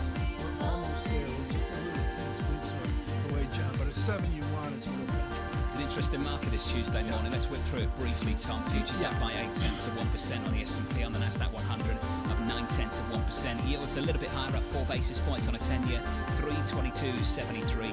Euro dollar, let's call it unchanged. Right. Currency pair up about 0.1%, Tom. Euro dollar 99.38. A common feature of Labor Day weekend is Joe Matthew and I both quaff a 6-pack of Narragansett Lager beer. It is the beer of Rhode Island and of the Boston Red Sox. And the gentleman joins. How was your Narragansett Lager beer this weekend, Joe? We like to call it the Bay Waters where I come from. It's sweet as ever, Tom. I'm glad that Oh, we can go on, but we don't have enough time. While I was in a fog over Narragansett Lager beer, I was trying to sort out a judge in Florida Mar-a-Lago, the president, and buried in the reports, including the Washington Post and Bloomberg, is the Justice Department has the right to appeal. What will appeals court say to a single federal judge appointed by the former president? Maybe I'll see you in the Supreme Court, which is that really where this is heading? This really may end up, because there are questions about, executive privilege. The court really hasn't come down on this exactly. Can the president, a former president in this case, invoke executive privilege against a sitting presidency? That's actually a big question that has yet to be answered. But apparently we are going forward with the special master, if only to slow things down. That can in fact be a legal strategy that we've seen before from Donald Trump. Remembering, there was already a team doing this. This is the part where it's a little bit of a head scratcher. The so-called filter teams or taint teams that you hear about, they don't sound very nice, but they're made up of third-party, neutral members who can review these documents the same way a special master would. Donald Trump, though, of course, has no trust for that, and that's why you and I are talking now. So to summarize this, Joe, for those that are benumbed by the weekend, getting the kids back to school, this will be a legal process. It's not about one judge making the final decision. That's correct, absolutely. And we should also note that the review, that the Director of National Intelligence review of these documents to see if there are any, in fact, national security issues brought about by their living in a box at Mar-a-Lago for months and months, will continue. The case against Donald Trump, however, will be on ice while this special master is figured out. Also, if you can't just pick somebody and give them that job, the teams from the DOJ that got their hands on those documents at Mar-a-Lago had to receive additional security clearances, so they would just be allowed to read what they had found. Whomever is brought forth to be special master will also likely need that same level of clearance. There's a bigger question here, Joe, and it stems from that Thursday speech with President Biden really calling out MAGA extremism, which is this reignites the Joe Biden versus Donald Trump, or Donald Trump versus anyone debate heading into the midterm elections. Is this working for the Democrats? It's supposed to be advantage Democrats. Look, if you ask Joe Biden, if you ask the Democratic National Committee, if we could give you anything this midterm election season, what would it be? They'd want to run against Donald Trump, even though he's not on the ballot. But here we are, and he may as well be on the ballot. Look at the rally that Trump held in Pennsylvania over the weekend. He is really helping to drive a lot of the discourse on the trail. The question is, how do voters clear through the muck? You've got inflation that's supposedly driving people to vote. You've got the aftermath of Roe v. Wade, which is very difficult to quantify and will likely increase Democratic turnout. And then you've got the whole Trump-Biden ultra-MAGA thing, and it's difficult to see how that weighs in as well. So we're in a bit of a confused time here as the general election really begins now post-Labor Day. Joe, just quickly, before we let you go, there's a question about the support for backing Ukraine, but more importantly, backing some of the sanctions in Russia right now. How much support is there domestically to help Europe to continue waging some sort of counteroffensive versus Russia, given what's going on in Ukraine? That support remains intact. I just wonder where we are in the winter. There are concerns about war fatigue. There are concerns about heating bills going up. Obviously, that's going to be a major factor for Europe. But how about in New England, where people are preparing to fill the tanks with heating oil this winter, and they say, how long have we been doing this again? How many billions have we spent on weapons? This is going to be a messaging challenge for the White House to keep American voters on board while they try to keep the alliance abroad together. Joe Matthew, thank you, sir. Looking forward to the show a little bit later. Sound on Bloomberg Radio, weekdays at 5 p.m. Eastern Time. And just to build on that, Lisa, later on top of the European story too, how do you keep European allies on side and the European electorate in some of these countries on side with this, with the pain that's starting to build? Well, you're not in a number of places, in particular in Italy. There was a poll that both of us were looking at over the weekend from Italy showing that 51% of those polled did not support the sanctions on Russia at this point because of where heating prices were going. At what point does this become something more mainstream and really start pushing back against some of the approaches? And this isn't necessarily the majority yet, but it has to be on the margins what a lot of politicians are dealing with. Energy bills in Italy, Tom, they're facing a 91% jump in power prices from a year ago. The team at Bloomberg News did a wonderful job of breaking this down country by country over the weekend. German electricity jumped 185% in August from a year earlier. They're the numbers, TK. They are big, big figures. Greg Vallier says this morning, John, and it's of course hugely true for Europe all. It's a war. And I think one of the quiet stories off the American radar this weekend is the war grinds and continues. It's the sanctions in response to that war, Tom, that have driven these big issues in the energy market. And to Lisa's point, can you keep the electorate, the whole of the electorate, on side as things get harder through the winter? Folkerts Landau, February 24th at Deutsche Bank. There's going to be a massive fiscal impulse. What's going to be energy costs, rebuilding, etc. The fact is, there's going to be a major fiscal impulse across Europe. And the question we're asking this week, Bramo, is whether this bond market is wide open for that kind of large-scale fiscal relief we're discussing. Who pays for it? At a certain point, we're looking at a huge fiscal response at a time when funding is not free. What were you saying, Tom? It gets paid for, and the leakage is foreign exchange and inflation. Weaker currencies, Tom, higher yields. We're seeing that in the UK. We're seeing that in Europe too. Bruce Casper of JP Morgan is going to weigh in on some of this stuff. We'll join him a little bit later in this program. From New York City, this is Bloomberg.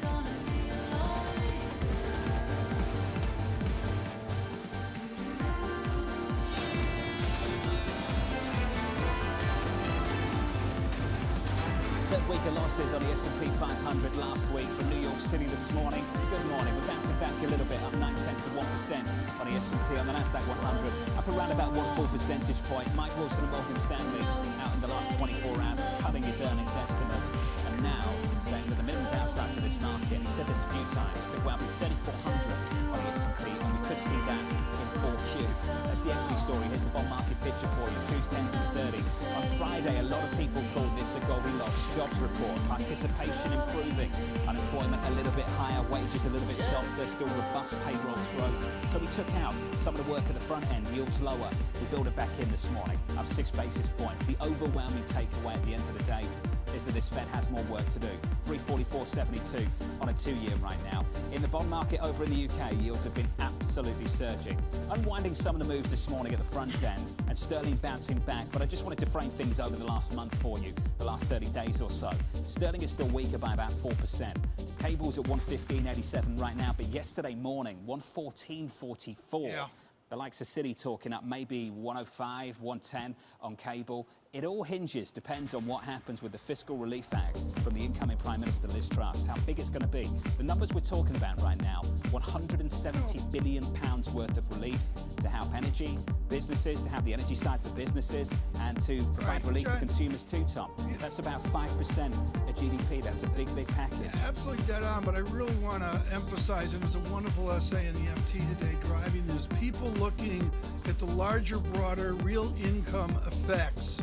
I'm not going to give a course here, but the answer is they blow sterling through parity, which is unimaginable at this point. How do you finance it? And you and Lisa were talking about that, Tom. You said a weaker currency. Lisa's talking about high yields, and we've seen both. Right. We've seen both over the last month. Yields at the front end over the last month up by more than 100 basis points. And the team at Bloomberg just breaking the numbers down. The biggest monthly move we've just had through August. At the front end, yields higher. Record. 315 right now on a 2-year, Tom. I believe the Bank of England meeting about a week or so away. And we're focused on the ECB here. When is it, John? Thursday's ECB? It's Thursday. Absolutely stunning. That will not be a snooze fest, to say the least.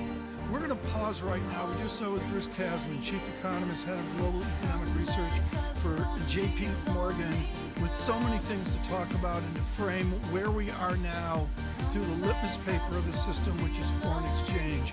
And Bruce, we hearken back here to all the work over more than half a century of Mundell on to Jacob Frenkel, who of course was working for JP Morgan for years, and then on to Ken Rogoff. And then I'd throw Bruce Kasman in there as well. So we're going to talk to you this morning about what foreign exchange signals here. What does foreign exchange signal? And is it the ultimate release valve for these fiscal and monetary stresses? Well, I think the simple thing that foreign exchange is signaling right now is that the U.S. economy is faring better than the rest of the world, and the Fed has more work to do. So we're seeing the dollar moving up. I think what's interesting about the dynamic and what's reflected in FX is we've moved from a world where in the last 2-3 months we've been worried about a U.S.-led global recession to now one where the combination of European problems with energy and China weakening is now the more significant problem. Dr. Kasman, I know you were like me in the basement with your Gilbert Chem set long ago. There was logwood and all those other little chemistry things we made. Your Gilbert Chem set right now is Japan. They are failing in a theory that keeps getting tested and tested by the market. When does their theory of limiting through bond illiquidity the rate rise, when does that end? Well, I think the story in Japan is interesting because the continued purchases of assets is probably counterproductive at this point and unsustainable. Yeah. But the dynamic of the Bank of Japan letting the inflation story run through, trying to establish a more sustainable rise in inflation makes sense. I think the problem in Japan is they're getting stuck in this mode saying that they continue to need to buy assets, keep interest rates pegged close to zero in a world in which the dynamics are really requiring something different. I would like to see them move away from YCC targets as tight as they are, but keep policy rates unchanged to continue to keep the inflationary dynamic moving through the system there in a way that they certainly need. Well, Bruce, Japan's an island of its own, both physically as well as for monetary policy. The rest of the world is hiking rates into weakness. And we are seeing that with the Federal Reserve to a lesser degree, but to a bigger degree, the ECB, which is expected to raise rates by 75 basis points on Thursday. How much are we looking at both the fiscal and the monetary impulse working against each other and creating a whole lot of pain that we're not pricing in? Well, it's an interesting question. I think the ECB needs to get policy rates towards neutral in a world in which they certainly have recession risk, but they also have fairly significant inflation concerns. Keeping policy rates at zero don't make sense. We think they're going to move 75 basis points. You know, as you're noting, the fiscal policy in Europe, and by the way, Europe and China are both moving in the other direction, supporting growth. I think this is the right thing to do against the backdrop of what is a huge hit to household and in some cases business incomes. But the consequences of that are, we believe the ECB is going to move policy rates up to something like 1.5%, even as the European economy suffers as we go through this winter. 1.5% by the end of this year, you're saying, Bruce? That's correct, yeah. So let's talk about what kind of downturn we're expecting from that. If there is the fiscal support that's helping to support the economy, but there needs to be, according to certain economic theory, some sort of deceleration activity in order to bring inflation under control. What kind of deceleration is required, both European-wise as well as in the U.S., to bring inflation back to something more like the target for central banks?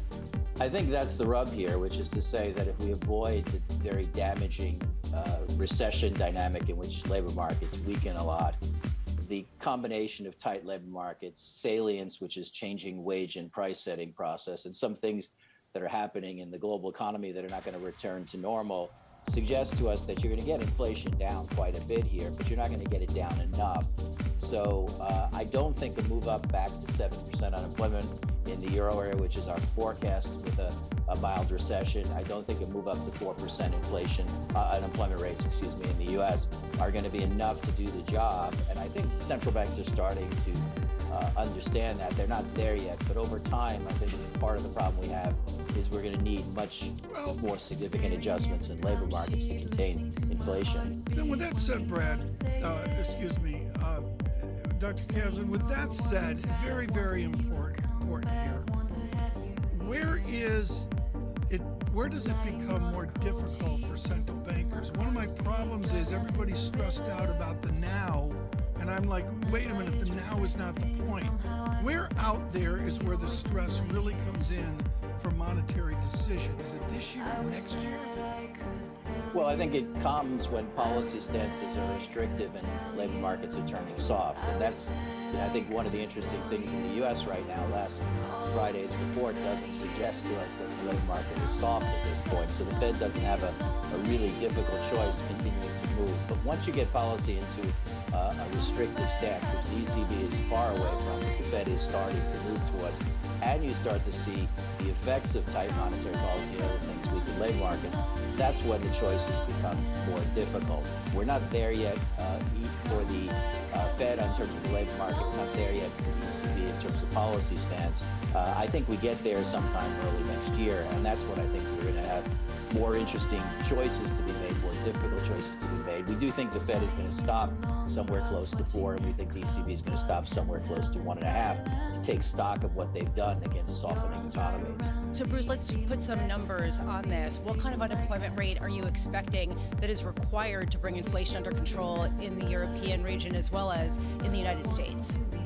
Well, let's just be careful here. I think a move from what has been something like 9% inflation over the last year down to 4 or 5, that's going to happen with energy markets normalizing, with the slowing we've seen in global growth taking goods pressures off. I think you get that pretty much without having to do anything. The question is getting back down to 2, and I think in that context, I would argue that you need to probably push the U.S. unemployment rate up above 5% and probably push the euro area unemployment rate up towards 8% at minimums. And that's not going to happen without something that we would naturally call a retrenchment or recession of more magnitude than what we're forecasting and most others are.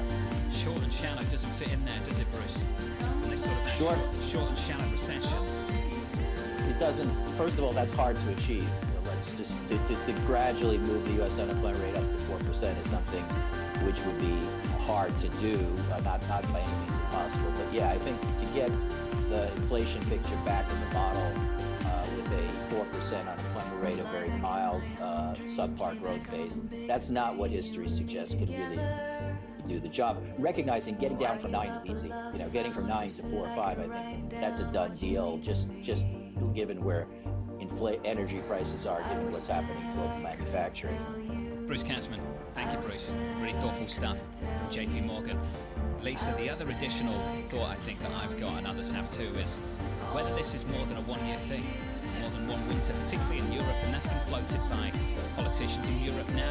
I think lately the Shell CEO Van Beurden talked of the prospect of that as well. What if this is 5 winters, maybe longer, and that's a big, big problem? If they have to completely rejigger their energy grid, that is going to be a huge challenge, especially with a lot of disagreement over how to do that, right? I mean, there's this question about nuclear power and Germany possibly delaying the roll-off of some of those plants. There's a question about coal, right? It had been left for dead as dirty energy. Now coal prices are surging to the highest on record in Europe because people are bringing it back. How do you rejigger a grid in an era where you're still trying to be aware of environmental concerns? Another reason why so many people are bearish, Tom, and I go back to that Ben Laidley conversation we started the hour with just about 40 minutes ago, Tom. Can you be bullish right now? And he said, I think you've answered your own question. Everyone's bearish, so maybe you can be. Yeah, there's a lot of gloom out there. Another bull John Stolfus just publishes, and he talks about the worry. John, the projections that are the negative projections. Bramo is negative projections this morning. Negative projections, just this morning. Negative projections. Just this morning. Negative projection, John, is when you go, get out of bed. You have to go to school. Futures get out of bed. From New York City. Is that what you're doing this morning? Get out of bed now. Keeping you up to date with news from around the world with the first word, I'm Mariska Gupta. The U.S. Justice Department is deciding what to do next in the case of those documents taken from Donald Trump's home. A federal judge has granted the former president's request that a special master, a neutral third party, be appointed to review the documents. The judge also temporarily blocked the U.S. from using the documents in its criminal investigation. The Justice Department hasn't said whether it will appeal. The Prime Minister of Ukraine is confident that European leaders will keep sanctions on Russia despite the turmoil they face in the energy markets. He spoke with Bloomberg's Maria Tadeo in Brussels. We can see absolute understanding from European leaders that we are in a hybrid war. We have absolute understanding that Russia is blackmailing European politicians, and we have absolutely assurance from European politics that they will stay with Ukraine till the end. The Prime Minister also said Ukraine's allies should do what they can to help end the war quickly, since Moscow is willing to keep fighting for a long period. And in the UK, incoming Prime Minister Liz Truss has drafted plans to freeze energy bills for British households at or below the current level. According to documents seen by Bloomberg, the freeze could cost as much as $150 billion over the next 18 months. Truss is also planning a $46 billion support package to lower energy bills for businesses. Global News 24 hours a day, on air and on Bloomberg Quick Take, powered by more than 2,700 journalists and analysts in more than 120 countries. I'm Mariska Gupta. This is Bloomberg.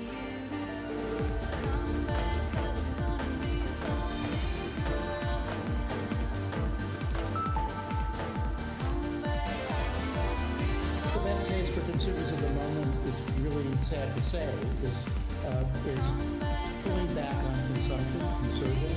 They're doing it because high prices tend to do that. But there's no way that there can be a replacement for lost Russian gas in Europe without there being phenomenal drop in demand. That's the big problem, the unique problem the Europeans have right now. That was Ed Moss of Citigroup from New York City this morning. Good morning with Tom Keene and Lisa Abramowitz. I'm Jonathan Ferro. Futures bouncing back 0.75% on the S&P 500. On the Nasdaq 100 bouncing back 0.8% after 3 weeks of losses. Yields up a little bit as well, TK, up 4 basis points. Your 10-year 322.92. Right now we're going to look at commodities. I'm walking through those prices. John's talking about the political tensions in Europe, and I guess there's a little bit of a rollover, but it's really nothing to write home about. The tensions that exist in hydrocarbons. They also exist around the world, and what's important into September is what is not happening, which is food inflation is actually subsiding worldwide. She is expert on food inflation. We'll talk to her, of course, about the hydrocarbon story as well. Kind of research at ED&F. Man, Kona, honored to have you on, and particularly about what has not happened, which is food inflation. Wheat, corn, rice did not take off worldwide. Is there still a risk that we could see food inflation in those emerging market commodities? So the peak was in March, straight after the Ukraine invasion. And I think, as with all food commodities, high prices always the cure for high prices. Literally, we saw a ramp up of exports from all origins, and that did provide some short-term supply relief. Now, we did fall too soon, too sharp, straight after the harvest started to come along. But August was we did see some supply risks. I mean, I think the huge and unprecedented droughts we saw in the US Midwest, in Europe, these 500-year-old droughts, I mean, that definitely caused some damage, and we did see some spike in some of the grains in August. But now, I think what you're seeing is probably the risk period is probably behind us now. So I feel like food inflation is now it's abating a little bit. But by the time it gets to emerging markets, I think when you look at the supply chain issues, freight, and the rate at which the middlemen pass that cost on, I think you will see a slower in food inflation, but not terrible right now. It's not looking as bad as 5 months ago. Dovetail your Brent call, whatever your Brent call is, into where it really matters for the rest of your commodity analysis, food inflation. Those 2 points, is it 120 a barrel? Are we there right now? Where does Brent become germane for food inflation? The food inflation link with crude oil, energy, gas, you name it, it's huge.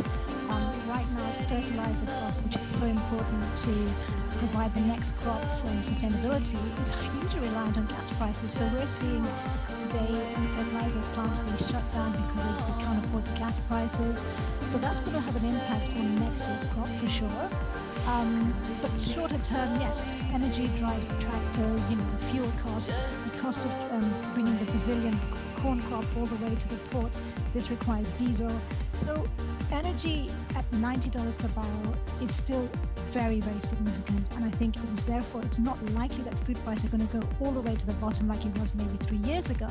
We're definitely plateaued. We're coming off, but we're not going to go rocketing down because we have underlying cost pressures that are going to keep prices slightly higher.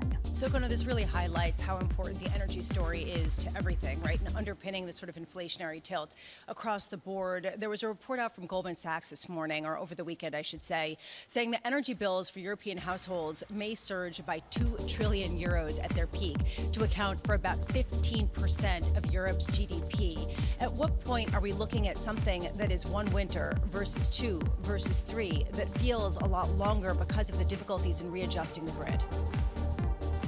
Oh my God, it's a nightmare. I do think, obviously, governments will do what they can to make sure it's stuck to one winter. So this one is going to be the most severe. they're on track to build their storage levels. So Germany at least is there, but I think the Nord Stream outage is going to pose some risks there. The fact of the matter is they can't afford another winter like this. It's simply impossible to politically be allowing that to happen. So they're going to have to invest in supply, alternative supplies, whether it's renewable, whether it's nuclear. I know nothing of that is immediate and nothing's going to be fast. It's going to have to be a combination of demand destruction. But demand destruction is also politically unpalatable because it essentially means you need to create a recession. So it's not going to be easy, but I can't see next year being as intense as this year will be. So, Kona, where is the peripheral supply coming from? You talked about nuclear. There's so much pushback to that, even just keeping some of the nuclear plants open.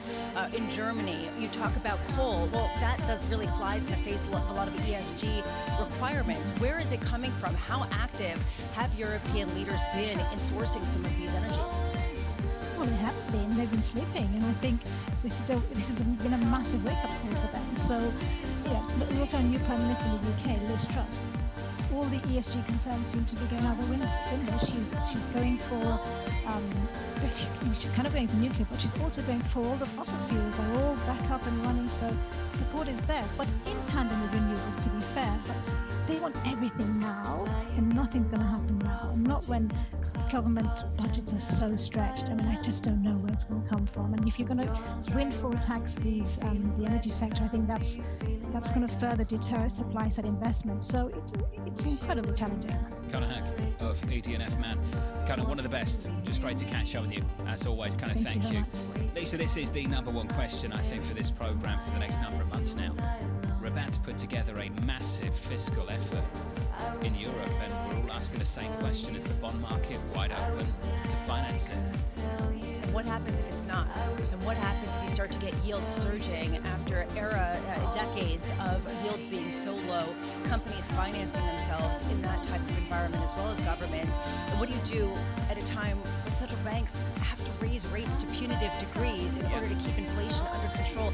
It's mind-spinning. This is a new era, and it is one of the most pressing concerns facing us over the next few months, if not years. I've said this a few times, but in the pandemic, Tom, we had low inflation, we were cutting rates, we had QE. Now we have high inflation, we're raising rates, and we have QT. It's a very different backdrop for this bond market to stomach the kind of fiscal relief these governments are trying to provide. What I would suggest, John, it was a medical war. It was an intangible against the pandemic. This is an actual war, tangible commodity changes, which you see in every war, quite frankly. I would suggest that the fiscal expansion, which one number I saw was 8% in GDP in the United Kingdom, which is stunning statistic. John, it's always the same story. It gets fixed, issuance of paper, of gilts or whatever, pick the country, and then you see it in inflation, and you always see it in Currency weaker, yields higher. It's been the story of the last month. Just the Europeans, for the Brits as well. Futures right now up 27 on the S&P, up 0.7%. If you're just tuning in after the long weekend, we bounce back on the Nasdaq, up 0.75% on the Nasdaq 100. 3 weeks of losses though. Can we put together a week of gains? Going into an ECB meeting this Thursday, looking for potentially something like a 75 basis point hike, a 50 basis point hike. Chairman Powell actually speaking on the same morning. We'll hear from him on Thursday. What's that about, Bramo? I have no idea. Scheduling Chairman Powell with an ECB anyway. From New York City. Let's see if that changes. This is Bloomberg.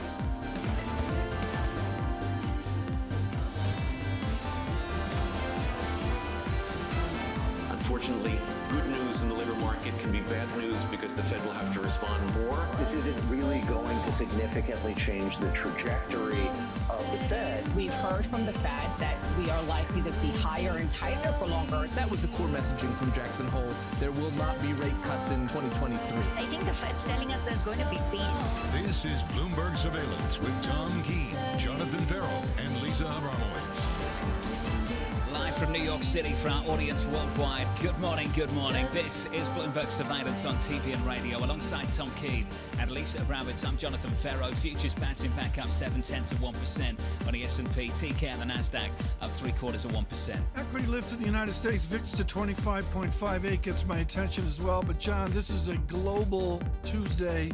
and the Global Tuesday is Currencies in Revolt. They're the litmus paper of the system, and they're screaming monetary and particularly fiscal stress. Fiscal relief is the big topic of discussion over in Europe, Tom. 130 billion potentially from Liz Truss, the incoming Prime Minister, for consumers, then 40 billion potentially to help small businesses. Tom, that's 170 billion sterling. That's a lot of money in the UK. One of the ratios, yeah. Question of the morning, can this bond market finance it? But the answer is yes. They can always finance it. In every single war, without question, it gets financed. It's what happens after that. And that's a question, John, of United Kingdom productivity, obviously under the new gaze of Brexit here. If they have to go out on a 10-year plan, what is the productivity of the nation on a goods-producing and particularly service sector side? Lisa, at what price? How high does that yield need to go? How much weaker does that currency need to get? And how unsustainable is that potential price or that potential rate for a market, for a global economy that has taken on so much debt? And this is the difference. This is the distinction between now and previous bouts where there needed to be some borrowing to pay for a war, to pay for a pandemic. We are looking at economies that have already tacked on so much debt that it becomes perhaps a different bill in a different order of magnitude than perhaps we've seen in the past. Quote of the morning comes from Mike Wilson over at Morgan Stanley to kick off your trading week with a bearish tilt. You might hear from Michael Klanovich of JP Morgan a little bit later. I'll bring you that quote if we do. Mike Wilson says this on his earnings forecast cards. We think the next several quarters will end up containing some of the most significant downward revisions to forward EPS forecasts we have seen in the past several cycles. That is a big call, Lisa, from Mike Wilson, looking for downside, minimum downside of this equity market, 3,400 on the S&P, which he thinks is going to come in 4Q. Yeah, and what we're looking at is someone who has been bearish consistently, and some people might say, well, he's an uber bear, and yet he's getting more bearish as time goes on, not less, even as the rest of the world kind of hews to his predictions at a time when there has been a worst case that has been borne out on several fronts. We haven't even talked about China and the escalating lockdowns there, just continuing this feeling of global recession. Worst case at the start of the year has become the base case in the middle of the year. The question we're all trying to ask, Tom, is how much worse can it get? And is it time to lean the other way? Is it time to lean in the other direction? Well, yeah, and John, and I'm doing the math here while your guys are going on with the doom and the gloom, and it's real simple. Mike Wilson is modeling SPX down 14%. I mean, John, that's the kind of big, bold move that is, and that is the move that's out there right now. And that number could be even lower, Tom, if we get some kind of deep recession. I'll go through the numbers from Mike a little bit later. Futures right now up 0.75% on the Nasdaq 100, on the S&P 500 up 0.7%. Yields higher by 4 or 5 basis points on a 10-year, 323.30 on a 10-year. Crude a little bit lower, down 0.5%, 86.42. The FX market all over the place. This Tuesday, I have to say, a bit of calm for euro dollar, unchanged, Bramo, 99.32. Yeah, but the dollar index, DXY, definitely creeping up as there is this feeling that the dollar continues to be the haven as the rest of the world reels in a series of crises. Over in Europe, it's very much an energy crisis. And with the UK, Liz Truss is going to be delivering a speech today. We're expecting probably around 11:30 at Eastern Time from 10 Downing Street. Perhaps we'll get some more details on this plan that she has to support households as you do see energy bills poised to climb significantly. How do you freeze them where they are? How does this translate into the British pound versus the dollar? And John, we've been talking about this, and I know that, Tom, you were pointing this out. Calls now for parity, not of the euro, but of the pound with the dollar, as there does have to be this relief mechanism in order to really finance the increased budget deficit to deal with this crisis. Today, the U.S. Senate is returning after Labor Day, although talking with Joe Matthew, it sounds like perhaps they haven't really returned yet, considering the quiet after the Labor Day holiday in the United States. We are still looking at oil prices, at gasoline prices going down. And I will just know we are seeing crude prices go down too, even after OPEC Plus said that they were going to cut supply. This is a real question about demand, right? If you're cutting supply and you still see prices go down, how much is this a statement about a deceleration in economic activity that you're seeing around the world? And how much does this really support or feed into the Mike Wilson call of lower margins, lower earnings ahead? And at 10 a.m. we get some sense of the U.S. services sector with the ISM index for the month of August getting released. There is an expectation it could fall to lows not seen since the heart of the pandemic. At what point, John, do we need services to get back in order to get the economy in the United States with enough momentum to move away from the gloom and doom in the rest of the world? Lisa, if the Senate's back, does AMH come back? I think that she is coming She's back. actually going to return. Yes, I think that we're going to hear from her tomorrow. We've got about a month time. I haven't seen her for a long, long time. I don't begrudge vacation. Wow. I've got 142 days left for the end of the year. Work it out, TK. The show's gone European. Taking off November. In more ways than one.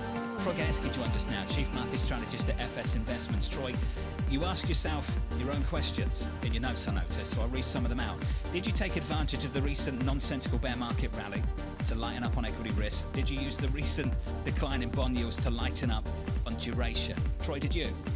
Yeah, so basically, depending on the strategy, we layered in some more defensive calls that we sold. In other cases, more importantly, we sized up our basis short, which is short pass-throughs and long treasuries, because that effectively had round tripped. It came in the year at extreme tights. We knew the Fed was going to be winding down their balance sheet. Spreads gapped wide for the first 6 months of the year, and we were able to reload that trade into weakness. So that's worked out fairly well for us the last several weeks. Troy, as a gentleman from MIT, it's good to see you with the engineering physics of inertia. What is the inertia, right? You say you're fighting inertia. What is the inertia now that you're fighting in the equity markets? Well, I think more broadly, the reason we use the term inertia is we've been a little shocked at how much inertia there's been this year for asset allocation. I mean, it was fairly obvious coming into the year that the Fed would tighten. Now, like Lisa was saying before, obviously things have gotten even worse than we thought with the Russian invasion of Ukraine, China's towards zero policies, and much higher inflation that's forcing the Fed to tighten. But the concept of inertia is things have been so good for so long, Tom, as people have been bailed out time after time by central bank balance sheet expansion, that there's been very little movement to get more defensive this year in client portfolios, despite what was obviously going to be a more challenging environment for 60-40 than we've had over the past 12 to 13, and moreover, the past 20 to 40 years, depending on your time horizon. So, Troy, when will you know that the bottom has been reached? When will you know that the pessimism has been really priced in and that we have moved away from the inertial momentum that we have seen over the past few months? Well, so one of the differences between this downturn and most of the downturns we've had the last 13 years since quantitative easing came about is it's going to be much harder to identify a viable bottom. Right? During the pandemic, for instance, obviously once the Fed flooded the zone with liquidity and fiscal stimulus showed up, you were fairly certain at the bottom was in and you could buy aggressively. If you go back to 15, 16, once Yellen decided to only hike once, and then of course in the GFC there were multiple tests. So it's going to be much harder to identify a viable bottom. That being said, at some point when you get the S&P in that 13 to 15 times forward earnings, and there's light at the end of the tunnel for inflation achieving a 2 to 3%, which probably won't be till the end of 23 at the soonest, that's the time you probably want to start nibbling back. Until then, you want to be in the northwest quadrant efficient frontier. You want to protect capital, grind out a mid-single digit to low-high single-digit return in order to protect capital and eke out something that's much more modest compared to what all of us enjoyed from the bear market bottom at the end of the GFC. And Troy, if you had to take a bet right now on who cuts rates first, is it the Fed or the ECB? ECB. Yeah, it's just unfortunately the weakness in their economy is already very clear and present. In the U.S., we still have much more labor market shock and obviously aren't getting hit nearly as hard on the energy costs, particularly natural gas. So, the ECB obviously in the near term is going to tighten, but it's highly, highly unlikely that the Eurozone can avoid a recession in the near term. In the U.S., recession risk is certainly elevated compared to 3 to 6 months ago, but that's over more of a 6 to 12 month time horizon because the labor market, as you know, still stays remarkably resilient in the face of global weakness. Troy, this is what Whaley of BlackRock told our colleagues here at Bloomberg on Europe. Compared to expectations at the beginning of the year, this is pretty close to the worst outcome. Most people on board with that, Troy. From your perspective, and you answered this looking at the United States, try and answer this looking at Europe. When you start to lean the other way against some of this gloom around Europe, because I'm not sure how much it gets much worse than this right now. Yeah, it's a great question, John. I think it's very dangerous to step in front of trends that are this powerful, right? When you think of all the various drivers of this, whether it's interest rate differentials, growth differentials, just trend-following technical behavior, the massive energy shock, mean reversion systems can start nibbling, and I would recommend going through quantitative systems that are very disciplined. But in the meanwhile, there are so many other things to do, whether it's senior secured commercial real estate debt or low beta multi-strategy funds. Stepping in front of a freight train can be a very painful exercise as a discretionary manager. The old adage is the trend is your friend, right? And you might not want to try to fight it too hard at this stage of the market cycle. And this is a bearish freight train in a big way. And I've asked a few times over the last couple of months how much worse it could get for Europe, and it keeps getting worse. Troy, thank you. Troganski of FS Investments. Where we are now compared to where we were at the start of the year, greatest example of that for me is the Federal Reserve. At the December meeting, when they put out the forecast for this year for Fed funds year end, 90 basis points. That was year end on Fed funds. That was the central forecast. In the last projection from June, that was 340. And we'll see where that is when we get the September projections in a couple of weeks' time. But Lisa, it gives you an idea of how much has changed between the start of the year and where we are currently. The end of the year, the projection is for a close to a 4% interest rate in the United States. From 90 basis points. Yes, there you go. The December forecast to maybe a 4 handle on Fed funds. Futures up 0.75% from New York City this morning. Good morning to you all after a long weekend stateside. This is Bloomberg. Keeping you up to date with news from around the world with the first word, I'm Rishika Gupta. Liz Truss officially becomes the UK's next Prime Minister today after winning the Conservative Party's leadership contest, and she's drafting plans to aid households and businesses with their soaring energy bills. The proposals could cost close to $200 billion. The Justice Department is considering whether to appeal a judge's decision regarding documents seized from Donald Trump's home in Florida. The judge has granted the former president's request to have a special master, a neutral third party, review the papers. The judge, who was appointed during the Trump administration, also temporarily blocked the government from using the documents in its criminal investigation. Russia may face a longer and deeper recession as the impact of US and European sanctions spreads. Bloomberg has viewed an internal report prepared for the Russian government. 2 of the 3 scenarios in the report show a contraction accelerating next year. They see the economy returning to the pre-war level only at the end of the decade or later.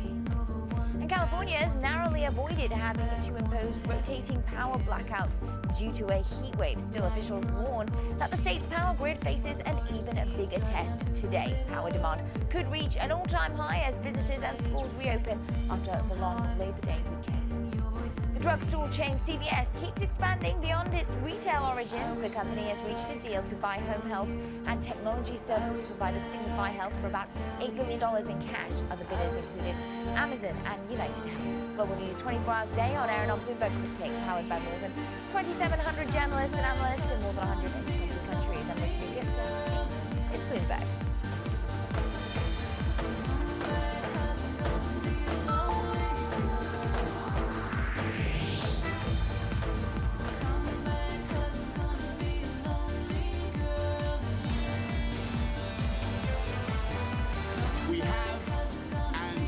Continue to have that economic strength to give people the cash they need to get through this energy crisis. And I know that Liz Truss and this compassionate Conservative government will do everything we can to get people through this crisis.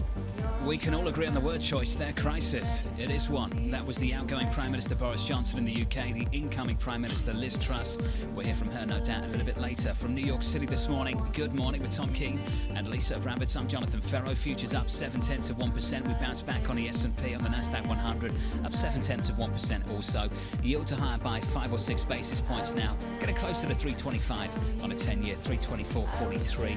And in the FX market, for once, a bit of calm on euro dollar, basically unchanged, Tom, 99.34. John, what do prime ministers do in the United Kingdom when they retire, are out, etc.? What did Churchill do? They can carry on being members of Parliament. I believe Theresa May is still in Parliament right now.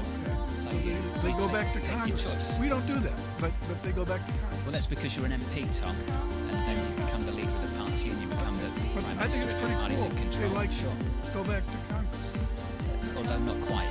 Are we going to go over that whole system versus system thing? No, I just think it's very cool that he can go back and be a House of Representatives or Senator. Because he's still an MP, Tom. Yeah. I'm not doing this. John, are we getting rid of VAR in the Premier League? I think would you like it? Got to make some mistakes over the weekend, Tom. Yeah. It's like they've got to fix this. I agree. Okay, thank you. We agree on something. We can move forward now. With Joe Matthew in Washington, Bloomberg's Joe Matthew, of course, with the Sterling radio program. Joe, a missile just launched by Agnanovich, Hood, and Wilkins, describing the folly known as the budget process in modern Washington. It used to be there was an appropriations committee for fiscal year 2023. They have like 12 or 21 bills, whatever. Yep. Passed exactly zero.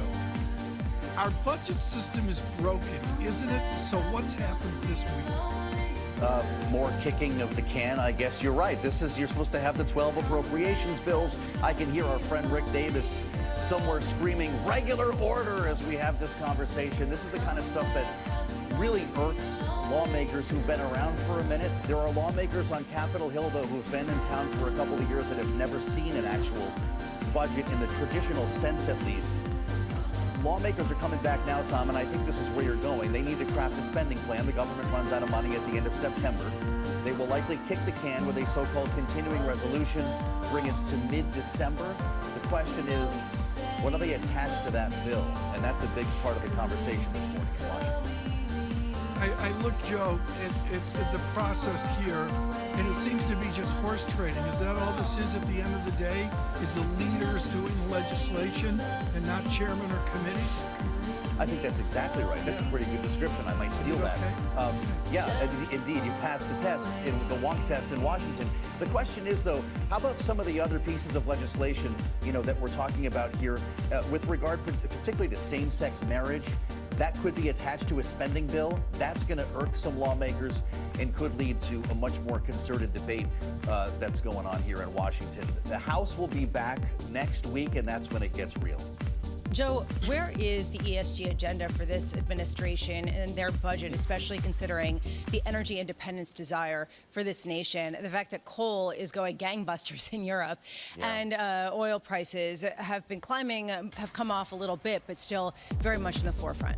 This is a really complicated scenario for this White House, Lisa, and I'm not sure exactly how to answer it because prices are driving everything. And as you well know, if you look at Joe Biden's approval ratings, they are tracking the price of gas very closely, an inverse relationship, almost like nothing else matters right now. So while the White House is celebrating 80 days or whatever it is of lower gas prices, they start talking about the ESG program, climate change, in the most recent bill that was passed, the Infrastructure, Inflation Reduction Act. Some of them start to sound the same after a while. The question is, how do we get through winter?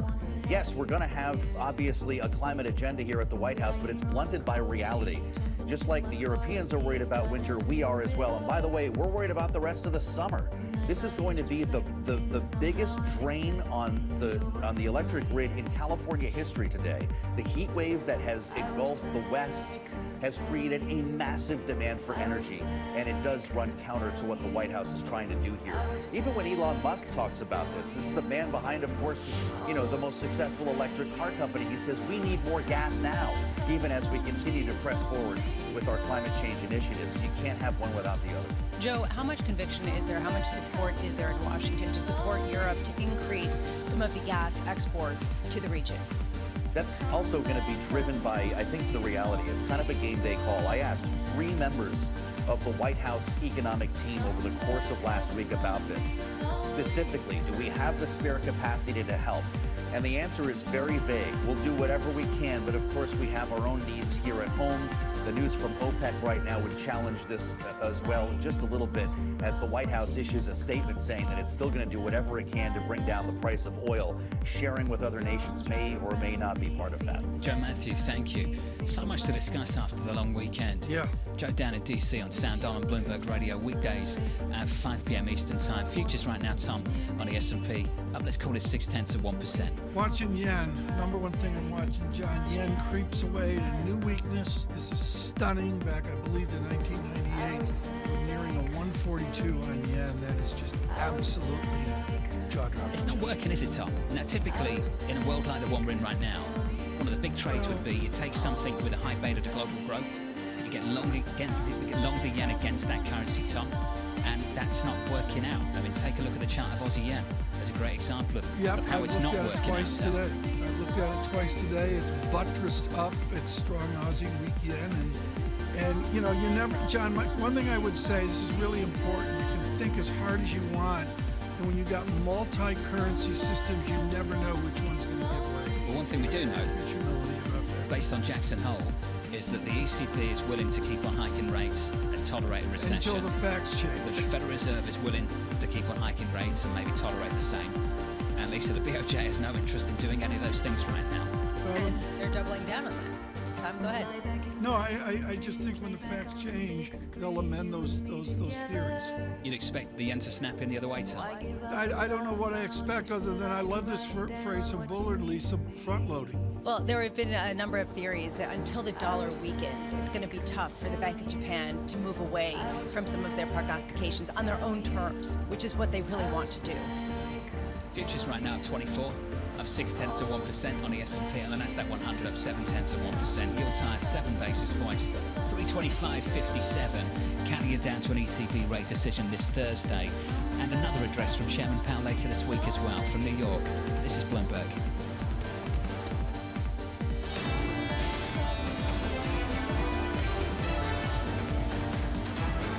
Live from New York City this morning. Good morning. After 3 weeks of losses on the S&P 500, just a small bounce back relative to the losses we've seen. Up about 0.6% on the S&P, on the Nasdaq 100, up 0.5%. Talked a lot about Mike Wilson over at Morgan Stanley, cutting his earnings forecast through 2023, looking for some significant revisions, and still says we have not seen the lows of this bear market. Says there's somewhere in and around 3,400 at a minimum, and we could see that at 4Q. That's the equity picture. Here's the bond market story. Yields lower on Friday off the back of a payrolls report that a lot of people said had that Goldilocks feel to it. Participation up, unemployment higher, wages a little softer, and still some robust payrolls growth. I can tell you, we took out some work from the front end of the yield curve on Friday. We added back in this morning at 7 basis points. On a 2-year, 345.55. Over the last month, we've done a lot of work in the gilt market. We just had in August the biggest monthly climb higher in 2-year yields on record in the gilt market. The 2-year over the last month up 120 basis points. The 10-year up 92. The currency a whole lot weaker. Cable 115.85 right now. 114 handle yesterday. I think the low of the session was 114.44. And Lisa's been asking the important question all morning. Liz Truss, the incoming Prime Minister, is talking up the prospect of 170 billion sterling of aid to offset the energy crisis. That's about 5% of GDP. How will we finance it? A weaker currency, higher yields, and how difficult is it going to be this time around to do the same kind of things they did back in the pandemic? When back in the pandemic, we had low inflation, we were cutting rates, and we had QE. And now we have high inflation, we're hiking rates. And Tom, in many parts of the world, we have QT. Well, in many parts of the world is the key thing here, John. What really strikes me, coming off Labor Day at the beginning of the financial season as well, is how discreet and alone the United States is. All these other places, to borrow from Troy Gajewski, are going to use the war inertia or the Asia COVID Chengdu lockdown inertia, and they're going to buttress off that, and the U.S. is alone in its excellence. You know who's alone, Tom? Who's alone in the central banking world? BOJ. Bank of Japan is in a very lovely place, and that tells you why dollar yen TK went through 142 a couple of minutes ago. 142, and those publications, John, are just absolutely extraordinary. There's no other way to put it. We're rapidly to that 145 level. Is 150 unimaginable? I'm not so sure. After a 4% move in the month of August, we add to it this morning. 141.99 right now, 142 flat. A move of 1 percentage point in that currency pair. That's the cross-asset price action. Let's get you some single names. We can do that with Lisa. Hey, Lisa. Hey, John. It really is a macro morning, and let's just put that into focus, especially ahead of the ECB meeting on Thursday and the confab of energy ministers in the Euro region on Friday. But there are some idiosyncratic stories. Bed Bath & Beyond is always one. This time plunging 14.4% ahead of the open as a result of the death of the CFO tragically dying. This seems to be what's generating the move in the shares. Lower GameStop, another meme stock, declining, perhaps in sympathy. People sort of questioning whether the froth is coming off. That particular sector down 3.8%. Tapestry, interesting. Those shares down 2.1%. Some people thinking that the retailer may struggle struggle because of the increased COVID lockdowns in China.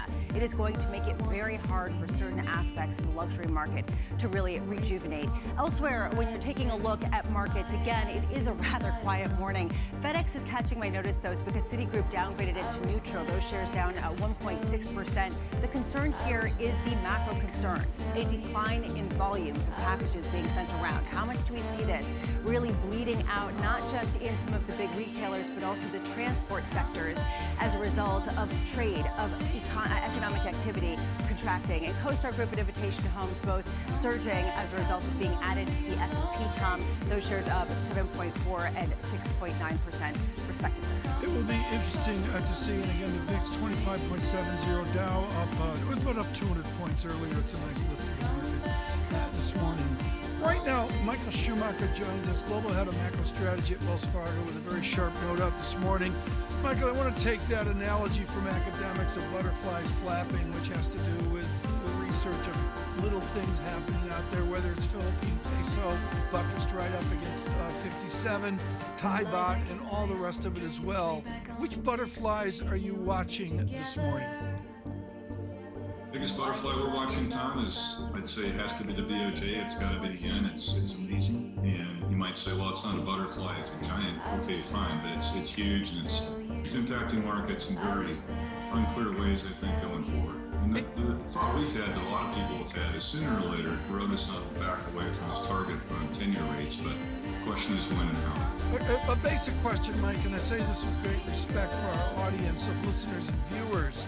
Why should Americans care about a stunning first and second derivative of yen weakness?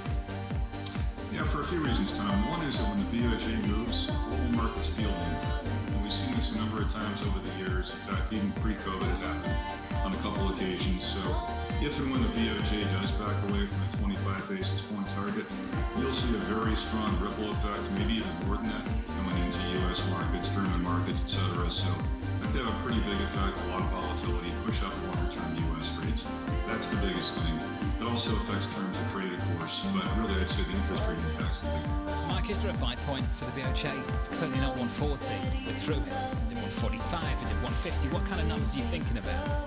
Yeah, John, it's interesting. At this point, I'd say we're almost in another region, so it's pretty difficult to say, hey, we've been here 5 times in the last 12 years. Here are the sort of entry points that work. Something north of 145 probably makes sense, but confidence level right now is very, very low. So anyone who wants to scale in, I'd say emphasize that, scale in. Don't try to pick the optimal point, you won't find it. Mike, given the concerns that people have about rates rising in the euro region, particularly because of trying to finance the deficit, of the issue in Japan that's going to lead to a lack of buyers for U.S. treasuries than the own U.S. inflationary issues, are you pushing back against the consensus trade of a couple of months ago to buy duration? Yeah, we think it's premature, Lisa, and it's interesting, and I think you do have to segment it market by market. So take a look at the pricing in the Eurozone right now, for instance. The ECB is priced to hike something like 170 basis points over the balance of this year. Sounds pretty aggressive.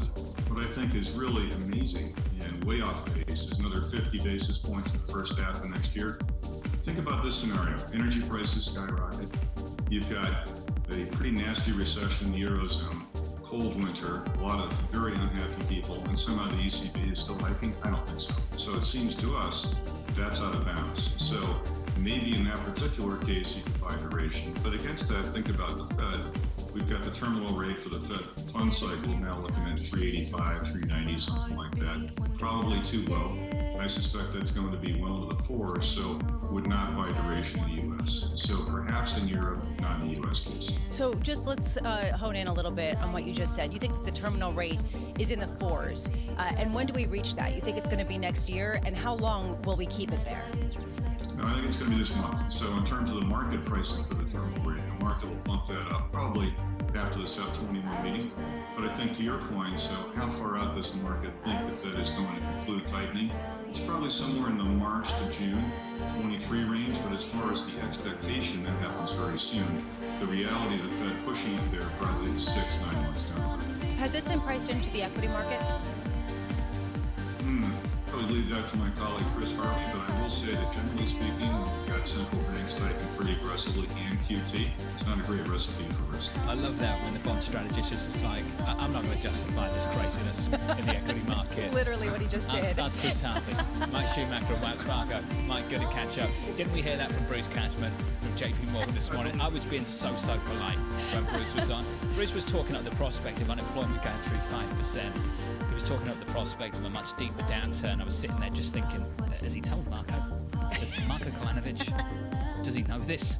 Elisa, based on what Bruce Kasman said about the economy? Are you saying that Marco just sits at a table by himself and everybody else? I've got no idea about the inner workings of the investment bank over there. I'm just saying Bruce Kasman was talking up 5% unemployment to get inflation back down. That's not the bullish equity market fairy tale we've been told. In fairness, taking a step back, you are seeing disagreement within shops. Pretty violent disagreement, which is healthy considering the fact that it's really hard to know what's going to happen and it's hard to know what's getting priced in. That said, hard to see how a 4.5% interest rate in the U.S. priced in this month is really getting priced into the equity markets, let alone the credit markets. Well, you asked the equity market question, so let's stick on it. That's the US. Let's talk about Europe. We're still off the lows of early July, as far as I can see. July 5th, still off the lows on the DAX.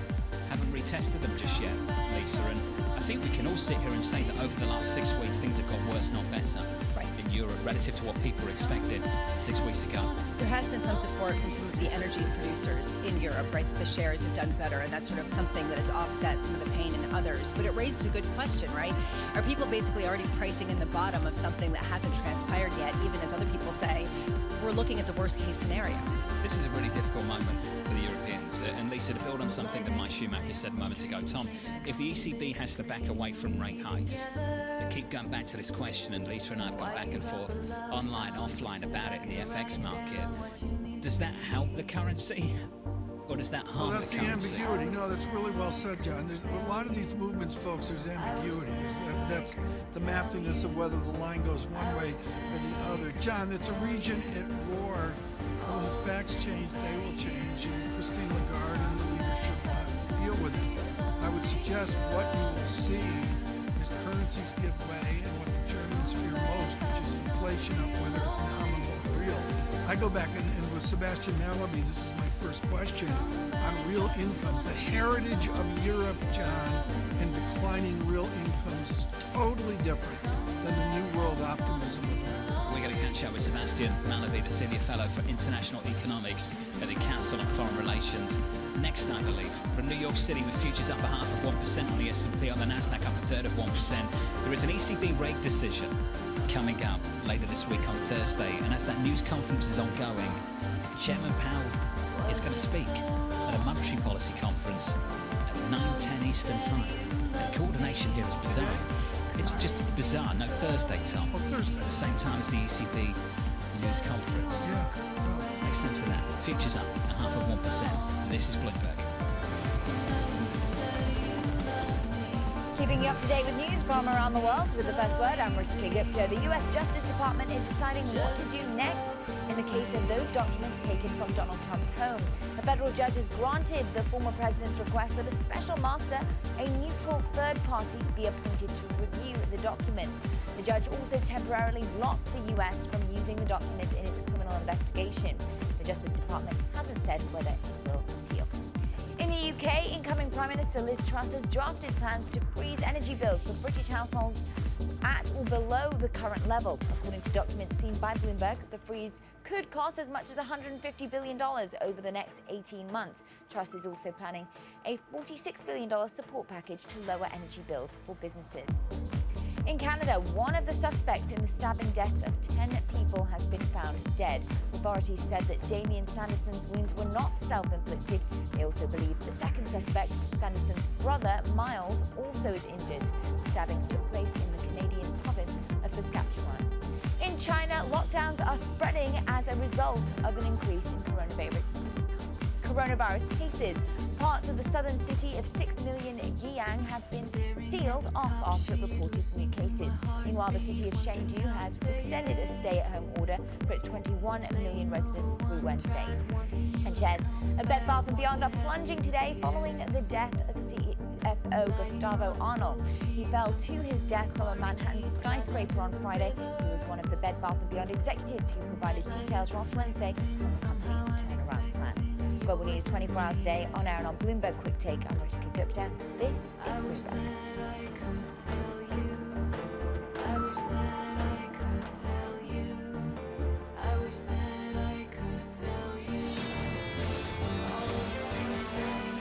But we do, I think, have to get people back into the real world post-COVID and a reminder that the government cannot solve every problem, does not have a bottomless pit of money. In the long run, the only way to protect our standard of living, protect people's welfare, is to ensure higher levels of productivity and strong economic growth. From one crisis to another in the UK, that was Philip Hammond, the former UK Chancellor, from New York City this morning. Good morning with Tom Keane and Lisa Abramowitz. I'm Jonathan Ferro. Futures positive, just about up 0.5% on the S&P, bouncing back from 3 weeks of losses on the Nasdaq 100, up 0.4%. Yields higher, Tom, up 6 basis points. Your 10-year, 325.57. Very good. Right now, a 3-hour conversation that Lisa, John, and I would like to have with Sebastian Mallaby, Senior Fellow for International Economics at CFR. And very importantly, John, and I was just going through the Winslow Homer show at the Met, and there was a painting owned by one S. Druckenmiller. It was a beautiful imagery of the Caribbean. I can't quite remember it. But anyways, I think, John, Druckenmiller won that painting in the Soros-Druckenmiller of 30 years ago today, as Sebastian reminds us. And John, all I can say is that's the arch fear, not to be doom and gloom, but that's the arch fear for next year is the United Kingdom unravels. Hey, can we build on this just for a second, Tom? Because I think it's so important. It's always described as the Soros trade that broke the Bank of England, but it's pretty well known and well reported by now that the architect for the trade was Stanley Druckenmiller. It was George Soros that taught Druckenmiller, so the story goes, to bet big, Tom, to go huge, to put the whole fund on something when you had conviction. But the original architect, I believe, was Druckenmiller himself, which is pretty cool when you look back all those years. Well, we know the 30 years here of 3 decades, I should say, and the tensions that are out there now. Sebastian Mallaby, thank you for joining us here. Does Liz Truss face dynamics like the United Kingdom faced 30 years ago? Well, there's one huge difference, Tom, which is that back in 1992, sterling was part of the European exchange rate mechanism, and that created one of these asymmetric bets for Druckenmiller and Soros, where they knew that sterling was not going to rise. It was sort of at the bottom of the permitted band in the exchange rate mechanism at the time, and because Britain was in a recession, the Bank of England was going to keep rates as low as it could get away with. Right, so if sterling was to rise a little bit, it wouldn't rise more. But if it crashed out of the ELN, it could go down 15% in one shot. And that's what created this totally asymmetric bet. That's why George Soros said to Druckenmiller famously, go for the jugular on this, put more money on. And they were both up all night trying to find counterparties to put more positions on so that they could get that $1 billion profit when sterling did crash. This time, today, the pound floats. It's already down a huge amount. It's down to levels of 5. So it's adjusted gradually. There isn't one single breaking point, and that creates dynamic. As a kid, Sebastian, you lived this. Your father was the United Kingdom ambassador to Germany, and it was a time of Deutsche Mark volatility, to say the least. Are you looking at the currency markets as being the release valve for a system buffeted by a war in Ukraine? Yeah, I mean, I think flexible exchange rates are playing their intended role of being shock absorbers. Right now, the US is in somewhat better shape than Europe. It's further away from Ukraine. It's less exposed to the inflation. So the US can have a very strong dollar, therefore absorb foreign imports more. And that's going to be a bit of a benefit for the rest of the world. China's in the dumps, and so it's not playing that role. And meanwhile, Britain, which is in a very weak position because of uncertainty over huge gas price rises, baked-in inflation, Goldman Sachs predicting 22% inflation coming up in the UK. So these are dire straits. But because sterling has already fallen a lot, it gives some release in terms of a stimulus to exports from Britain, an attraction for foreigners to come into the UK property market because everything is so cheap. and that is somewhat of a stabilizing factor. Sebastian, have you framed these numbers yet from Liz Truss? 170 billion sterling to offset some of the energy pain. Have you thought much about how big that actually is, the scale of that, and what it could mean for respective bond markets across Europe? Yeah, I mean, we've come out of this, COVID shock of enormous fiscal response to a public health emergency, and now we're going right back into a new kind of shock, an energy price shock, which is going to call forth another round of enormous stimulus. I haven't got the numbers in my head as to whether these 100 and something billion that people are bandying around, we don't know for sure what the numbers are going to be yet, because the speech will come on Thursday, I believe. But whether it's bigger or smaller than the COVID fiscal response, I'm not clear, but it's cumulative, right? We've already got a position of huge public debt because we've come out of COVID. And now we're going to lay on more, and it's not clear how much the market's willing to finance. Now, at some price, if sterling depreciates even more, I guess foreigners will come in and buy UK assets and plug the funding down. But it may take, an even weaker pound for that to happen. Sebastian, back in the pandemic, policy from fiscal authorities and monetary authorities complemented each other. This time it feels like it's in conflict. What do you think the consequences will be for things like growth, inflation, with these kind of dynamics? Yeah, I mean, that's a super important point, because, as you say, in COVID, we had the era of magic money, as I called it in a foreign affairs essay, meaning that there was this assumption inflation wasn't going to be there, so you could have both fiscal and monetary stimulus, and you were not afraid of being punished in terms of high inflation. Now, clearly, that's totally reversed. High inflation is a reality, so central banks have to raise rates. So we're in a situation where you're getting fiscal stimulus on the one hand in Europe, but at the same time, the ECB this Thursday is going to raise euro interest rates. And the Bank of England is going to have to tighten too. And so you've got, as you say, the two engines pulling against each other, and that's going to create more of a stop-start experience, and it's going to be tougher. Sebastian, do you consider this as a one-off winter, or do we have to gear up for a repeat act next year and maybe even the year after that? Well, I'm pessimistic in terms of the geopolitics of the war. I do think that neither side has an off-ramp. Ukraine cannot accept the idea that it lost the territory after February the 24th in a permanent way, so it's determined to win that back, and there have been these atrocious war crimes in Mariupol, and no Ukrainian leader can just say, well, that's okay, we're going to negotiate. On the other hand, Putin is not the kind of person who's going to lose face easily. So I think the war, to answer that part of the question, could go on indefinitely. It could be a very long process. On the other hand, we have to remember that with the inflation shock that results from the war, you do get these base effects. So the first round is that, energy prices spike up. That creates inflation. But they're not going to spike up further from the spike. At some point, indeed, we've seen that in markets, they start to come back down. So because of these base effects, I don't think inflation is an ongoing double winter kind of problem. Sebastian, this was a clinic, and it's a conversation we need to continue very soon. Sebastian Malaby there with the Council on Foreign Relations. TK, a very, very different policy picture this time around to 2 years ago. Yeah, again, the separation here for me, John, is the war in Ukraine. Angela Stent writing in the centennial edition of Sebastian Malaby's Foreign Affairs. It's simple. A brutal essay on Vladimir Putin. And Peter Schiff Academy just publishing Wake Me Up When September Ends. He's not alone. No. From New York, this is Bloomberg.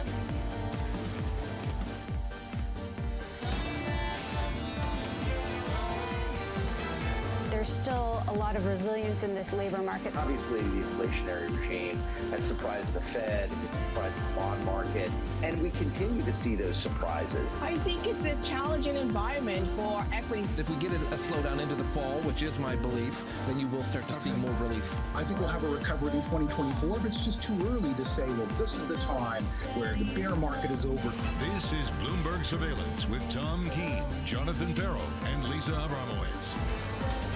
Good morning, everyone. Jonathan Farrow, Lisa Abramowitz, and Tom Keene. An exceptionally busy Tuesday morning. A new prime minister in the United Kingdom, but in the markets, a new currency regime. John? And I think we've got to join the two, Tom, We've got a weaker currency in Japan. We've had more recently a weaker currency in the UK. The why? Because there's going to be a big fiscal effort, Tom, and there's a big question about how they're going to finance it, through higher yields to attract foreign investors or through a weaker currency, and or both.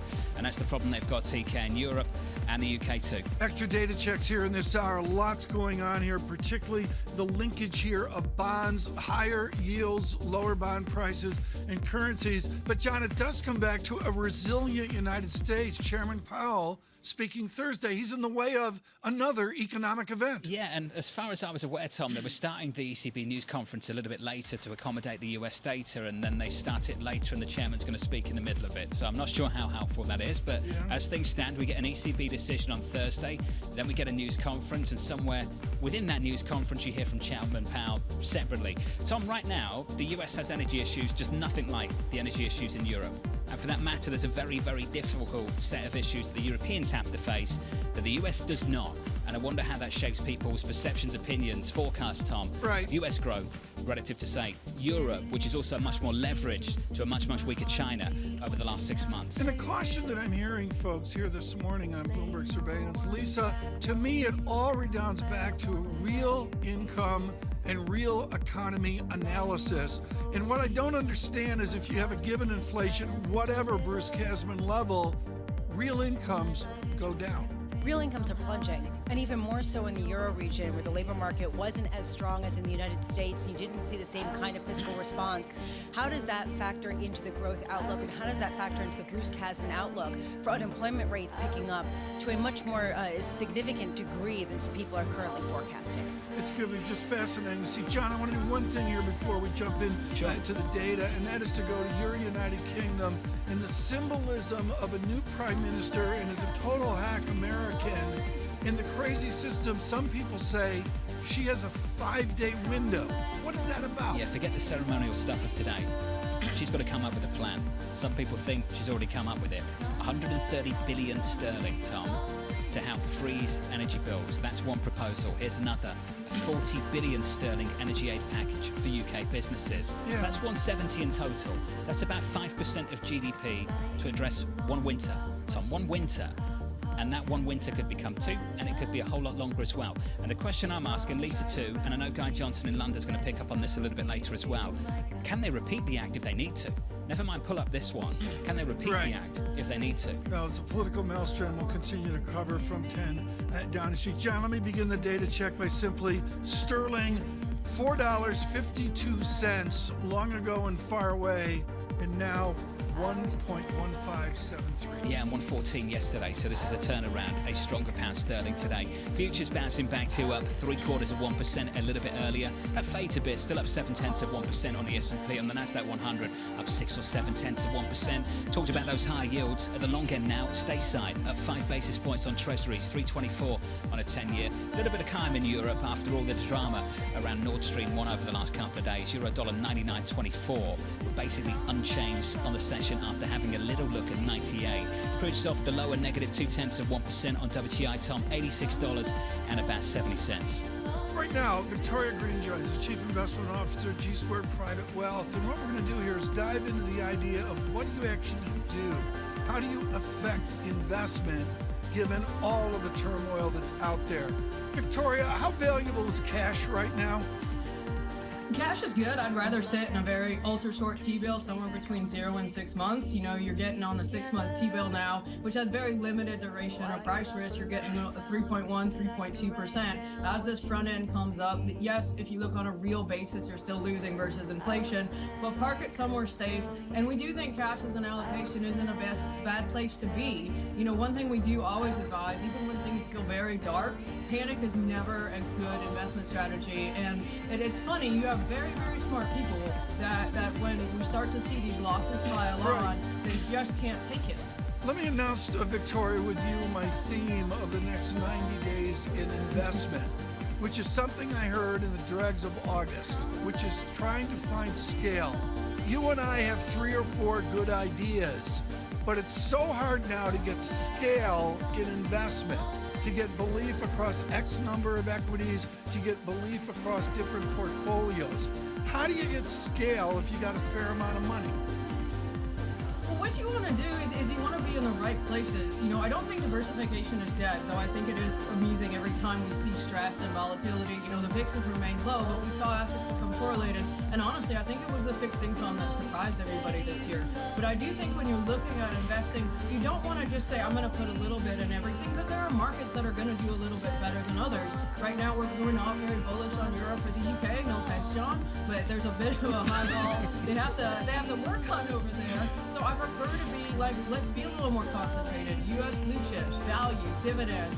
Put your stocks where you're going to have a little bit of a bunker mentality, and then work your way back out into risk. We're never black and white. We're not a hedge fund. We're not trying to long short and trade every single day. But if you were to look at the world, I'd say I would bunker in quality. I'd make sure you understand everything you own and what kind of risk you have in your portfolio, and then understand your time frame as an investor, because if you can wait it out 6 months, 12 months, it's going to be okay. It's just you have to emotionally get ready that maybe you should look at it every day, and then definitely don't panic. And honestly, panic is one of the biggest risks to investors right now. Let's say we go down 4 weeks in a row. Let's say we retest our 3,600 lows. Do you have the courage and conviction to hang on to your stocks? And the answer should be yes. Victoria, you know me. I don't take offence. I just draw the line at soccer versus football.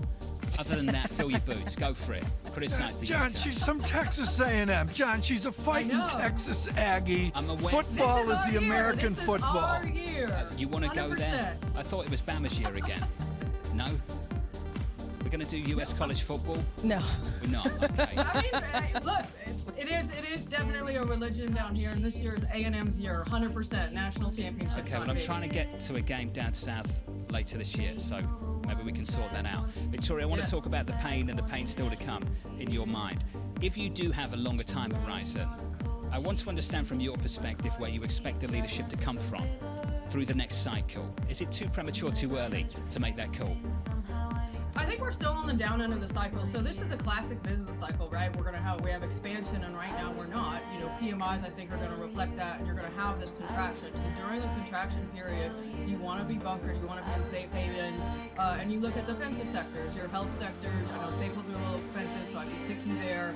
Utilities versus REITs have done well, and I still don't mind a little bit of energy. And one thing I think is fascinating about that part of the market is that energy prices or energy stocks are decoupled a little bit from oil prices. So we saw in August WTI pull back about 8-9%, but the energy sector was actually still positive in August. And I think a lot of that is the way U.S. energy companies are giving back to shareholders, their dividends, their fixed plus variable dividends, their buybacks. So even at 86, you know, we think there's a lot of very profitable energy companies, and the U.S. is now becoming an energy exporter. I think we exported something like 10 million barrels of refined product just last week.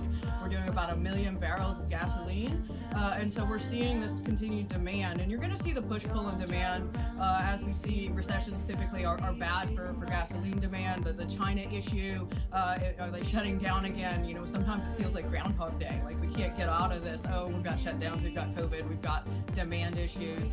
And then when everything feels terrible, that's when you want to start buying some growthy things and some longer duration equities. But you don't necessarily want to hold a ton of higher beta, higher risk stocks right now. Victoria, just quickly here, have the large cap U.S. stocks priced in European recession and the strong dollar?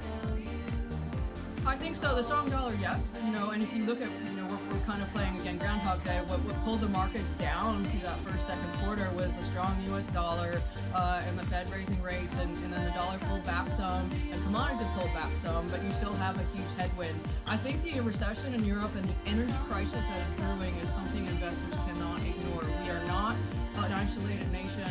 We're interdependent with each other, and as you guys were talking about earlier on the show, this may be a crisis that drags on. It is going to be very difficult to replace the amount of gas that is needed over the winter, and potentially to do it on a go-forward basis. We're even drawing down our SPR. It's as low as possible, the strategic petroleum reserves. Ever since we started building it up in the 70s and 80s, we are now back down to levels we haven't seen. So how long can these Band-Aids continue? We'll have to see. Victoria, thank you. Always good to catch up. Victoria Green there of G Squared Private Wealth. Often a mistake, Tom, sometimes a mistake, to extrapolate out the negativity currently at several years, but it's worth a conversation. Are we ready to talk about this next winter, the winter after no, that? I think you're dead on, and it frankly comes back to the war. I mean, the idea, I still love, John, how certain media are like counting the days of the war. Sure. It feels like the first Battle of Bull Run, which is the American experiment. John, I totally take your point on the extension of this, and I just wonder the separateness of America this morning. Let me look at yen. See, it's 142-ish, 141.92. John, Texas A&M and Alabama, October 8th. Very cool. Very cool. How do we get tickets for that? Is it difficult? I hear it's very, very difficult. I think the only one I know in our orbit that could get tickets for that, Kaylee Lines, is so wired. Maybe she could hook that up. She is so wired. Is she, Tom? Let's work that out. Let's work that out. I hear that's the closest you get to European football in terms of atmosphere. You need to go to a college game in the South. Am I right, Brammer? Honestly, am I? UVA is not Alabama. I'm just saying, Virginia. Well, no, she likes college football. Okay, all right, football. So perhaps she can get it. It wasn't a UVA connection. Okay. It was just she likes college football. Good clarification. And that, Lisa, given where the bar is for this show in college football, that's got that right. Above where we are at, that she likes it, and maybe she's a little bit more dialed in. Thank you. Up 0.75% on the S&P from New York. This is Bloomberg. Keeping you up to date with news from around the world with the first word, I'm Ritika Gupta. The Justice Department is considering whether to appeal a judge's decision regarding documents seized from Donald Trump's home in Florida. The judge has granted the former president's request to have a special master, that is a neutral third party, review the papers. The judge, who was appointed during the Trump administration, also temporarily blocked the government from using the documents in its criminal investigation. Liz Truss officially becomes the UK's next Prime Minister today after winning the Conservative Party's leadership contest. And she's drafting plans to aid households and businesses with their soaring energy bills. The proposals could cost close to $200 billion. European leaders are scrambling for emergency fixes to an energy crisis that is getting worse. In Germany, the government reversed policy and moved to keep 2 nuclear power plants alive. They'll be kept in reserve in case they're needed for this winter only. Meanwhile, Germany's agreed to export more electricity to France. The French will send gas to Germany when it's needed. The drugstore chain CVS keeps expanding beyond its retail origins. The company has reached a deal to buy home health and technology services provider Signify Health for about $8 billion in cash. Other bidders included Amazon and United Health. Global news 24 hours a day on air and on Bloomberg Quick Take, powered by more than 2,700 journalists and analysts in more than 120 countries. I'm Ritika Gupta. This is Bloomberg.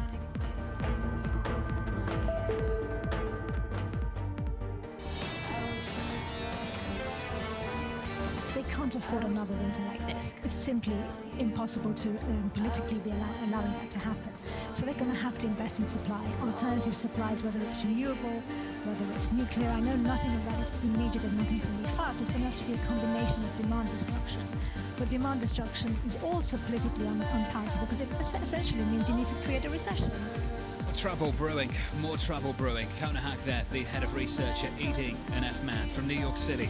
Good morning, Tom Keene. Lisa Brammer and Jonathan Ferro. Futures positive 0.7% on the S&P. On the Nasdaq 100, up around 80 points, up 6 or 7/10%. Euro dollar unchanged at 99.29. Here comes another one.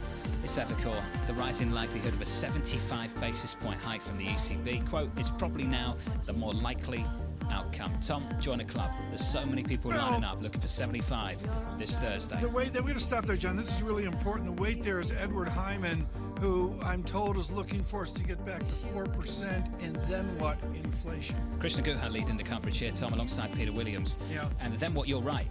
Then what next year, if you get the kind of demand destruction that Kona's talking about, right, the European economy, Tom, then what for the ECB? That's right where I wanted to go. Joining us now, the historian and head of hydrocarbons for all of Bloomberg, Will Kennedy, joins us this morning in London. Will, to round this out, and I'm sorry that we missed you on your trip to Balmoral this morning. Will, to round this out, the arch fear here, looking at Rotterdam coal, which you and Javier Blas look at by the minute, is a United Kingdom that returns to the agony of the 1920s and the 1930s, that time of real income slowdown. Is that a reality given the energy impulse there so different than America that we could see in the United Kingdom, a legit long-term real income decline?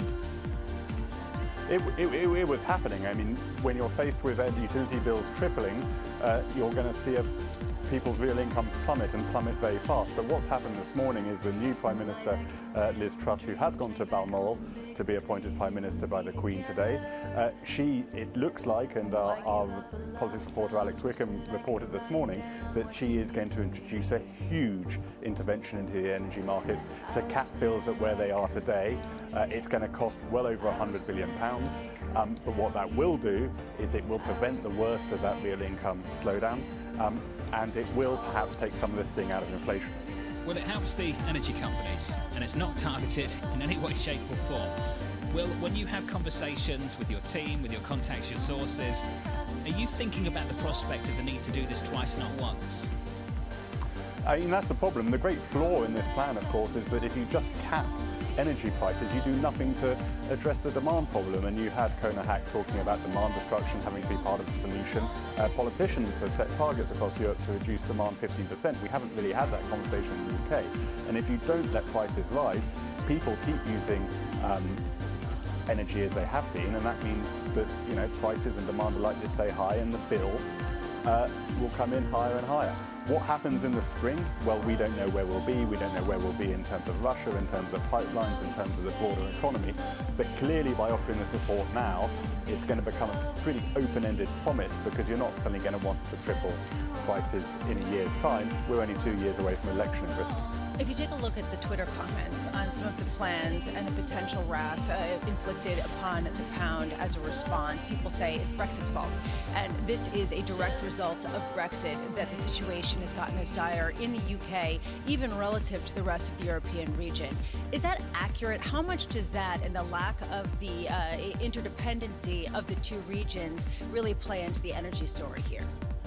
I don't think it's a huge issue in the energy story. I mean, it may be a part of the broader weakness in the pound may well be to do with Brexit. But when we specifically talk about energy, the energy markets remain as interconnected as they have been before Brexit. We still have big gas and power connectors between the UK and the EU. And they're still working. I think people overcomplicate this issue sometimes, talking about the energy transition. And, at the end of the day, this energy crisis is happening across Europe because Vladimir Putin took the decision to stop supplying gas to Europe. Well, it's and also, that, at the end of the day, is the bottom line. It's the policy response to that war that has exacerbated these issues. So it's not the war per se, it's the policy response to it. When you look at the support in general across Europe right now, across countries and within electorates, are you seeing any fragmentation, any breakdown in that support for the policy response to this war? Well, we have seen some protests over the weekend, most notably perhaps in the Czech Republic. I think that it is a key concern of policymakers. They realise that it's going to be a tough winter and they've got to find the policies to get through it and to bring their populations with them. And that's why you're seeing the kind of interventions that you're seeing from Liz Truss's new government, but also that we saw over the weekend from Olaf Scholz's government in Germany, where they had a package of sort of 60-odd billion euros. France has already capped prices. As I've said before when we've talked, the answer here is a huge fiscal intervention. It's now happening. You can see it happening. John, to you and to great respect to Will as well. John, is Prime Minister Truss a war prime minister? Well, Tom, there's a war, but she's not directly engaged in it, is she, Tom? Would you say the UK is at war with Russia right now? Would you say that? I think you can say at wartime. There's a war in Europe taking place in Ukraine. Will, carry on. Please jump in. I think what we're seeing this week, and the way I would describe it, is that we are seeing an economic war between the West and Russia, and an energy war. And we've seen that escalate this week with the price cap idea on Friday and the response of shutting out Nord Stream. And I think both sides are working out how to get through the winter and how that war plays out through the winter. On the one hand, Russia is making a bet that the pain will be so great that they will break European resolve. On the other hand, European governments are marshalling their balance sheets to bring huge financial power to bear to get them until the spring. It's a high stakes. It's going to be an amazing, ugly blinking contest. Well, that's for sure. If we can all also trivialise it that way. Well, you're just one of the best, and I love catching up with you, mate. You know that. Will Kennedy, thank you, sir, out of London. Bramo, it's expensive. It's going to be difficult to do it once. It's going to be much, much harder to try and do this twice. And the reason why I mentioned Brexit is because the reason why the currency can be the pressure valve is because it is not part of the European region trying to assess this in real time together. It never was part of the euro, but still it's relevant in the isolation of the UK economy at a time when the interdependency could be helpful in terms of scale. We're going to see different approaches here, Lisa, to addressing this issue. And the latest from Liz Truss is she just goes for the blanket big one. 130 billion for consumers and 40 billion for businesses. We'll see if they're the numbers, if that's the plan. But you said this. Okay, let's say that's the plan now. What happens if they have to do a redux of this in a year? What then? You'd have to imagine it's slightly different and revolves around demand destruction in a much more material way. See which way Europe goes to on this. It's already getting very expensive, Tom. Do we see a Chancellor of the Exchequer today? No idea, actually, Tom. Hopefully in the next 24 hours we get some more detail on that. Futures up 7/10 from New York. This is Bloomberg.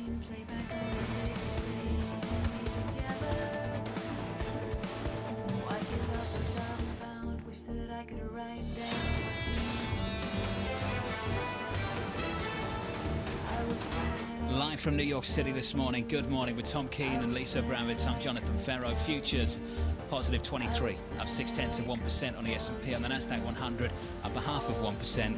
Josh Wingrove down in DC here at Bloomberg put this tweet out moments ago. The president is planning a celebration of the Inflation Reduction Act next week on the same day that August CPI data comes out. So there you go.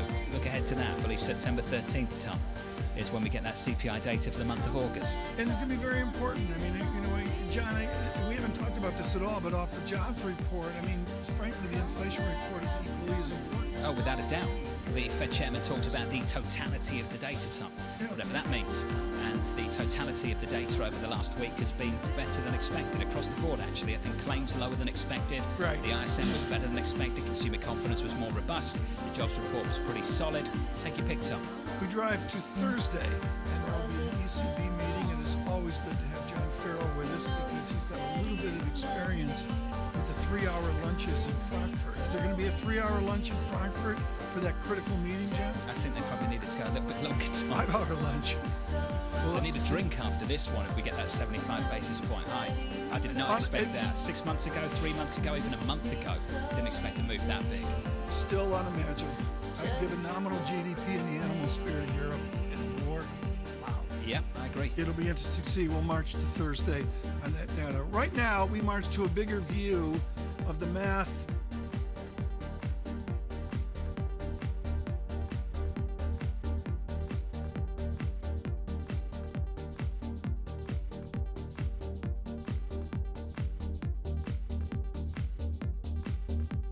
China, President Biden is out-trumping Trump. We'll tell you how. And low water levels across sections of the Mississippi River are causing havoc for supply chains. We'll tell you what's being done to get barges flowing again and the economic impact. Don't go away.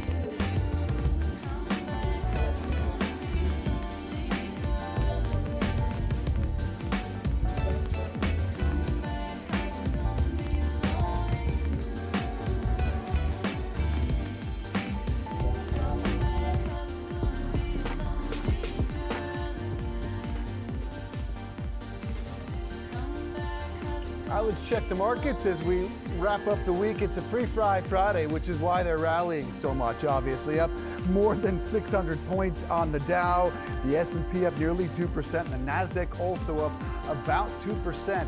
A strong Friday to wrap up this week. Let's talk about it with Youngyu Ma, BMO Wealth Management, U.S. Chief Investment Strategist. Good to see you, sir. So let's discuss this rally to end the week. Largely, we perceive on the perception that Mary Daly, San Francisco Fed President's comments were dovish. What do you make of the rally? Well, it's welcome, certainly, and I think there are a lot of market participants that have had a lot of challenging days, and so a day like today is certainly a good relief. But if we look more toward the medium picture, we still have, as your previous guest said, a lot of inflation pressures. The Fed still has a lot of work to do, and interest rates are still rising. So we're not putting all that much stock into this one day, but it's certainly welcome, and we'll take it. Well, Youngyu, what do you make then of the next couple of weeks, the next couple of months, in terms of the fact that the Fed's going to stay more aggressive? The 75 basis point hike seems like a sure thing at this point. At the next meeting, is that going to trigger a sell? I think the 75 basis point is pretty much baked in, and the big discussion now is on the December meeting, whether it'll be 50 or 75 basis point. But I think if we take a step back, the market's in a bit of a catch-22, because if we want earnings to stay stable, given the costs that companies are facing now, both wage pressures, other input costs as well, for them to pass those costs on is what's necessary for earnings to stay stable. And passing those costs on means inflation. That means the Fed has to continue to be aggressive. So we're in this push and pull dynamic here that's not easy to get out of until we get much better inflation readings. Interesting. A huge week of earnings next week, but in the rearview mirror, what's the lesson, the thematic lesson that you've seen in earnings so far in Q3? Well, expectations came down a lot. I think that's the important thing to remember. Earnings expectations, if you strip out the energy sector, they went from about a positive 6% back in July for this quarter's earnings, all the way down to, I think, negative 3%. And so once you lower the bar that much, it does set up an environment where it's a lot easier to beat earnings, a lot easier to have relief rallies. But the problem is, when we go into Q4, if we continue to get downgrades and lowered earnings estimates, we'll go through the same pattern that we went through leading up to this quarter, which is a challenging environment. So I think the themes are there's some stability. Companies are finding ways to manage costs, to pass costs on.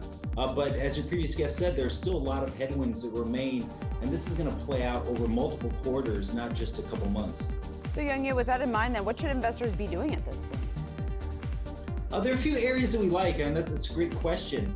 We certainly do like a value as a long-term play, even small cap value, where valuations are starting to look more attractive. And we're actually looking more favorably on fixed income than we have in a very long time. I think it's gone from an environment where we had a few years ago what was referred to as TINA, there is no alternative, to what I'm calling now as TERRA, there's a real alternative. And that real alternative is in the fixed income market. You can get 4% on a 2-year, about 4.5% on a 2-year treasury. You can get over 6% in triple B corporates. You can get around 9%, almost 9% in high yield corporates. Those are starting to look pretty attractive here. So the fixed income market is going to be getting more and more attention as these interest rates continue to rise. Then has the path narrowed to a soft landing? There is still a path to a soft landing. We do want to emphasize that. That's still our base case, a soft landing, but that path is narrowing. As interest rates continue to rise and rise sharply, as the trajectory for inflation continues to look like it's going to be quite a sticky path ahead. And as global factors and geopolitical factors continue to present problems, that path is starting to narrow. But on the positive side, we do want to reiterate the job market is very strong, consumer spending.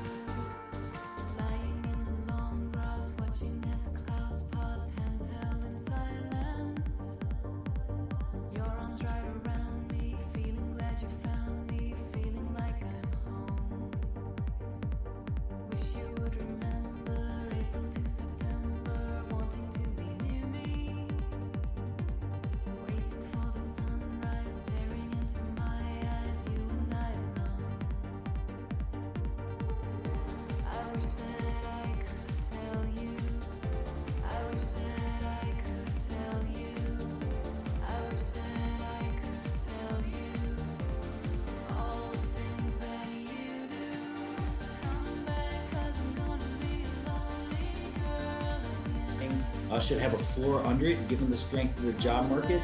And so there is a path ahead that can lead to a soft landing, but it becomes challenged as interest rates continue to rise. Young-Yu, we were talking to Mark Zandi yesterday about when he expects to see inflation significantly cool, and you told us that he expects it to be cut in half in about 6 months. Do you agree with that? I think that's a reasonable estimate. I guess it depends on which measure you're looking at, headline or core, but I don't think the challenge is getting from, say, 6%, 7% inflation down to 3.5% inflation.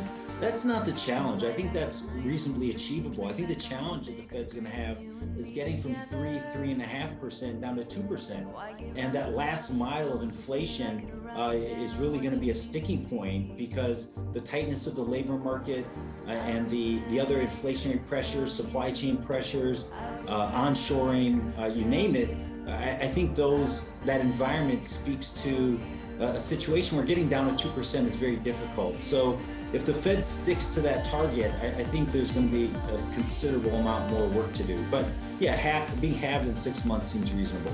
And then, of course, the debate out there is whether or not even has to get to 2% in order for the Fed to think that the job is complete. Well, Young-Yu Ma, always great to have you. Thanks so much. Have a good weekend.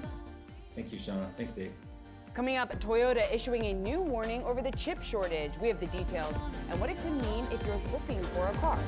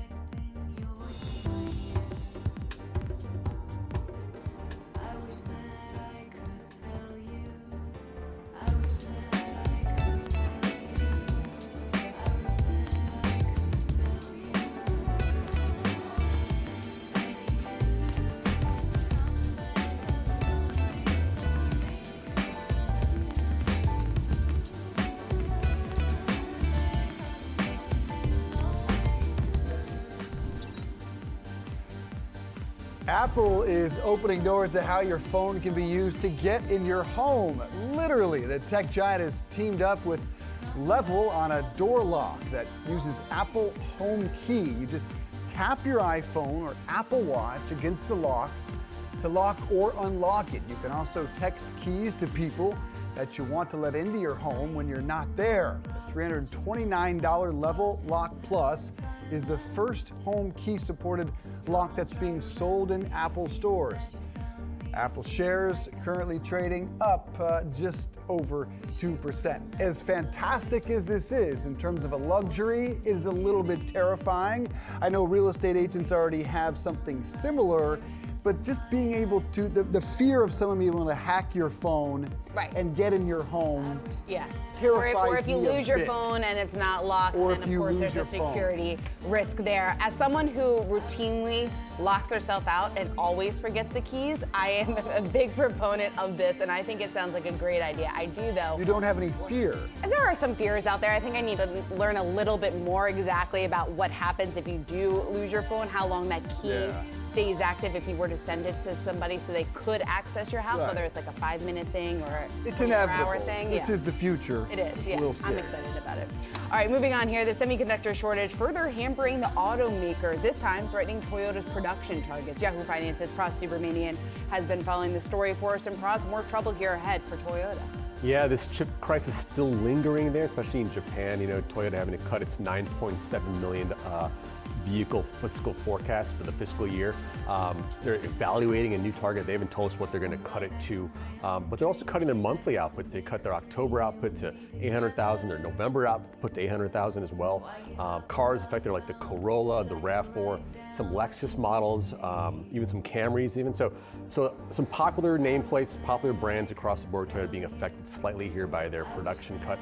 I want to note that 9.7, that was the original million forecast, was an all-time high for the brand. So they're really optimistic here. Last year they made around 8.6, so they actually were kind of like projecting a big 2022, but clearly not happening right now. All right, Pras, stick around. I want to talk a little Elon now. Even by Elon Musk's standards, it's been a very volatile 24 hours. Most notably, reports suggesting the Biden administration officials are discussing whether his deal should be subject to U.S. national security reviews, including Twitter and SpaceX's Starlink satellite network. Now, according to Bloomberg, one way to do so would be through the law governing the Committee on Foreign Investment in the United States under the Treasury Department.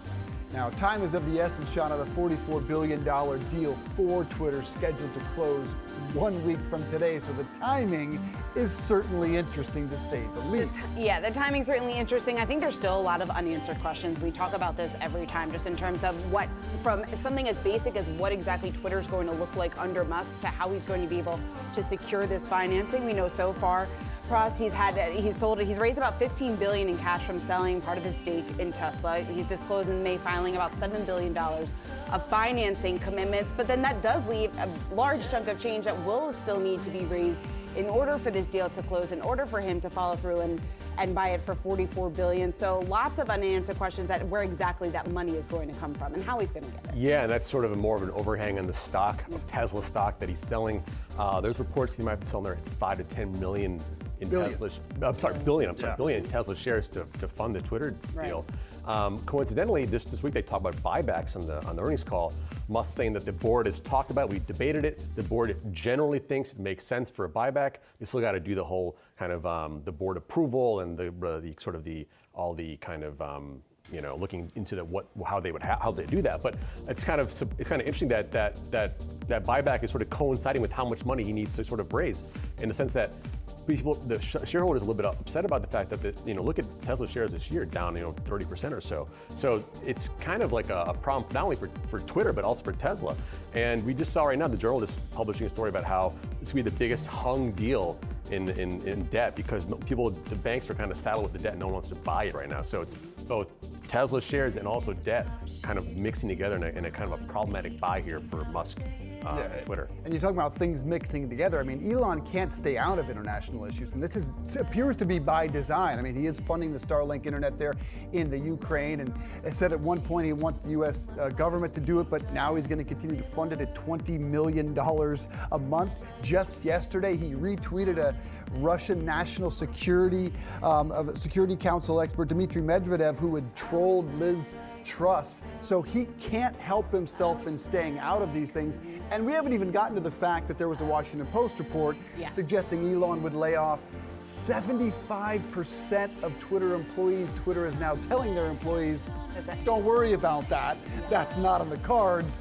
You, for of now. course, are going to worry about that and start freshening your resume. Yeah, of course you are. And we've already heard some analyst reaction. Dan Ives is out with a note saying that you can't cut your way to growth. Simply that is not going to happen. He went on to say that if we do see Musk come in and cut in the numbers of that 75% range, it's going to be way too aggressive in their option, coming in and doing that right out of the gate. And it's going to take years before this XApp strategy takes hold. So if you go and cut 75% of the workforce, I mean, that also lends a lot of questions to exactly why he thinks Twitter is going to be able to operate with a 75% reduction in the headcount. There are around 7,000 or so employees, I believe, at Twitter, but that's significant of a cut. You've got to start scratching your head and say, what the heck is Twitter going to potentially look like under Musk? Yeah, I mean, he's sort of taken the viewpoint of, I'm from California, Silicon Valley, I know how to fix these things. We can do this better than how Twitter and current management is doing that right now. One thing I want to note about the CFIUS stuff is, I was talking to Kiko about this. You have the kind of like, let's say China cracks down on free speech on Twitter, and Elon says, I don't want to do that. What about your next Chinese factory? Are they going to then step on him on Tesla in order to get him to act on Twitter? So he's got his hands everywhere, but that can be a problem with regards to that sort of thing. National security concerns are obvious everywhere. Pros, thank you. Good stuff. All right, coming up, American Express shares falling despite reporting an earnings beat. Find out why when we come back.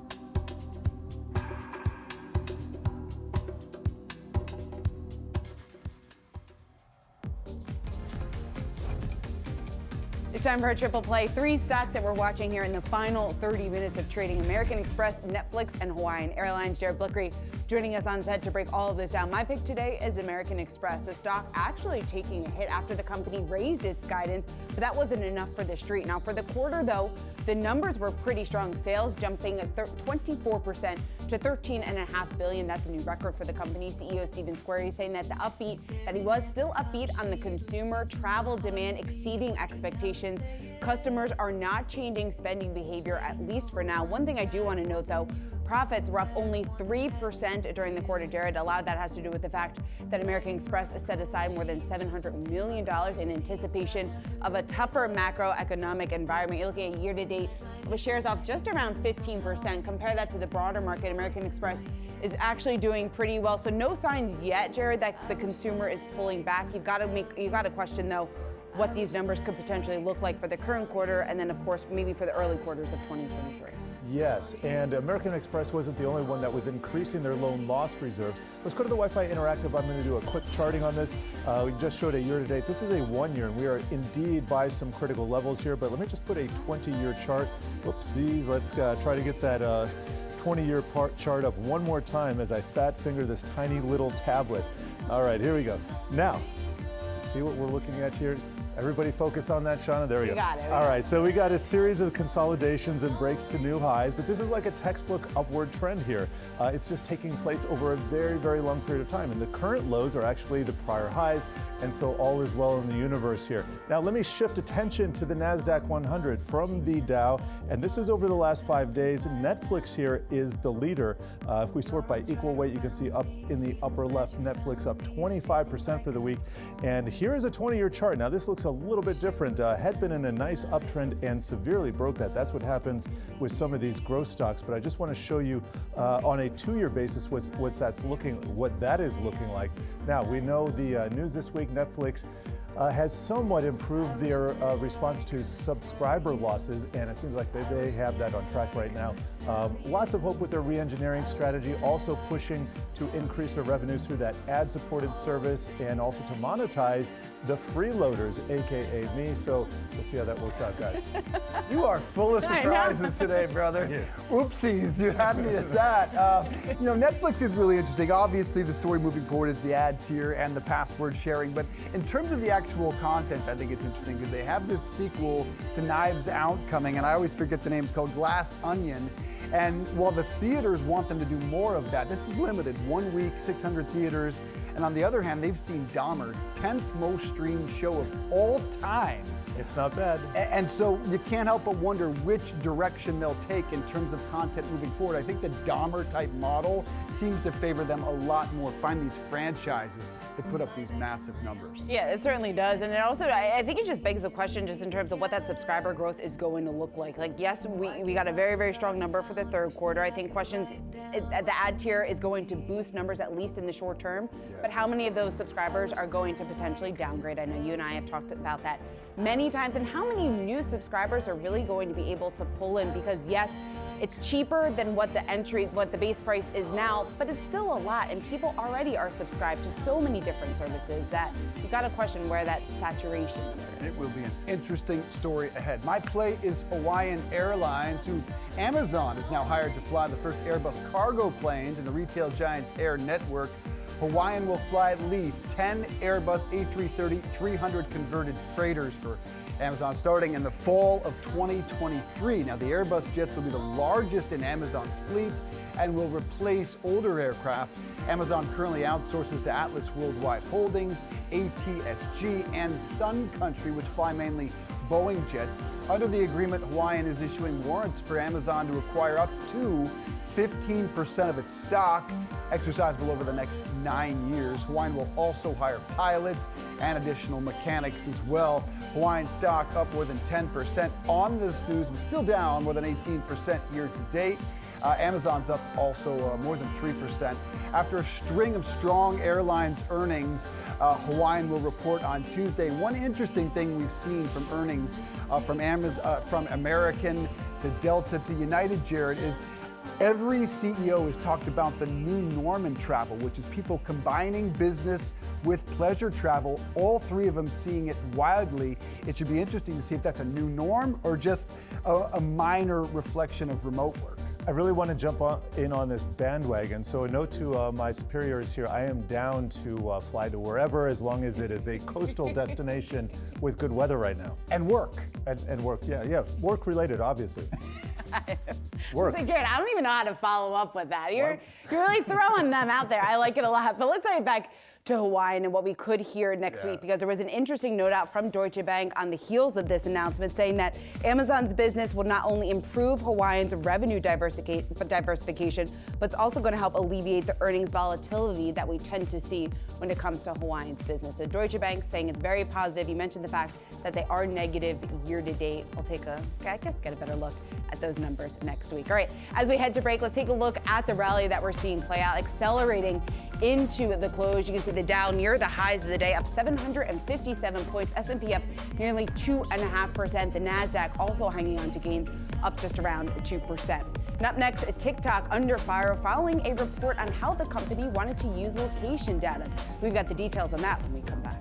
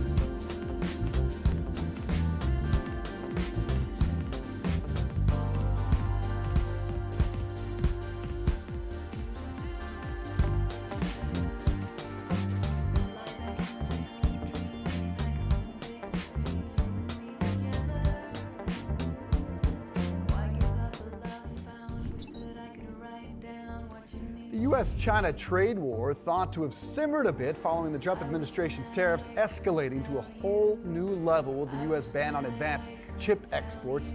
Senior columnist Rick Newman and presidential candidate in 2024 joining us now. No, Rick, you're not running? You've declared, right? Tax breaks for news anchors. That's my whole platform. That's your platform. So tell us about the escalation here. These are new rules that the Biden administration announced 2 weeks ago with almost no fanfare. And if you remember back, everything about the Trump tariffs on China went through a megaphone, whether Trump was talking about it on Twitter, on all of his interviews, and everybody had to figure out, is he really going to go through on this threat or not go all the distance? What Biden has done seems to be far more significant with far less fanfare. And the short version of this, it's very complicated, is a whole new range of what are basically embargoes on advanced semiconductor sales to China, and also any technology that China might be able to use to make its own advanced semiconductors. So one analyst described this as an intent to strangle with an intent to kill China's artificial intelligence industry. And this has everything to do not just with computers and technology, but it has a lot to do with surveillance, electric vehicles, and certainly with advanced weaponry. So the Biden administration is doing something here. Trading in China, there are many American businesses that want to sell to the Chinese market and do sell to the Chinese market. I mean, think about Tesla and Apple, for example. They could also restrict sales to the United States of things like rare earth minerals. There are some such minerals really important to technologies of the future that China has kind of has a corner on the market. So they could do that, or they could do subtler things, and they could also file a complaint at the World Trade Organization, which would take years and years to resolve, as is usually the case. So this is going to be very interesting for a long time to come.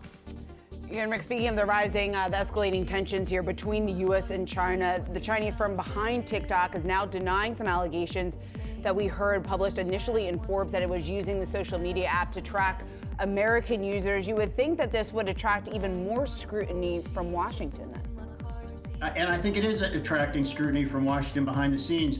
This is kind of a weird dance, if you will, between ByteDance, TikTok's parent company, and Forbes.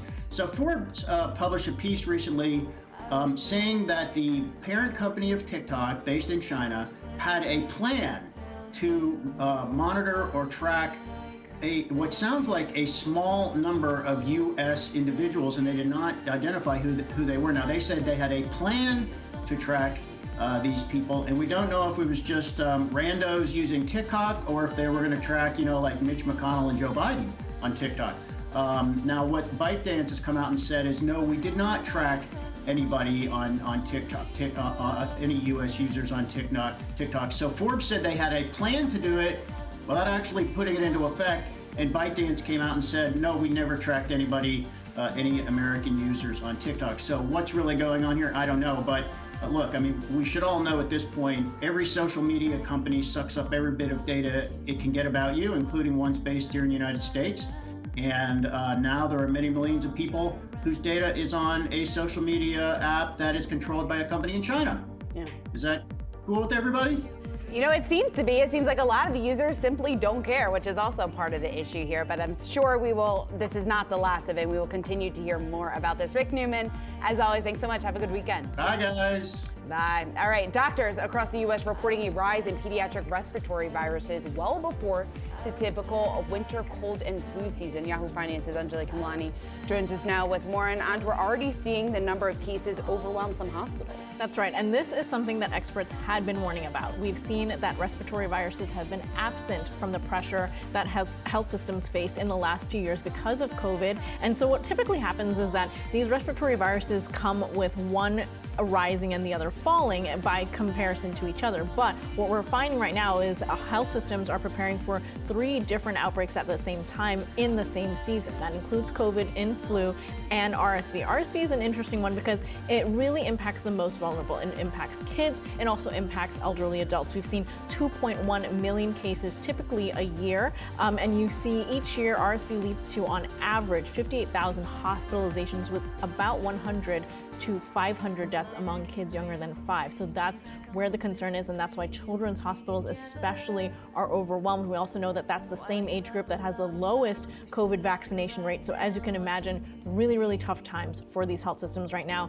Not surprising, health experts have been warning about this in previous months, and we're starting to see an early aggressive flu season as well. We just spoke to the LabCorp CEO, Adam Schechter, about one test that can test for all 3, COVID and the flu as well. So, and vaccine companies are working on combo vaccine for the same reason. Yep. So the rise in respiratory illness, shortage of amoxicillin reportedly. What are we learning? So we know that this is largely affecting certain CVS locations in the country. It's not a widespread shortage just yet. The company is working with the manufacturers right now. No more details on that. It's important to note that this is something that's been sort of hopscotching around the globe. We've heard reports of shortages on and off throughout the year in different countries as well, from various manufacturers. And it's unclear right now what really is causing that, but we do know that CVS is on track to resume this, and it shouldn't be a widespread issue.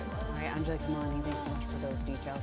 Coming up next, the new business, or big business, I should say, of Taylor Swift. A number of companies are teaming up with her to promote her Midnight's album. We'll have the details after the break.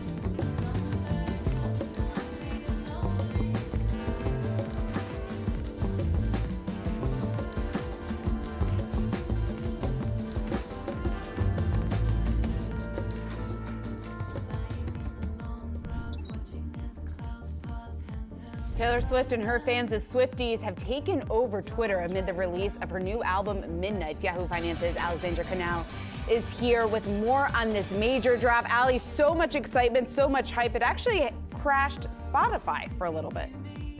Oh, yes, it did. The Swifties were up and at 'em really, really early. The album was released at midnight, and according to Down Detector, nearly 8,000 reports of outages on the Spotify platform as a direct result of the album's release. And if we're talking about Taylor Swift, I know into the break you called her a big business, and she certainly is. From a marketing perspective, the buzz leading up to this album has been very astonishing. Taylor has released TikTok videos, Instagram posts. She released a teaser video during Amazon's Thursday Night Football game last night.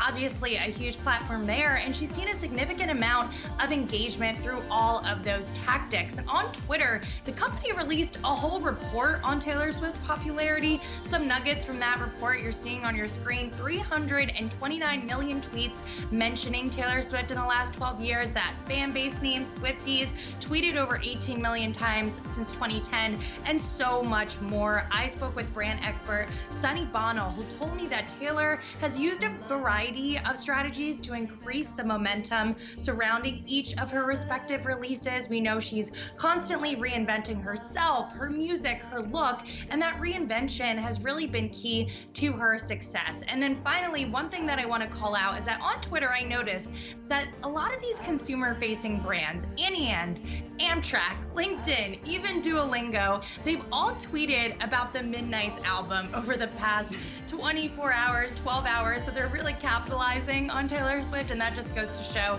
the impact that she's had. So at the end of the day, it's just, it's Taylor's world. We're all just living in it. No doubt, man. She is an absolute machine.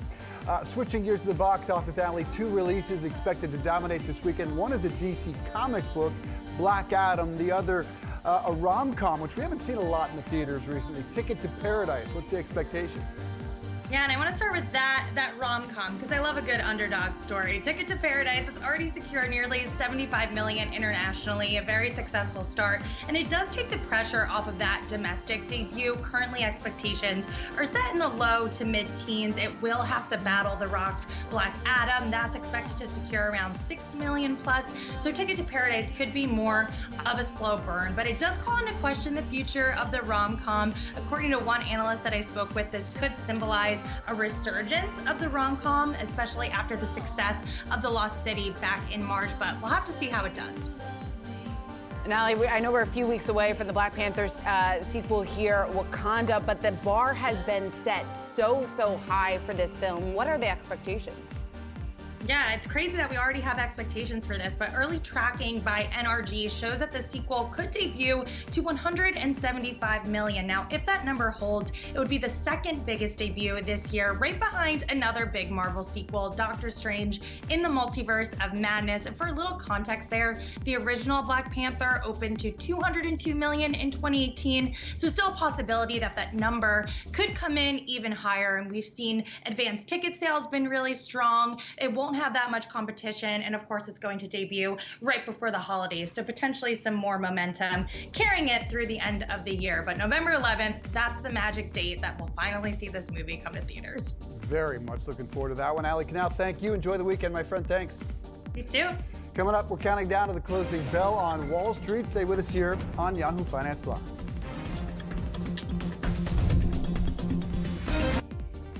我之前成日跑步，條腰同膝頭咧都好容易痛，所以我 keep 住食醫姿選液。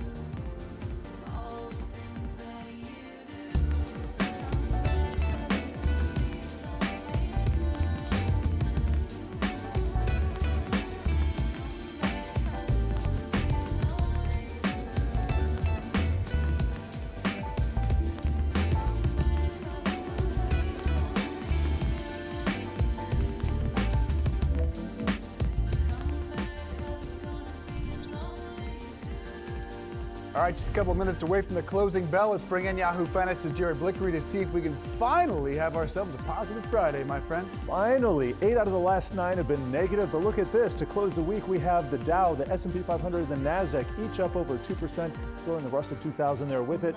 NASDAQ up over 5%, Dow there almost with it, and S&P 500 about in the same place.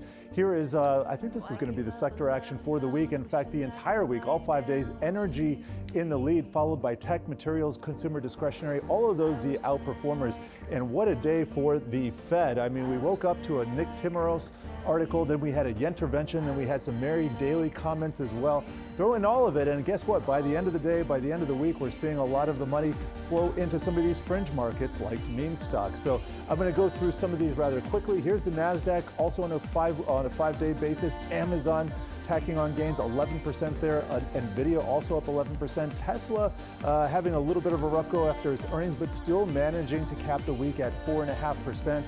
Microsoft, Alphabet right there with it. Let me just show you some of our heat maps here for the week. Travel looking pretty good. Carnival Cruise Lines up 15%. United Airlines, the airlines announcing earnings this week, that's up 14%. Bank stocks doing fairly well after rounding out the big bank earnings earlier this week. You can see JP Morgan, Bank of America each up about 10%. Goldman Sachs up 8%. And with 15 seconds to go, we're going to check in on the EV market. And here we go. I covered Tesla, but look at Ford. That's up 4.5%. And GM up 6%, guys.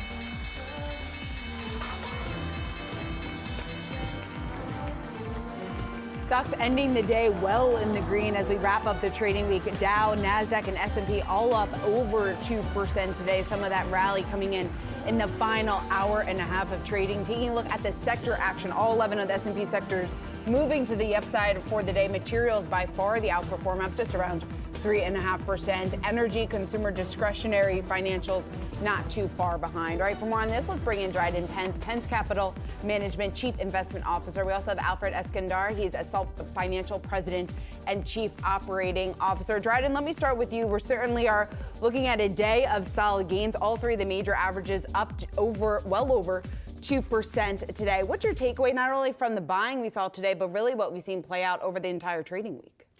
Well, I think everyone's looking for that idea about pause. And whenever you have anything from the Fed speak that possibly there's a pause in raising the interest rate cycle, I think you're going to see a kind of a hyperactive response because everybody's been the frazzled cat for the last couple of months. So things have been a little too negative whenever any bad news comes out, and then sometimes we get a little overreactive on the positive side. So anytime you get something about the Fed's possibly going to pause, then you're going to see this massive reaction. Sometimes it can be an overreaction as well. And that's the question, isn't it, Alfred? Because San Francisco Fed President Mary Daly, you have to really seek out the dovish comment. And she said the time is now to start talking about stepping down. The time is now to start planning for stepping down. But she was clear, this ain't it. Are we overreacting? Are the markets rather?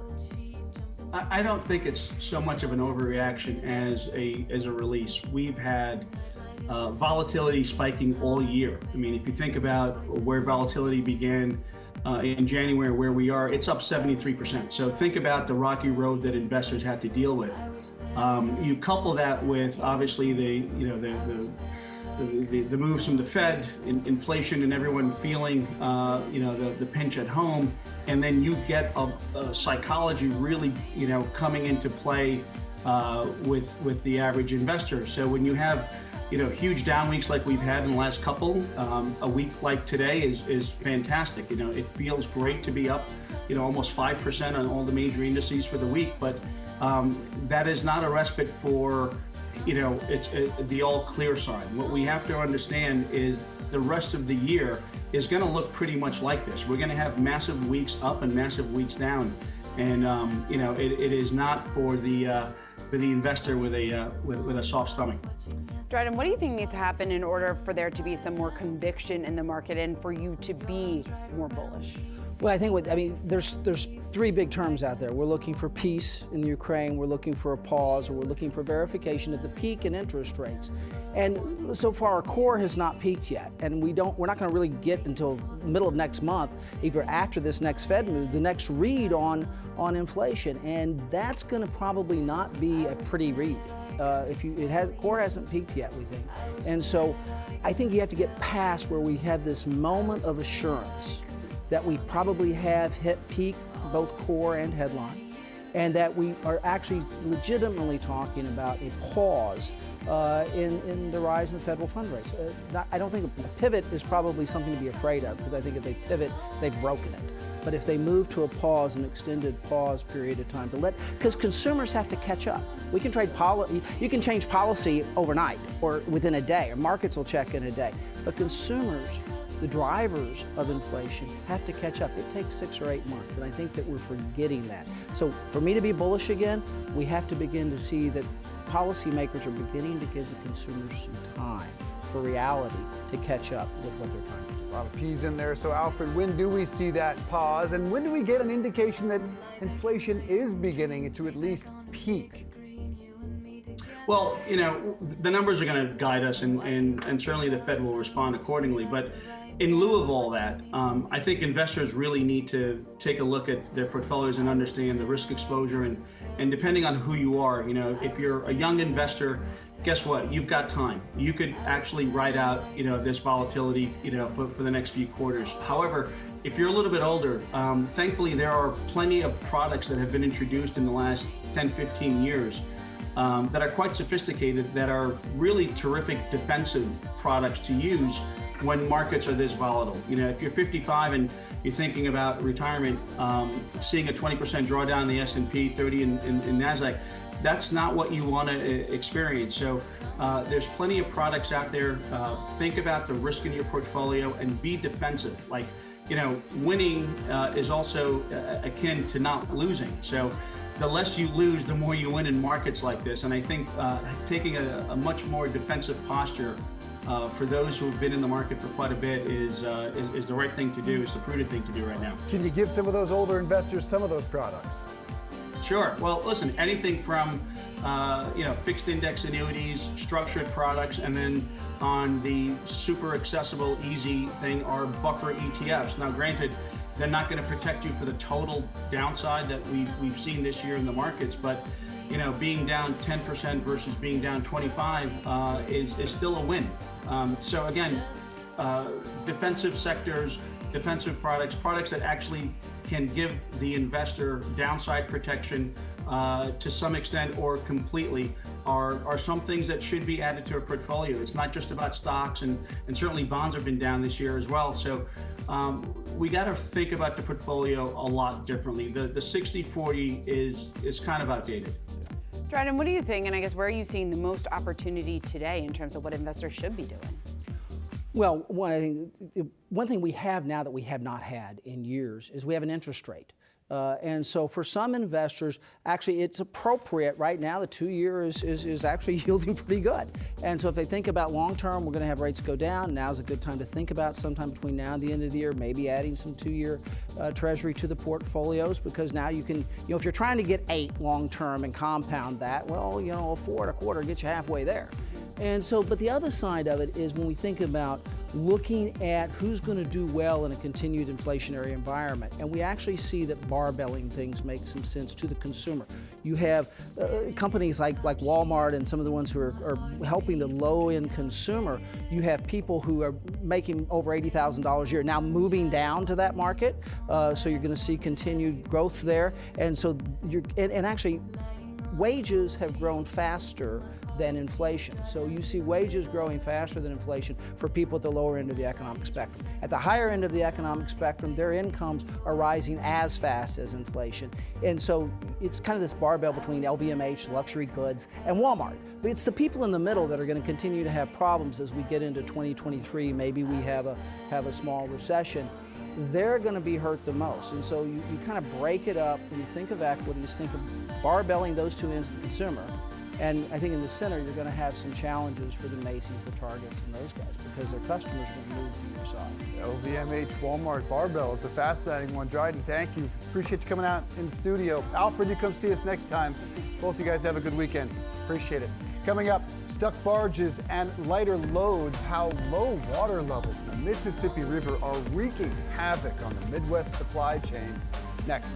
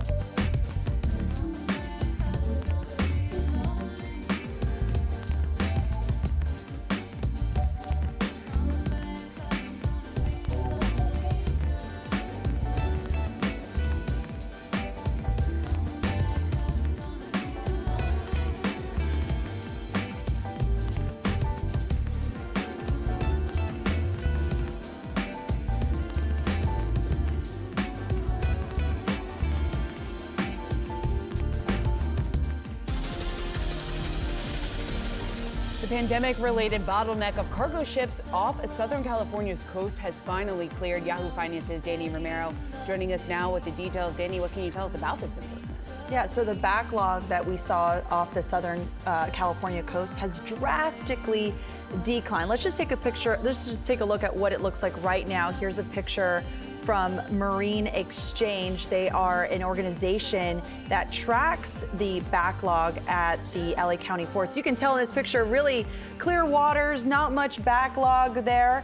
As of yesterday, 5 container ships are backed up at the LA County ports. So that's a big drop from what we saw, the 109 cargo ships that were backlogged in the LA County ports. But the reason goes back to many of these shipping companies, retailers have been shifting and sending their goods to other ports like Georgia, Savannah, Georgia, Houston, Texas, New York. And so to really cushion themselves against the supply chain snarls that they dealt with during the pandemic when they sent all their goods to the LA County ports. But another reason for why we're seeing such a big drastic decline in these backlogs goes back to cargo volume. Cargo container volume has actually decreased about 11%. So you're really seeing this shift in dynamics, but the backlogs still remain as there is excess inventory that retailers are dealing with. Certainly something that we will continue to watch. Right, Danny Romero, thanks so much.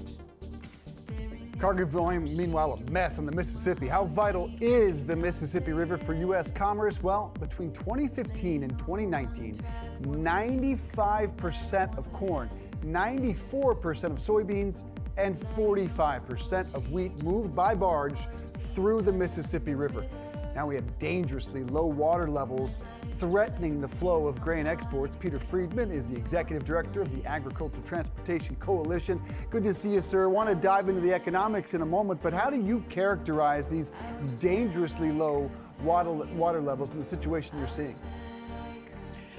It's having a devastating impact on the flow of some of our major agricultural commodities, both impacting the domestic market, but also impacting our ability in our country to be a good, dependable supplier to the world of these agricultural commodities.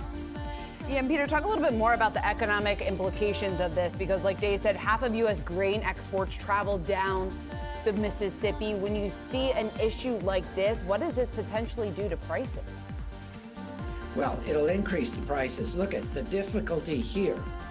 Unlike the international ocean containerized cargo, these are bulk commodities. They travel north-south from the northern part of the Midwest down to the Mississippi River, the mouth of the Mississippi River, to bulk ships that carry corn and soybeans, grains in bulk, huge commodity volumes all over the world. And those are products that are depended upon by the rest of the world, and in many cases, they can substitute the sourcing from other countries, but in most cases, they cannot substitute, they cannot find these volumes elsewhere. So what happens is the pricing goes up because you're not only buying grain or soybeans from the United States, you're buying grain and soybeans delivered to the place you need them in Africa and South America and Asia and so forth. So the delivery cost is skyrocketing because you can't get the product down the river. And the difficulty is that unlike these containerized cargoes that go to the East Coast or the West Coast and you can move around, there is no alternative, no realistic alternative to the barge movement of these massive volumes of commodities. I can give you an example. One barge, just one barge, holds the equivalent of cargo of 138 trucks. We're talking about the biggest semi trucks that you see on the highways. One barge, 138 of those trucks. And typically, the barges go in 4 barge tows. They're called 4 tows, 4 barges. That's 550 huge trucks. And you see there are thousands of these barges that are on the sand, sitting on the bottom, not moving. So that's thousands of barges. We do not have hundreds of thousands of extra trucks sitting around, or hundreds of thousands of extra truck drivers sitting around able to carry that cargo. So it's going to sit there until we get some rain. Those pictures are just stunning. Is it as simple as a lack of precipitation, and what can be done?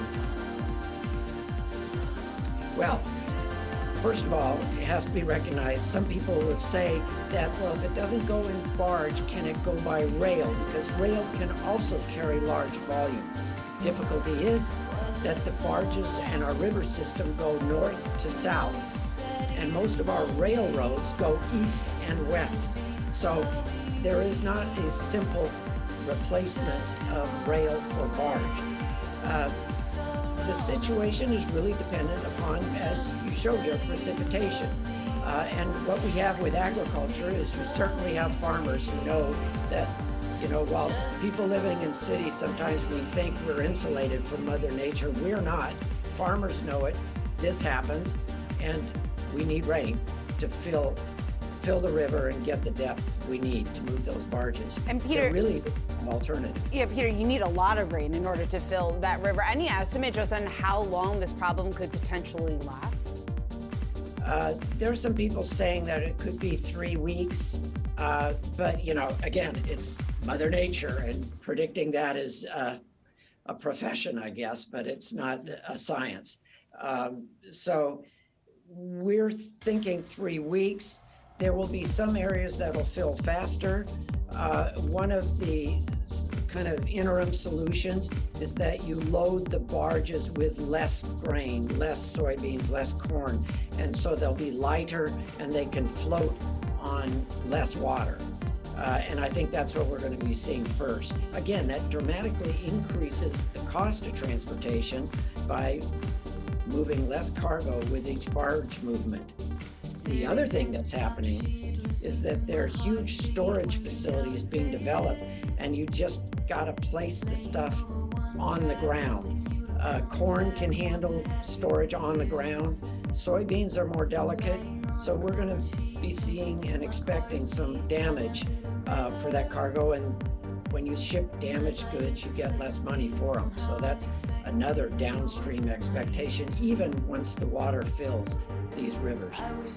Massive economic implications here. Peter Friedman, great to have you. Thanks so much for joining us. Thanks for having me. Thanks. Coming up soon, you'll be able to squirrel away even more money for retirement, and you have inflation to thank for it. We'll break down the new retirement contribution limits after the break.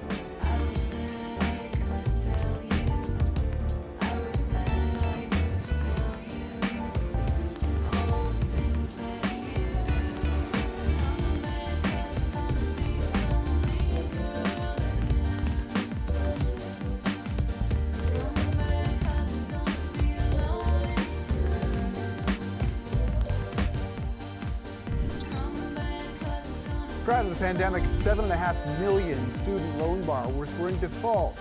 In April, the Education Department announced an initiative to get default borrowers in good standing through its Fresh Start program. Yahoo Finance's Ron Lee here with more details on this. Ron, nice to see you. So how is the Fresh Start program different from what was previously available to borrowers?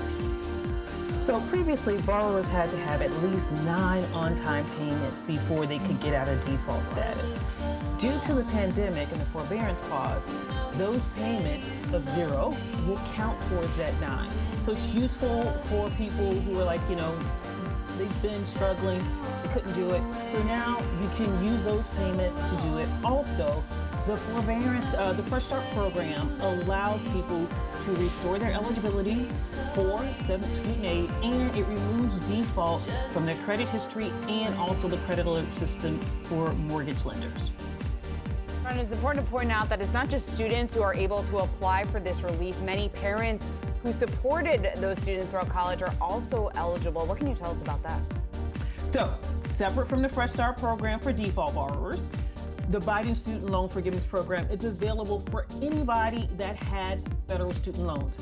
So what we've been seeing, what Representative Ayanna Presley and AOC have been talking about, has been parents and grandparents who've been burdened by not only the Parent Plus loans that they've taken out for their children and grandchildren, but also they're still carrying their own debt, meaning they couldn't retire. So if they have debt that they still have from their federal student loan, they can apply.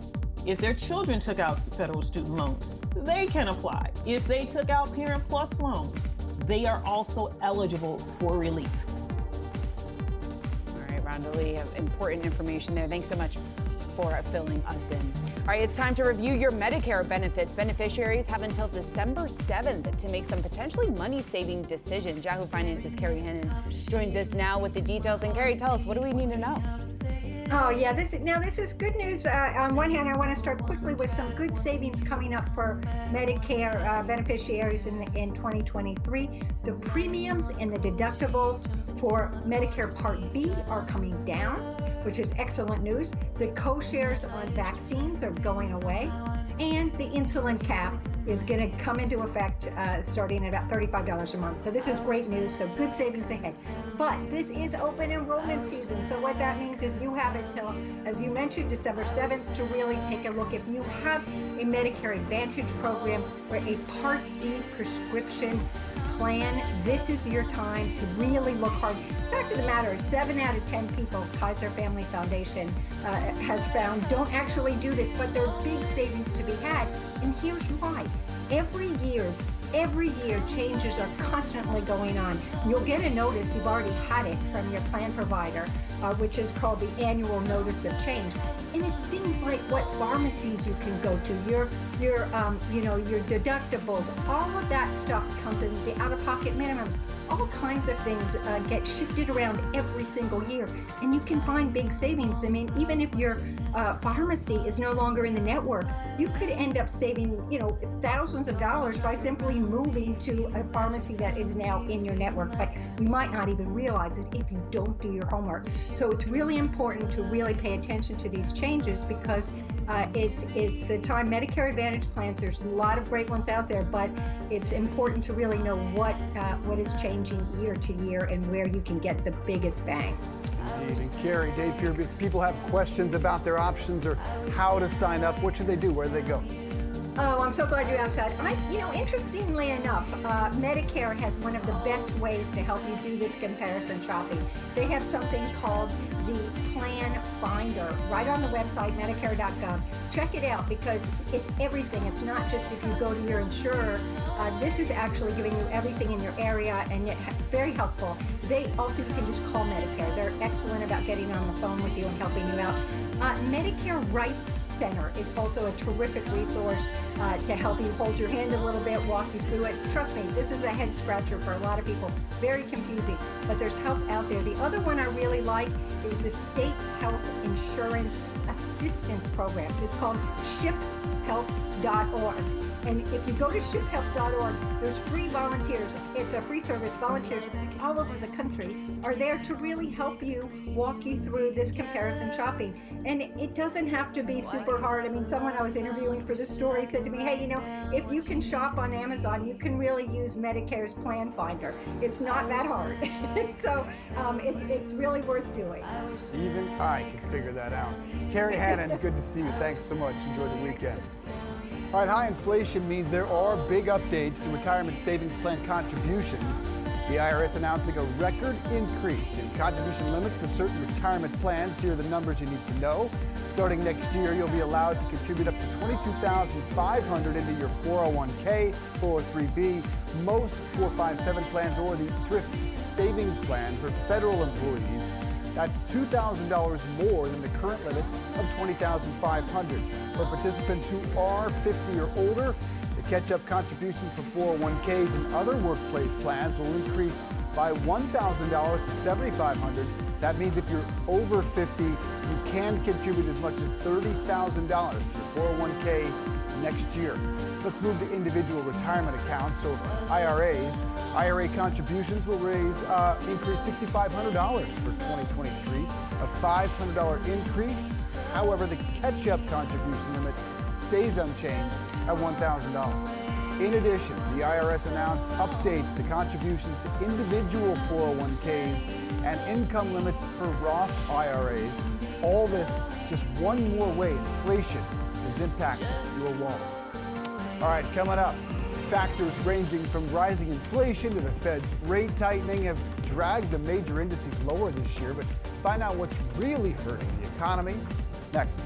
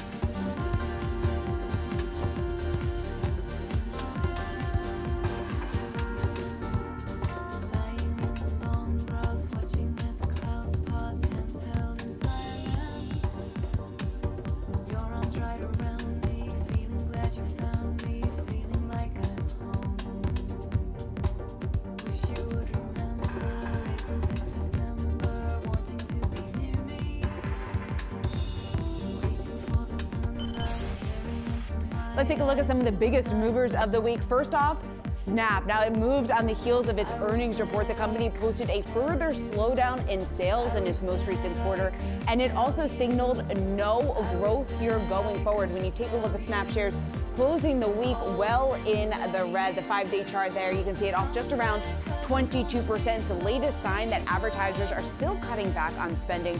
The disappointing results dragging some competitors lower today.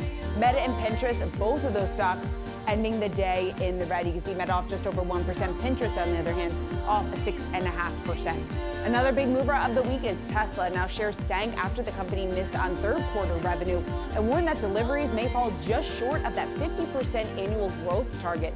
Despite that miss, the CEO Elon Musk, he of course remained upbeat on the earnings call, telling analysts that Tesla remains, quote, pedal to the metal even as a potential recession looms. Now, shares fell about 6% on Thursday, but taking a look at the week-to-date chart, you can see it up still in the green, up just around 4.6%, settling the week at $214.44 a share.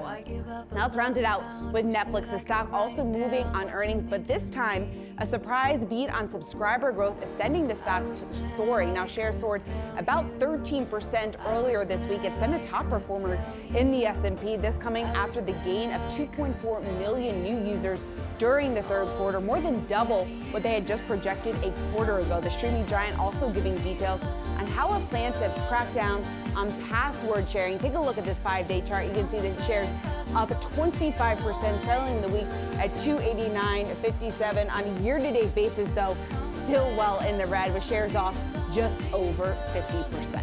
Okay?